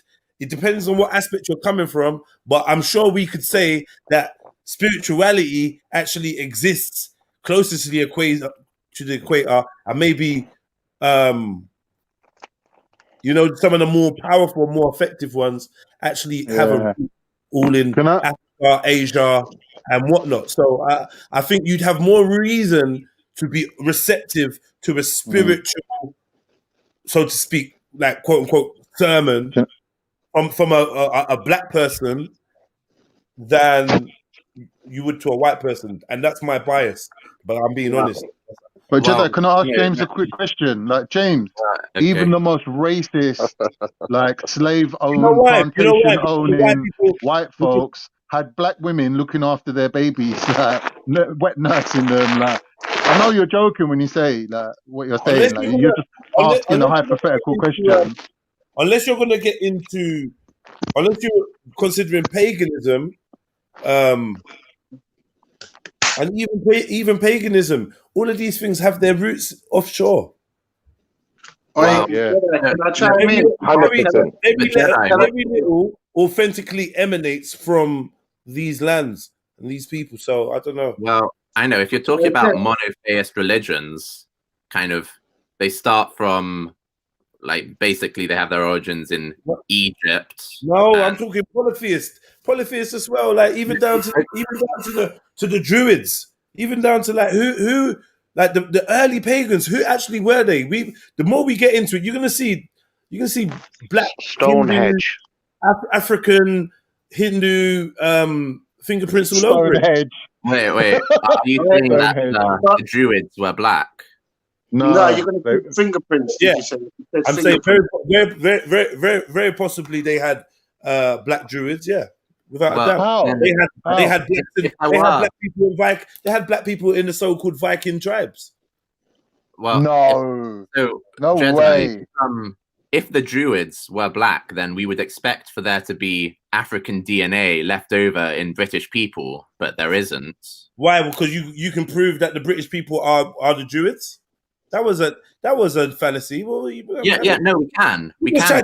Some switcheroo right now. How do you do that? So you've got one second. You have a Druid embalmed in amber, and you've retrieved some of his DNA, and you've matched it up with Phil Mitchell. Yeah. Yes. You don't need it in amber. All you need is their bone.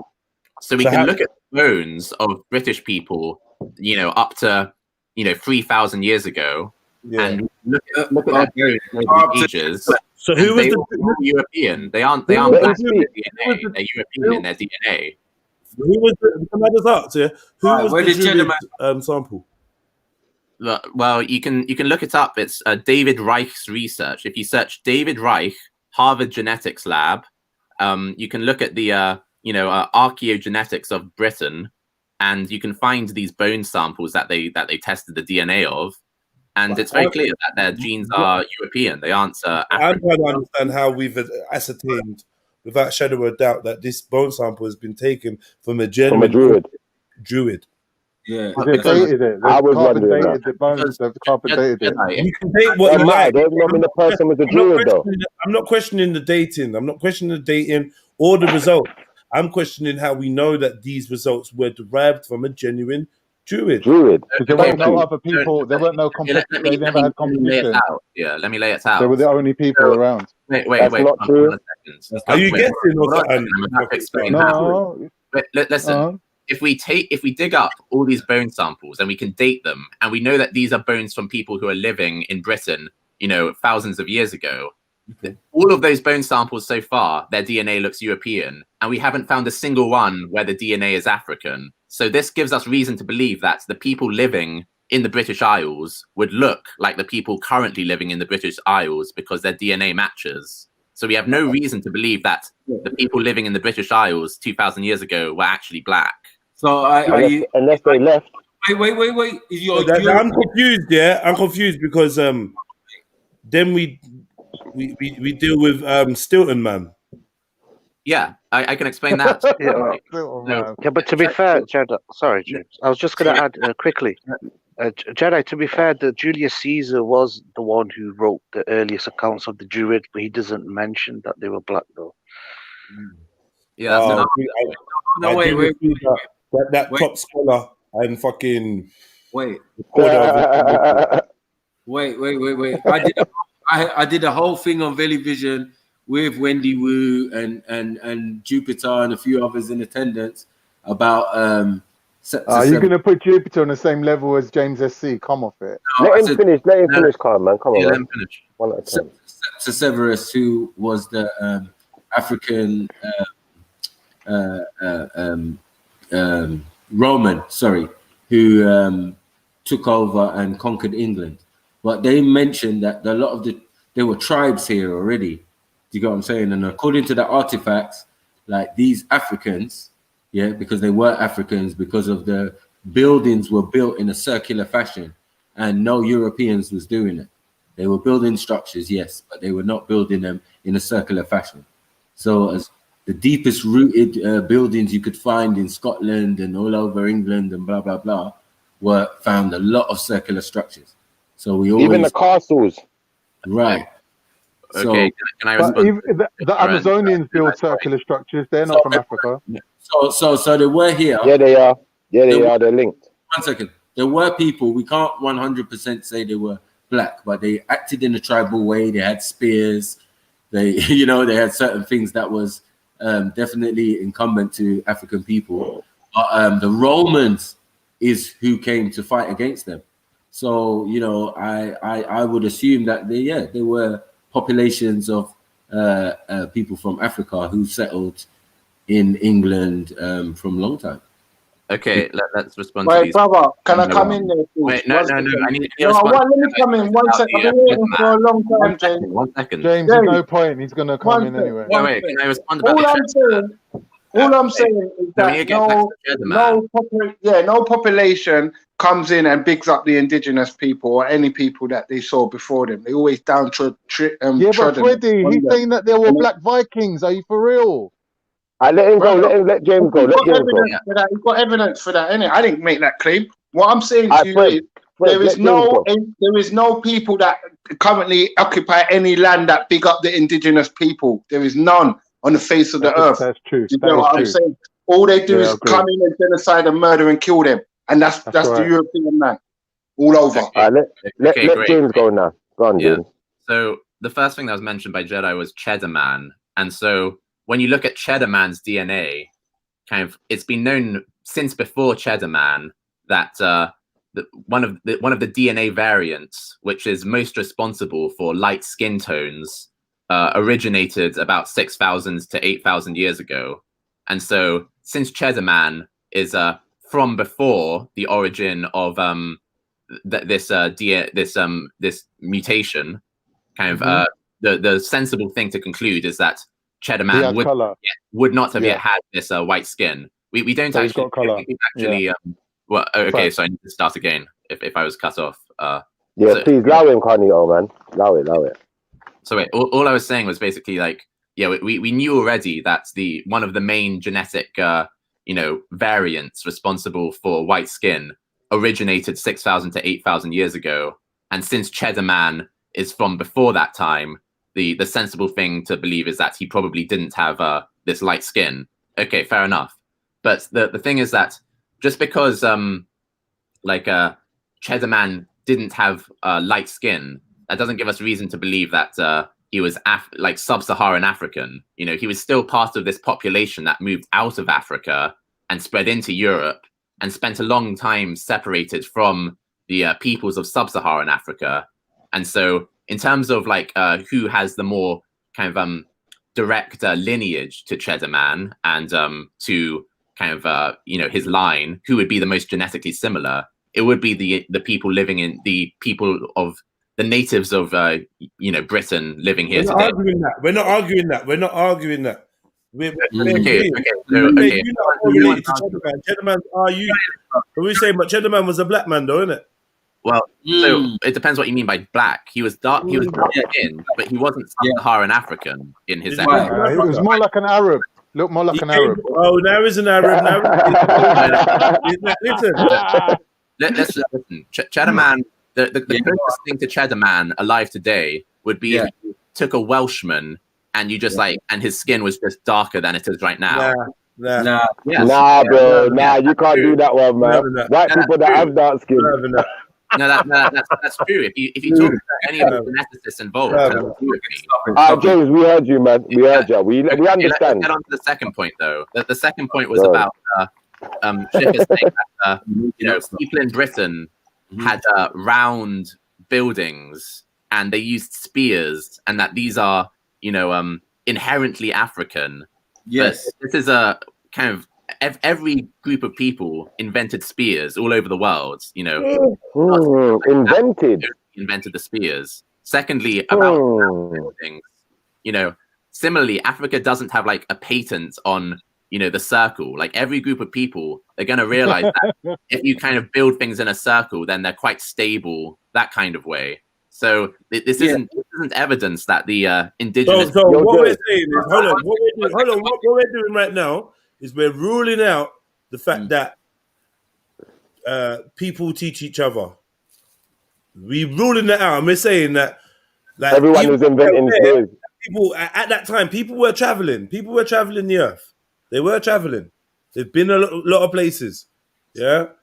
So they found Europe. You don't even know if they were the first set of people to have found Europe, or if they found Europe and there were people there. But there's people that travel everywhere, and we're saying that this information of how to travel, how to live, how to till the land, how to do is not passing through. No one's spreading that information. We can't account the information that they had over there to the people that came before Jedi, them. you're right that no nation ever thought So another nation how to farm. Like you're just You're closing right it down completely and be like, oh, everyone simultaneously sprung spears, everyone did this and everyone did that, and you know what? It was probably like being that these people seemed very nomadic and up for traveling. It seemed like maybe they brought some information to new places, and when new people came or passed by, they picked up bits of information and went in different directions with the new information, maybe even dropping off some information themselves. This is how it works. Yeah. It really works like that. There's probably a really posh fucking hoity-toity scientific term for what I've just described. Yeah, but what I was describing was actually there isn't. You can separate by just looking at the genes. There aren't any black genes in British remains. One second. Yeah, show me a fucking British, ancient circular building. Yeah, show me made of stone. You know. So anyway, this is the point. What other shaped building can you have, Maku? What other shaped building can you possibly have? 1 second. The archaeologist. It's not me. I'm playing a documentary, remember? You got what I'm saying? A docudrama. So it's got a little bit of, reenactment in it. And are you telling me that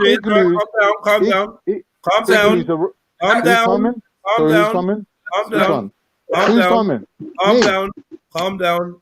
Fucking hell. Calm down. Say my name if you're talking to me, innit? I don't want. Calm down. We got to stop talking. We got to stop playing this game. Stop making me hit the button. Like I said, when you hear my voice, I'm mediating. There's no need to battle with me.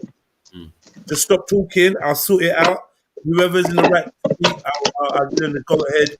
And you don't need to battle me, man. I've got a high vis on.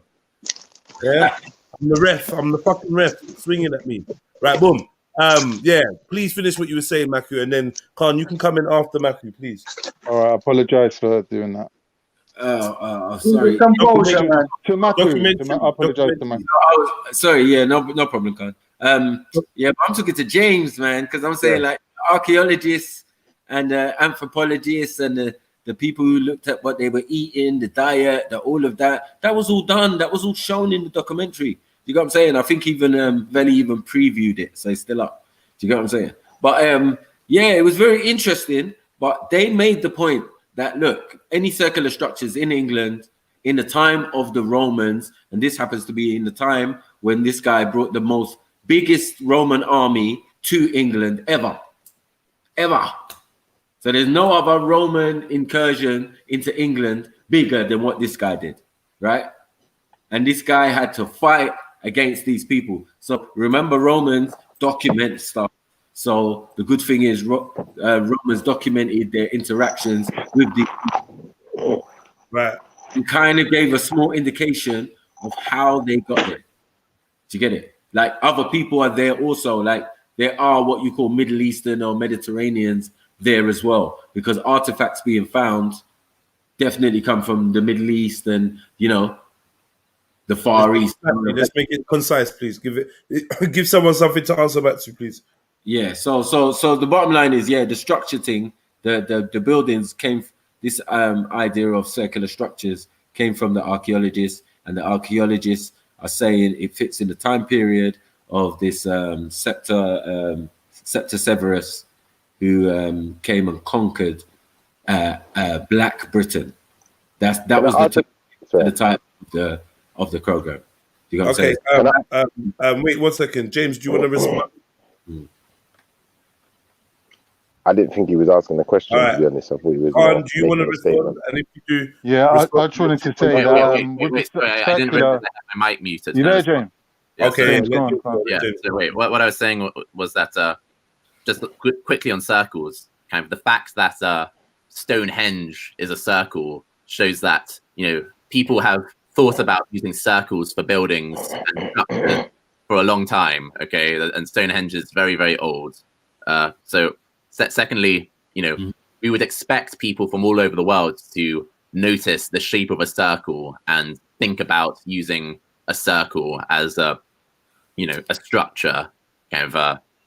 Thirdly, if it were true that though, like the indigenous people of Britain were, African, then we would see that in their bones when we look at the ancient bone structure, bone fragments, and get the DNA from them.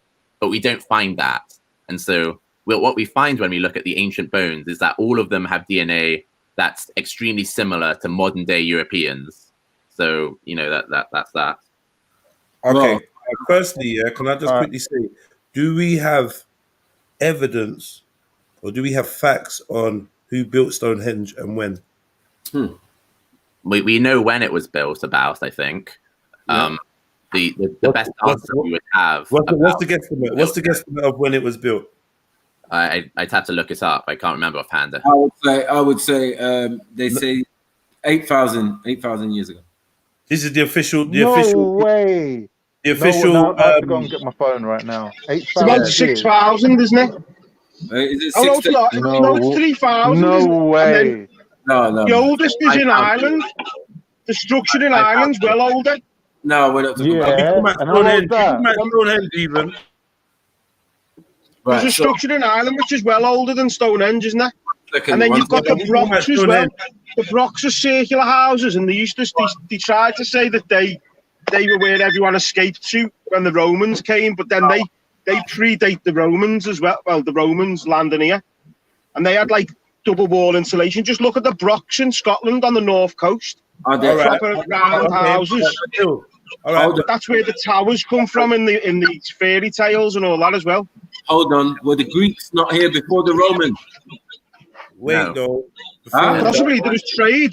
There was definitely trade because they found before the Romans.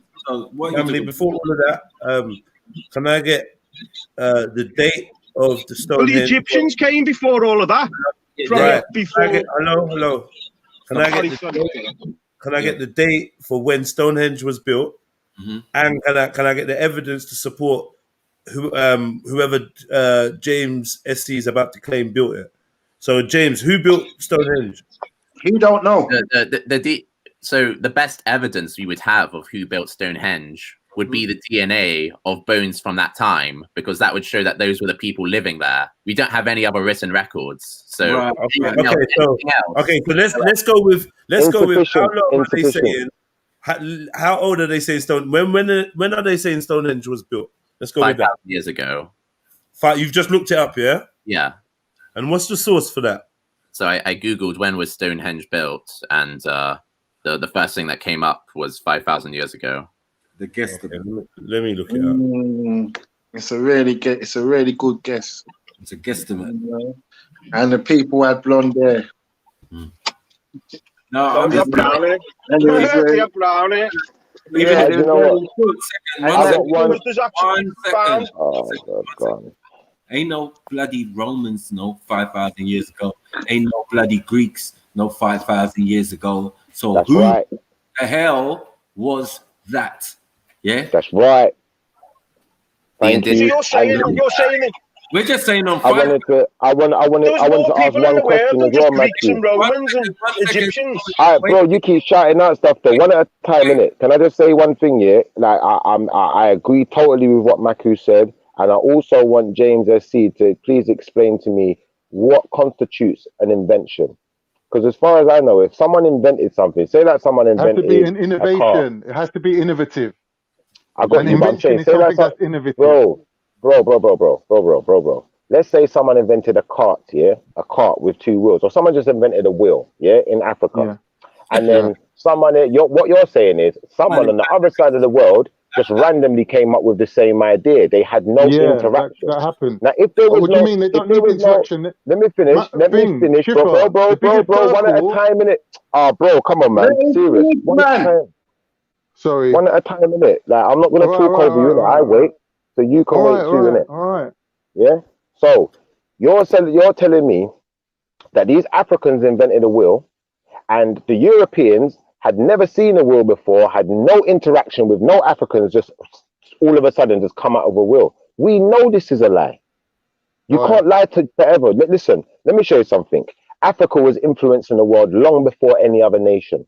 All of these Romans and all of these Greeks, they've been fighting to get to Africa for the longest time. When they're talking about the edge of the world and all of these things in their philosophies, where do you think they was getting these ideas from? They already knew where Africa was. Why do you think Alexander and their man there got there so easy? They knew where they were going, you know. They knew these places existed. They'd been there. They'd seen things happening. They just weren't allowed in the way they wanted to be in it. So they had to fight their way in.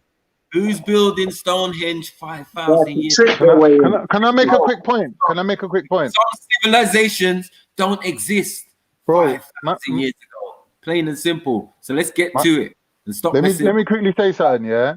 And stop lying, saying people invented things they didn't invent. Historically speaking, people who practice farming, have never actually taught anyone else farming. So when you see the spread of farming is spread by humans, So as people move, they bring their techniques with them. So it's possible that certain things were brought from Africa, to England. Yes, that is possible. But let's not be stupid that there are certain designs that are limited by the materials and the techniques of building available. So when you look at the first bolts, that were made, them too were circles. Like conicals are circular. They're not really good for moving through water like a oblong, like a bolt shape. You get me? A bolt shape obviously is better, but they can't build that back then. So they were building circles. Man. So when they were building canoes, the canoes were made in circles, were they? Come on, bro. Give me a sec. When you look at igloos are built circularly because with the technology available, that's all you can do. You can't do more than that. Do you understand? So there is a point of independent innovation. There is a possibility that two tribes separately can invent the wheel. That can happen. Sure. And on that note, let me just quickly big up man like Camware Ahmed for the super chat donation. Much love. He says, we back even though I'm 8 hours late. I say no more, man. Better late than never. Welcome aboard, man. Yeah, carry on. Big up Camware, man. The earliest wheels are not found in Africa. They're found in Iran and the Middle East. That's right. Whatever you say. Well, you know, that's the historical fact. Where did chariot? Okay, yeah, but hold on, one second. I mean, that's because you whitewashed it and changed the name to the Middle East and Iran and them things there. It was originally part of Africa. Sorry. I mean, people are running from England, and we need to get to the fact of 5,000 years ago, what form of British people were here, please, James? Okay, so the answer to this, Neolithic farmers. You can find the answer to that by just looking at the DNA of the bones from 5,000 years ago. Yeah. Okay. Okay, and so that 5,000 years ago is. Sorry, how old is Cheddar Man again? Sorry. Cheddar Man is I think 6,000 or 8,000 years ago. Okay, cool, no problem. Just anyway, continue. And Cheddar Man, let's answer this quickly. How old is Cheddar Man? You're looking at about 5,000. Yeah. It says 7,000 BC. So that's 9,000 years ago. 5,000 years ago. Ain't that coincident? 9,000 years ago. Oh, 9,000 years ago. Yeah. Okay. Oh mate. So he actually watched. His people actually watched. My theory. Let me tell you my theory. Yeah. What the Ice Age actually was. Yeah. Let me tell you what my theory is. Yeah. My theory is there was dark melanated people all around the world. The world was hotter. People was traveling everywhere. They're populating all over the place. That's why it's so unbelievable for some people that black people was over here because of the weather. But what happened was when the Ice Age came, like the real Ice Age, which was like the period of time, like 150 years of coldness, most people left. You get me? Most people left. The weather, so when we're talking about Game of Thrones and winter is coming, I think this was an actual event that happened in our time where this hemisphere just became like so cold and kind of unpalatable for the people those melanated people that kind of rely on the sun and blah blah blah. They kind of shifted away, and then we have what they call Neolithic or Mesolithic, whatever, man, and the people that. No, you're right, Jedi. You are right, but the difference is they didn't leave; they died out from the cold. You're a liar, Khan. You ain't got no. No, he's right. No, he's right. The first people that came to England. You ain't got no proof. You ever seen a black person die from the cold? You ain't got no proof. They never died because they were black. The first people that came to England, came across the ice bridge from Germany. They walked to England. Then people died out because of the cold, and then from northern Spain, Britain was then thingied by the Neolithic farmers. There was a second wave of people. Was it not one landmass at one time? Equally from the north. Hold on. Was it? From Cornwall, from Spain to Cornwall to Ireland to Scotland, and then down into England. Was it one landmass though? What do you mean? Was England part of France, basically? Yeah. So then, what caused the gap? Was it not the deluge, like the melting of the ice? That caused Yeah. Okay. So then, really, you can really tell the root of the people that came there that were claimed to be carry those druids with them, those Hyksos that lived in Egypt for God knows how many years, who were kind of Europeans, you know what I mean, or a set of Mediterraneans, let's say, who became known as Europeans or came known as Celts. First, they traveled through Europe, landed in Spain and all of these type of places, and then even France, and became Gauls, And then Gauls one's arguing that, Maku. I'm saying both waves. And then both waves of people came from Africa, but at different times. Yeah, but when we come to Celts, who are one of the oldest sets of people here, they still came from somewhere else. No, they didn't. What? No, listen, I've got a lecture here that we could perhaps share and show, and this will actually look at the DNA of people. And so if you want to actually get to the bottom of it. So are you a Celt then? Is that what you're saying? I have the same ancestry. Like, no, my ancestry, as in how close my DNA is to Celts is immeasurably closer than anyone from Sub-Saharan Africa. So who do you? So let me ask you something. Do you consider yourself to be Scandinavian? I'm not literally Scandinavian, but my DNA is closer to a Scandinavian's than anyone who originates from Sub-Saharan Africa. And to a Mediterranean. That's also true for Mediterraneans, yeah. Okay, so and for the Celts as well. Yeah, Celts are all Europeans are very similar to each other. Oh, now you're European. Yeah, I'm European. Okay. Guys, listen. He's saying a bunch of Tom Jones lookalikes. We're running around. It's not unusual to be black. We can listen to if you want to actually listen to what the genes and the DNA shows. Shall we screen share and like look at the? Yeah, you can do. Yeah, let's do it. Yeah, man, do that, man. So when I'm looking at the information about Stonehenge, they're saying that the bones that they found there, which they're assuming are the people that made it, which I don't know why they're assuming that. They're saying the bones there, a lot of the people were Mediterranean and Scandinavian, and they're saying that it seemed like Stonehenge was a visiting site for many Europeans from all over Europe. They used to execute people at Stonehenge. They used to execute people there as well. But I still can say that it's only a theory of who was involved. They're saying that it would have took tens of thousands of people to help, and this is in what they call the prehistoric period. So it's very, very hard to believe. That's if you don't believe that they used. You're Jedi. 5,000 years ago. Wait. So shall we explain the lecture? Sorry, am I wrong? 5,000 Hold years on 1 ago. second before you go. Before you go, 1 second. Wait. Is 5,000 years ago considered prehistoric Britain? Yes or no? No. I guess so. It's prehistoric. Yeah, it's prehistoric. Yeah, you're right. Yes, prehistoric. Yeah. It is. Yeah, it is. Yep. Fundamentally, yeah, it is. Okay, so, but like, can we look at 1 second, James? Before you show us the DNA, James, because we do want to look at it, I just want to address something, because I've been waiting to address what Carnito said. He said that, boats were built round. And I'm thinking to myself, hold on, I've looked at the walls of Egypt and I've seen the boats. They weren't round, B. In fact, they had like wind talking sails. about the British Isles. They had like no, I never said no. Carnito. Hold the horses. Listen, what I'm talking about is in Africa, they were building boats relative to the shape that boats are built today. Just like a man tried to say to me, the first wheel was found in the Middle East. No, it was found in Africa. All of those people, all of those places were all connected. It was all one place. We didn't recognize no place called the Middle East at them times. You recognize that on your modern day map. So don't attribute your modern day map to ancient times.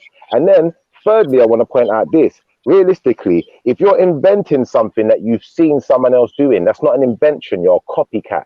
So don't go around lying, talking about you invented nothing.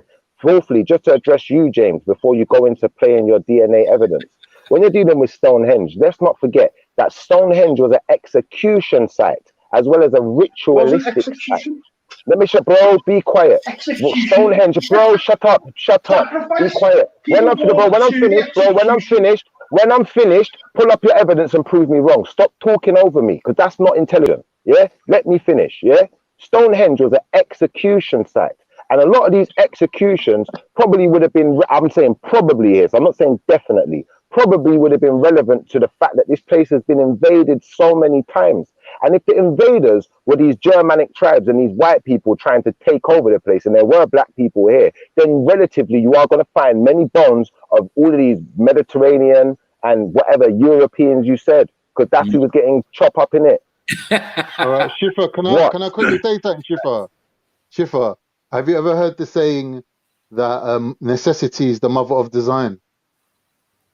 Right, so the reason why we're saying that, you know, the Central Asians or the Northern Persians invented the wheel is because they had horses first, and they were riding horses because horses just happened to be living in that area.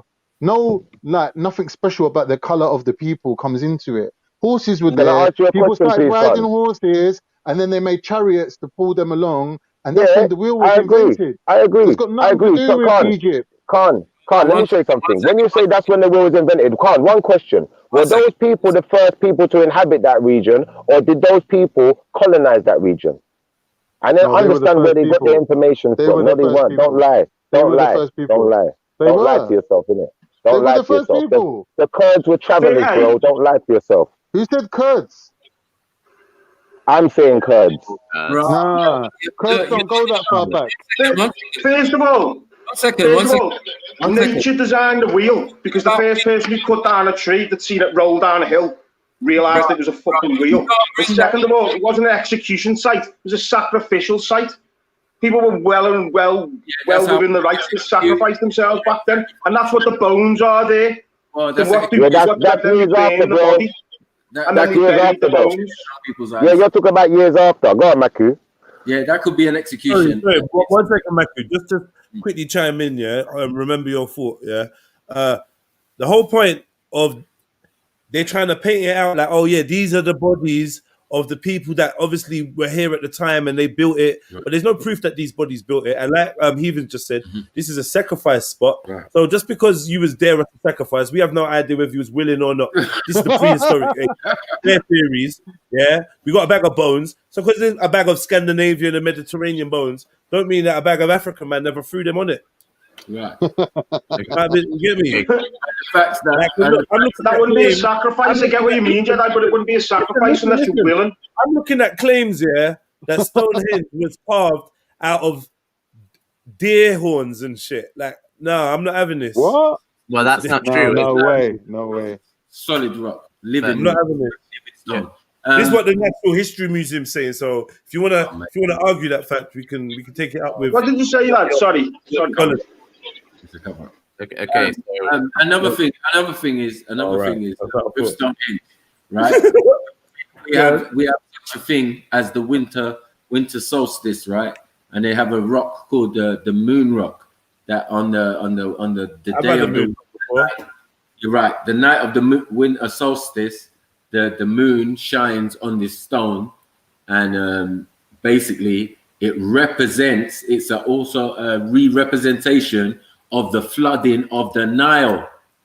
So I don't understand how a man's going to sit here and tell me that a bunch of other people created something that represented a bunch of African people. I don't understand that. Maki, have you ever heard of the word coincidence? What the Europeans are saying, bruv. Don't do that. The coincidence, mate. Hey, Jedi, is that your computer doing the screen share?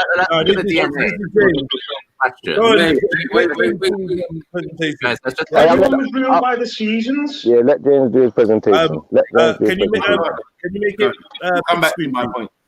Okay, yeah, I'll make it big screen. Full screen, Okay, and basically just intro what you're showing us and why, please. Yeah, so this is a presentation given by David Reich, who's the professor of genetics at the Harvard Genetics Lab, and he's basically giving some results from his research, which has been to look at the DNA of ancient bones. So from the DNA of ancient bones, it can tell us more about what we were previously kind of speculating. So basically, about. James, am I your daddy? Looking at this map, looks like I'm your daddy. Well, it's like we definitely share the same ancestry. But so I recommend people watch the whole presentation because it's very good. But since I don't want to take up the whole thing, I feel like starting from around this part is probably Go on then, James. Hit us with it, man. Hit us with your best shot. Let's go. Move into hunter-gatherer territory. Wait a second. Okay, so I'm gonna put it on a sort of increased speed so that it doesn't get copy things. Hey James, when you're done, would you mind sharing another screen? I've got something on the post it in the back chat. If you wouldn't mind sharing that on the screen as well, because people are saying that executions didn't happen at Stonehenge, and I just want to. I can say one other thing about Stonehenge, if I can. Jedi read it wrong. A ditch was dug with antler tools. It says, don't say that they made Stonehenge with antler tools. So just wanted to say that. Yeah. Okay, let's do it. To Europe and displace or mix with the local hunter-gatherers, and that would have achieved a substantial population transformation and turnover. Can you guys hear what he's saying? Yeah. Yeah, Okay. but it's too irritating. You've got to slow it down. But once they're I checked it out. It says it's free. It says it's free and open to the public. That's what they've written. Free and open to the public. So I'm sure we're only playing a snippet. We're cool. Let's do this, man. Yeah, but normal speed, please. I beg you. But okay, fine. Europe, it would be very difficult to make a dent in Europe. For the same reason, the Mughals and the British politically controlled India for many hundreds of years, but neither of them has made much of a dent demographically on India. However, that turns out to be wrong for Europe, and the data shows that, and I'm going to show you the evidence for that. So with ancient DNA, in 2014 and 2015, all the DNA available at that time was over than 5,000 years ago. We estimated what proportion of ancestry, what proportion of ancestors people 5,000 years ago had from the farmers of Anatolia, which is the source population of farming, the source population that brought farming technology into Europe, as we now know from ancient DNA correlation to the actual remains at archaeological sites. So blue, and shown in blue here, and hunter-gatherers, people were mixed of these two sources, mostly farmer ancestry, but some hunter-gatherer ancestry with variable proportions in different individuals. That was the state of knowledge in 2014 and 15. However, today, if you look at the ancestry of people in Europe, there is a third ancestry, which in many groups is the predominant ancestry, especially in Northern Europe, this red ancestry, which, for example, in Northeast Europe is more than half the ancestry. So when did this third ancestry arrive? It must have been sometime between 5,000 years ago and today. And so we and others sought to try to figure that out. So in the 2 or 3 years before this, we had an important observation in our laboratory based only on analysis of modern individuals, and it went as follows. So we developed a statistical test for whether a population is mixed when you analyze genome-wide data. And the test works as follows. We analyze hundreds of thousands of places in the genome where people are variables, where some people, for example, have an adenine, an A, a DNA letter, and some people have a cytosine. And so we look at the frequency of those variable positions, here shown in a pie chart, in different populations. For example, a Northern European population, a Native American population, and a Sardinian population, which is a Southern European isolated island population. And in this example, the Northern European frequency of the adenine, the A, or the thymine, might be intermediate between the Native Americans and Sardinians. So what we do is we average the frequency difference over all 600,000 positions we're analyzing, and we ask the question, on average, are Northern Europeans intermediate in frequency between two comparison populations?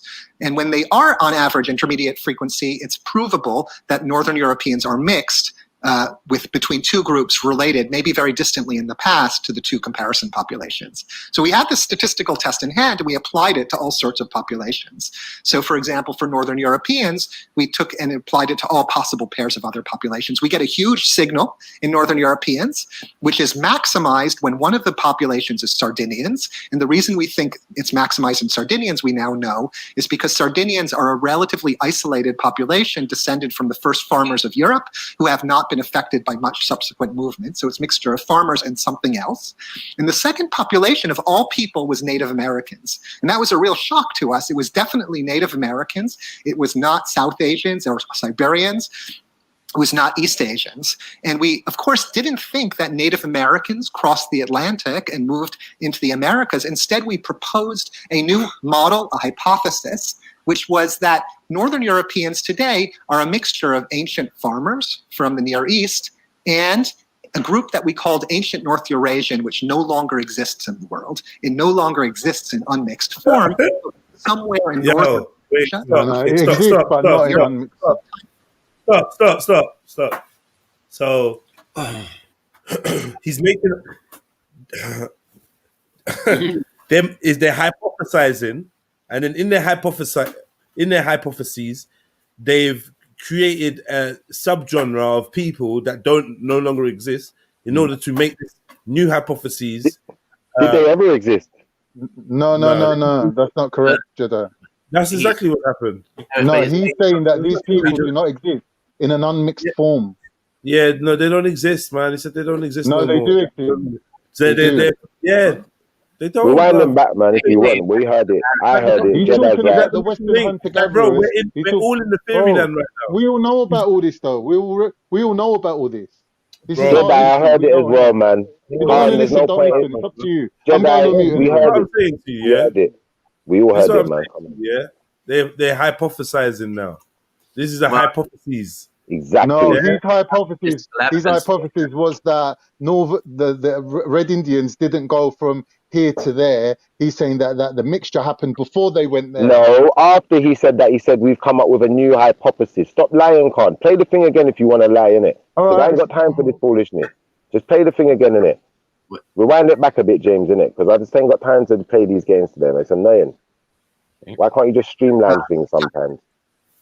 1,000 positions we're analyzing, and we asked the question, on average, are Northern Europeans intermediate in frequency between two comparison populations? And when they are on average intermediate frequency, it's provable that Northern Europeans are mixed between two groups related, maybe very distantly in the past, to the two comparison populations. So we had this statistical test in hand, and we applied it to all sorts of populations. So for example, for Northern Europeans, we took and applied it to all possible pairs of other populations. We get a huge signal in Northern Europeans, which is maximized when one of the populations is Sardinians. And the reason we think it's maximized in Sardinians, we now know, is because Sardinians are a relatively isolated population descended from the first farmers of Europe who have not been affected by much subsequent movement. So it's a mixture of farmers and something else. And the second population of all people was Native Americans. And that was a real shock to us. It was definitely Native Americans. It was not South Asians or Siberians. It was not East Asians. And we, of course, didn't think that Native Americans crossed the Atlantic and moved into the Americas. Instead, we proposed a new model, a hypothesis, which was that Northern Europeans today are a mixture of ancient farmers from the Near East and a group that we called Ancient North Eurasian, which no longer exists in the world. It no longer exists in unmixed form, but was somewhere in northern Eurasia before 15,000 years ago. Sometime before 15,000 years ago, descendants of There you have it. So what I'm saying is, this is a new hypothesis sprung from the shock that their original hypothesis was incorrect. This is an ad hoc hypothesis, and they've created a subgenre that no longer exists in pure form because it is part of a hypothesis. But I mean, hypothesis means unproven as well, doesn't it? Can we accept that this is not proven? This is a theory. Can we accept that? It's not. So science doesn't provide proof; it provides evidence for theories. And so this is so far. This is a hypothesis which has some evidence for it. The evidence hasn't turned into a theory, though, has it? Yes, it's not an established theory, but it's a heathen. Are you listening? He's saying that European. Thank you for holding my hand. Thank you for holding my hand through the dictionary. I appreciate it, because what on earth would I do without you lot breaking down English? I know what a hypothesis is, even though I can't fucking say it for some reason. Yeah, I know what a hypothesis is, and yes, it is different from a theory, and yes, it is different from a fact, and we know that science is testable theories and to draw for a reasonable conclusion. And if you know what I mean, if you get new evidence, then your conclusion can change. That's science. You get that? So what I'm saying is, this is theory. Yeah, this is where we get. This is where the lines, or this is hypotheses. This is where the lines of thought and hypotheses and scientism and science starts getting blurry, and we start looking at the world through theories and hypotheses rather than facts. Okay, but the thing is, the main point that I'm making with this video isn't this particular part of the video. It isn't like this. I'm not using this video to try and prove ancient North Eurasians. The most relevant part of the video was before this, kind of where he was talking about how if you look at the DNA evidence from pre-5,000 years ago, it comes mainly from farmers who are kind of like basically from the Levant or Anatolia, those sort of people. And the Levant. Where's the Levant? So none of these DNA samples from 5,000 years ago from Turkey are stuff. Don't try. Sorry.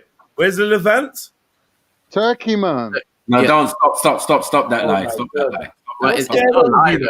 Like, oh my God, we all saw the map before the video started. So what? It's not Turkey, though. Bro, why can't you answer a simple question? The Fertile Crescent is not. Is the Levant. So the Fertile Crescent, and the Fertile Crescent, in ancient times was Sumeria, bros. Like, look. Sumeria is only on the other side of Turkey. Like, calm down. Yeah, I know what you're saying. Khan. But you're adding Turkey like Turkey existed then. It didn't. So no, but we're looking at a map where we all know where Turkey is. Yeah, but Turkey doesn't exist as Turkey. Turkey, man. It's not Turkey. It is Turkey. It's not Turkey yet. The modern Turkey, and we're referring to the land map. The Levant is not Turkey, man. It's the bridge. Pull back. You guys are misunderstanding something. But it is the Middle East. It is the Middle East. Cool. Let me explain why I said Turkey and the Levant. Okay, the reason why I said Turkey and the Levant is because when these people moved out of Africa, they went to the ancient Levant, and they also then went to kind of Anatolia, and that's where it's speculated that kind of the farmers who then moved into Europe came from. So it's significant. Anyway, you said speculated. All out of Africa population. You answered your own question. You said speculated. So anyway, no, I'm not speculating because we have the DNA. Listen, were they sheep herders as well? Are we going to hear about Jesus next? This ain't DNA. What's going on here? Look, this ain't DNA. One second. They haven't. They're not saying sub-Saharan African. DNA. This is sub-Saharan African here. Are you saying this is DNA? This is not DNA. No, this is a representation. Bro, he's talking about farmers and people who don't farm, bro. That's not DNA, bro. Bro, can we let the guy do his presentation, for God's sake? Yeah. So these are just Europeans, though. Wait. You seem to have listen, for fuck's sake. We have farmers, foragers. James S.D. Record that, timestamp it. Are you prepared to hear what? Why are you laughing? We are. Okay. Let him talk. Yo, what's good? It's your boy Jedi for Trilluminati Live. I'm here to tell you to hit the like button. Make sure you're subscribed. And don't forget to hit the notification bell. We've got links in the description for PayPal. You can hit us up on the super chat if you want to support. I also got CASHAPP. Keep it trill. Keep it locked. You're done now. Okay, cool. So this is him summarizing the results of 2 papers published in Nature from 2014 and 2015.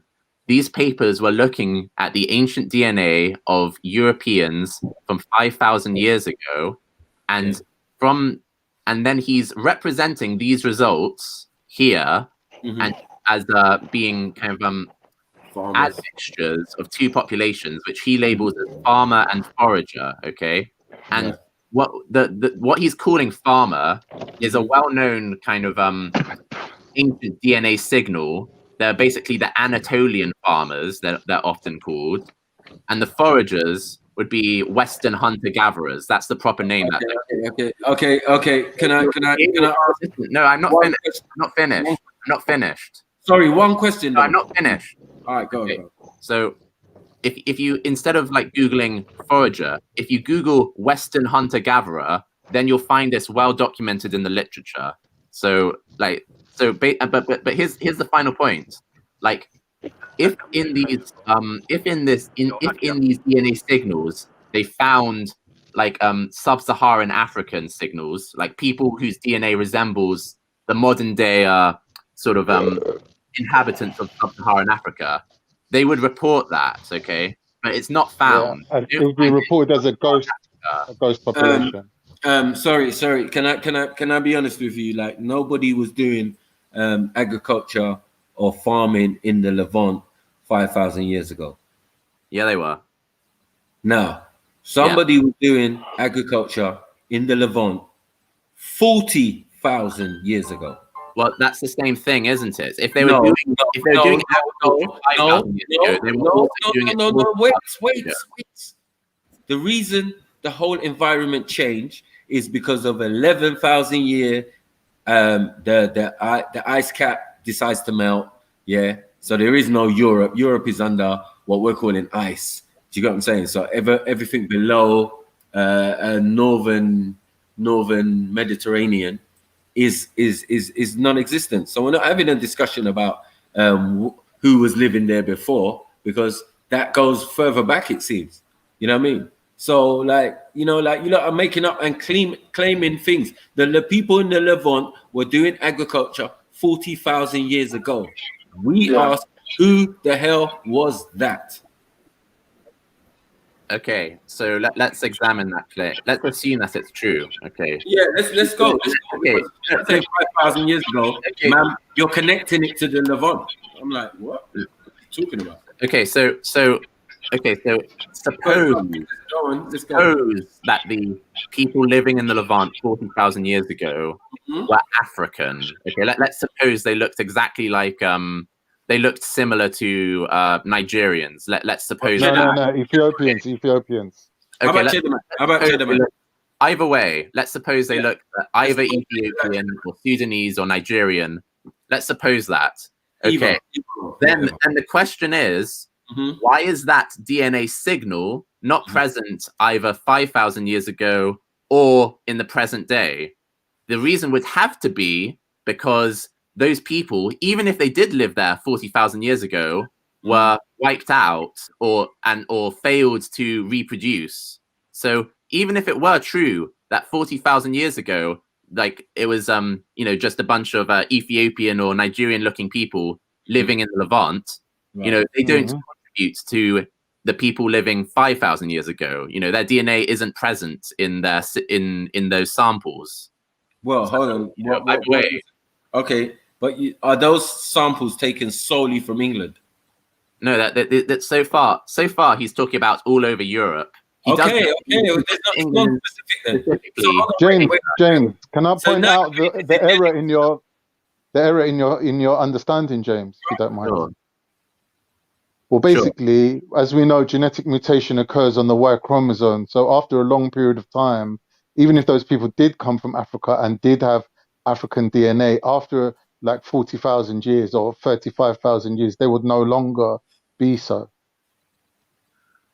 Okay, yeah. 1 second. Another thing to go with that is that you know that with these people came the idea of they were called mound builders. So wherever they went and built structures, monuments, and cities, they were known as mound builders. They came to Britain and also had burial mounds.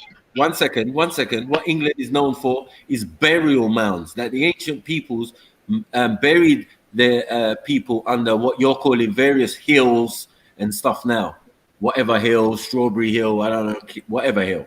Do you get what I'm saying? A lot of these hills, which are also the burial sites for giants, because you don't want to talk about the angles. Is that you as well? Do you share the same DNA as the giants that were in England? It was called. There isn't any evidence of giants existing. That's pseudoscience. Possibly, lad. Yeah. Possibly. I think there's From high Brazil. I think there's a problem there. You're gonna have to wonder. Bring some evidence of giants. You're gonna have to talk about who's that king? The Greek king who threw a giant off the White Cliffs of Dover. You're gonna have to deal with those things. So that's called a myth. 1 second. That's the truth with the Dannon. Yeah, that's too many magic mushrooms, mate. That's what that is. Can I ask you a question, Sniper? Bro, this is frustrating when a man's trying to talk here and there's 5 people asking him things. Like, just let the man talk, innit? Yes, Jones, Mr. Jones. Sniper, thank you, my brother. Big up to you, man. Yeah. Just before we move on from Jesus, I wanted to ask James a question. Yeah. Hey, James, have you got any investment in Jesus not being black? Why not? Sure. Yeah. So the reason I ask is because you're saying there's evidence to suggest that he wasn't black. There's no reason for you to believe he was black. Mm-hmm. So if you were presented with some good evidence, compelling evidence, I take you'd have no issue accepting that Jesus was black, right? Yeah. Okay. So then, guys, whoever believes Jesus is black, just provide him with some like equally compelling evidence, and then. No, when you're saying guys, I don't know who you think you're talking to about guys. Doesn't matter whether he was fucking black. No, but James Jones, you and I and he both know, and all of us in here know what the evidence is to support that claim. Do you get what I'm saying? It's the evidence against that needs to be brought forth. Do you get what I'm saying? That's what I'm saying. I'm saying you could just read the text. Hold on. 1 second. Can we just hear from Ralph quickly? Ralph, what have you got to say? I just tuned to the last 10-15 minutes. Yes, I'm back again. And if you want to support a hardworking, independent content creator like me, then we've got a couple ways you can do that. You can hit us up on the super chat, get your name up in lights. You can hit us up on the PayPal, when the link is in the description. And also we got the Cash App. Yeah? So if you want to support, show love, buy me a drink, do whatever, show me that you're here. That's the way you can support the thing. You get me? It's your boy Jedi for Trilluminati Live. Boom. I'm gone. That was so good. I was cracking up the whole answer. Man says savage. Savage. Yeah. Full back, Ralph. Because all of a sudden, I don't want to see you with Kente coming on the thing, talking about, yeah, man, yeah, dudes. Didn't you know the first man? You know what I mean? I'm an African man. He's been triggered, Marco. He's been triggered before I said a thing. It's not like snipers do to school. I'm much more. I'm much more nuclear. I'm much more of a sniper than that. Yeah, I'm much more. I'm much more ignorant to that. But sniper. Oh, yeah, I personally don't care if Jesus is black or white. Yeah. No. You're not saying that you care. you're saying that you believe it to be true because of evidence. Yes. He's saying he doesn't believe it to be true because there is no evidence. Right. So I imagine you lot should be able to reconcile this pretty simply, isn't it? Yeah, but I don't think we're on this point at the moment. I think that was what we're talking about. I think James is changing the topic a bit. No, I think it was a little bit further back. Yeah, we kind of. Oh, sorry, I come in late. I think my YouTube was behind. I come in, you lot were talking about Jesus, and I come in. That was a while ago. But let me just is there confusion? It's a question. It's a question that the so we know that the largest group of people that made it after the Ice Age is the Beaker people, right? And we can trace their genetics very strongly to about 4,000 to 5,000 years, and that's what's populated the British Isles, right? There's very little doubt of that. Is that what's in dispute? Yeah, they some people think that they were perhaps sub-Saharan African. There's no DNA. There's no genetic backing, let alone any archaeological backing for how they would have made it over. Listen. Are these Nubians and these Africans and sub-Saharans, are they known to bury their dead? Are they known to always have that skill and ability? Maybe that's why you're not seeing them in bogs, bogman, and you're not finding their bones just lying about in ravines and all of that. Maybe we had that skill. Maybe it sounds possible, but you have to produce evidence, right? One second. I'm just saying, the evidence is clear, that we always knew to bury our dead below 6 feet. Yeah, but Maku, you can't have it both ways. Hang on, that may be the case. These civilizations are our children, and then at the same time you're saying you got here before them. You can't have it both ways. But if the Chinese people was here before the Ice Age, chilling out and enjoying life and doing and spreading all across the planet, and then after some natural disaster or whatever happened, you know what I'm saying? People fled and moved to other climates and situations, just as Europeans are doing clearly, to get to the British Isles. It's the same for. There's a fundamental problem with that theory. One second. That also applies for the people who were there prior, because no one has no clear information on who these people are and what was going on. There's a problem with that theory, Matthew. One thing that smashes that theory out of the wall. Listen. And then what's clear is that man is taking DNA evidence, from other parts of Europe. It's not England specifically. It's other parts of Europe. Yeah, because we know the Bell Beaker. Hold on. Let me respond to that particular point. So far in the talk, he's talking about Europe, but he does talk about Sardinians. He talks about. Listen. He talks about the UK in particular later on in the talk. Okay. But Matthew, here's the problem. Can I tell you the problem with that general theory? But you know, Matthew, the general problem with that theory, in case you repeat it, other people laugh at it, is that the average mortality is less than 20-something, and there's no mass transportation. So for any biological tribe to have survived and spread itself, it would have to do so at a rate of spread. So hold on. Hear me out. People are dying at 20, and we'd be able to see that in the genetic record, and we just don't.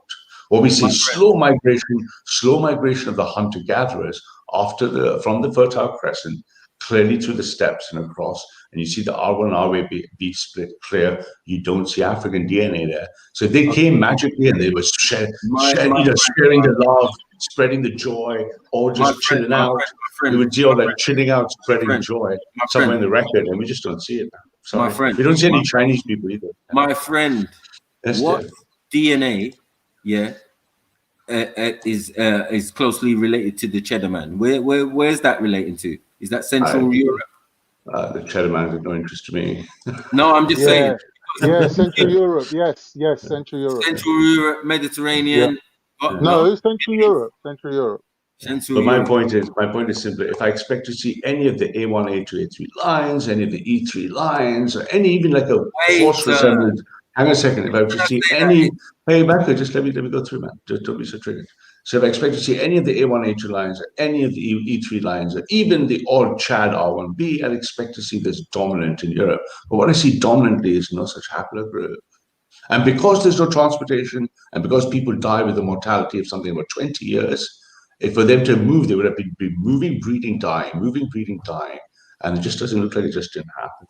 So I mean, it's a nice romantic idea that we was chilling, and we was cheddaring and stuff, but it's just not the case, man. We was It looks chilling like and we was cheddaring. cheddering and we was chilling in Africa. No, you one second. One second. Not making me agree with Ralph, Matthew. Well, it sounds like you were cheddar man, to be honest. Do you get what I'm saying? Because the if they say like western, eastern, or whatever, you can't have it all. One second. Have about 9% cheddar, man. One second. Is Europe? Is Asia in Europe? No, and the Asians didn't have anyone chilling there either. There was no chilling and chilling in Asia. You want to hear about? Let me ask again. Let me ask again, because you might think I'm trying to be tricky. You get what I'm saying? I'm asking, is not Asia, or India, and China, not on the landmass of what you're calling Europe? Yeah, of course, it's a connected landmass. Everything is right. So it's not. But I tell you what, but Matthew, one second. It's not really Europe, is it? It's Eurasia, isn't it? Because of course, But in the Asian part of Eurasia, I see O3 lines, D13 lines, O3, C3, C1 lines. I don't see any European people. I don't see the Europeans saying, "Hey, we was Chinese and shit." I don't see any R1A, R1B haplogroup. The Chinese people don't say, "Hey, we found an English gorge." No such thing. So they don't say that Europeans. They don't say that a lot of European groups. There might be one English guy got lost. One second. They don't say that a lot of English groups have DNA connection to Genghis Khan. No, they don't say that. No. You can see all that. You can desperately try to struggle. There may have been one English man. One guy got really lost, took a wrong turn, went the other way. Stop waffling. Stop your waffling. But do they say that, or do they not say that? Let go of the dream, Marco. Just give up the dream. Do they say that, or do they not say that? Tonight. Just, sometimes you got to take the Hey guys, this ain't television, man. Let's try and keep the conversation streamlined, innit? Like all of this, blah blah blah blah, in between a man talking. No one don't want to hear that, innit? Maku, ask your question. Ralph, answer the question, or be quiet, innit? Right. Like, just allow all of this foolishness. It's annoying, bro. Also, Matthew, do you want to hear about Britain? I got the part of the talk. Yeah. Please, I beg. Okay, cool. Sorry, let me turn it up. What's this now? What are you doing? What are you turning up? So this, you're about to dance or something. What are you talking about? Turn it up. So this is the guy who's like, Matthew wants to hear specifically about Britain, and we want to hear specifically about Britain. That's what we're talking about now. What about Britain? You want to hear? So I'm going to explain the DNA talk where he talked about the ancient British DNA. Okay, so I'll play it if my screen's sharing right now. Step. They were very successul. They expanded from where they initially originated, let me go all back the way from Hungary in Central Europe, all the way. Hungary. The first originated in Hungary years ago, bringing farmers from Anatolia, from Turkey, into Europe. And this is the proportions of ancestry from first farmers and hunter-gatherers in a variety of ancient sample. And the second is the mass migration from the steppe north of the Black and Caspian Sea. And the Yamnaya, these ancient culture, and the many samples we now have for them, are an excellent surrogate statistically for. They bring in this ancestry. Initially, it's a 70% population replacement in some parts of Europe. And then over time, this is moving forward in time, there's a rebound where farmer populations mix back in, and you get populations which are primarily Yamnaya in many cases, but still have major other portions of their ancestry.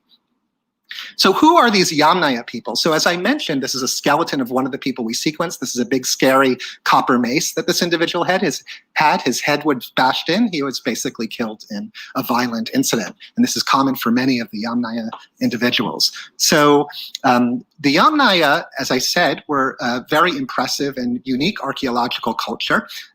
They were the first people to take advantage of two recent inventions. They first spread over the steppe after about 5,300 years ago, and they took advantage of two recent inventions. One was the recently domesticated horse, which was a profoundly important innovation, and the other was the newly invented wheel.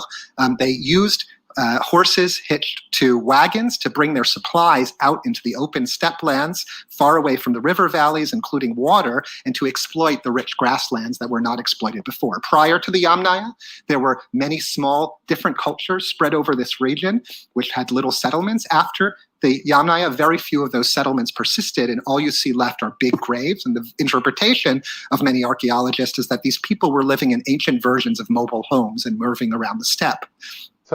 Were very successful. They expanded from where they initially originated, all the way from Hungary in Central Europe, all the way to the Altai Mountains on the boundary of Mongolia. And many of the groups that had been there before disappeared. Look how they avoid saying I'll show you what happened with the spread of Yamnaya ancestry in different places in the periphery.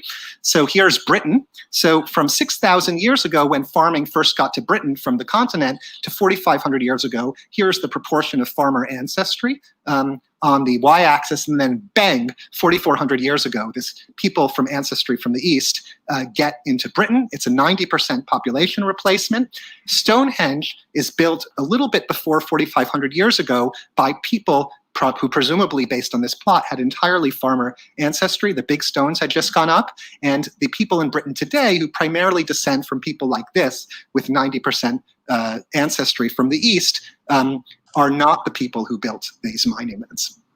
This is what happened in Iberia. So a very you're dead. You didn't build it. No. Big up principle. Yeah. So let's prove. No. Listen. This is what. Maku. Stop. Yeah. Maku. He's confessing though. Maku. Listen. He's confessing that you didn't build it. Yeah. No, Maku. You didn't build it, man. They run away. What this shows is that the people who built Stonehenge were Western hunter-gatherers. Right. No. Hunter-gatherers are not black. Western hunter-gatherers are not sub-Saharan African. No, they're R1Bs. They're proto-Indo-European. You're R1Bs. You just come from the east. You're Hungarians, you're this, you're all of that. You're that's you. Yeah, that's you. That's you, yeah. But you ain't got nothing to do with the You ain't got nothing to do with the people who built Stonehenge. One second. You're saying the one thing they were what? They were agriculturists. One second. Are they black? Listen. Are they Africans? Listen to the similarities. Listen to the similarities. Or are they my friend. Let me ask you some questions. Are you running, bro? Let me talk, man. Okay, you ask a question, and I'll ask a question as well. Bro, don't tell me what to say. I'm just saying, let me talk. Fuck's sake. You get it? Like I'm saying, like 5,000 years ago, somebody was manipulating stone, right? And doing agriculture in Britain, right? That's your claim, right? That's a claim. It's evidence. In Africa, people are Western hunter-gatherers. One second. In Africa, around the same time, that was an old art. And so what? One part that was continuous was the idea of agriculture. Because there's no way you can irrigate any river, whether it be the Tigris Euphrates in the Levant, but they or weren't, the Nile. They weren't farmers, they were hunter-gatherers. Jesus. One second. They were hunter-gatherers, man. Right? You're not, well, hold on. We know that the people of Egypt and all of these type of places, right, who are around about the Nile, were into agriculture. Whether hunter-gathering. What has got to do with this? 1 second. It goes hand in hand.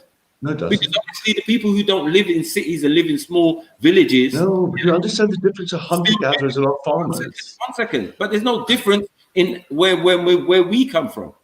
Do you get it? There's no difference from where we come from. Yeah, but we don't come from Britain. No, I don't think you can use this evidence to prove your point. It's a bit weak. Yeah, One second. So my point is that at the same time, supposedly 5,000 years ago, Egyptians were manipulating stone and doing agriculture.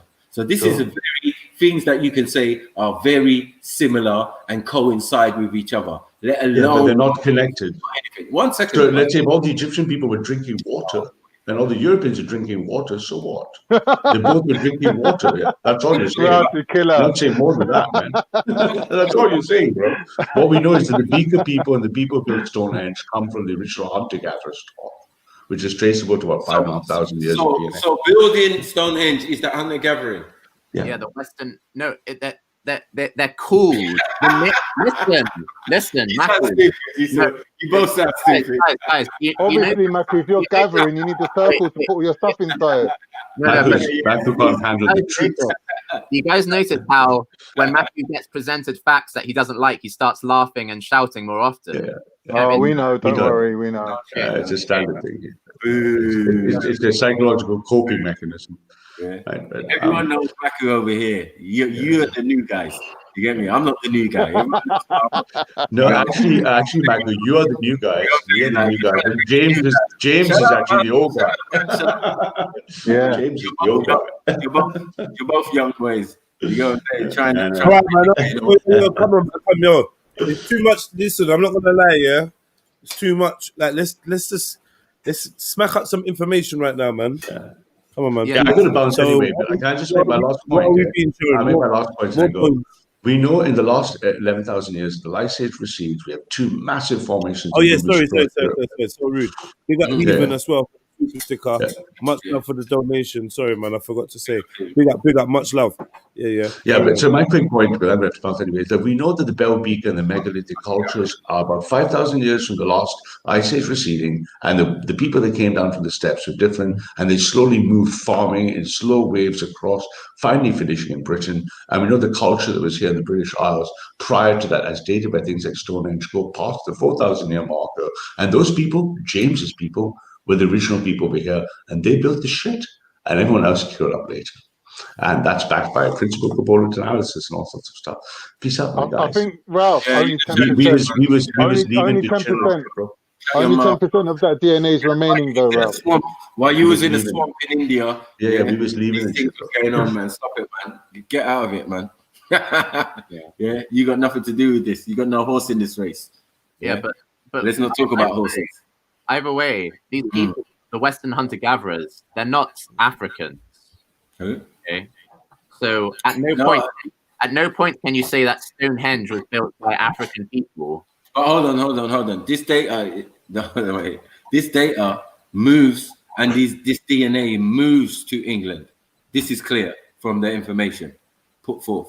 Yeah, of foreign DNA coming into England. We've even been shown the build-up of how which matches up with what Khan's been saying for the longest time. Do you get what I'm saying? That's cool. But you've come over into England, and now remnants of you, is what 5,000 years ago is the oldest bone they can find of you. You're not the original people here. Drop it out. They've already told you that you people, they just given a full history of, from the cold steppes of Europe and all of that, crossing the continent. Clear words. I'm hearing key words when they're speaking. Do you get what I'm saying? So I'm not doubting what my man's saying, but if what he's saying is correct, it just puts you out of the fold. What he's saying proves puts you out the fold of Britain. Let him respond now. Let him respond. Yeah. So what David Reich is saying is correct. And so my ancestry is going to be on average 90% Yam Maya, okay? But still, kind of, at no point in the DNA evidence. What did you say Yam Maya? Yeah, I said Jamnaya. Jamnaya, you're going. Anyway, continue. Yeah. So, but at no point is there any evidence. At no point is there any evidence that Stonehenge was built by black people. The only evidence of DNA kind of in Britain pre-Stonehenge being built, or at the same time Stonehenge is being built, is the Western hunter-gatherers who are not black. So they're not sub-Saharan African. But the one you found. Wait, can I ask you a question? I'm not finished.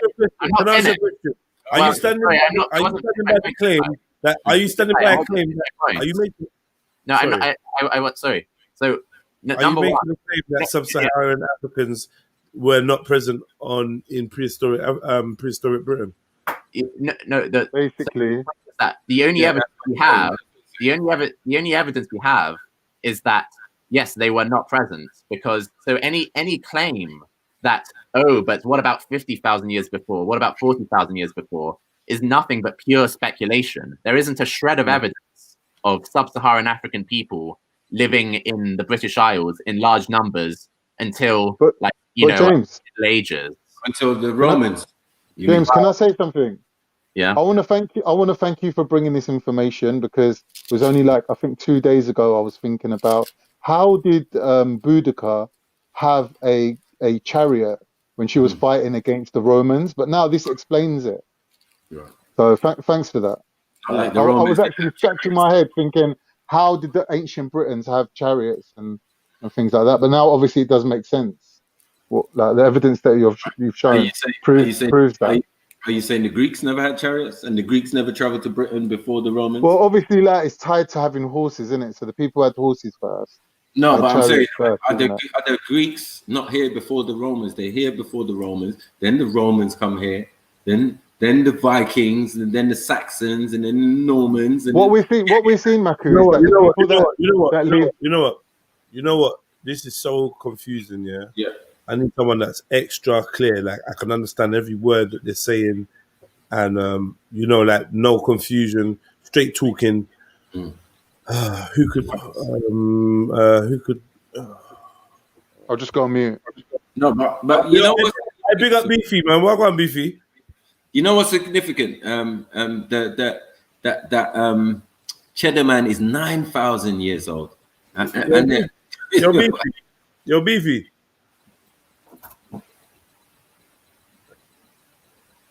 Yo, Beefy.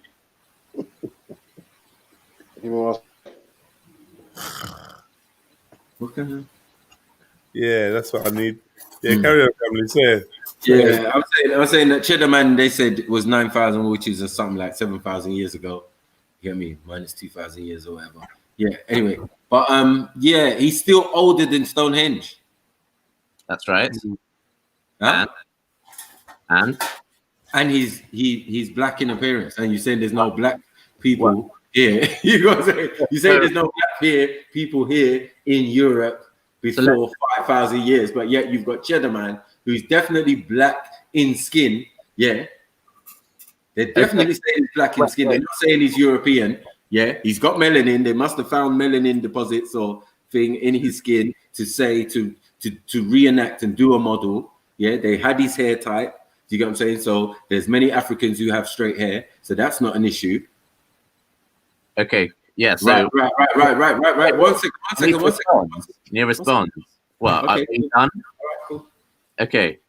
So let's define what we mean by black in response in terms of people. Like, are we saying that are we saying that Indians are black, or are we saying that black means of sub-Saharan African ancestry? Which one is it? We're saying both.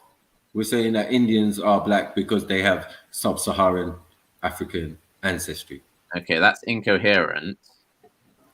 So you couldn't hear what I said. You didn't know. I'm with James on that one. I agree with James. Yo. No, hold on, wait. Wait. If the Indians' ancestry stems from the Dravidians, who are meant to be East Africans, right? What don't you understand about that? No, like Dravidians are part of the same out of Africa spread. Right. So they came out of Africa, so they must be what? Africans. Okay, cool. So am I African? So that logic, I'm African. Not necessarily. Why? What do you mean? Are you saying you're related to them? If you're saying you're related to them or you're a descendant of them, yeah, then very much. But you would be Asian first before you were African, because that's your root. Hold on, one second. True of Cheddar Man. One second. The same is true of Cheddar Man. Oh my God, bro. My God. Black Asiatic. One second. Black Asiatic looking people traveled to England. No problem. Yeah. That for me is no problem, because they've traveled to China, they've traveled to India, they've traveled to all different places around the world, and it's quite evident from their descendants and whatever. That's no problem. But when it comes to England now, it's a problem. I don't understand why you're thinking like this. Well, the problem is that you seem to think that Cheddar Man is more closely genetically related to you than me, which isn't true. Okay, cool. Because Cheddar Man is a Western hunter-gatherer, and I'm 9% Western hunter-gatherer, whereas you are 0% Western hunter-gatherer. Okay, where did he start his hunter-gathering from? Did he not come out of Africa into that area and then into another area? Is that what you're denying, or what? So all human beings kind of out who currently live, who human beings are either they're kind of currently living in Africa and they never left Africa, or they're part of this out of Africa migration. So like one second. Wait, no, wait. What, like the Aborigines? Wait. I haven't finished. The Aborigines in Australia, yeah. Well, the Aborigines, they have some Denisovan, I think. And now it's Denisovan. All right, cool. But the thing is, though, that like, if we're saying that everyone who's part of this out of Africa migration is an African, then it kind of makes the term sort of meaningless. Like, in that case, you're no more African than I am. But clearly, that doesn't make. If we're going to use the term meaningfully, then let's say that kind of you're African, and the people who. No. You know what? And this is what I keep warning people: watch out for the big switcheroo. When you fight with this label Africa, you now they start sealing you out of the rest of the world where you were. No. Earthling for now. Wait, you weren't there. There's no DNA of you. What's that? Sorry. Listen, like, so sub-Saharan Africans, there is DNA of sub-Saharan Africans living in ancient China or ancient Britain. So you weren't there. All right, hold on. One second. Are ancient sub-Saharan Africans DNA in Mediterraneans? Well, it depends what you mean by that. Not in terms of like not in terms of the actual kind of ethnic groups, like what you're thinking about. Okay, the fact that they, anyone who's of sub-Saharan African origin is liable to have sickle cell, or thalassemia if you're from the Mediterranean, which is the same thing. So only people of color or have sub-Saharan African DNA, are able to have these things. So most Mediterraneans, whether you say Greeks and Romans and all of these type of things, have that trait. Definitely. Mediterraneans might have maybe 1 or 2% on average sub-Saharan African admixture. No, it's not 1%, because thalassemia, look it up, is common amongst thing, and it's basically sickle cell. For but it's still from an admixture. Now, 1 second. Another thing is that Europeans do not get sickle cell. Okay, I'll ask a question quickly, if possible, to James. You said Cheddarman was the first Briton. He was brown, like dark in complexion. Well, we don't even know if he was the first, though. Beef. I know, but so where the pale man come from? Oh, can I make a calm beef? Because I heard James mention Genovician or whatever, but he didn't mention Neanderthal. Right. I wonder why. Pale skin. Oh, can I? 6,000 years ago to 8,000. Maybe that's what Western hunter-gatherer was at that time. James, while you're here, could you explain to Maku and Beefy that we're not white because we were bred with Neanderthal albinos, as they think? Like, could you explain to them why white people are white? That really help a lot, James. Thanks. If you could. Explain to us. I know it's a big ask, but if you could. Explain to us. Well, what happened to Neanderthal and how Neanderthal got into your DNA? Yeah, so... Well, no, it's thanks to do with Neanderthal, actually. No, it's cool. It's no problem. Don't worry about it. No worries. Neanderthals are, for a modern kind of European or Middle Eastern person, Neanderthals are, between like 2 to less than 5% of their ancestry. Bigfoot. So the white this mutation that causes white skin or contributes in a large part to white skin, this spreads from humans to other humans, not from Neanderthals to humans, because Neanderthals only contributes for 2 to 3% of our ancestry, so that wouldn't be enough to kind of, make our DNA. It wouldn't be enough to make us like totally, light and olive skinned. So it's olive skin. What is olive skin like? What color olives? What color olives? Well, like the color of sand, basically. No, but olives are green. Olives are green. Olives are green. Olives are green. Let me correct myself. When I say olive skinned, I mean kind of the color of sand, beige. Beige, isn't it? Whatever. Yeah. So go on. That means.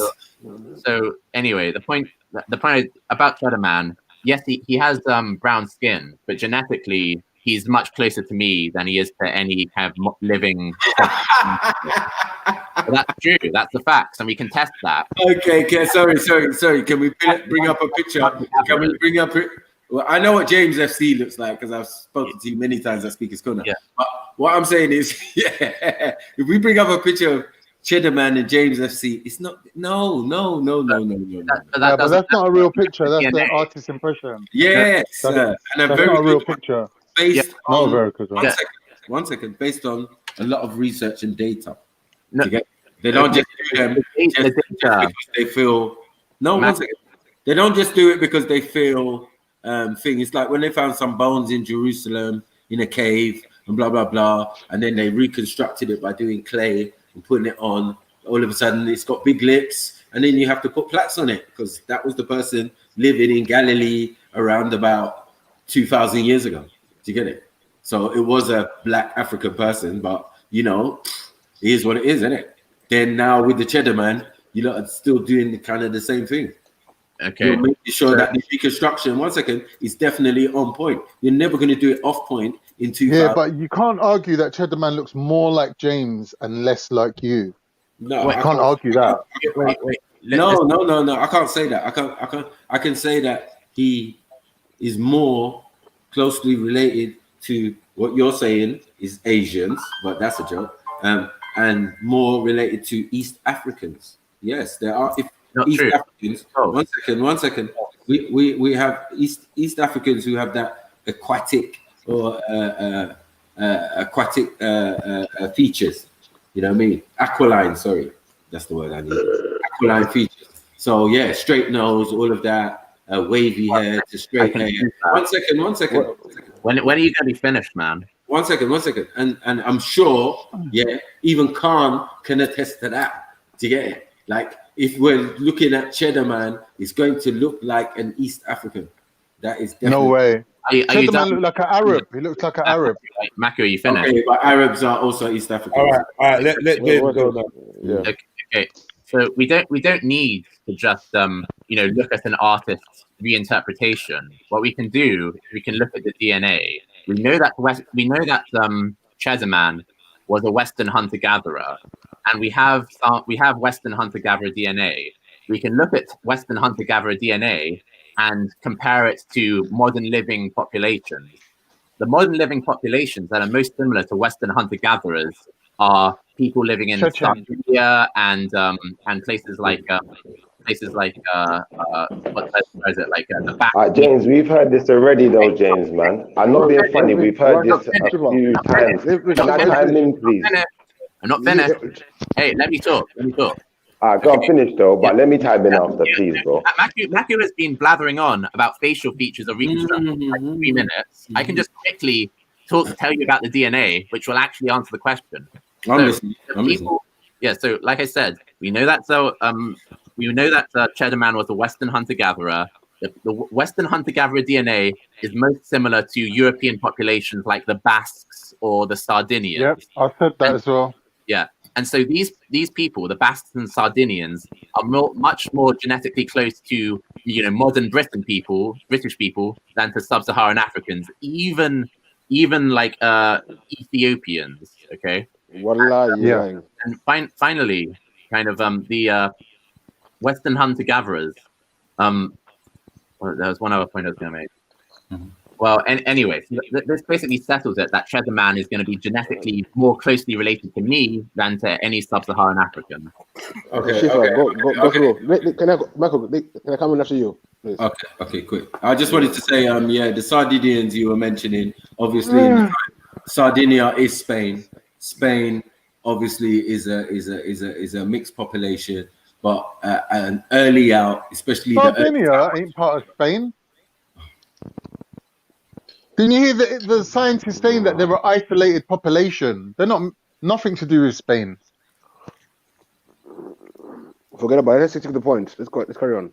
Anyway, so what I'm saying is that look, these people are still, especially Mediterraneans, anyone from the Mediterranean region, are going to be African of African descent, especially in places like Spain and all of these other places where Africans resided through history. Do you get what I'm saying? With small pockets of Europeans like Visigoths and Celts, these same Celts that are going to travel through and come to England and be called, you know what I'm saying, and be called Celtic people and speak Gaelic and all of this. Do you get it? But I explained these things already. Do you get what I'm saying? I don't understand why you don't understand these things.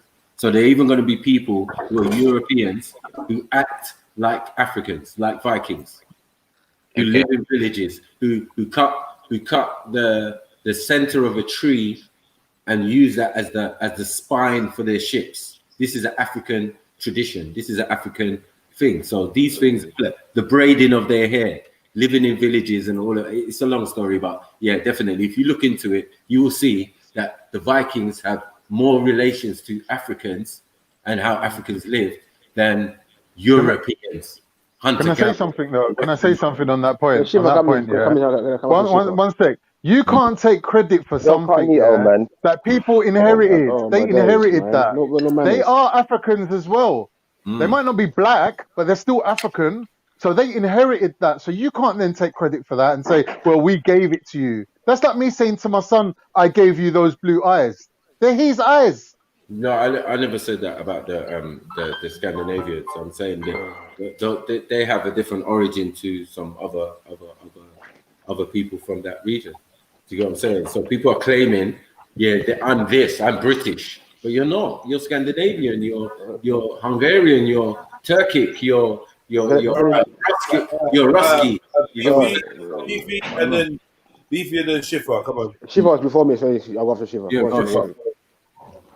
all right, so basically, I'm listening to this conversation, and to me, it's like I applaud James SC for at least producing evidence to support his claims, but it's like the claim is falsified to begin with. First and foremost, the first thing that I want to point out that's falsified, you can't tell me who built something based on DNA, because DNA didn't build nothing, and the people who built it, aren't necessarily the people that are buried next to it, or necessarily the people inhabiting the land at this time, or we don't know when the people who built it inhabited that land. They might have built it and left it thousands of years before we started even thinking people were building there. So for you to come up with these conclusions, like, is ridiculous, first and foremost. Second and foremost, when you're talking all of this stuff about, for instance, you're saying that these hunter-gatherers, are basically like the people that erected these buildings, You haven't demonstrated what tools they used. You haven't demonstrated, how they built anything. All you've told us is the hunter-gatherers. For all we know, these hunter-gatherers are just animal people that live in the flipping cave. So what did they know about building anything? You ain't demonstrated nothing. So please demonstrate something that's tangible, because all of this evidence is just, I don't even know what to call it. I'll respond when it's my turn, like after. Respond. I'll come after you. Okay. So, two reasonable questions. Like, basically, because there aren't historical records of who built something, the best evidence available is to look at who was living there at the time. And the evidence of who's living there at the time comes from the DNA of the bones that are from that time and that place. So that's the best we can guess. Yeah, but the people you're talking about weren't there at the time. They came way after. And this is why it makes even less sense. So it's like, I don't understand where we're going with this, please. So we know that. James, can I say something? Like, this is a bit of a fallacy that we're looking at here. If James's DNA is 10% from the people that built Stonehenge, then he still gets credit for that. I don't know what you're trying to say. No, I'm saying no, because what they're saying, even the arrival of the Celts on the land, is in recordable history, because it starts on the other side from Egypt. Do you get what I'm saying? They somehow managed to caravan their way into Egypt and rule for 200 years as the Hyksos. Do you get what I'm saying? Not the Hittites, but the Hyksos.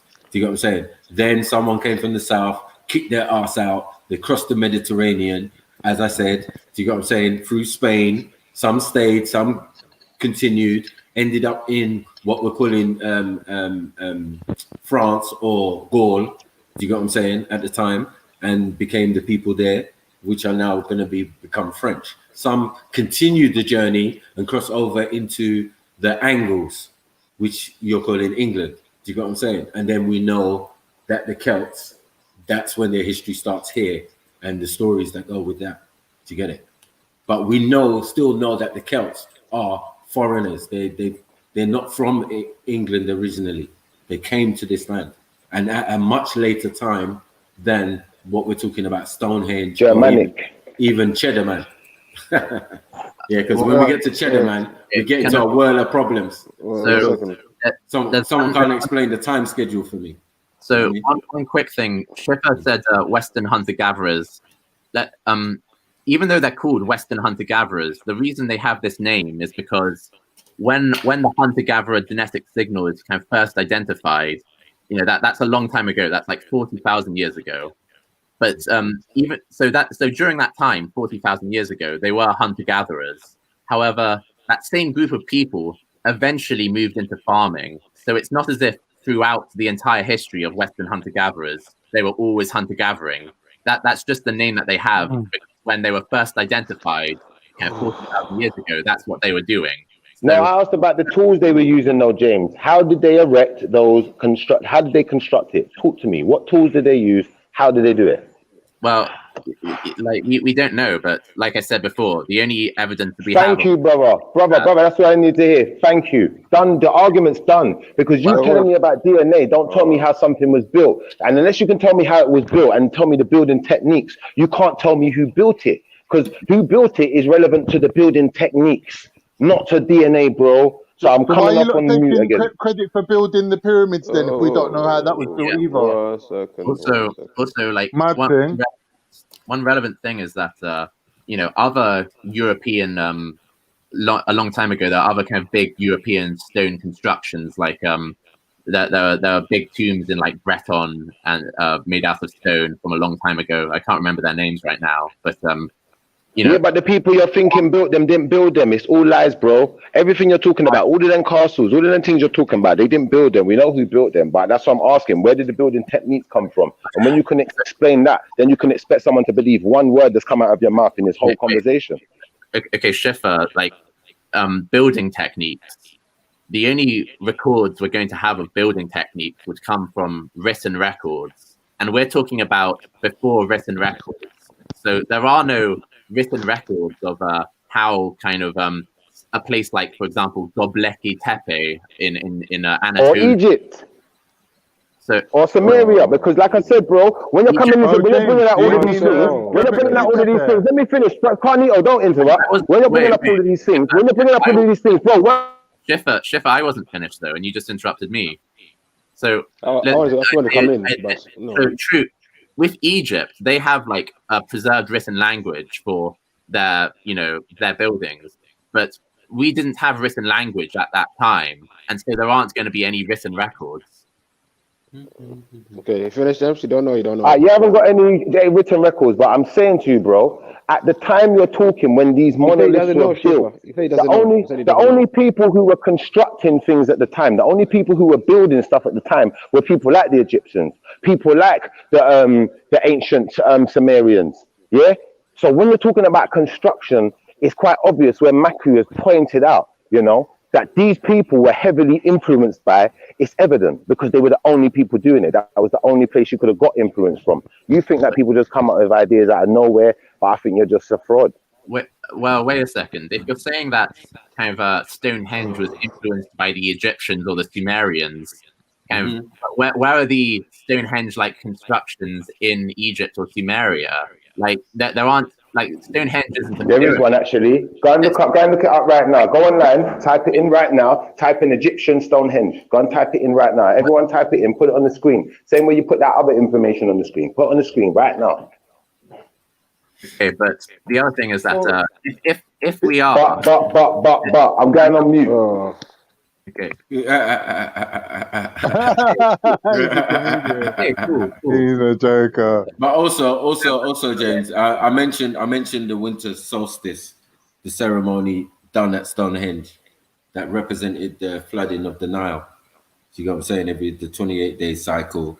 You got what I'm saying, of the tides and all of that, and the women's cycle and all of that, and yeah, all of that British type of Celtic mythology and all of that is coming from these type of things. But they mention Egypt as being the main source, the main river that they knew about these people who constructed this this construction. And just look up the moonstone at Stonehenge. You will see what I'm talking about.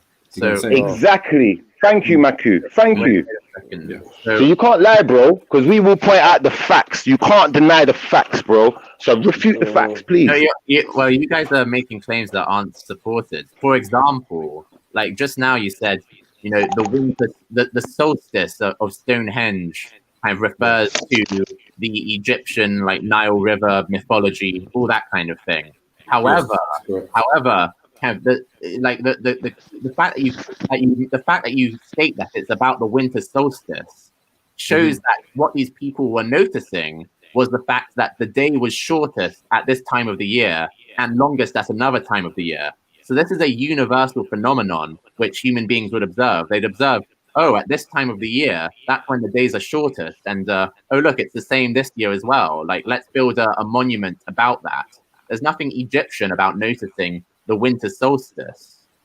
No, I mean, but they would be the first people to come with the concept, because seeming that most of you didn't exist 5,000-10,000 years ago. Do you get what I'm saying? And even 40,000 years ago, yeah, you cannot even claim any form of existence as a European. So can I come in now? Sure. Yeah.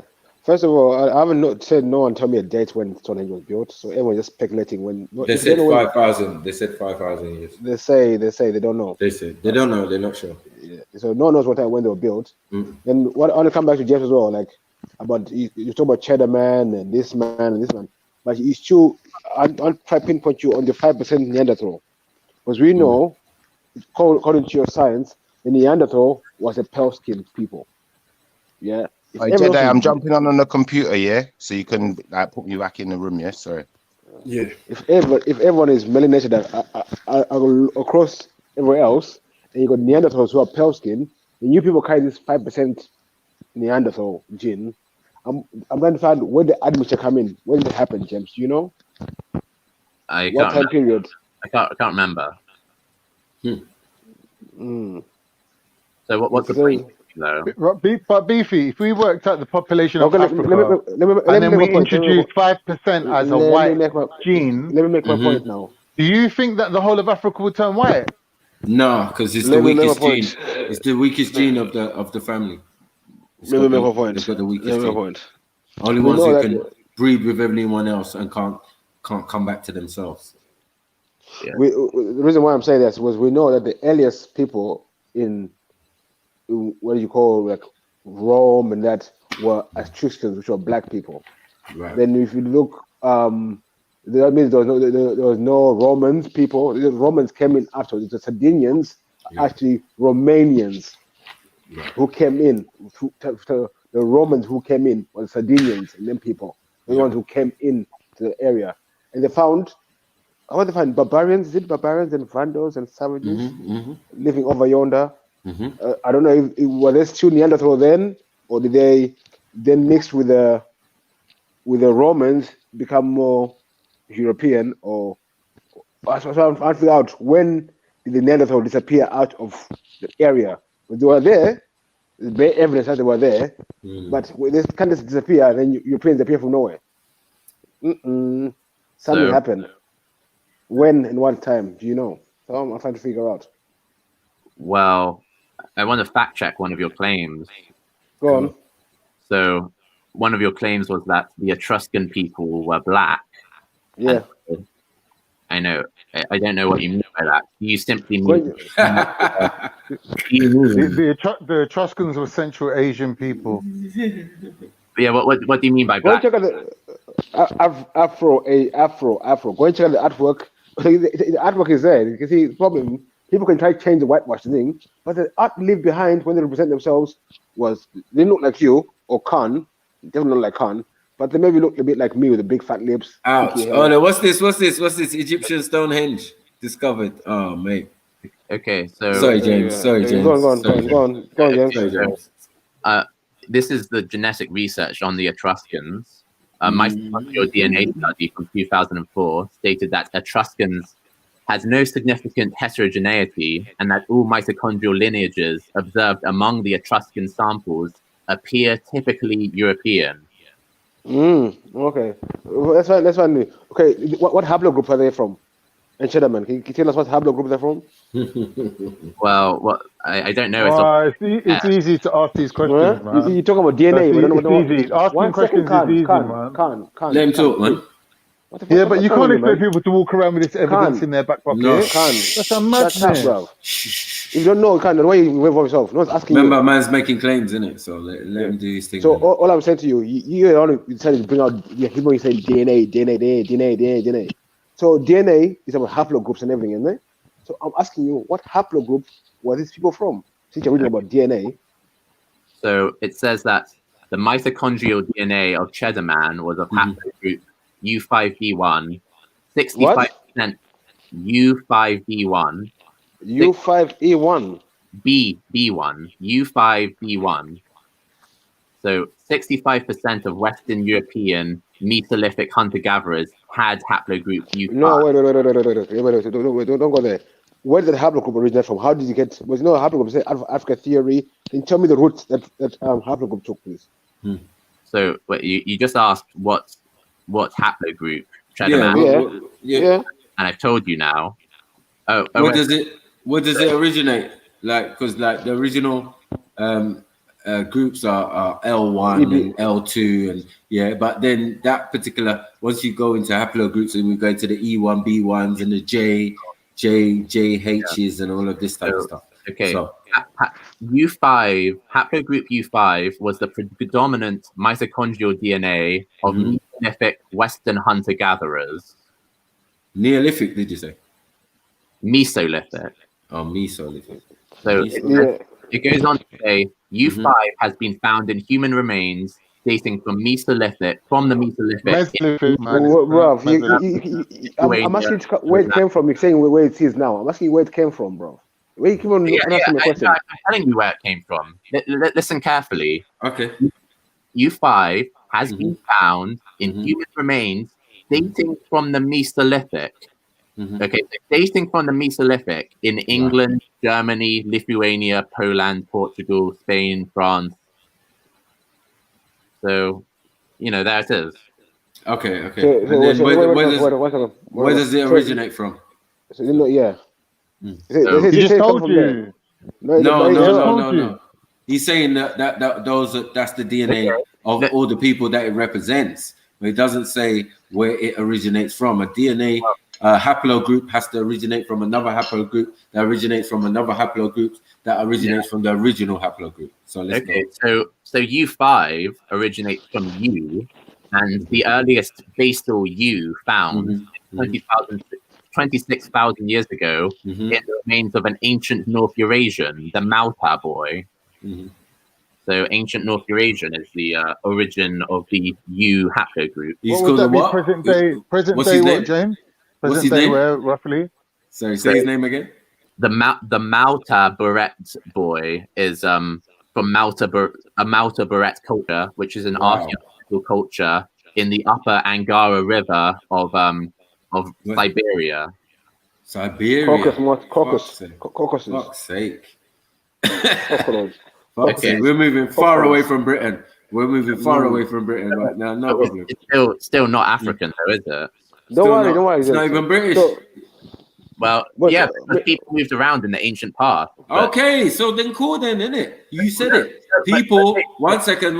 People moved around in the ancient past. And because you thought that these people who are Neolithic, these Neolithic people, these Stone Age people, these manipulators of stone, these mound builders, these monument constructors, Easter Island, you can name it, all around the planet. And it's funny how they all align up to each other. It's very funny that, isn't it? Okay, but the DNA isn't African. Okay, let's go back. So the DNA is hold on. My DNA is closer to Cheddar Man than you guys. All right, but are you being? Are you being? I'm original. I don't need to be Cheddar. You have to claim Cheddar Man, but so hold on. I'm not claiming Cheddar Man. So wait, my brother. Wait, James. We know about the DNA, right? We know that the furthest they usually go back normally is 150 years. We know when it goes to the extreme version, which is the mitochondrial, that is 700 years. So where is 8,000, 5,000, and all of this stuff that you're talking about? It cannot be verified. That is an impossibility. Because where did you get the DNA from? Okay, well, let's look up the Malta boy, for example. Let's find his. Let's look at the DNA of his remains. I'll test the DNA. Remains of Malta boy. Yeah. Okay. So does this refer to the boy himself? Is there a map on the right? Even? Can I produce my evidence after this as well? Or is there a little monkey maybe? Yeah, Hey, is that the argument that we're not related to the Stonehenge builders? No. Listen, well, yeah. I'm gonna say because we're not. I keep on tuning out like I'm well lost, mate. But we're not related to the Stonehenge builders. No, you're not. Thank you. My brother. This is where they used to come to party. No, it's let James do his thing. He wants to prove his point, but right now he's struggling. He's trying. Well, okay, so Matthew he's trying. Matthew has just claimed that DNA does not survive. Like normal DNA survives 150 years, and mitochondrial DNA survives 700 years. Yeah, he keeps going on about that, doesn't he? Yeah, but scientists have mapped the genome of a 4-year-old boy who died in South Central Siberia 24,000 years ago. One second. How do they know he died 24,000 years ago? Exactly. You know what? These fairy tale killers have actually become fairies now. You can carbon date them. Okay, cool. Oh, see, now we're carbon dating again. Okay. Oh, mate. Matthew, are you going to take back the claim that he doesn't ever survive longer than 700 years? Well, you can find remnants because obviously the oldest bones supposedly are from Africa, as you know. Do you get what I'm saying? The oldest human remains or Homo sapien remains are in Africa. Whether there's hold on one second. Whether there's different hominids in Europe, like Cro-Magnon, like maybe Homo erectus, maybe and then Norseman that you're calling Neanderthal, that's of no consequence to me because some of them were on the planet 1 million years before we even existed, supposedly. Matthew, right. So you're waffling. So I want to know who's who though, bro. Stop it, man. You're saying went to the hunter gatherer, but it could be Neanderthal you're talking about. I don't know, bro. Let's go point. 1 second. Yeah, I don't know who you're talking about, bro. You get me? You're saying Western thing, and you're saying special man. What's his name? What's his name again? Sorry. Cheddar Man boy or the Cheddar Man. No, you've got your own one. What's he called? What do you? So are you? You mean the 24,000-year-old individual from Siberia? No, you're talking the Musca boy or something. Malta. That's it. The Malta boy. Right. So who's from? He's not from England. He's not from England, is he? Okay, but hold on a second. Matthew, is he from England? a minute ago. Easy from England. Wait a second. I'll get to that. Right. Let's calm down. Let's cool it down. So a couple of minutes ago, Maku, you claimed that DNA doesn't survive longer than 700 years. You admit that claim is false now, and DNA can survive. I'm not saying that. I'm saying if they're doing DNA like normally, like someone goes to do their DNA, they tell you they can do it between 150 years, for the normal one that you get, and then 700 on mitochondrial. So that's just us now. Do you get me? So how you're connecting yourself to those people 20-something thousand years ago, I like to see you explain that still. Come on, let's go back. That's what David. Okay, because hold on one second, James. It's easy to solve. What's your haplogroup? I don't know. Oh my God. Hold on, wait. You're hold on, wait. Google the average haplogroup for England. What is that? You don't know. Let's move on. You don't know. Move on, Beefy. That doesn't matter though.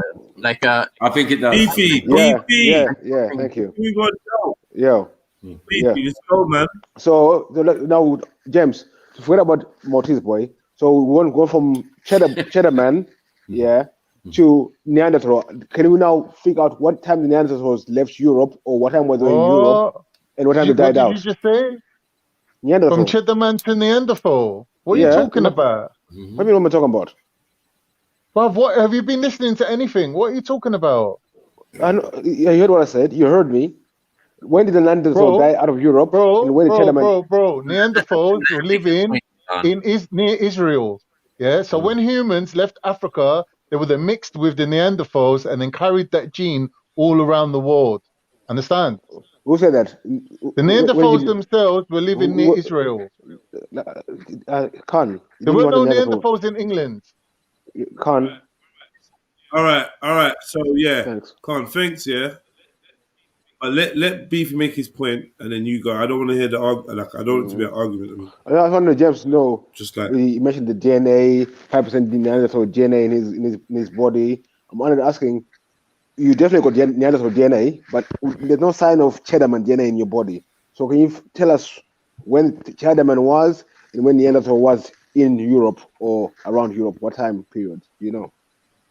I need to kind of correct one of your claims in your question. Oh, okay, go on. But I don't know why you're claiming this. Answer the question. I'm not making no claims. Well, no, you said that I don't have any of Cheddarman's DNA in my body. And so we showed in this talk by David Reich that Cheddarman's people, the Western hunter-gatherers, there was a 90% replacement after the Yamnaya people moved to Britain.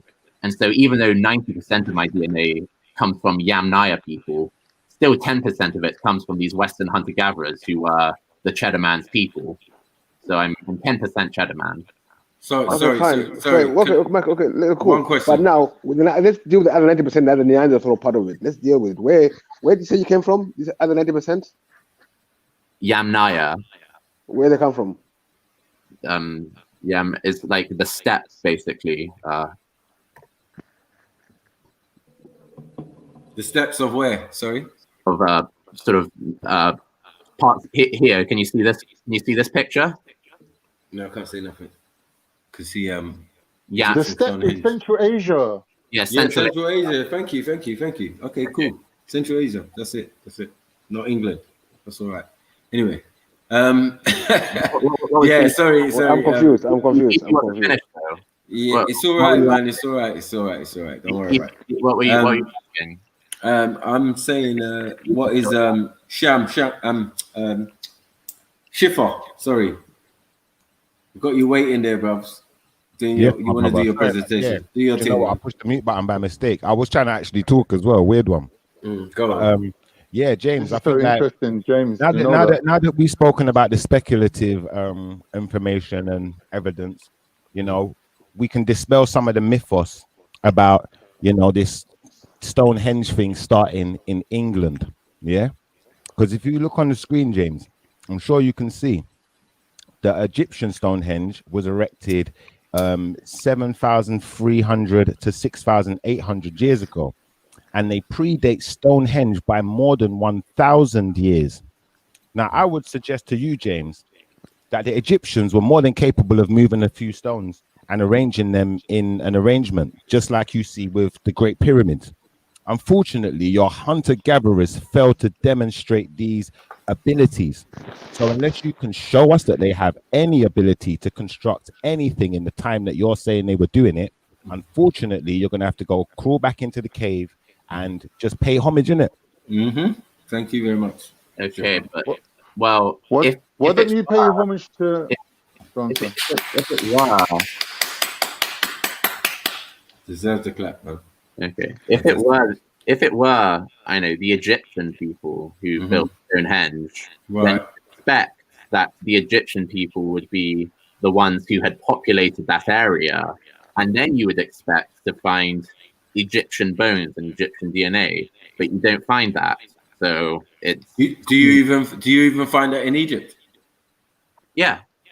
Oh yeah. And how far do you have to dig to find Egyptian mummies that are buried in sarcophaguses? Go on. Well, I'm not really sure what the question is. Matthew, I got my suspicions because I live right near to Stonehenge, yeah? I'm just saying that we've always Matthew, you got these other monoliths around here, yeah? These other stones, that's not Stonehenge. Yes, yeah, it's near to a place called Marlborough, yeah? Now you got big stones here. When you drive past these stones, I swear to I shit you not, your whole phone signal, everything dead. These stones are doing something, yeah? Now, as well as these things, what you're going to see is loads of these massive mounds that are in the shape of, like, for instance, maybe not the Egyptian, but similar to what you would expect to see in the American pyramid. Now, no one's ever dug up the mound or uncovered what's underneath there. Yeah, don't think they ain't hiding things in it, because realistically, like, them stones didn't get there by themselves. They can't explain how it got there. That means they never built it. That means someone before you built it. So just pay homage and stop lying to the people about it. I know. And like Howard Carter wasn't digging out in the Valley of the Kings. You know what I'm saying? Like, he wasn't going deep and in the middle of a rock face to try and find in a rock gully to try and find where these Egyptians buried themselves, because they weren't trying to do it in open. Hey, wait 1 second. Open James, you said James, early on you said that 90% of you came from Siberia. How far is Siberia from the Caucasus Mountains? Not far at all. Yeah. Because let me say, you know that they found the biggest settlement of Neanderthals just by the Caucasus Mountains there. You know that.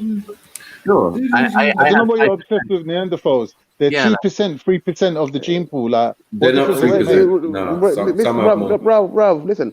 So how far is you said you came from that region, yeah, Mapapa, whatever place you came from. I'm saying your DNA. You came from Siberia area. You said 90% of your DNA comes from Siberia. No, what James said. No. James, He's saying, Khan, please. Yeah, please. James. Khan, zip it. Hello. 1 second, please. Yo, Peter, big up. That's good. Hello. Hello. Yeah, you're right, Peter. How are you doing? Yeah, I'm good. Fantastic. What's the subject? Pardon? What's the subject? Strange accents. Do you want to join in? Yeah, 100%. Hello, can you hear me, guys? Hi. Yeah, hi. Who's this? Hi, Yeah, guys. we had someone lying just a moment ago about who built Stonehenge, and we've just proven them to be a liar. They're yet to refute what I said, but we're still waiting. Oh dear. Well, I already did. Cheddar. With your DNA, yeah? Cheddar James. Not with your building techniques. Peter and John, do you have any idea who built Stonehenge? We're a long time ago, so I'm not too sure. Long time ago, but I mean, guesses. I'll have to think about that. Nice one. What about you, John? Do you mean Peter? Oh, Peter. Oh yeah, maybe Peter. No, to be honest, guys, I have no idea. No idea. No idea. I found a lovely article. How a handful of Yamnaya culture nomads became the fathers of Europe. This is so interesting.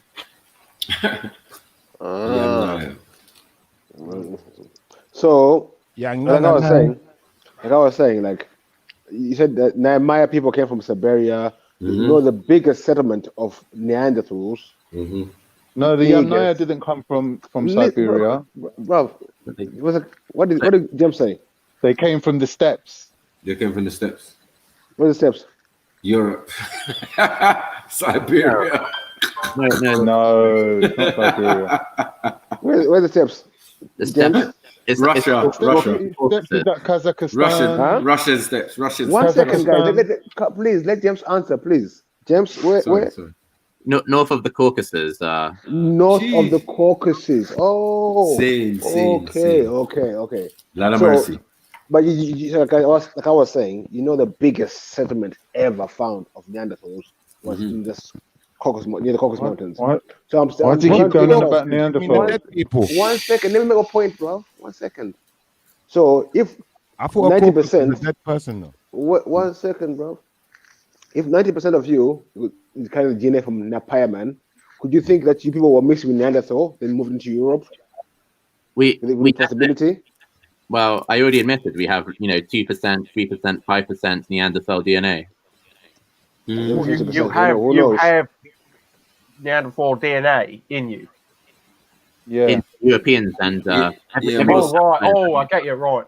Most Europeans. And also everyone outside of Africa, and also some people that return to Africa. Is that a fact? Yes.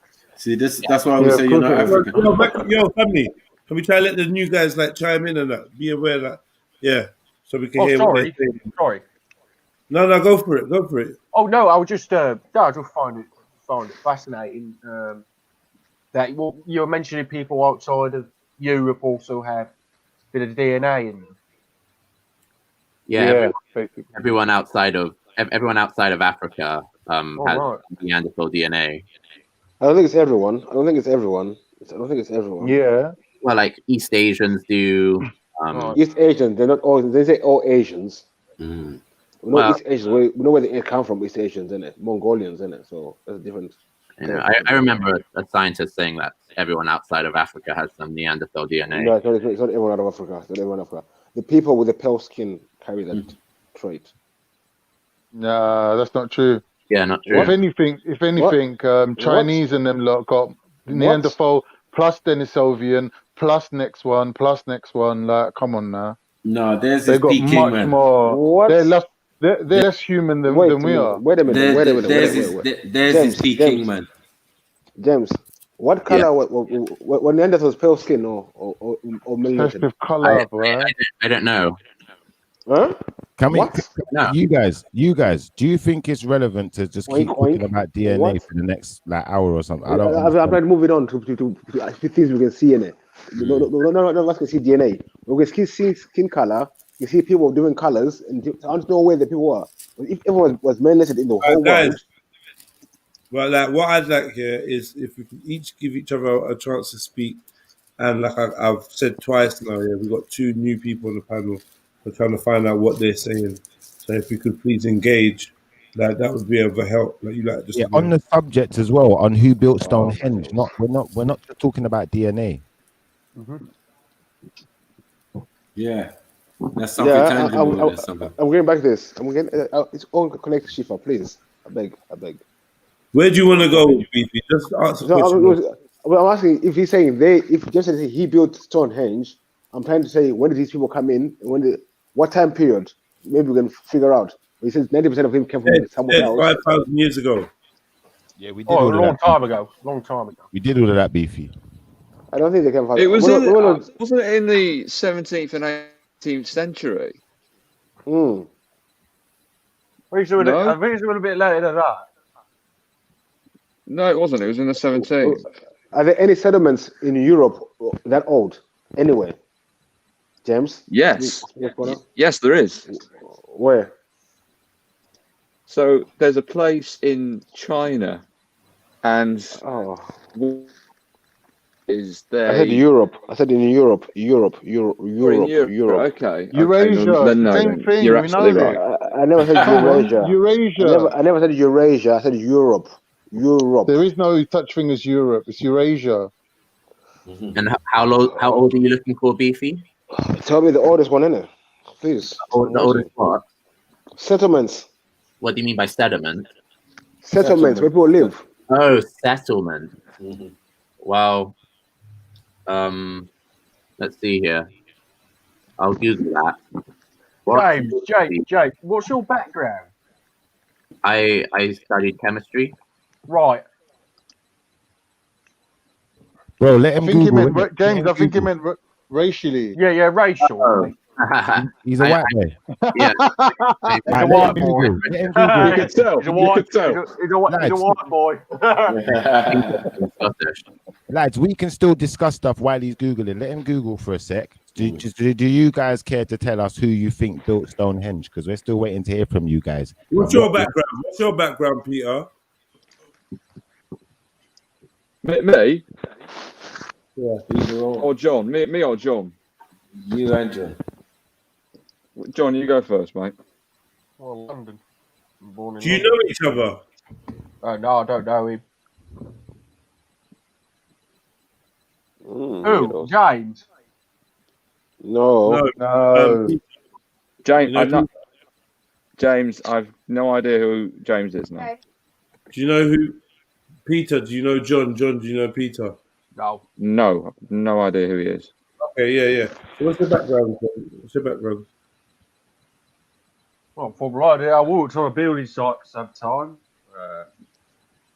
Not doing much now, just strolling the internet. That's it. Lockdown. Yeah, lockdown gets to you, doesn't it? On furlough. Yeah. Oh, mate. So, Beefy, you asked. Peter, what's your background? Well, I'm 3/4 Austrian, but I'm British. Yeah, I'm British. Okay, do you have any kind of like religious stances or political stances? Like Religious, yeah. Religious, not so much. I grew up as a Catholic, but I don't follow it. So no, I don't have any religious preference. No. Okay, and what about politically? Where are you now? In terms of what? In what's going on now at the in moment? terms of England, so let's say UK, Great Britain. I think it's fucked, to be honest. I think in terms of everything, you know, obviously what's going on now with the big virus, and you know, the policing is on its arse. Yeah, I think it's fucked. Well, okay, so like, what are you pushing for? Like, you think what's wrong with the virus? What's up with it? Do you think it's not real, or? Well, no. Before we went into lockdown, this second lockdown, I was at a pub and this guy was talking, and he said, "Oh yeah, the virus is a load of bollocks. It's fake news." And I thought, you know, it's not fake news because my wife's had it, and she was very ill with it. So it's not fake. It's definitely there. But I think you've got to. It's difficult not to think about what's going on behind the curtain, because you know this virus, it doesn't kill a lot of people from young ages to over 70, 60 really. So you've got to think what is going on deep down, but it's not fake. It's not fake. So what do you think is going on deep down? I have no idea. But there's, as I say, you've got to think something's going on because of how they are being.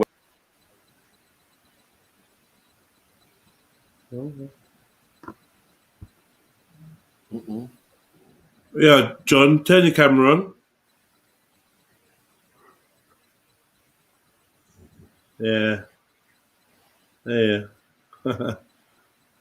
Alright, cool. Took a while.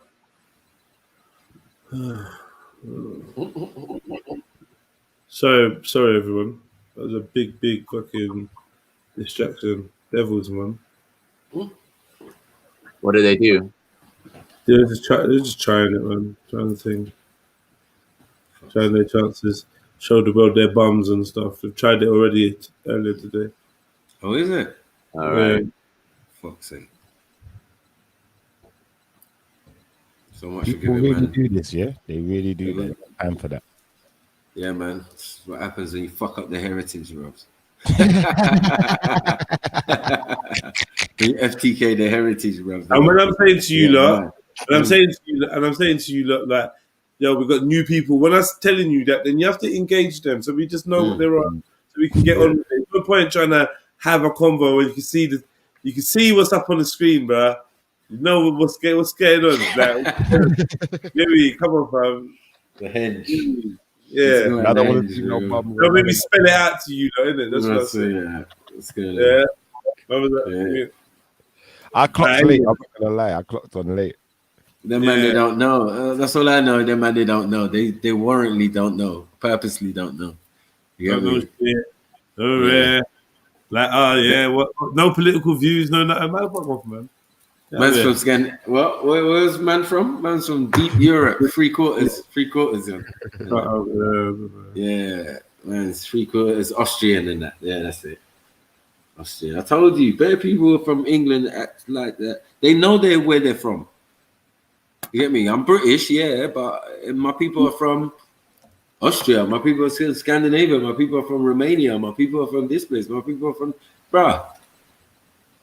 There's not many James FCs who's like pure Denisovian and that. I want to hear what he's got to say about the Stonehenge, though. I want to hear what he's got. He ain't got nothing to say about the Egyptian Stonehenge. He needs to fall back. He would say anything, to be honest. He needs to fall back. Yeah, because that's a major chest burster. Schiffer, do you remember what I said about No, no. That's what what have you? He was quiet like a mouse, like a church mouse. Okay, Stuart Little. So I remember what I said was that if Egyptians had built Stonehenge, then we would expect that Egyptians would be the people who are living in that location, and so we would expect that the bones of the people around there would bear their DNA. No, not necessarily, because I agree with what Jedi said, and there's an incoming disaster. We're gonna leave out. That's right. So they left monument. You can't take a monuments with you. You've got that acquired skill. You can do that anywhere. So you can just keep it moving and go either back to where you came from or to somewhere else on the planet. And you know, it's something, Maku. Me, you, and Jedi didn't need to pull up a page to say that. Same thing I said. I said, what if they left and they'd already built their monuments and left, and someone else is coming later?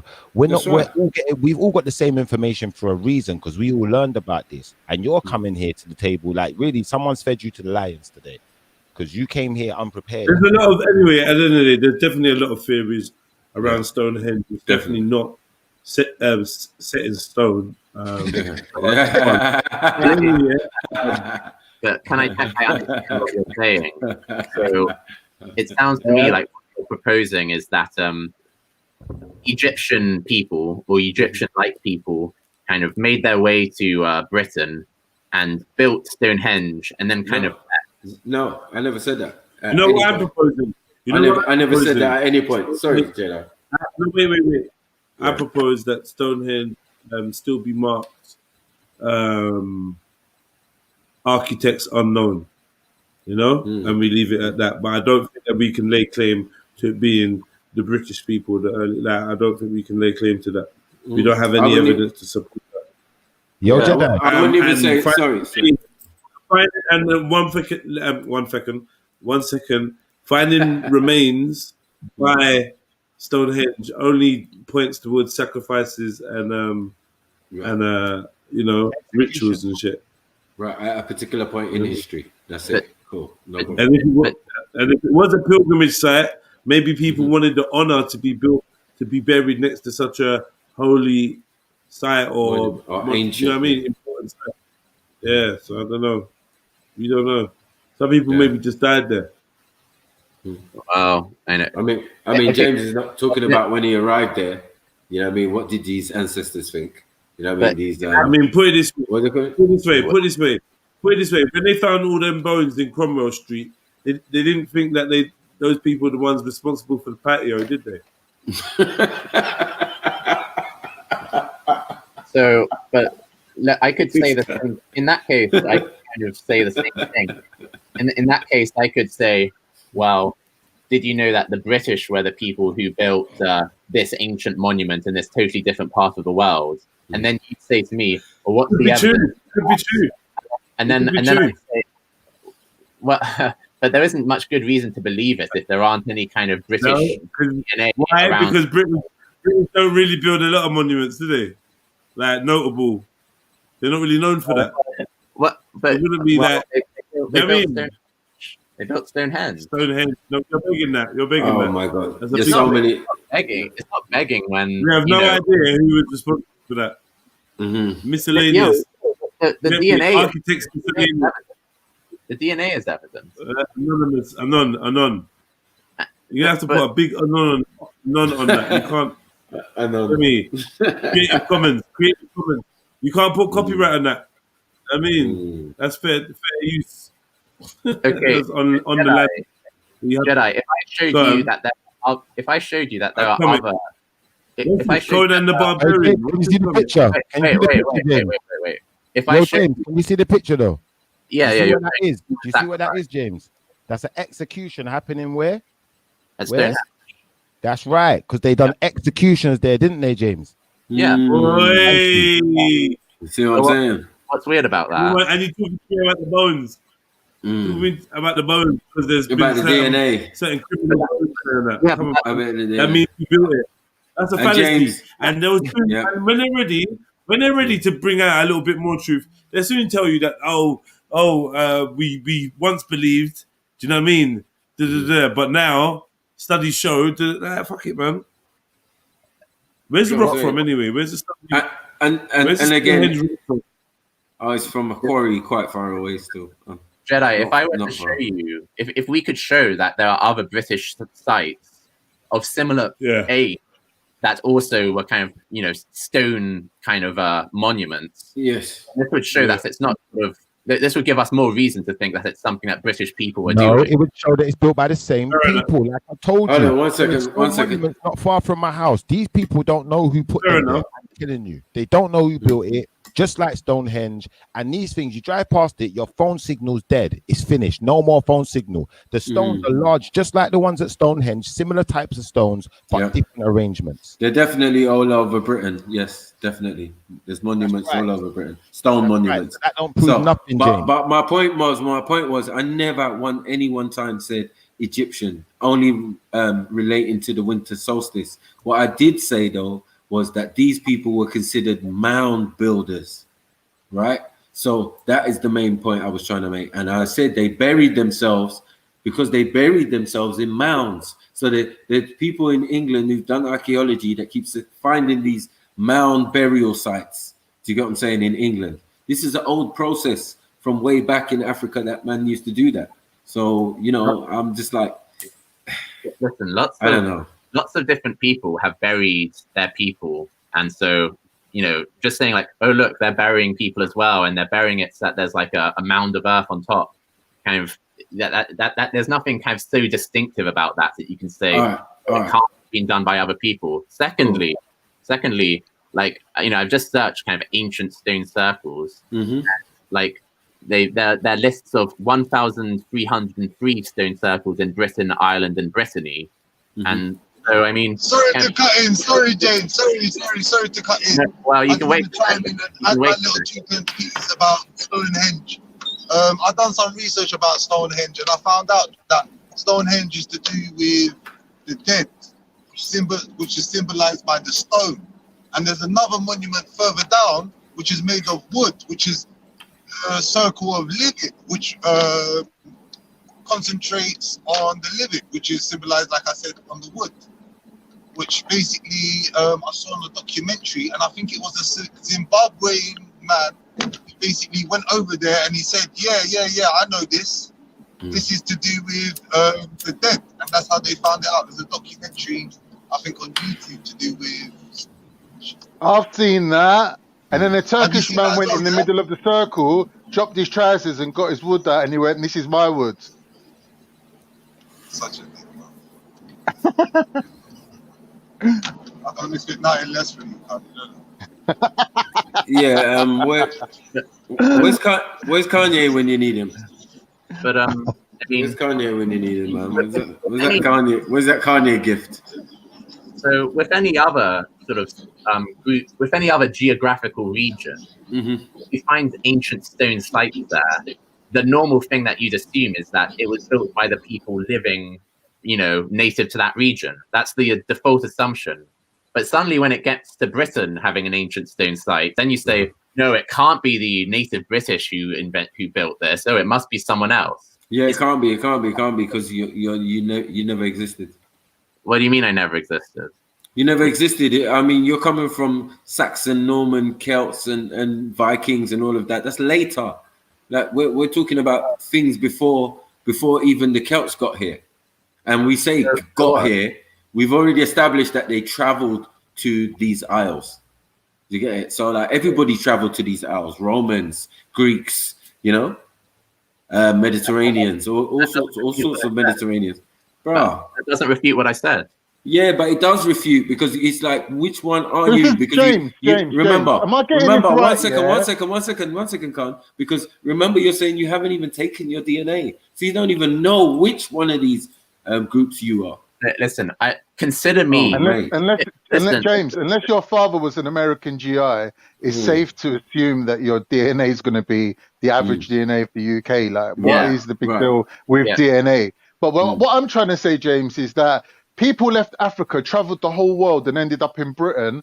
And now we're getting lectured by the people who stayed at home and never went nowhere. Like, what the fuck kind of world are we living in, bruv? Yeah. You man stayed at home and never done nothing. You're lecturing everyone else now. Well, how does that work? Who's that? Who are you talking about? You and Beefy.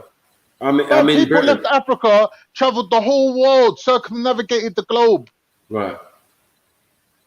So what's your issue? You man never moved 100 meters. You stayed where you was the whole time. Now you're lecturing everyone else on Africa. What, my tribe or my people? You weren't around. You weren't even invented. You weren't in existence. Like what? My tribe or my people? We all started the same time. No, we didn't. So we've been moving and you've been static. That's a lie. We all come from the same mother. No, we don't. We was all born into this existence the same time. No, we don't. No, we weren't. No one came from no other planet. That's a lie. That's a lie. I'm saying that some people are just later in the family pool than the others. That's all. So the baby of the family, as I refer to Europeans, you always hear me say that. I don't disrespect them. I just say that they're the baby of the family because you're the last to come into existence. This is why hence the hunger for discovery and you know, finding out things that happened before you even existed. Do you get what I'm saying? You're calling man the baby, yeah? But don't forget, in Africa, people live to be 100. In Europe, people living to be 20. So if we go back generation by generation, who's the baby really? You, innit? Because it will take less generations for you to get back to the origin. Doesn't make sense if you're the original. People didn't have an average age of. If you're the original, still walking about, and your people are your ancestors are still living and residing in the same continent as you. Yeah, you know, that's quite an achievement. I don't think many people have that outside of Africa. Everyone outside of Africa James, what is did you related. say? No one has the average age of 20 as the thing. Africans and not Europeans for a while. Not for a while. Africans and Europeans bred at the same age. What do you mean bred at the same age? So Khan was saying that I think that because people in Africa live to 100 and people in Europe kind of had, you know, average life expectancy of like 20, that Europeans would have more generations in a time period. But I mean, like, for one thing, kind of like, even if Africans did live to 100 on average, they'd still start having babies like at around 20, like everyone else, or earlier. And two, Oh, the average yes, you're life right. expectancy You're in right. Africa probably wasn't 100 anyway. What do you mean? I get what you mean. I get what you mean. Life expectancy was far longer than what it was in Europe, definitely, because of the climate and the atmosphere and everything. Yeah, longevity is definitely still still lasting now. Do you know what I'm saying? Like my great grandmother died at 120, I think it's 28. Well, that's very 28, and she's got sisters who are still alive who are almost 100 years now. Do you get what I'm saying? So it's just it's not unusual for us to have people to live extremely long ages in Africa. Yeah. While in Europe, they were dying out. Let's say the industrial age, round about that time, they was dying about 30, 35. It was the life expectancy around 40 max. You know what I mean? Yeah, for some people. But we're not saying for the monarchy, but yeah, even for the monarchy, it was some short reigns and that, 20, 30 year reigning and 10 years and 5 years and, man dying of death or, syphilis or whatever. Do you get it? So okay, but when you say that a population has a life expectancy of 30, what that generally means is that their child mortality is extremely high, but then once you manage to get to the age of 10 years, then you might live to sort of 50 or 60 or that kind of thing. So like you shouldn't think of like someone saying, oh, the life expectancy was 30 as though it means that most people died by the age of 30. No, most people, like what brings the average life expectancy down is the very high child mortality, and very high child mortality was the case in Africa as well, and still is the case. No, it's not true. That's not true. I mean, amongst my people, the largest amount of twins can be found. Do you get what I'm saying? So we good at this multiplying. We like Mexicans and that. Africans have no problem in multiplying and breeding. That has never been substantiated by any science or anything. So that's just a myth. But what is true that Europeans have that issue. Okay, right. So hold on one second. That's why you've got IVF. That's why you got IVF. No, right. That's why you got IVF. That's why you got in vitro and all of these type of other ways to have children, because maybe some people are not built correctly and they're finding it difficult to pass on children or have children or conceive when men have got low. Wait. I don't know, man. I've seen a lot of girls with narrow hips. Maku, finish your point, make it short. Like, I'm not gonna lie, no, you can't be frustrated because your points are getting a bit long-winded. Yeah. No, I was saying the sperm bank thing. I just wanted to be in the idea of that's why they need sperm banks, right? Because they don't have a problem with procreation and breeding and all of that. It's not been on the news and on the thing for the last decade. Right. Oh, you mean about the Maku? Are you talking about James, the Y chromosome becoming extinct in the? Coming afterwards. Yeah. Sorry. What I said was that.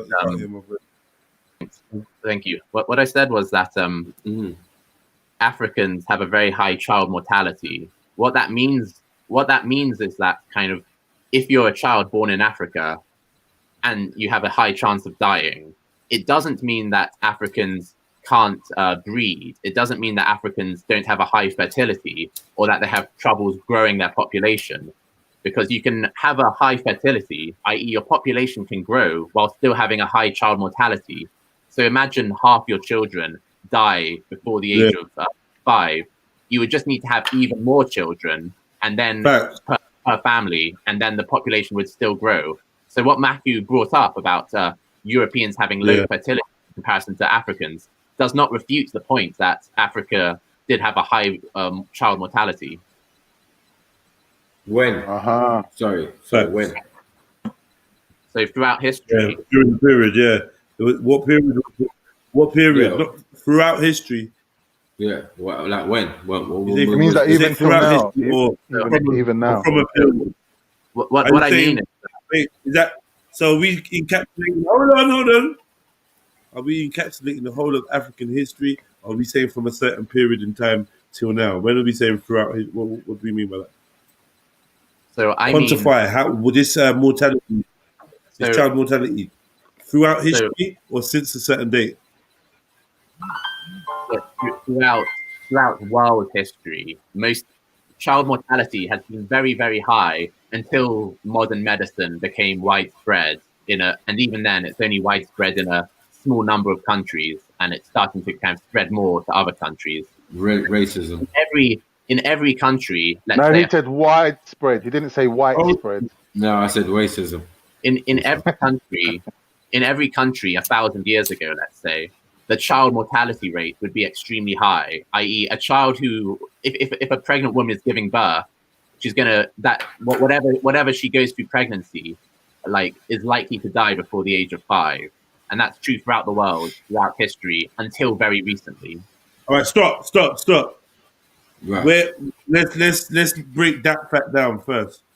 How do you quantify that? You got to pull some shit up now about child mortality worldwide and throughout history, and that's a very expansive statement that I need us to scrutinize a little bit. Okay, because I don't agree with you. I do know. I know, like, child mortality has been low in lots of places, but I think there's places where the chances of having a healthy child and living were above average compared to the world, and I would say that Africa was one of those places.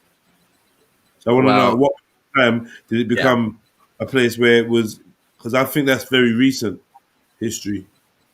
Okay, so they're having babies all over the place. They needed angels. Okay. Everyone was.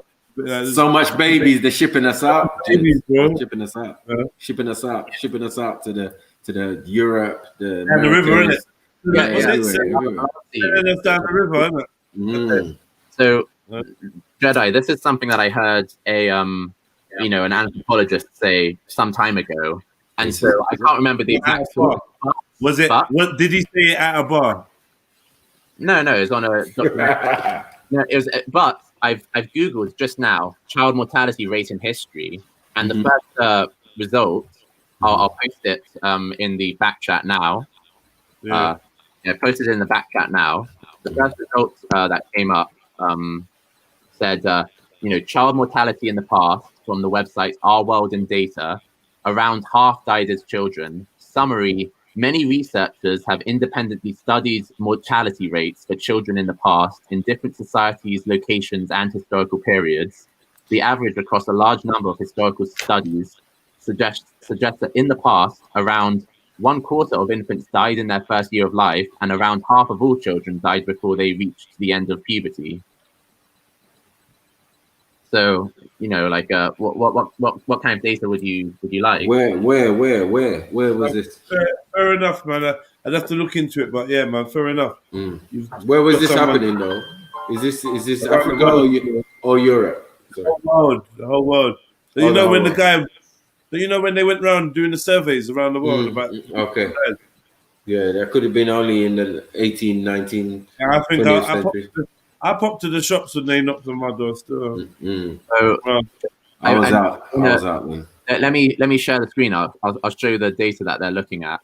So listen, if I zoom in here, it says mortality rates of children over the world the last 2 millennia, and each data point is wait. Can you please explain what a millennia is, or two? A millennia is 1,000 years. Okay. So we say 2,000 years, yeah? Yeah, the last 2,000 years. Worldwide mortality rate for 2,000 years. We've got these figures, yeah? Yeah, these are from different historical studies.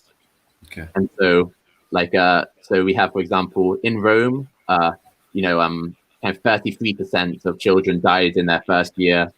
In Central America, Teotihuacan, in 550 to 570 AD, 30% died in their first year. And I'm sure we can find some African data points as well. Like we have Mexico, 30%. Let's see here. Yeah, maybe there aren't any African data points. Oh my God. No, but Oh my God. You've not done it 3 times in a row and shanked yourself with your own. Wait, what the hell? Your You know own I'm gonna make a meal. You know I'm gonna make a meal of this. I Come know. on, bro. No. Come on, bro. Jedi, let me ask you the opposite question. No. No. 1 second. Hold on. Stand back.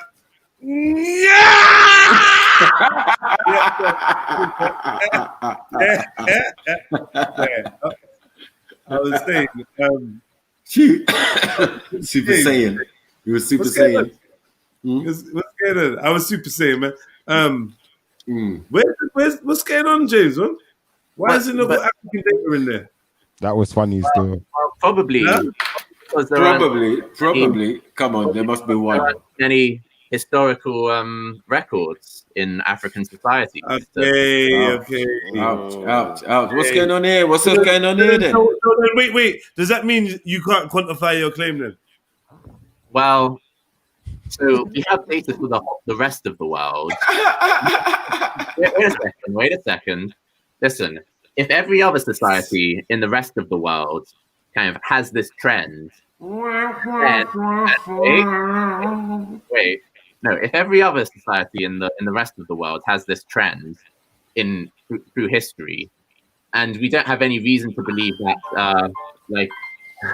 you guys, and we don't have any reason to believe that Africa's, medical technology was kind of leaps and bounds ahead at the same time, then first surgery ever.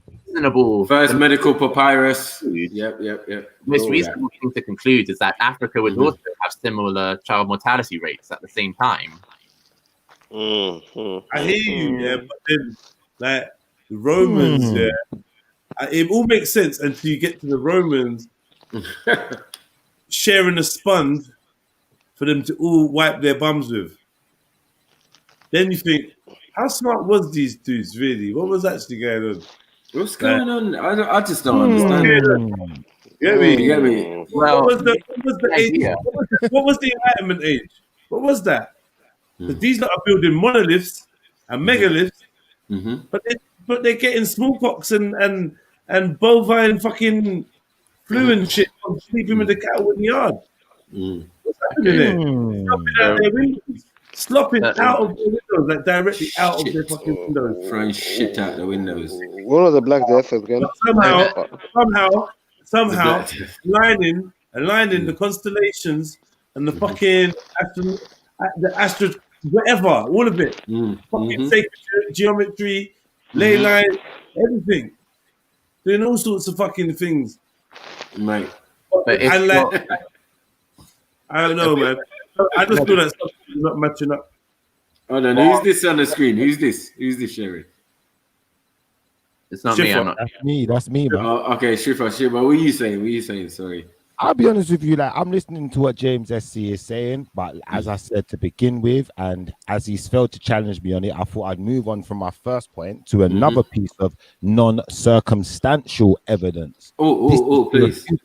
This is fact. So sorry. When I said all the ancient monuments line up, go on, continue. Fact, innit? Like, bro, why do you think I backed I backed that sentence, innit? Okay. Because as far as I'm concerned, you're talking the same thing that I learned, innit? So it's like when a man's saying all of these things, oh, it's got nothing to do with Egypt. First thing I wanted to do is bring up the Egypt Stonehenge, see if you even knew about it. Second thing I want to do is show you exactly how they line up.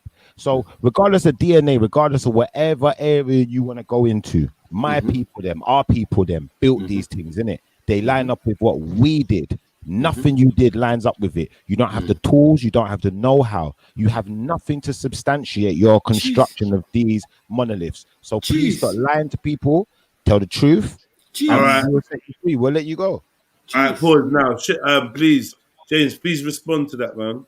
So I'm looking at this picture, and it says that it's a straight line, but clearly it's not an exact straight line. It clearly deviates from, and it's actually a triangle rather than a straight line. So it looks like they just like try to find some points that might to substantiate the theory. But even after looking for the stone points that they think substantiate the theory, it's still not a straight line. Besides that, there are lots of different stone circles in different parts of Europe. So why wouldn't they pick a different set of stone circles? So James, are you saying that when you pick and choose, scientists are wrong, but when you pick and choose, scientists are right also? No, I didn't say that. You might as well say that. Listen, like, that's not a straight line, is it? That's a triangle. Oh, there was a straight line there. There's a straight line there as well as, but there seems to be another monolith in the middle. That's what. So one point is the Great Pyramids, and then you go with a straight line to the Pyramid of the Sun, sorry, in Bosnia. Okay, then you go in a different straight line from Bosnia to Stonehenge. And so the straight line from the pyramid to Stonehenge is different from the straight line is different from the two separate straight lines that go first to Bosnia and then to Stonehenge. No, but you said there was no line that goes straight to Stonehenge. Look at them, bro. You're talking about. There's two. Man gave you two. Stop it. Stop it. Okay, you're saying that these 3 points all lie on a straight line, but clearly that isn't true, because if it were true, then the Great Pyramids line would be on top of the line going to Bosnia and then to Britain. Is the planet straight? Yeah. Is the planet straight? Yeah. Well, this map you're showing kind of should be straight if you're going to claim that it's a straight line. When clearly there's a straight line there. No. Wouldn't the triangular line be relevant to the fact that there's different levels, there's different sea levels to different planets? Yeah. Well, we know in telecommunication we deal with triangulation, right? Or signals.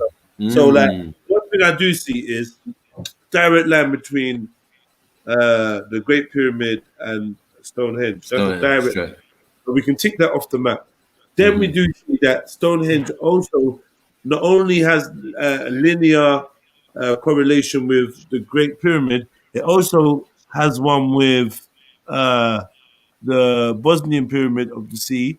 Yeah, and then we can see that the Great Pyramid not only has lineage with Stonehenge, but it too has lineage with the Bosnian Pyramid of the Sea. So there we see the triangle. I don't think the thing is trying to say that from Stonehenge through the Bosnian Pyramid to the Great Pyramid is a straight line. I think what it's showing is that all 3 points are related. Yeah, and so, like, I don't know whether that means something or not. And the writing clearly states they're aligned with precision. It doesn't say a straight line, but you can see a straight line. You wanted to point out straight line. Read the writing before you talk next time.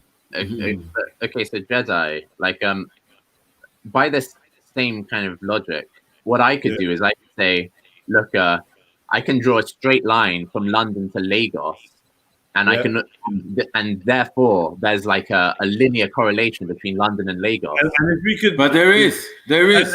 Hold on. I wasn't finished. Wait, I wasn't finished making my point. Let me finish. Let me jump in. I wasn't finished making my point.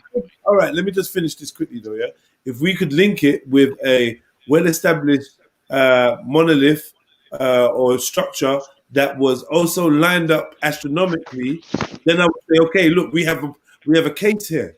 So we know this about the Pyramid of Giza. We know this about Stonehenge. We know that they're astronomically lined and built with that in mind. The architect had that in mind, yeah, to line up with stars, sun, moon, whatever, right?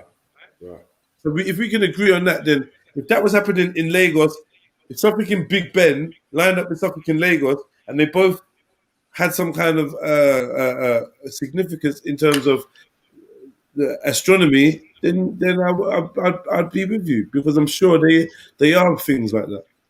I'm sure there's ley lines all around the world and certain points that are linked, and it's advisable to have certain structures or whatever in them positions. The government know that. They have military bases in strategic locations, as well as tourist attractions and stuff. Like it's probably like semi-science by now. Probably could study most of this. Okay, let me respond to that. So, I agree with you that Stonehenge and the pyramids were both were looking at like the stars for kind of alignment astrologically in some capacity, and things like the solstice and that sort of thing.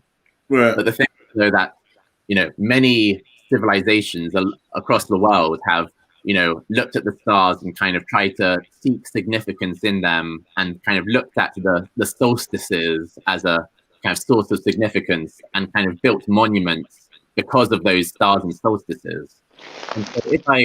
And so just because if I kind of put all these locations where that's how you wait, I haven't finished. Wait, just because if I kind of look on a map and I kind of I look at these different civilizations that have built these different monuments to like the stars and solstices, and then I start drawing straight lines between them, that doesn't mean that they're linked. And that's all that this picture is doing. It's just looking at two different sites, drawing a line between them, and then saying kind of, wow, they kind of create a triangle. But any 3 points, if you kind of draw straight lines between them, will create a triangle. All right, but who's building these monoliths, please? We know that, but we're talking about specific type of structures. Yeah, and who's building them? Even things that are considered as wonders of the world, isn't it? But yeah, man, I hear you. You can draw a line between anything. My point is that most monuments of significance are placed in strategic positions, like all the obelisks in the city centres, London, Washington, Rome. These things are there for a purpose, more than symbology, I believe, more than just decoration. The arches, the triumphs, the arches, the marble arch, these little arches, Palmyran arch.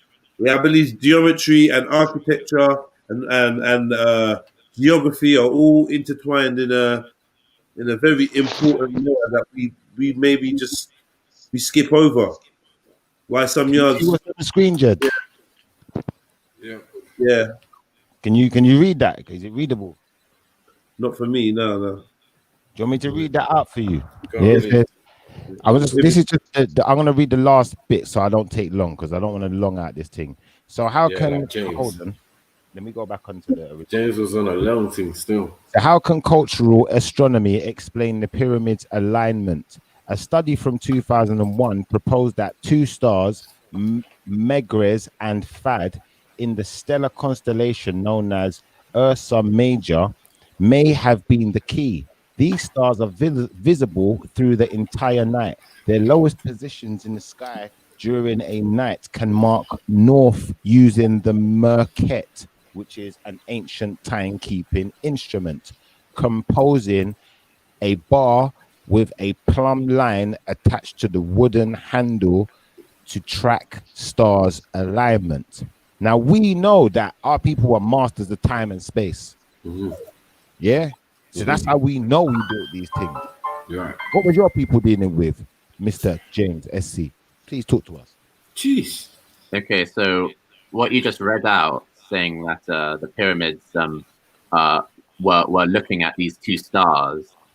Okay, what the question that we should ask now is, was Stonehenge looking at two stars in particular? And I suspect the answer is no, because Stonehenge is focusing on the solstice. James, I sorry to cut you, James. Yeah, do you want me to read it again? I don't know if you was just not listening. If you had selective hearing. Wait. I'll read it for you again, so we don't have any kind of confusion here. You don't need to read it again. Listen. It's talking about the pyramid's alignment with Stonehenge. Do you want me to go back up to the top of the page? Do you want me to read the whole thing? Because what it's talking about is the reason for the alignment between the pyramid and Stonehenge. Okay. So do you want me to go out? Do I need to read the whole thing just so we can affirm that before you go any further? That's what we were talking about before. And like I said, I'm going to read the rest of it.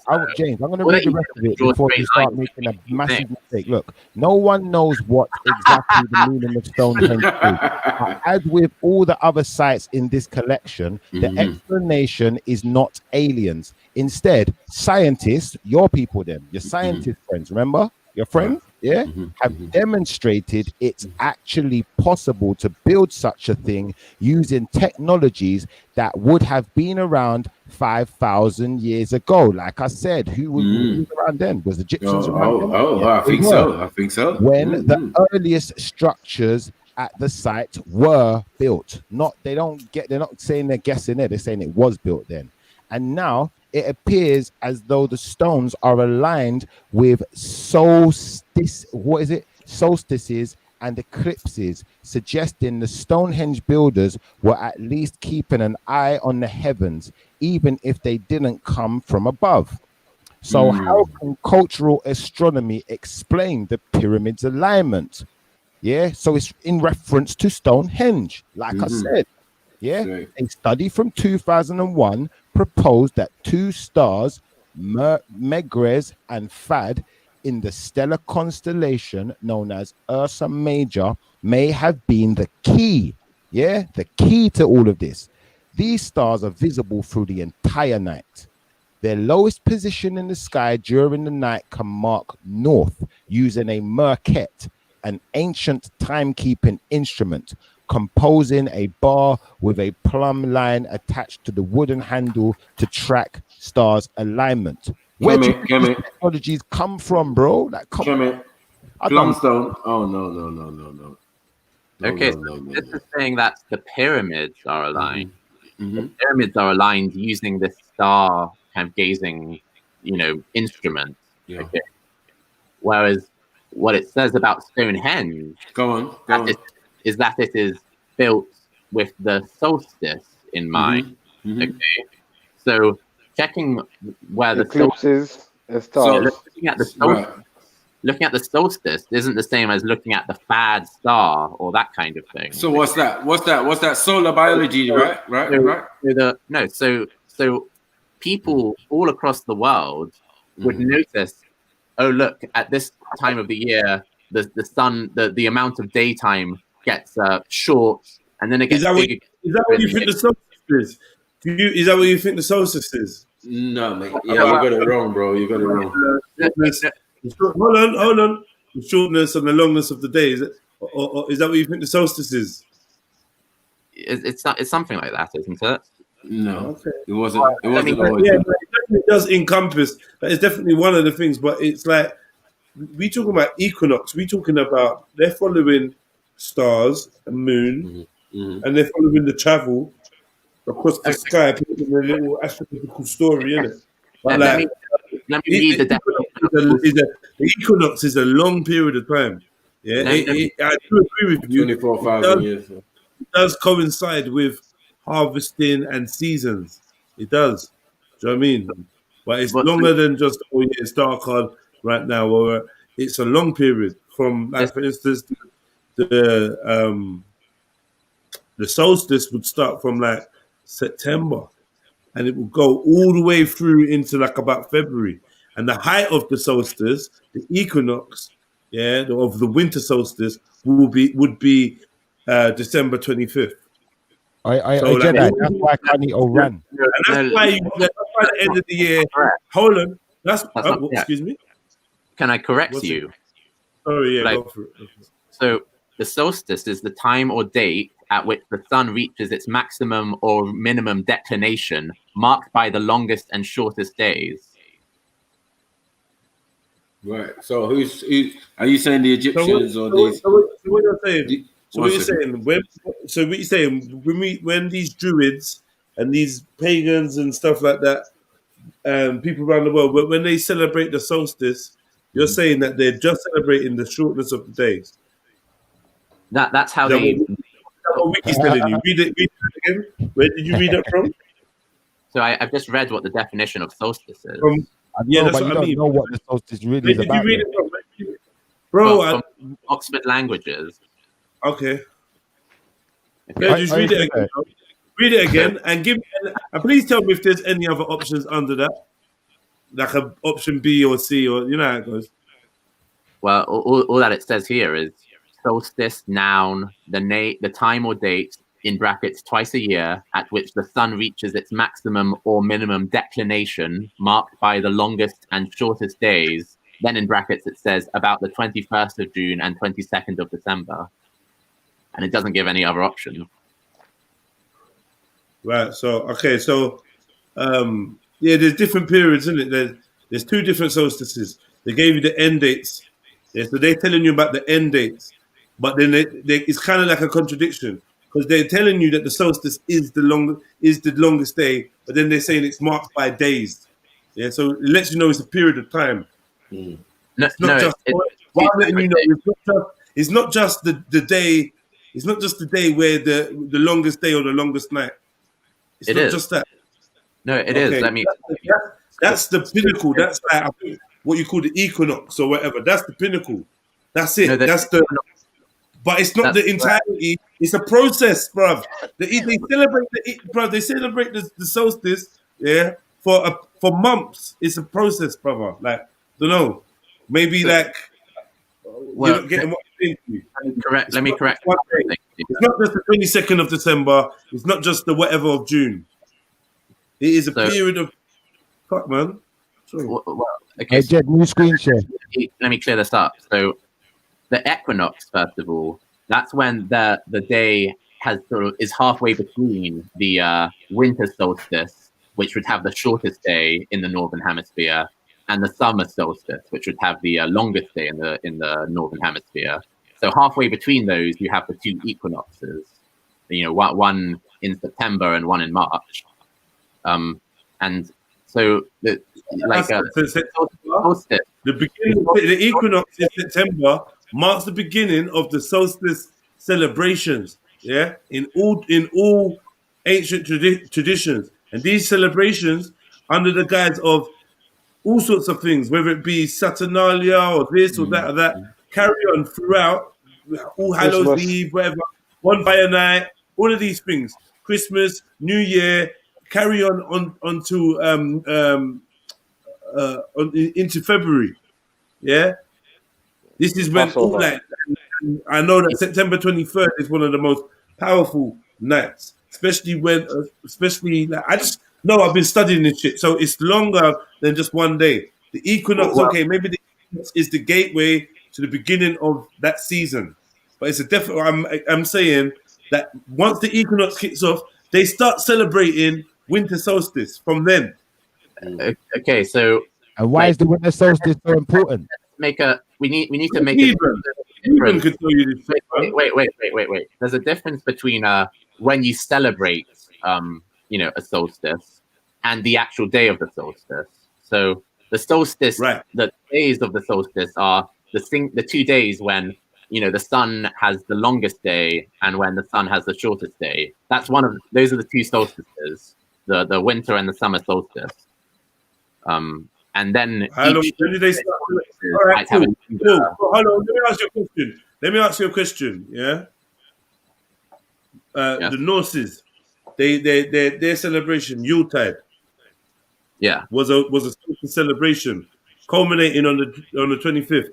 How long did it go on for? I don't know. When did it start? Well, you just said the 25th. All right. What about let's go for Christmas? Another winter solstice celebration. Yeah, culminating on the 25th. When does it start? Celebrations of Christmas. I think the 25th, but like there are 12 days of Christmas.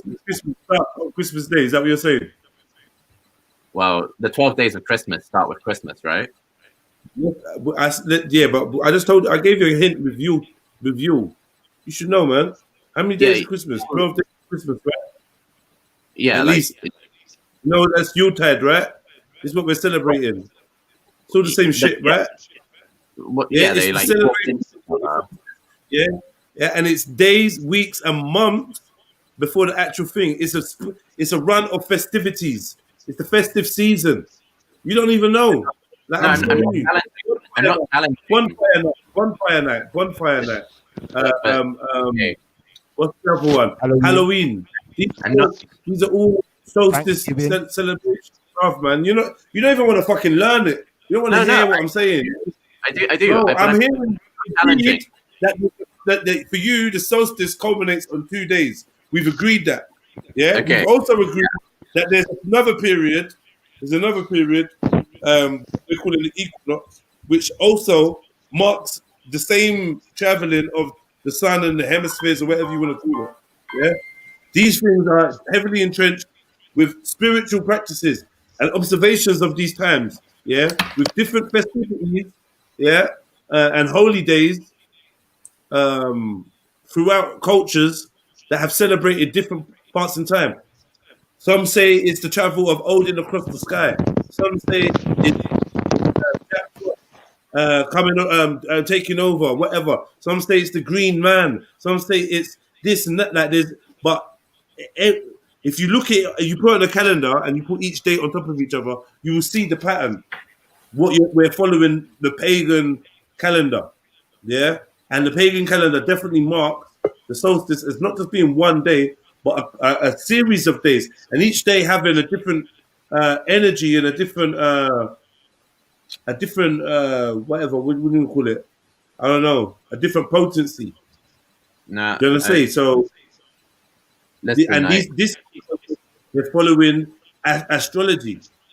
They're looking at astronomy and astrology. So they're looking at, like, it's not just, oh yeah, the 25th is the equinox. No, there's days before it where certain things are aligned.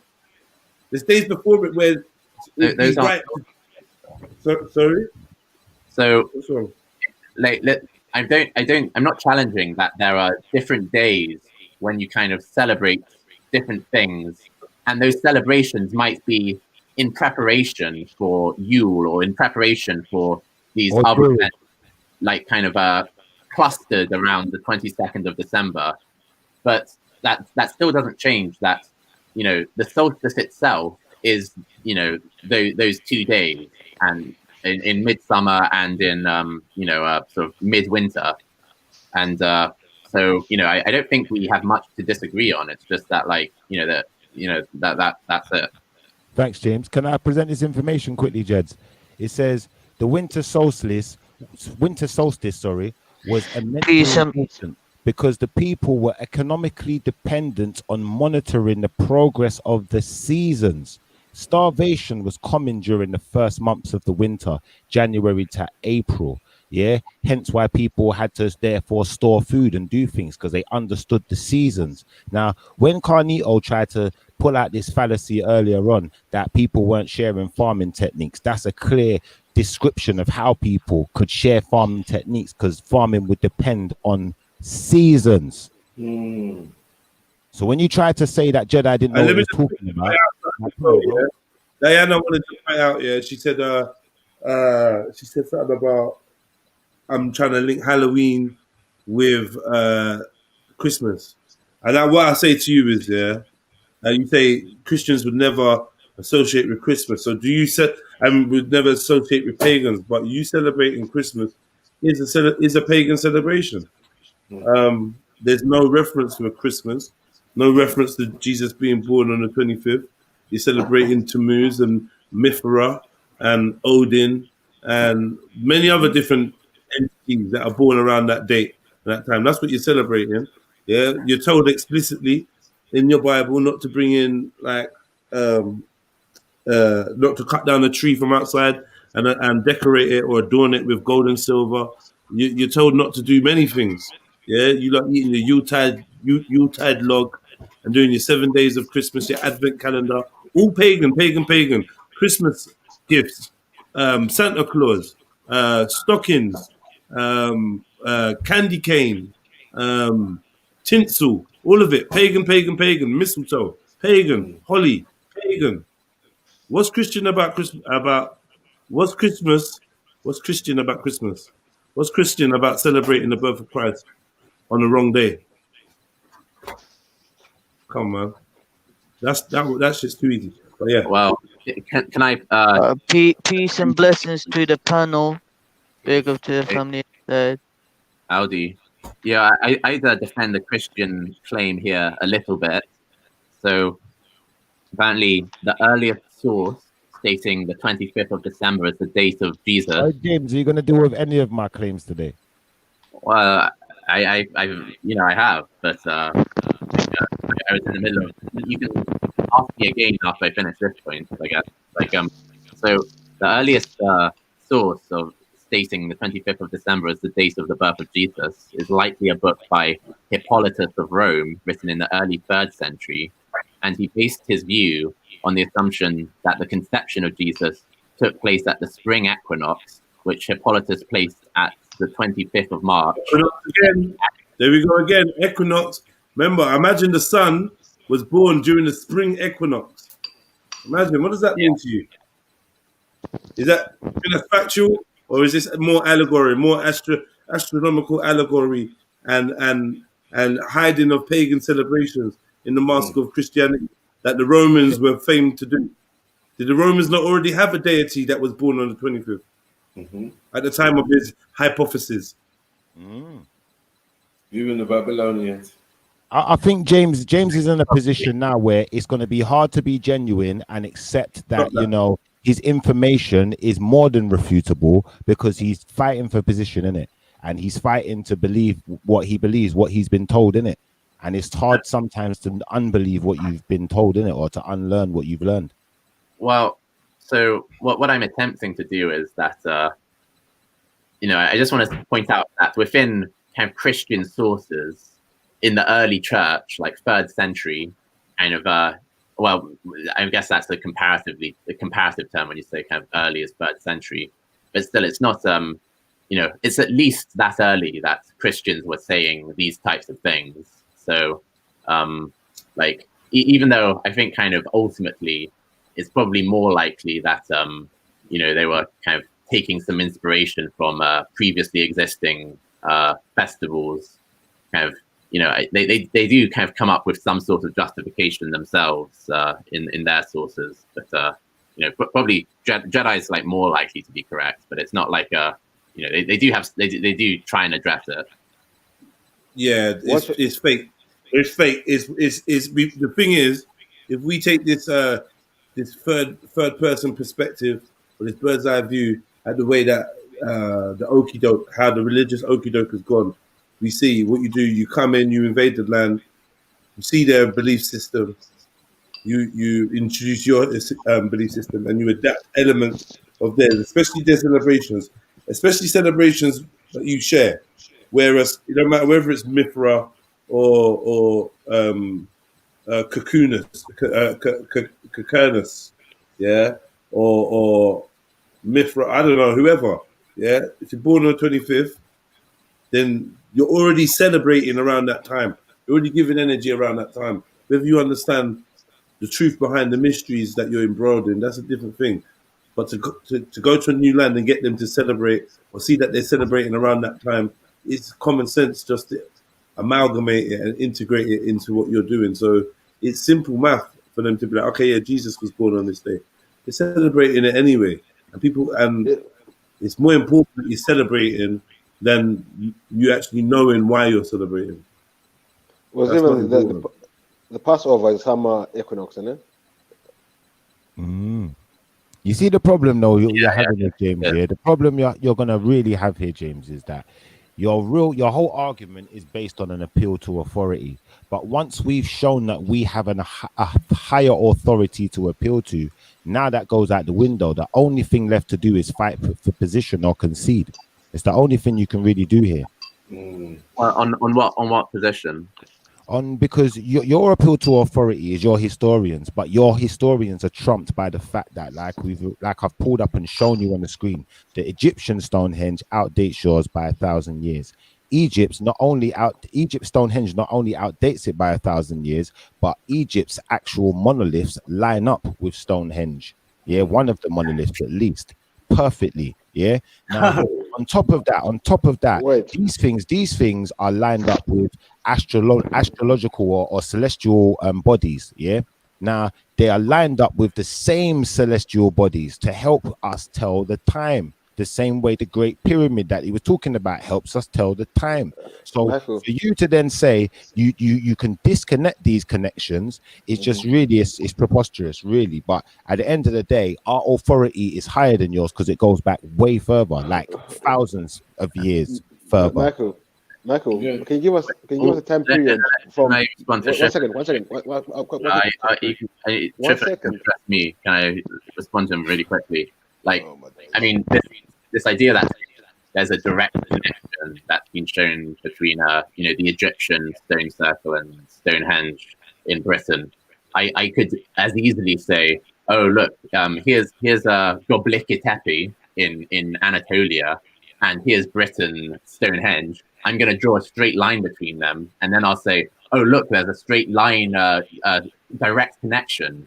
You know, it doesn't make any sense. You're just it doesn't make sense, James, unless it lines up with the same astrological or the same celestial bodies in the sky, and you can use the same apparatus to help you tell the time. If it doesn't have all of these attributes, because what you're doing is saying, well, if I can just contribute a few of these attributes to something out there, then, you know, it means that, you know, your claim is wrong. No, you have to have all of the attributes, because these things had functions. Like I told you, when people wanted to farm and have food to eat and last for the year and be able to survive through the winter, they needed to know about the seasons and when things were coming, when they were going to hit them. How do you think we were masters of the oceans long before Europeans? Because we knew about seasons, we knew about wind change, we knew about these things. We understood how to get from A to B long before you got there. Yeah. So the fact of the matter is, what you're trying to do is you're trying to appeal to an authority that's not there. When we show you our irrefutable evidence, you just brush it under the carpet and act like it doesn't exist, because you want to believe that your authority is higher. You won't accept the true authority. Well, it's not about authority. It's about like facts and logic and evidence. Is the Egyptian Stonehenge a fact? Yeah, it exists. It's a fact. Is it logical that exists? Is that logical? Yes. So where are you going with this? But what you're claiming is that because, you know, both Stonehenge and the Egyptian pyramids, because remember your article was about the pyramids in Stonehenge. It wasn't about Egyptian Stonehenge and Stonehenge. What is Egyptian Stonehenge, and why did they call it Egyptian Stonehenge? Because it looks similar to the Stonehenge in Britain. And why does it look so similar, James? Because lots of people all over the world want to kind of create stone circles, and it probably has something to do with the solstices, because like you pointed out, every group of people who are farming need to know when the solstices are, because that gives them that informs them about kind of when they really need to start gathering food and preparing for winter, that sort of thing. And every group of people would have an incentive to try and discover these things. So just because different people who share the same incentives both end up solving that problem in a similar way, doesn't prove that those people are the same people, you know? Yeah, all right, James. So they solved the problem in exactly the same way, use exactly the same science, use exactly the same building techniques, but there's no connection whatsoever. Well, none of those things are exact, except for the fact that they both had to determine the solstice. Pardon me. Hold on. Wait a second. Hold up. Egyptian Stonehenge. Tell me the difference in those two sentences or two wordings. They're just called the same thing. They don't have exactly the same. You want me to bring them both up on the screen so we can look at them? Should we look at both of the henges, the Stonehenge and the... Listen to this. Listen to this. Wait a second. If they're exactly the same, then they should have exactly the same. I'm going to get them up on the screen while you're talking. You talk. If they're exactly the same, like is claimed, then they should have exactly the same number of stones, but they don't. We can count that now if there's any doubt about that. So let's see. Is anyone going to challenge and claim that they have the same number of stones? No. Yeah, I heard that some of the stones at Stonehenge have been removed. Well, I never even made that claim, but you know what? If you want to go there, like we can go there too. Like I'm not trying to be biased. I'm showing that you're biased. Because you just definitely want to believe one side. Didn't they say that they believe Stonehenge may have been, it was part of a bigger structure? Maybe, but you still can't claim that they're exactly the same when we look at them and they aren't exactly the same. No, no, this is mad. Michael. Yeah. you know, like we talk about the Cheddaman 7,000 years ago. Do we know when the first Nubian dynasty started? Not Kemet, but Nubia. Oh, boy, it's about way before Cheddaman, yeah. Yeah. Sorry, yeah, it's gonna be still. So when Cheddaman was hunter-gathering, what were man doing in Africa? If maybe just man were building monuments and all sorts. And they were mound building and building ancient cities that are yet to be built. Okay, that's good to clarify. I thought maybe what we're doing hunting and gathering in Africa as well. You know what I mean? Like, ain't no Babylon, ain't no Kauna, ain't no, you get me? Ain't no cities that Nimrod or thing built yet. Or should we say Nama, which is still an Egyptian. So, like, let's not mess about. You know what I mean? And also, like, when we're talking about calendars, and we're talking about celestial calendars like the Dendera calendar and all of these things, right? South Africa, right, and all of these things that relate to agriculture. Because get that screen share, please. Well, most people use a moon calendar, lunar calendar, and a solar calendar. One is for agriculture and one is for the seasons. I don't know how you can do irrigation without it. Makes no sense. You know what I'm saying? Like you're gonna use the Nile. You're gonna irrigate the Nile. Any water, water. You know the lunar calendar. You need to know it. Yes. Yeah, 28 days. The flooding of the Nile, the moon. Any water around you. Those structures in Africa are endless. There's endless structures in Africa. Shiva, when you're there, look at Adam's calendar. So I was just making sure everyone had a chance to see these henges, yeah, yeah, and you can see the pictures above them, yeah, lining up with constellations and all that good stuff. You see what I'm trying to say? So when we're talking about these henges now, yeah, and Stonehenge and the Egyptian henge, what we're gonna have to realize about Stonehenge, yeah, is that Stonehenge, they've had to repair it how many times? Not just due to vandals, but due to the fact that the site was not very well kept. Do you feel where I'm coming from? So that could be one reason why the stone arrangement might seem like it's different to the one in Egypt. Yeah. And you got these stones like laying down on top of each other. Because look at the one in Egypt. There ain't stones laying down on top of each other. I would imagine that these stones, yeah, the arrangements of stones were put together in circles because just like a clock, like when you put things in an arrangement of a circle, it's going to help you to tell the time. You're going to know where the sun is. I don't know where James SC was going with his argument, but I would argue that that is a clear and distinct connection. It's irrefutable. But this guy is going to argue the contrary for the sake of it. It's not. So it's not for the sake of it. I agree with you that you know, like you use these stones to basically measure the alignment of the sun to try and find the solstice. Okay, but the principle, but like the guiding principle for that is that, like, let's start off with a sundial. You can like measure the time by looking at the position that a shadow casts on the ground, and then making specific markings. And at different times of the year, those markings at the same time of day will be shifted relative to each other. So then you can use a circle to kind of calibrate that.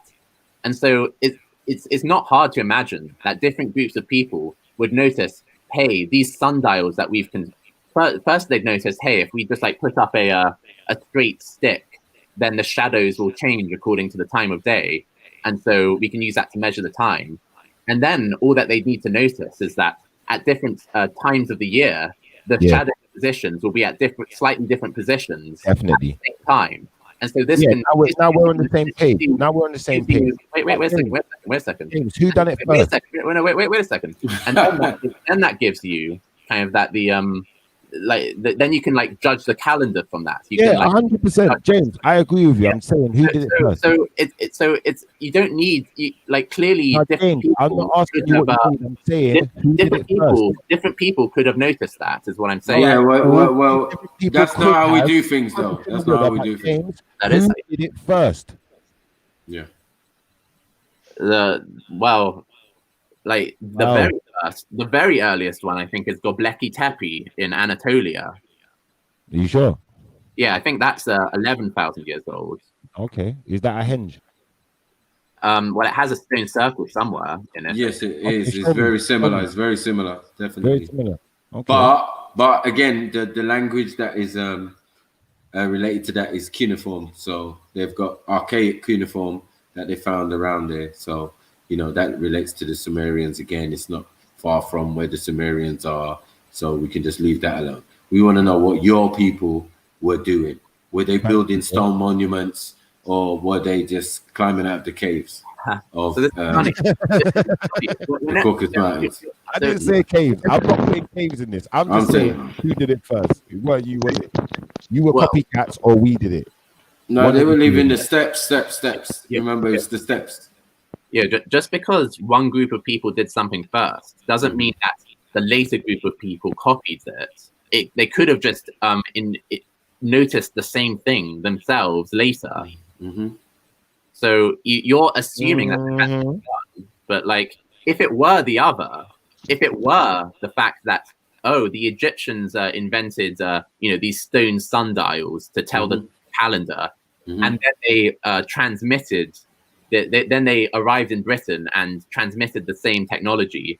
We'd still have to ask, why would they not settle down in Britain, and why would they not have any bone remains there? Why would they not have any kind of DNA left in? James, we heard this earlier, yeah. And to be honest, yeah, you're starting to sound like the notorious B.I.G. Jay-Z argument, where it's like, people are gonna argue that Jay-Z, he didn't copy Biggie, he did copy Biggie, but we all know that before when Biggie was alive, Jay-Z weren't rapping about certain things. He didn't talk a certain way until after Biggie died. So we know you was copycatting certain names of certain songs, certain things that you bit his whole style, innit? Let's be honest.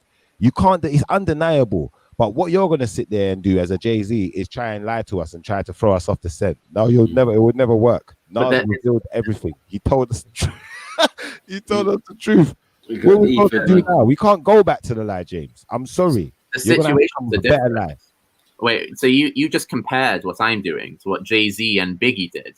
But the difference is, hold on. The difference between the two situations is that Jay-Z kind of lived in the same society as Biggie, and it's very likely that Jay-Z would have heard Biggie's raps. And we know there's probably evidence that Jay-Z would have listened to Biggie. Exactly. Thank you. And so it's different. Oh my God, you're recruiting me, bro. It's we was around watching us. Let me finish what we were doing. Schiffer, don't interrupt you. Schiffer, don't interrupt. It's different. Let me finish the point. This is different from between ancient Egypt. This is worse. It's Eminem. It's Eminem. No, it's not. It's not. It's different between ancient. It's not even Eminem. It's Vanilla Ice. It's even worse. Hey. This is the situation between Jay-Z and Biggie is not the same as the situation between ancient Britain and ancient Egypt, because clearly, like we don't have any evidence of Bretonians and Egyptians living in the same, any independent evidence of Egyptians and British people have living in the same society and being able to transmit the same information like Jay-Z would have for listening to Biggie's raps. But you can't compare Notorious B.I.G. man. One second, bro. This guy comparing a little man to a big man, bro. Okay, cut. Okay, Tupac. 1 second. No big. I said Tupac. Yeah. These hoes ain't loyal. Jeez.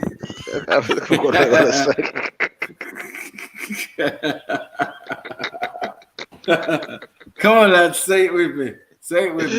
These hoes ain't loyal. They jacking my style. MCs, they jacking my style. See? These hoes ain't loyal. Jeez. Come on. Hey James, man, come on, man. You must have James. James is he still alive? I like James because he tries. He's a trier. One question for James. James, since you got Celtic blood in you, can you explain the leprechauns to us, please? Who are the leprechauns in real life? These leprechauns ain't loyal. Well, that's bit of Irish mythology, right? What? One second. It's what? As far as I know, leprechauns are Irish folk tales. You know the history of the leprechauns, the story behind the folk tales? No. Little pygmies from Africa with gold on their chins, big gold chains. I don't know what you're talking about. Oh, check out the pygmies of Ireland, innit? Into Irish. Wait, so are you claiming that pygmies from the Congo went to Ireland, and that's why Irish I never said anything about the Congo. You put words in my mouth. I said check out the pygmies of Ireland, innit? I never said they came from the Congo anyway. Okay, so are you claiming that leprechauns are African in any way? I'm saying there could be a correlation in there between these pygmies and these leprechauns with big chains around gold around the necks. You say there could be a correlation in there. And St. Patrick's having them all out. You never know. These leprechauns ain't loyal. Happy St. Patrick's Day to you too. I can't take this. What the hell's going on today? You know what I'm saying? Like, I don't know. I'm not convinced. We went from cheddar man to leprechauns. Pygmies. They are pygmies of Ireland. We're looking for mythical figures. We're looking for the real people. I said, who are the real leprechauns? I said, the pygmies of Ireland. Check them out. What would that demonstrate, Beefy? These leprechauns ain't loyal. Who was there before you?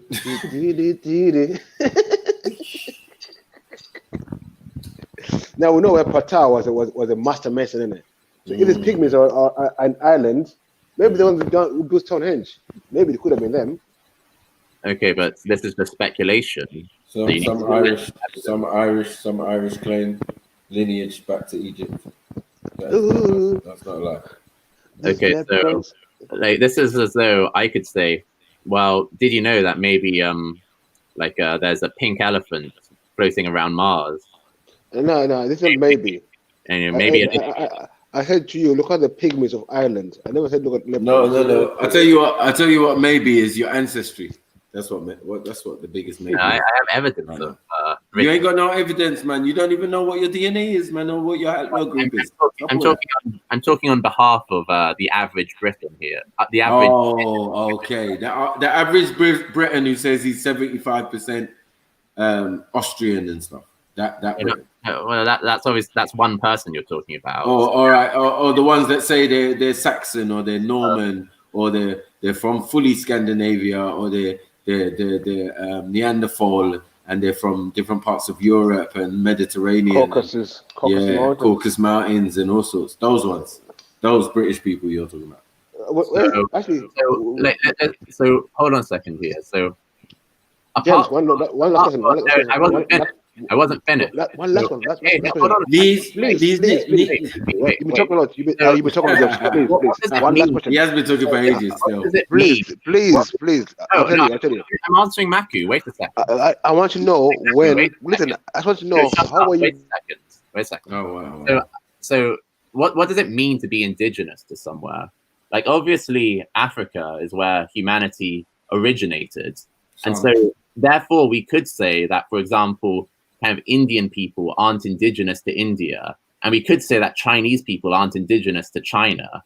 But that wouldn't be very useful. That doesn't really, that doesn't make it much sense. Like, the more sensible way to kind of like understand indigenous to mean is, if you've been living there sort of since recorded history, let's say, then you can say that someone's indigenous to there.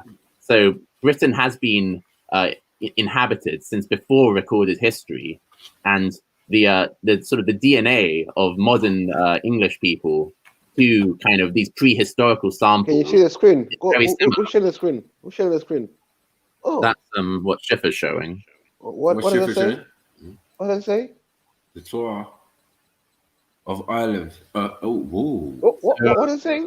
Were the original inhabitants of Ireland, and the source of source of the leprechaun legends. So when you celebrate St. Patrick's Day, that the celebration of an African genocide. Oh no! You know that's literally that's from a meme website. That's literally a meme making fun of African, like it's making fun of you guys. That meme. That's the joke picture. That's you know, that's not a scientific source, right? You know, that's cool. No problem. Making fun of you people. No problem, man. No problem. Them pygmies look real tough. But you're laughing. I'm laughing because you just read out the meme as though it was serious. No, that's interesting, though. I mean, to say that there's no existence of, or there's no such a story, or no such information. You were denying it. You were denying it just a minute ago. Yeah, because you're reading out a literal meme image that was making fun of Afrocentrics. Let me show you how far the pygmies went and how the knowledge went. Do you know what the pygmies were called? They're called the original bridge builders. Do you know what the first pop, what the word pop means, or the first Caesar? After they came to Africa and got his knowledge from the Greeks, he went back because I'm calling myself a pop. You know what a pop is? Can you bring some evidence, please? No, I'm just asking you what pop means. I don't know, but can you bring some evidence? Whatever you're about to say. I can't share my screen, but you can do your research. Well, then post the link then. Bro, I'm just coming. This is freestyling, bro. So wait a second. Every time you ask me a question, you don't have any evidence for your claims. Can I talk?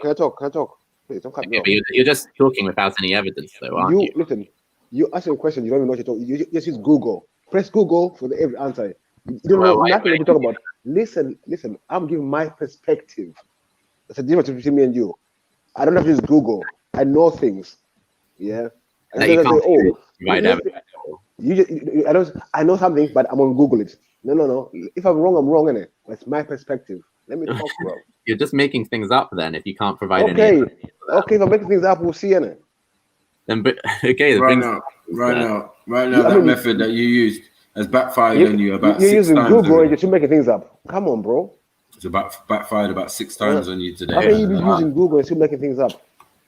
No, well, I provide evidence for what I'm saying. And but your evidence usually backfires on you. Well, not really. It usually makes our point quite clear. So, what would be an example of that? Of where the evidence backfires? Every single piece of evidence. What did you bring that didn't backfire on you? Explain. So, for one thing, we showed that there was no African DNA in ancient Britain. So that's something that shows that there isn't any reason to believe that the people who built Stonehenge were Egyptians. But your evidence said it wasn't you. You came from Hungary and the steppes of Russia. So one second. No. That's in your first claim. That's in your first claim in the video. No, my claim. The reason what I was claiming when I showed the video of ancient DNA of Britain was that the people occupying ancient Britain were not sub-Saharan African, and the claim was demonstrated. At what point? It's still one second. It's still not before Cheddarman. So that just blew your shit out of the water. It's the same people. This stupidity. No. 5,000 years ago, some people were doing sacrifices at that particular spot. That's all that was proved. And they were walking on fours. Nothing more, nothing less. Nothing less. No one said they gathered bones from the surrounding area and said, "Oh, here we go. We've got some Neanderthal bones, or we got this one, or we got Cro-Magnon, or we got an African or a Negroid bone, or that wasn't the specifics of that. What happened there is a situation in a point in time. No, you're not. It's not the root source of it. False. What you just said is false because. Hold on, wait. They were building. I'm about to explain how what you said was wrong.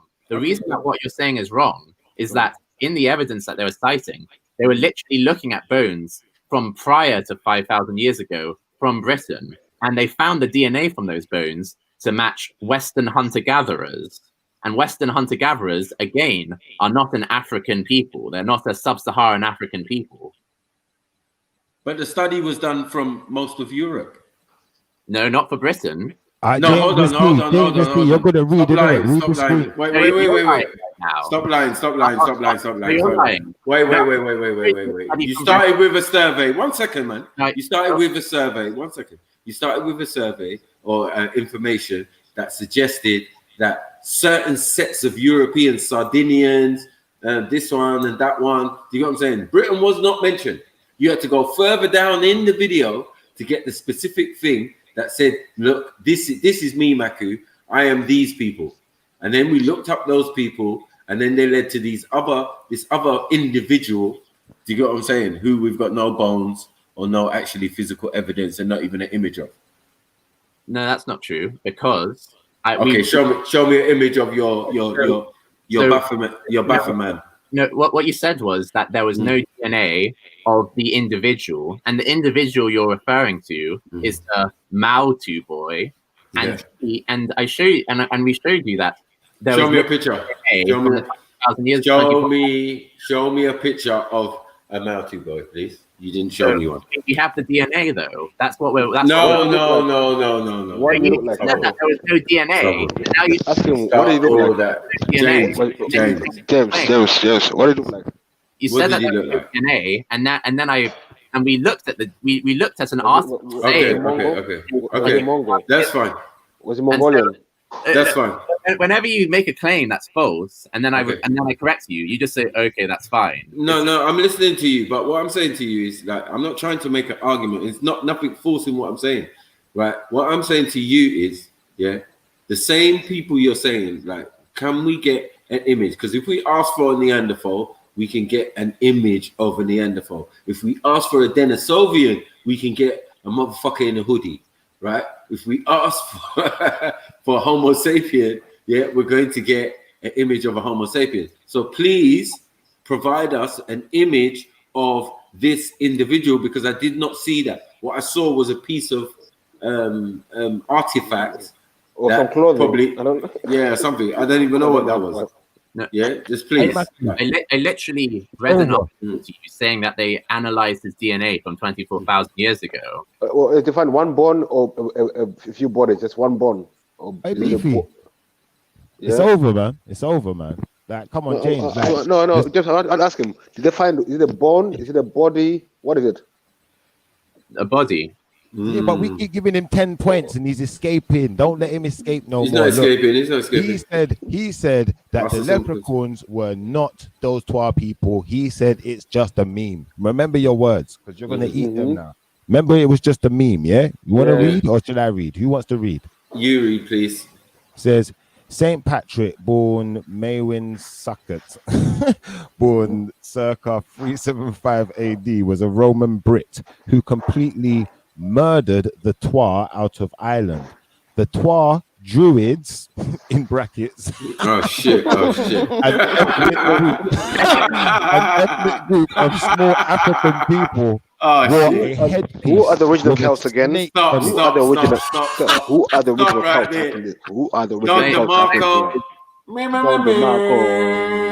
FTK, baby. How we do? Boom. Ouch. It's over, man. It's over. Come on, man. It's over. Get this officially over. Get this guy out of here. Come and collect the body, man.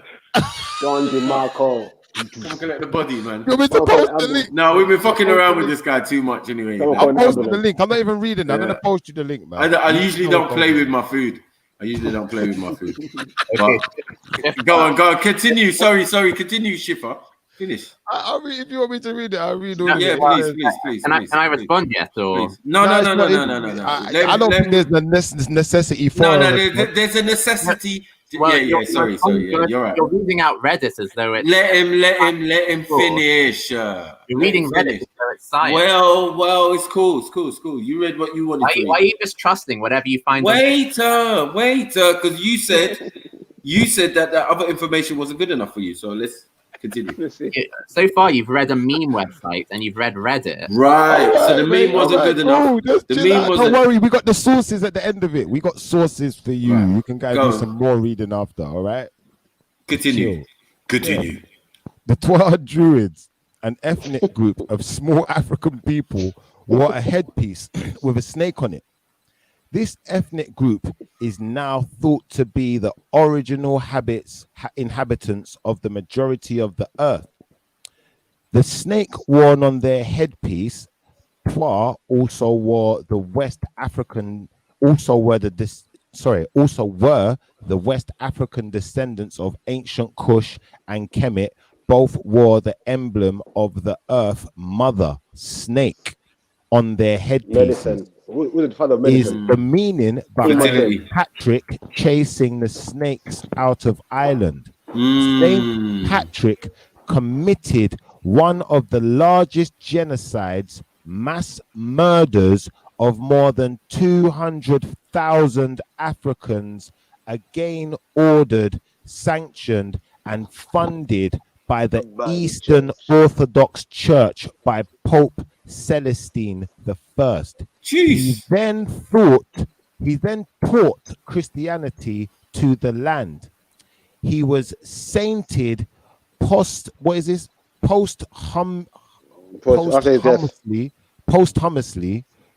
for the vile, inhumane, murderous act of slaughtering the Twa, a mere sacrifice for the spread of Christianity.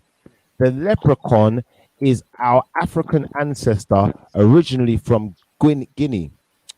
This is the only portion about the Twa Druids that is mainstreamed and given a false depiction as a white Irishman. The people of Guinea to this day, still don't practice the magic. Still practice the magic of the forest, healing and making medicines from fermented brews, beers that can cure many illnesses. The name Guinness Stout is a feminized brew, it says feminized brew that comes from many traditions that are brewed from the land of the woman known as Guinea, West Africa. Here are the sources cited to support it. A Book of Beginnings by Gerald Macy, The Primitive Glory of the Chimere, author unknown, Ancient and Modern Britons, a retrospective, volume 2, specifically the section Magi of Ireland, the origin, evolution of religion, author unknown, possibly the same book as above, page 429, 427. Cite your sources, baby. Wow. One second. Hey, guys. Are we in Baghdad? Because all this shelling is too much. It's too much. Yeah, James, what you got to say to that, mate? So listen, well, if I could share my screen, then like we'd be able to see that this whole kind of thing is false. You're literally like reading a conspiracy theory kind of meme and believing it when there's no actual evidence for it. So like I can post a link in the back, kind of. I just gave you the sources. Go and check the sources before you make assumptions. Come on. None of those sources. None of those check sources. The sources, bro. Check the sources. But those sources are just names, though. Like they aren't. What? They're not books and names. They're claims. All right, cool. James. Wait, I can't put you in there, brother. It's my screen sharing at the moment. I know it's not. I guess Jedi might be busy or something. But yeah, like if you Google kind of like I just Bugle. You said Bugle. Yeah, all I needed to do was Google. The second result is: did Saint Patrick wipe out an African pygmy tribe, the first inhabitants of Ireland? And you know, this is, and it says that this is a myth that's originated in the 2000s. So, like, if I scroll down, it says development of the theory. We found several iterations of the Twa theory of Irish prehistory.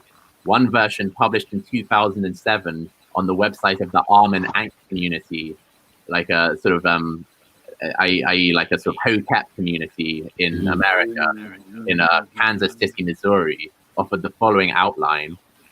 Indigo melanated people are the original snake-headed people of Ireland, blah, blah, blah. The same claims, basically, all without evidence. And so, like, there's no... If you actually look at the ancient DNA of Ireland, particularly around the time of St. Patrick and so on, There is no African DNA there. So this is, so again, you've just like have read claims and believed them without any evidence. And the evidence that you cite as evidence is just more people making the same claim, again without evidence. Have you read any of the evidence? So James, did the Irish people migrate to Ireland? Ireland isn't the original inhabitant. Ireland isn't the original. Answer the question. Answer the question, bro. Answer the question. Ireland is not. I am answering it. Ireland is not the birthplace of humanity. So yes, humans had to move there. Okay. What time period did your ancestors move to Ireland? Oh, James, have you checked any of the sources? Have you read any of the materials? Well, I googled the claim itself. No, I'm asking if you read any of the materials because I gave you the sources. You want me to, Jedi? Can we share the screen again so you can get? wait a second. I'll put the link in the back chat anyway. Yeah. I'm reading your link right now. Sources. Read the books. Read the book. And then refute it to us. But without reading those books, James, I'm going to have to find you disingenuous. Because we've shown you hold on, wait a second, James. Hold up, brother. Yeah, we've shown you the evidence. We've cited the sources where you can substantiate the evidence, but you're refusing to check them out. Well, I'm reading your link now, and I'm going to say that your link shows that you are disingenuous. Because if you actually read the link that you posted was someone asking the question, is this real? And then he posted the text that you just read out. And then if you go to the very first answer, it says, this was asked and answered by you, It's All a Folklore, a couple of years ago. It's pure nonsense having an African or Egyptian origin for everything was the late 19th century equivalent of the current ancient. Yeah, no, that's what the guy says after. That was his reply to the evidence. I'm reading out your source. I'm reading out your link. That's what the guy says at the end. I'm not James. James, you're telling me about a source that I gave you, bro. I got it on the screen. That's what the guy says at the end of it. Do you want me to read out what he says at the end of it? Yeah, because this was the white boy rant at the end of it. That's why I thought it would be nice for you to read this one because it might get you excited, get some red blood vessels flowing or something. Yeah. So watch this. This is the rant at the end of it. After the sources are cited there, this is what people like you do. They don't go and do a bit of research. They say it's pure nonsense having any African or Egyptian origin for everything was the late 19th century equivalent of the current ancient aliens fad. I in particular am enamored with Mac Ritchie's claim of Steppe riding Tartarus, masquerading as Vikings and trading with a race of noble white people in New England in the 900s. Like, come on, bro. Like, really? Are you listening to what's going on? Are you actually reading what's going on here? Or are you just reading the bits you want to read so you can chat shit to people? Well, that's what like that. Like, come on, bro. Get a grip. The sources are there. It says, here are the sources to support it. A Book of Beginnings by Gerald Macy. Go and type that in. Read that book. If you don't read that book, you're disingenuous. Then, next source, The Primitive Glory of the Chimere, author unknown. So go and type in that book, find that book, read it. Then come back to the table. Ancient and Modern Britons, a retrospective. Volume 2, specifically the section Magi of England, the origin, evolution of religion, author unknown. Also, these are two more sources. So until you've read those sources, don't come here talking your rhetoric, bro, because it's just going to come across disingenuous. It's just going to seem like white supremacy after a while. And that's come on, let's be real. That's all right. Let me respond here. So all of the sources that you read out, they were. I'm looking at what it says. It says that they were published in 1924, in 1865, in 1884.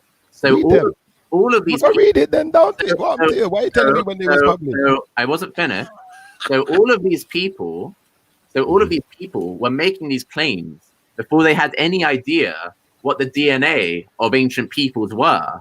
So all of these people had no kind of backing for their claims. They were just making it up. Whereas we today can actually go to Ireland and we can actually look at the ancient DNA of the earliest bone fragments we can find, and we can see whether the Jewish people have no claim to their DNA at that time.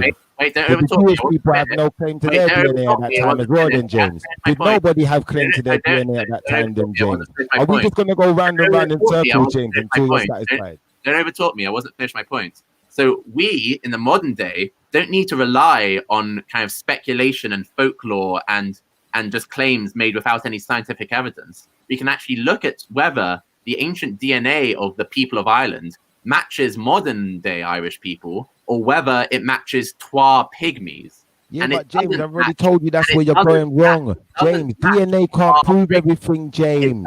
DNA cannot prove everything, James. Stop going back to DNA, James. Come on. We've moved on. Stop talking about DNA then. I wasn't done. You got to read out your whole source, and I'm gonna you need to give me more than like 30 seconds. Sorry, bro. Do you know what, bro? It's like you're just not hearing nothing anyone saying. I am hearing, and I'm refuting you, but you need to listen a bit as well. Listen, your source. I'm gonna read out a bit of your source. Your source claims that Saint Patrick was born circa 375 AD.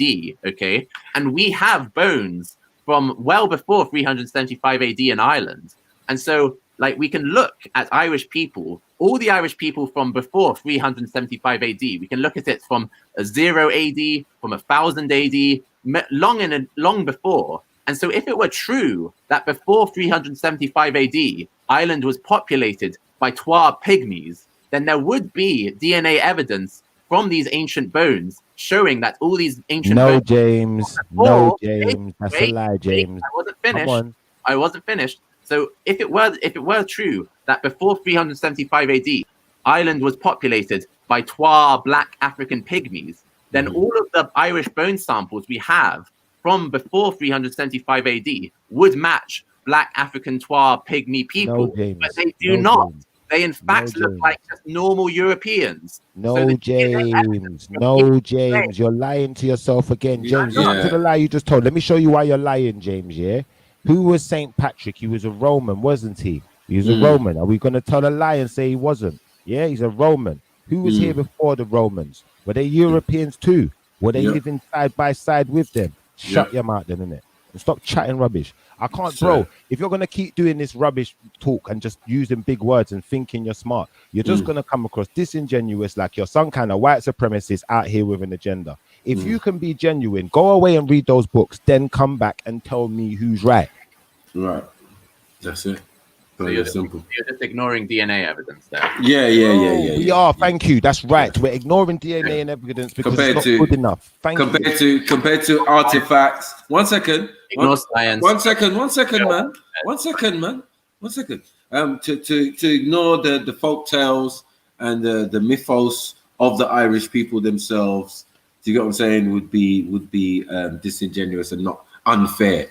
Do you get what I'm saying? To also give them an opportunity that DNA doesn't necessarily need to come into it. Just like Stonehenge, it's not DNA that defines what Stonehenge is about and who was doing what at Stonehenge. That still can't be proven with all the DNA you've got. He's well rehearsed, but you can't just sound smart, James. That's not good enough. You've got to actually prove something, and our claims are provable. Yours aren't. So yours is biased because the shamrock, being an ancient Egyptian symbol of the cross and the sun in the middle. Do you get what I'm saying? How did that get there? Do you get what I'm saying? These are the type of things that are beyond your scope of what you're saying is DNA. This tangible data. Do you get what I'm saying? A physical. DNA is tangible data. Tangible data is physical symbols and artifacts that exist. Do you get what I'm saying? How did they get there? Unless these people brought them with them, unless these Irish people say they brought it with them, and had the building techniques to build them. But some Irish people would claim to come from Egypt. I've had an Irishman in my barbershop, and I sat in the chair, and he sat in the chair, and I said, "Where are you from?" He said, "Ireland." And I said, "Where are you? No, where are you originally from?" He said, "Egypt. You know how they say in that accent, Egypt." I said, "Ross." I've been saying that for time.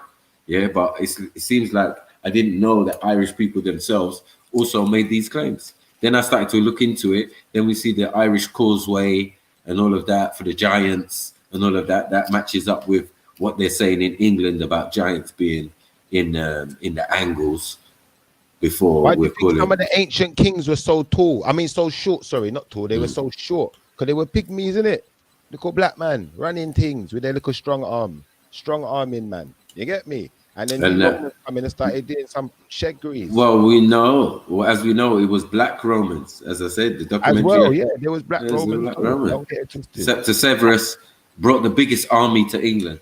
can you guys explain why it is, if Ireland before 375 AD was populated by black pygmy Twa people, why is it then that none of the ancient bones found in Ireland, whose DNA has been sampled, because them people keep bones as sacred? They took the bones with them. Listen, bro, go and look at those people. Look at what they do. Yeah, but you said that they were killed. Listen, they took their ancestors with them. They left. They got chased out. Do you know what that entails? Getting chased out of a place. That's not all got massacred and they all died and it was all in pits, so we should find their bones. No, bro. It means they got run out of the place. They couldn't kill them off. They couldn't wipe them out.